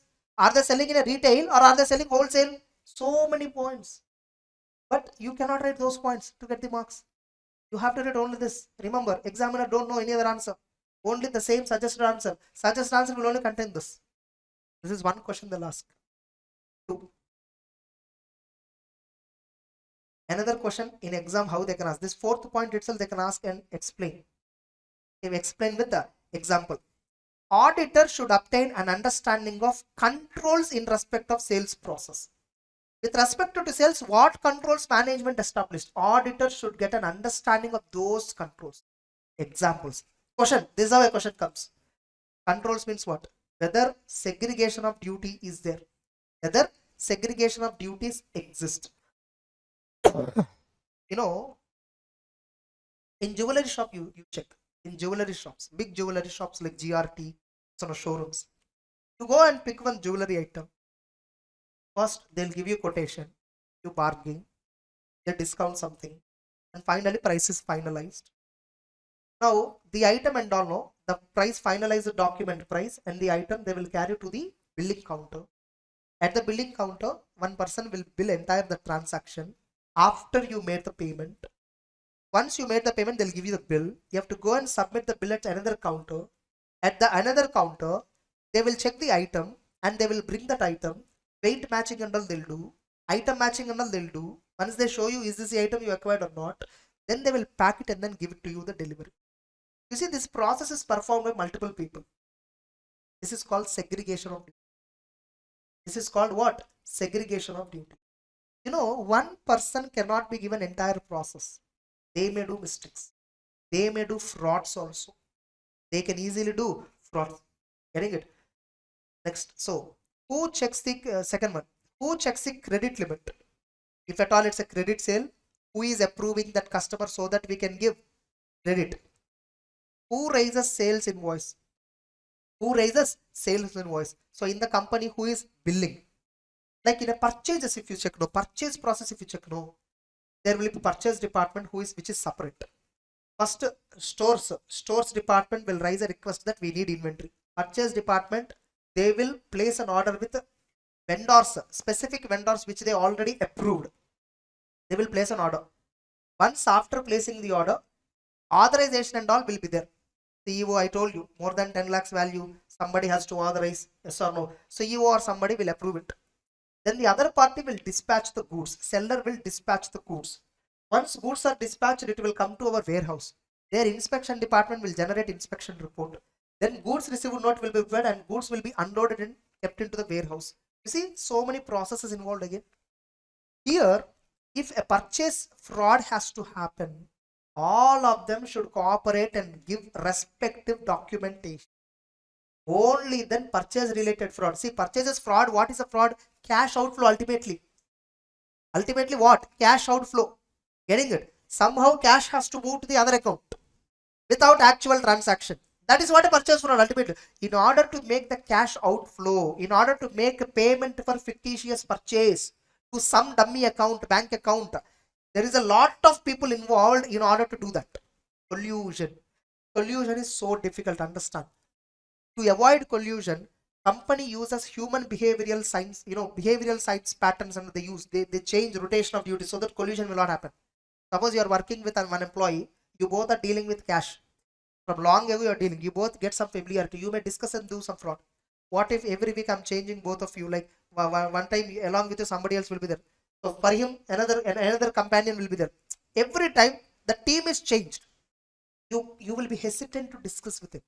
And their management plays these games. Okay, like this particular employees, they have a team head.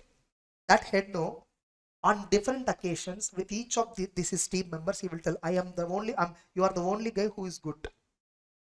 Okay, whatever happens, you bring me attention. Or this fellow will be thinking, team manager or team leader is close to me.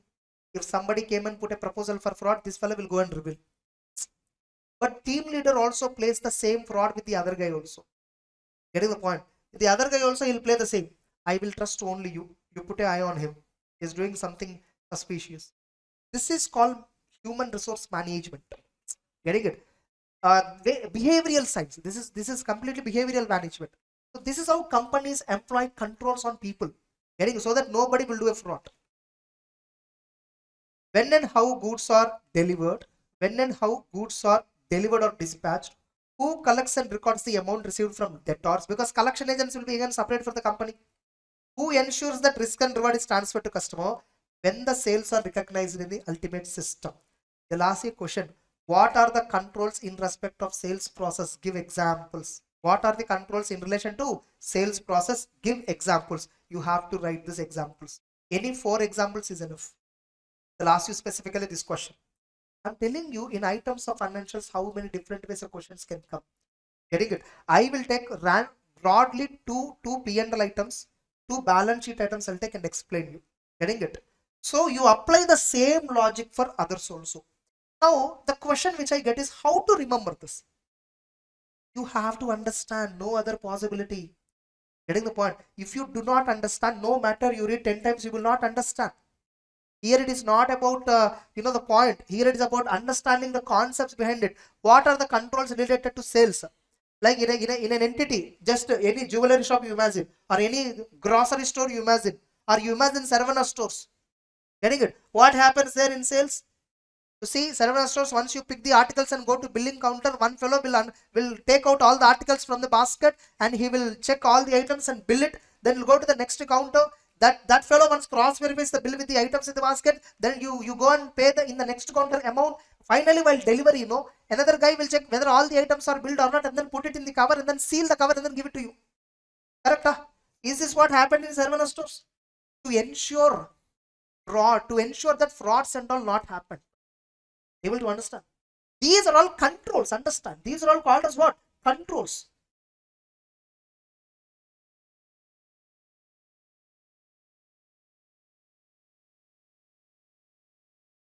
So now generally as a whole, you see, first. So auditor first has to obtain an understanding of organization and revenue centers. He should understand controls. He should test the controls, whether the controls are operating effectively and are they strong. Any deficiencies in controls he identified, he has to communicate to the management as per SCA 265. Any deficiencies in control he has to communicate. Like whether sale invoices are pre-numbered. Nowadays it is digital invoices. Automatically numbering and all is automatically coming. Okay. Who is executing sale order? Who is approving customer purchase order authorization? All that. Then finally, auditor selects random sales invoices and really in cross checks with what exactly steps followed by the entity in the sale. 7th question can be asked as a 4 marks. 7th point can be asked as a 4 marks question. Performing analytical procedure is a must. Performing analytical procedure is a must. So with respect to sales, substantive analytical procedure will consist of sales trend analysis, sales comparison with previous year, commodity category wise sales. So any analysis auditor find relevant and important, he will do all such analysis. Analytical procedures in sales. So this itself can be asked as a 4 marks question. Write about analytical procedures for sales audit, which means they are testing this particular point. Getting it? Now next, they'll ask you this question. You are appointed as an auditor for so and so entity. As part of audit, you have selected sales, and in the sales you want to ensure whether recorded sales represent goods delivered or services performed during the year. Whether sales really occurred or not, you want to ensure. ensure that revenue is not overstated by performing. Now, they'll ask you a question like this. This can be tested as MCQ. Whether recorded sales represent goods delivered. Whether recorded sales represents goods actually delivered. Whatever sale I showed, 65,000 crore, for that goods delivered or not? Indirectly, what are we focusing? Whether sales are understated or not. Sales are not understated. Sales are not understated means what? Actually 70,000 crore sale is there, but company is showing 65,000 crore sale only. How do you figure out this? You see deliveries, whether each and every delivery is recorded as sale or not. If each and every delivery as per stock report is recorded as a sale, there is no understatement. How do you check overstatement? That's again a different. For checking overstatement, again difference. Overstatement means what? 65,000 is the sale which Tata Motors has shown. Is it 70,000? Not 65. Company showed 65. Getting it? But is it 70,000? I mean, overstatement is different. Suppose Tata Motors recorded 70,000 crore as sale, but I feel 65,000 crore would be the sale. How do we verify whether 70,000 crore sale happened or not? Now, for that procedure is what sales invoices you take. Suppose company has sales invoices, 1,000 invoices were there. These 1,000 invoices were represented by 70,000 crore. All these 1,000 invoices related deliveries happened or not, check out. If all the deliveries for 1,000 invoices happened on or before 31st March, 70,000 crore would be correct. Suppose my assertion is understatement. Suppose actual sale is 70,000, but company recorded 65,000. Company recorded 65. Here what I will check? Delivery I will match with invoice. Invoice matching with delivery is for overstatement. Delivery matching with invoice is regarding understatement. I hope you are able to understand.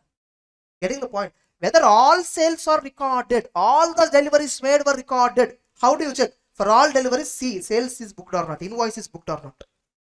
Are the invoices booked overstated without delivery? How do you check? Suppose overstatement means what? Delivery is not happened, but invoice is recorded in the system. How do you check? For every invoice at during the year end, especially check whether delivery is given or not. For every delivery, see whether invoice is booked or not. That is for understatement. For overstatement, for every invoice, delivery happened or not. Able to understand. They will ask you MCQs like this. You see MCQs, they will test. They will give you one procedure. Auditor is verifying like this. Option A, auditor is checking overstatement of sales quantity. Option B, auditor is checking overstatement of sales value. Option D, auditor is checking understatement of sales quantity. Option D, auditor is checking understatement of sales value. They'll give 4 options. Which one you select? Unless you analyze the question carefully, getting it? Apply common sense there. This entire chapter is completely common sense oriented chapter. Getting it? So occurrence means what? Whatever sales represents good shipped. Means whatever sale invoices I showed, whether delivery happened or not. Check whether a single invoice is recorded twice, cancel invoice is recorded. Test check few invoices with relevant entries in sales journal. Obtain confirmations from customers regarding genuineness, because you are checking actually sale occurred or not. Whether any fictitious customers have been recorded. How do you check fictitious customers and all? Company recorded some customer name. First of all, identify customer master. Who are all the customers to us? Generally, this is a possible only B2B sales. B2C sales, customers and all you can't. Suppose you went to some Saravana Bhavan or Sangeeta, whatever hotel. You just had food and paid bill and came back. Can this Apurva Sangeeta or A to B, can they identify who is the customer? No. Suppose they supplied a big catering to a big function for a particular company, that will be recorded.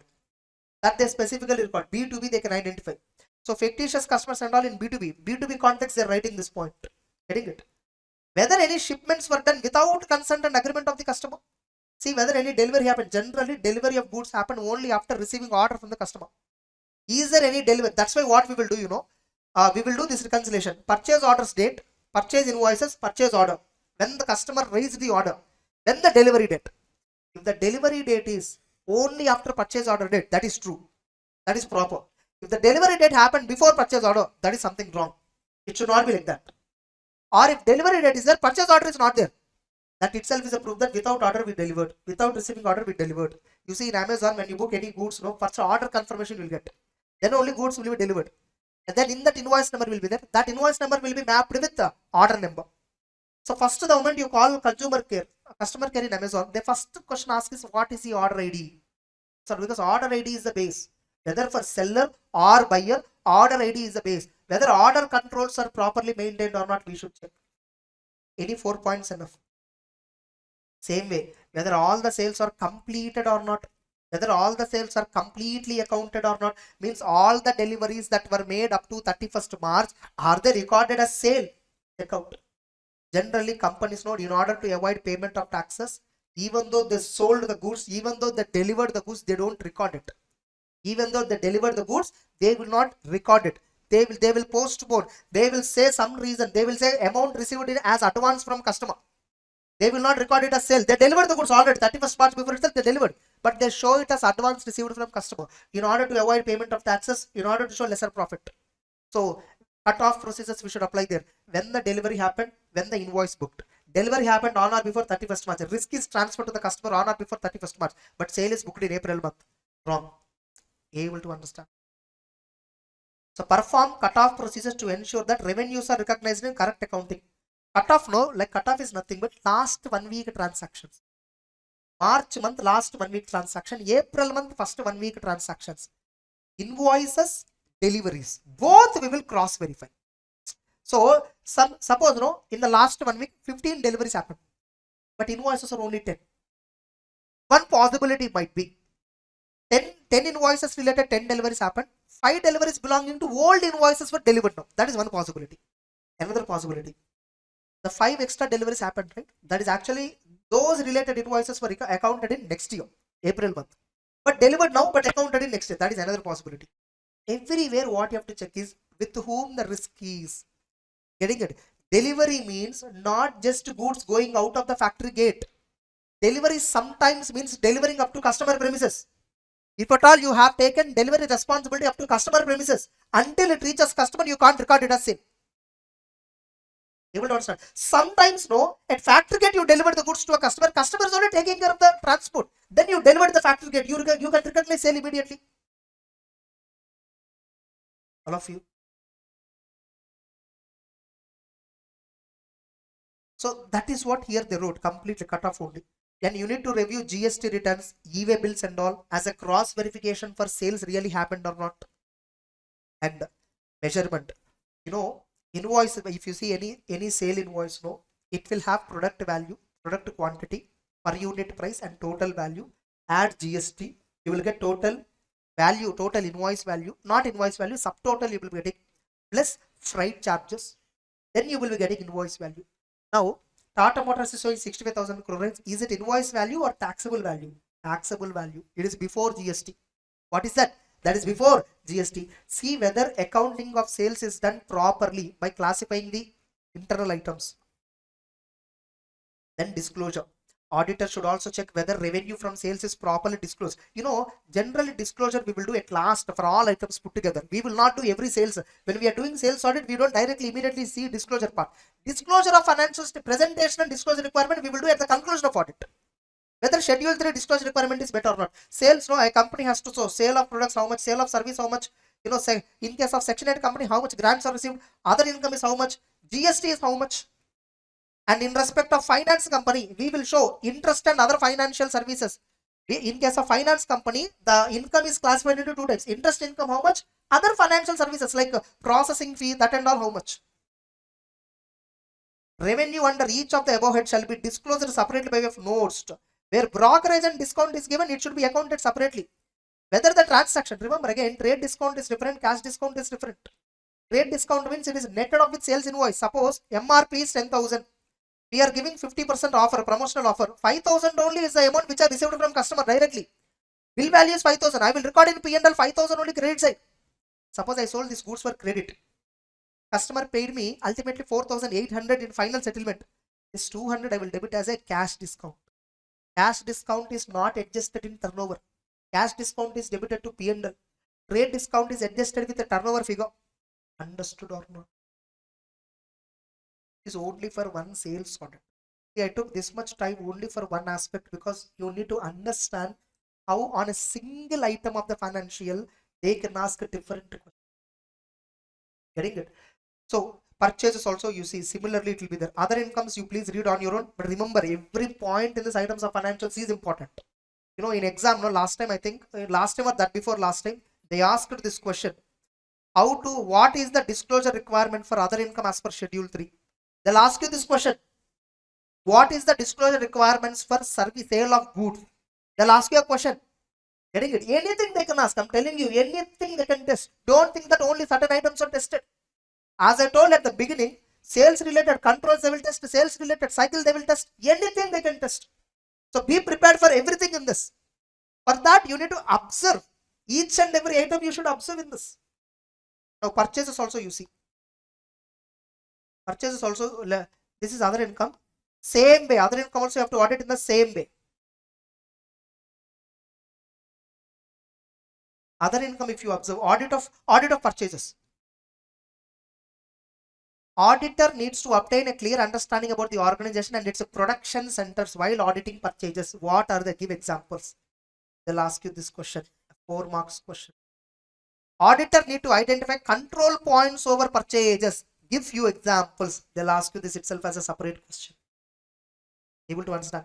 In items of financial, it takes 2 hours to understand in how many ways questions can be asked. To discuss this chapter, it takes 10 to 12 hours. Only this chapter, it takes 10 to 12 hours to discuss this. Getting it? If at all you find any video on the YouTube, half an hour items of financials revision over, you're also over. Getting it? Don't trust that. Take time. Follow right guidance. Okay, you will qualify early. People, the difficulty between right process and wrong process is that extra hours that you spent. If you spend that extra hours, only the setup you qualify directly. If you spend lesser hours, you will take 3-4 attempts. Just there only the differences. Same here also, whether segregation of duty exists, whether competitive courts are invited, whether purchase committee exists, who authorizes purchase price, when and how the goods are received, is GRN issued, who approved the invoice before accounting into the books of accounts, two-way matching, three-way matching. Three-way matching, two-way matching is what we ordered, what we received, what is invoiced, what is mentioned in the invoice. So that is called three-way matching. How purchases were recognized in the system. Only after goods are received, only after entered into the stock register, then a pop-up will come onto the accountant's system. Then accordingly he will account, prepare a voucher and then account. So this point, 6th point is not required. The 6th itself is 4th. They will ask you what are the control points over purchases or what are the common internal controls over purchase cycle. Both the cases the answer is similar. You write any answer, you will get the marks.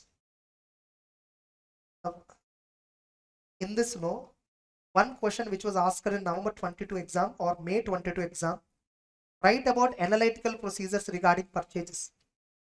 They asked this. Write about analytical procedures regarding purchases. We do consumption analysis, we do stock composition analysis, we do ratio analysis, we do review, quantitative reconciliation, all that. Like composition, consumption analysis means what? See, first of all, analytical procedures, why we do, I'll tell you once again. With purchases, how I will do. First, I will verify purchases, their vouchers, their invoices, and whether really we purchased or not, really we received goods or not, stock registers and all we verify. Everything is over. As far as whatever I verified, everything is matching. Now let me check analytically, logically whether it is correct or not. Last year, company sales were 10 lakhs.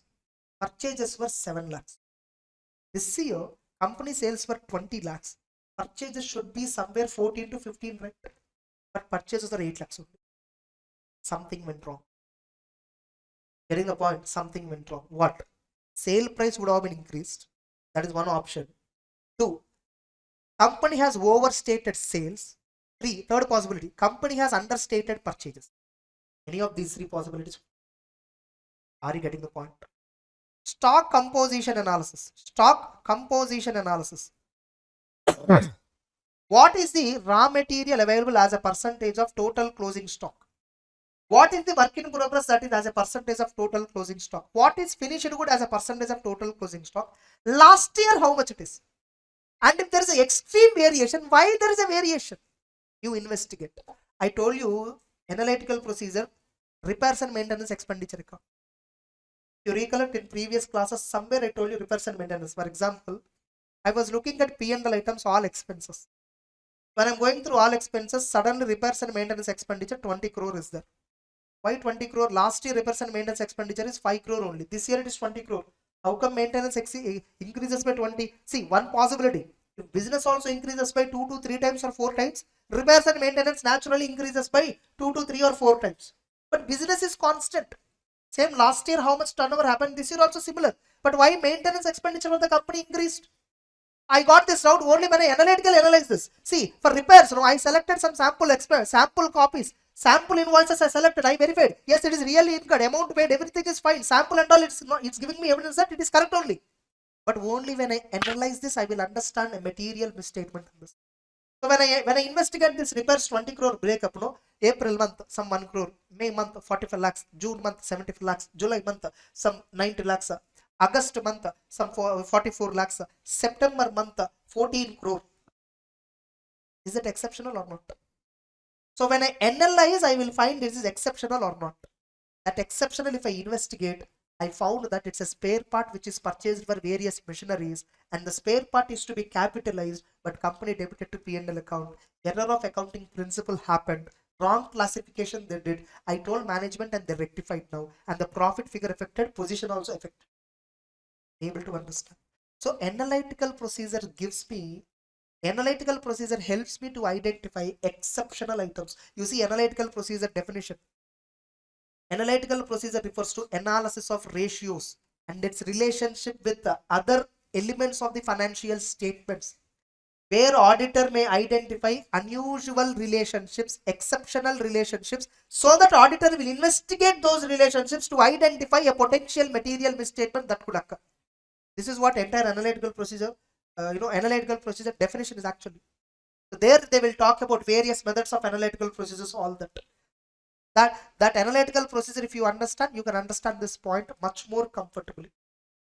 Getting it? Then employee benefit expenses. In this, one question that they ask generally is hiring.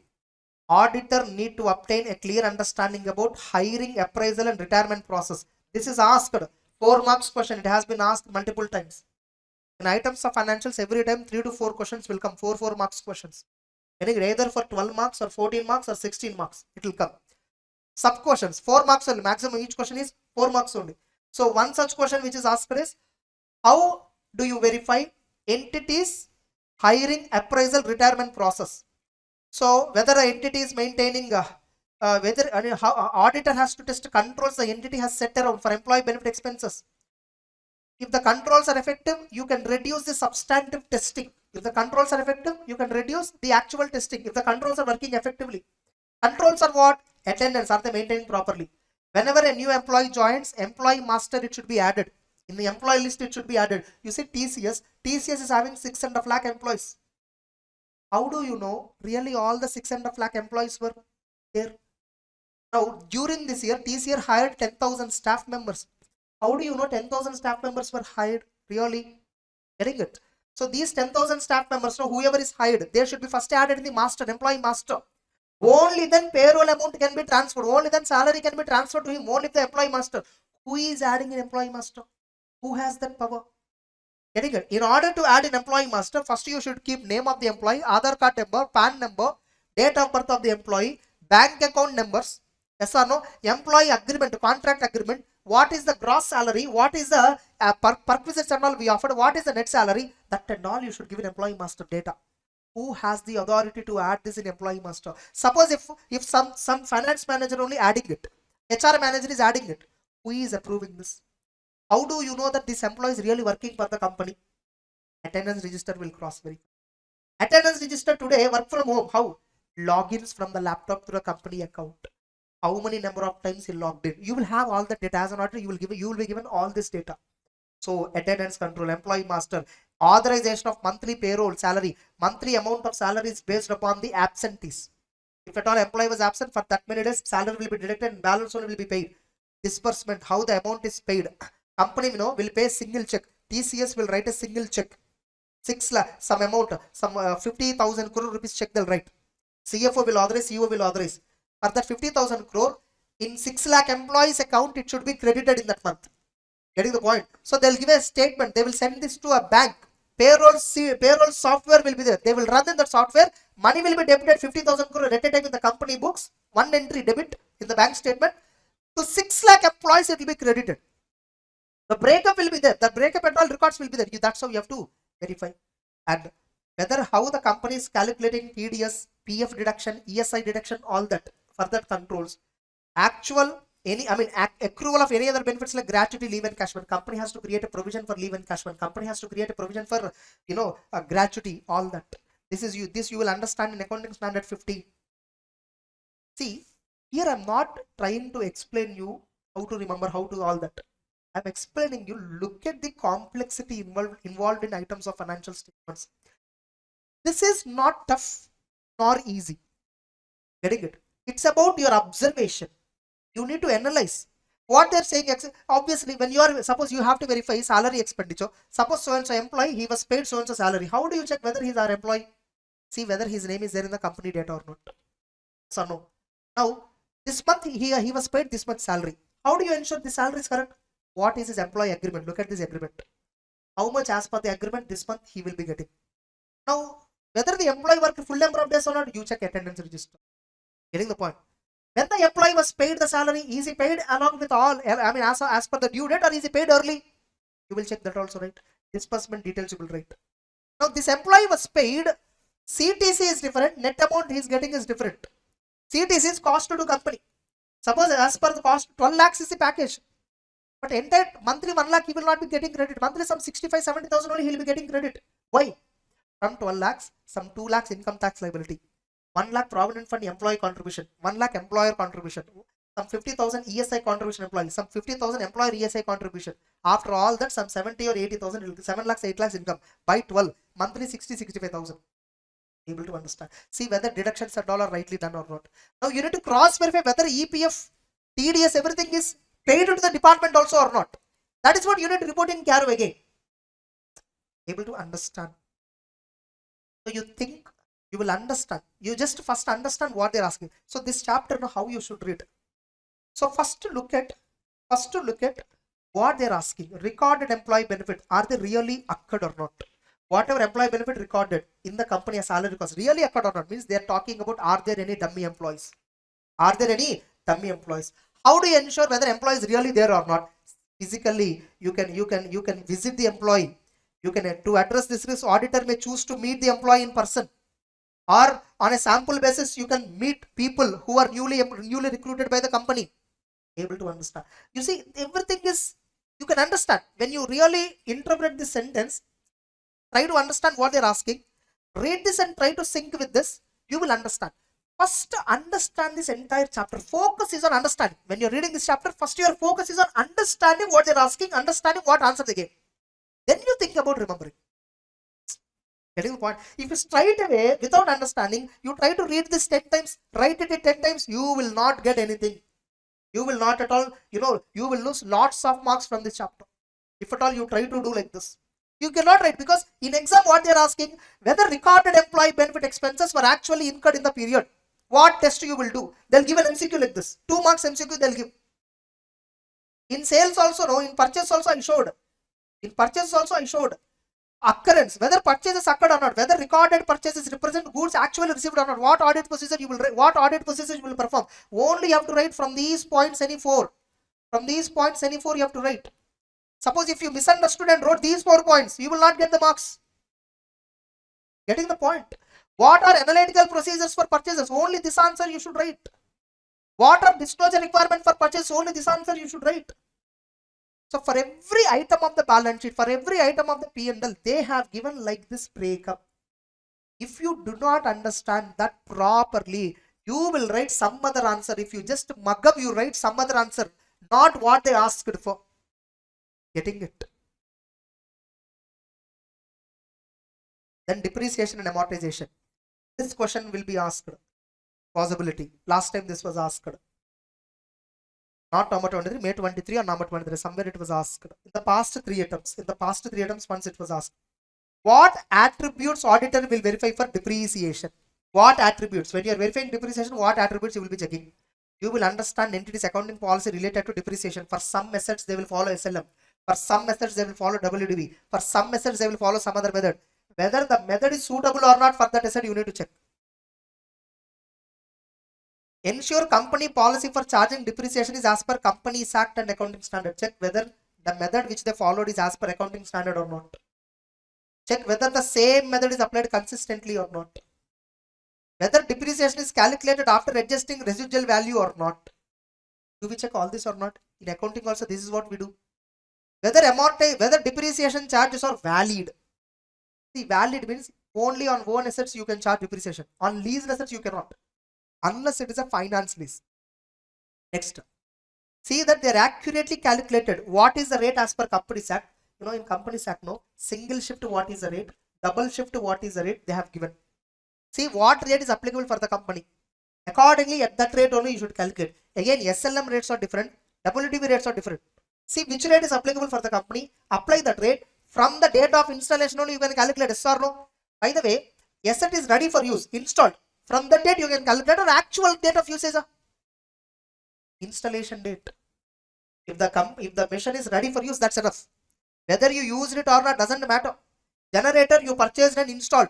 Whenever power goes off, generator will switch on. During this year, no power cut at all. Don't you depreciate generator? You will depreciate. It's ready for use now. Next.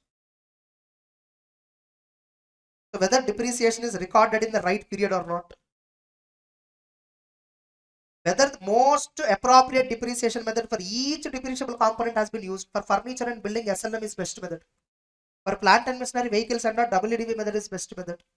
For lights and all, hours method is best method. Getting the point? So there are different assets for which different methods might be more suitable. So now what audit procedure you will do? Obtain understanding of process of charging. So how the entity is processing depreciation. What procedures they are following. Some companies know they manually calculate depreciation. Some companies system automatic calculation will be there.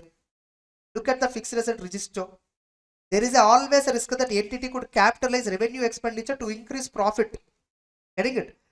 Or charge a capital expenditure as a revenue to decrease the profit. So auditor has to check what is the nature of the asset from the fixed asset register to identify whether it's a revenue in nature or capital in nature. Select some sample of fixed assets. Select some sample of assets from the fixed asset register. Company has some 5 lakh number of fixed assets. Infosys. Some almost like 50,000 chairs were there. Some 50,000 laptops were there. Select some samples. In the asset register, no, they will mention it is with whom. Where is the location? You go there, physically verify. Obtain a list of all the components. Intangible assets, no. See whether they were registered in the name of the company or not. Copyrights, patents were there in the name of the company or not. Depreciation is charged from the date when it is ready for use and not from the actual use. Ensure that if at all revaluation happened, after revaluation only we should calculate depreciation, right? Further, depreciation as per Income Tax Act. Ensure that additions are tallying with the additions as per Companies Act. In Income Tax, no, less than 180, more than 180, yes or no. So whether the additions total given in the Income Tax depreciation schedule, is it matching with our books of accounts additions or not? Cross check and perform analytical procedures to see overall logical. Last year total depreciation value divided by total depreciable assets value. How much rate you are getting? Average rate.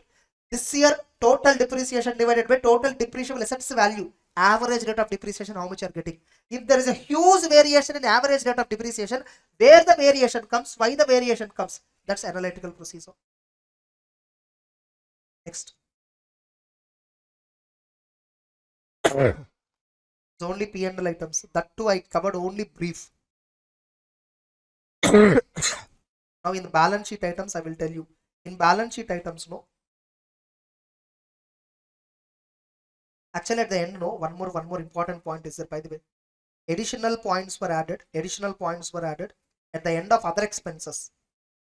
Other expenses, you know, first other expense itself I will show you. Other expenses itself I will show you. Let me do one thing. I'll focus only on expenses and P&L items right now in this class. Balance sheet item I'll record separately. Okay. So let's not hurry up. See, let's be qualitative.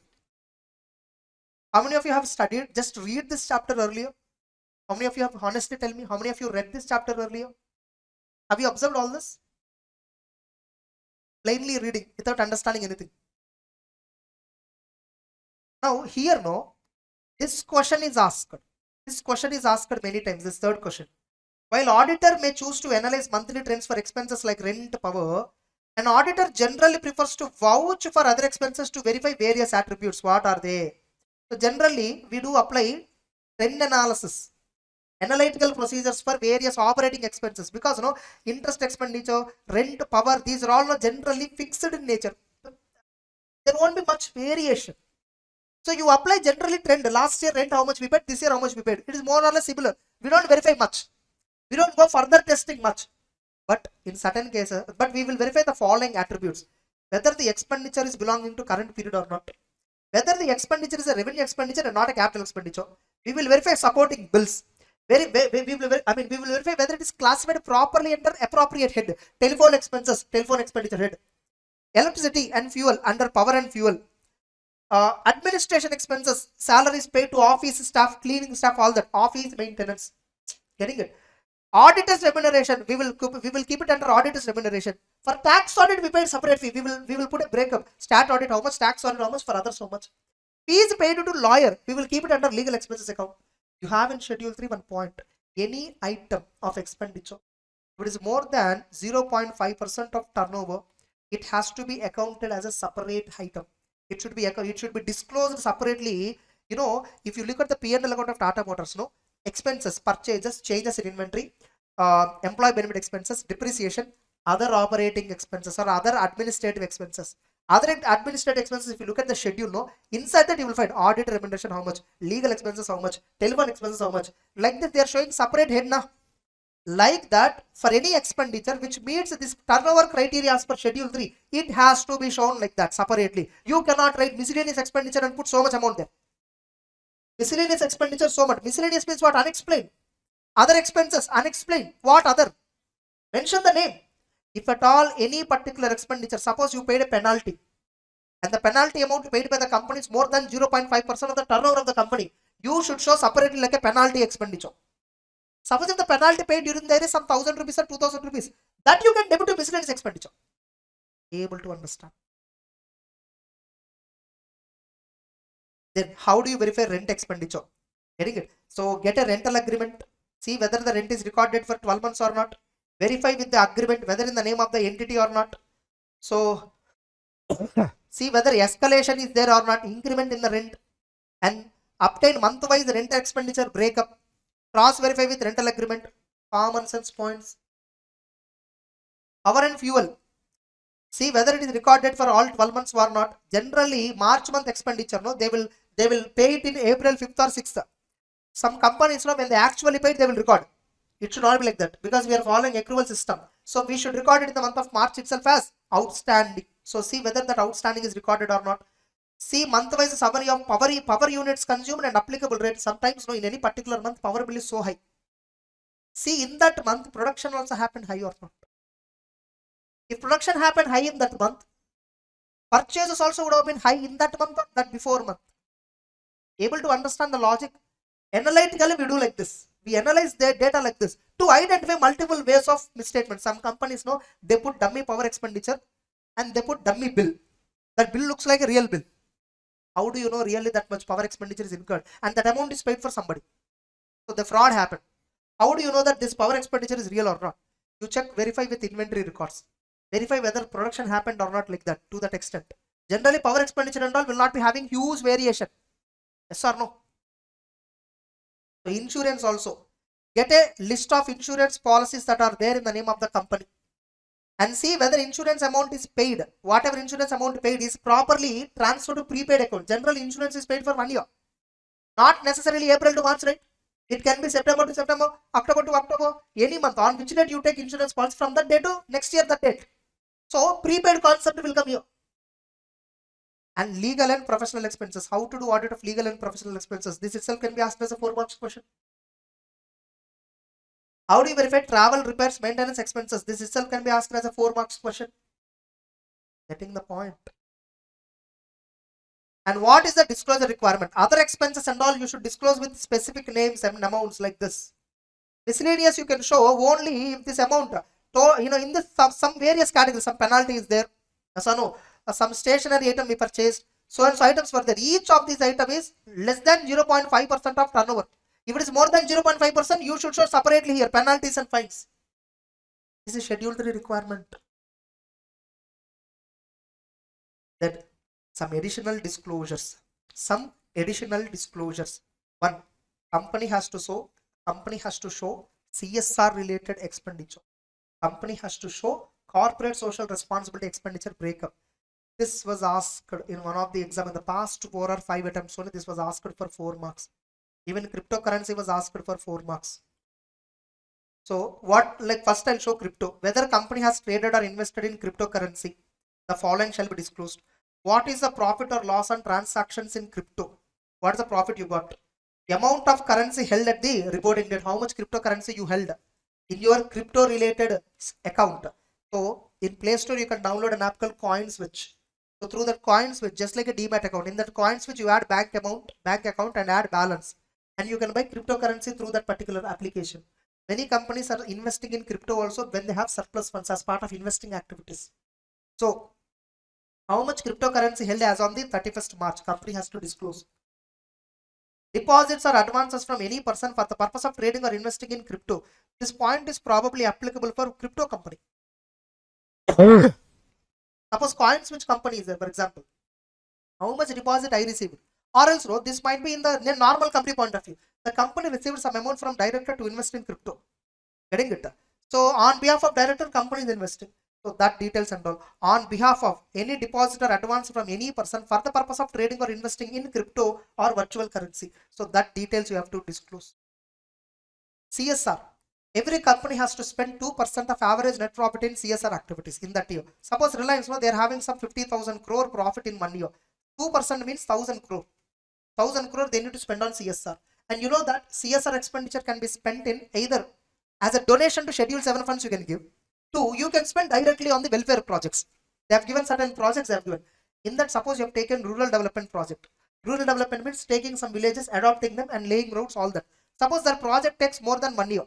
You need to get approval for the project.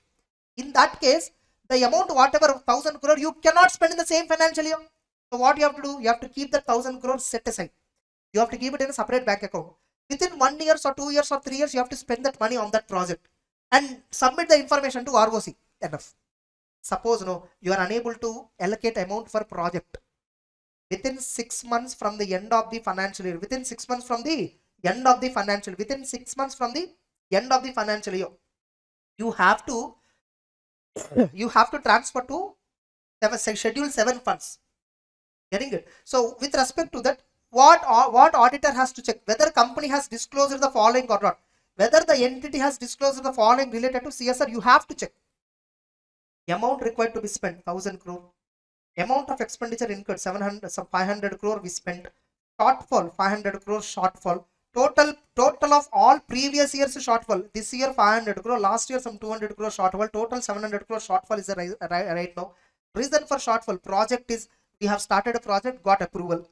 Nature of CSR activity, rural development. Details of related party transaction. Out of the amount that you are spending, any purchases you made from related parties. Getting it? Suppose rural development, you are buying some cement and all. You are buying it from some related party company, cement. That you need to disclose.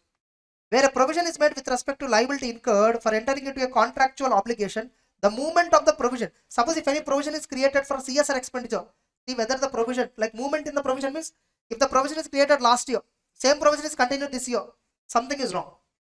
Able to understand? Any 4 points? Any 4 points? Remember, I have only covered right now just expenses, which is 1/3 portion of items of financial statement. It is only 1/3 portion of items of financials. 2/3 portion of items of financials is balance sheet. In the total items of financials, 2/3 portion is balance sheet. Only 1/3 I covered right now. That to revision, and almost I have been talking from 1 hour 10 minutes, almost 1 hour 10 minutes. I could not even discuss any one aspect in detail. Where I am covering just how many ways a question can come and briefly talking about it. That itself took that too for 1/3 item 1 hour 10 minutes. For balance sheet items, it will take another 1.5 to 2 hours easily. Regarding all this, regarding this items of financial statements. So until now, we just finished expenses related, P&L related part briefly. Balance sheet related part we have not yet started. Until now, are you clear?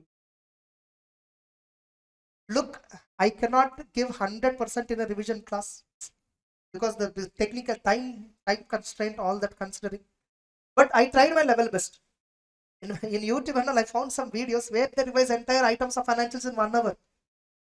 45 minutes also I've seen a video. Don't go for shortcuts. What you see is different. When you see the question paper, the feeling you get is different. Okay. After you see the question paper, if you consciously know, I know this, I have read this, but the point is I didn't revise. That's the reason I'm unable to write. That's a different thing. And what you assume, what you saw in, what you assume is different. And if you go to question paper, where is this? Where is this? Where is this? You are getting this out. That means you have not exposed to the syllabus properly. So have proper exposure on what syllabus we have. Give time. Give time. Like how we are giving for other subjects. That's it. With this expenses, P&L audit is completed. Just 2 minutes.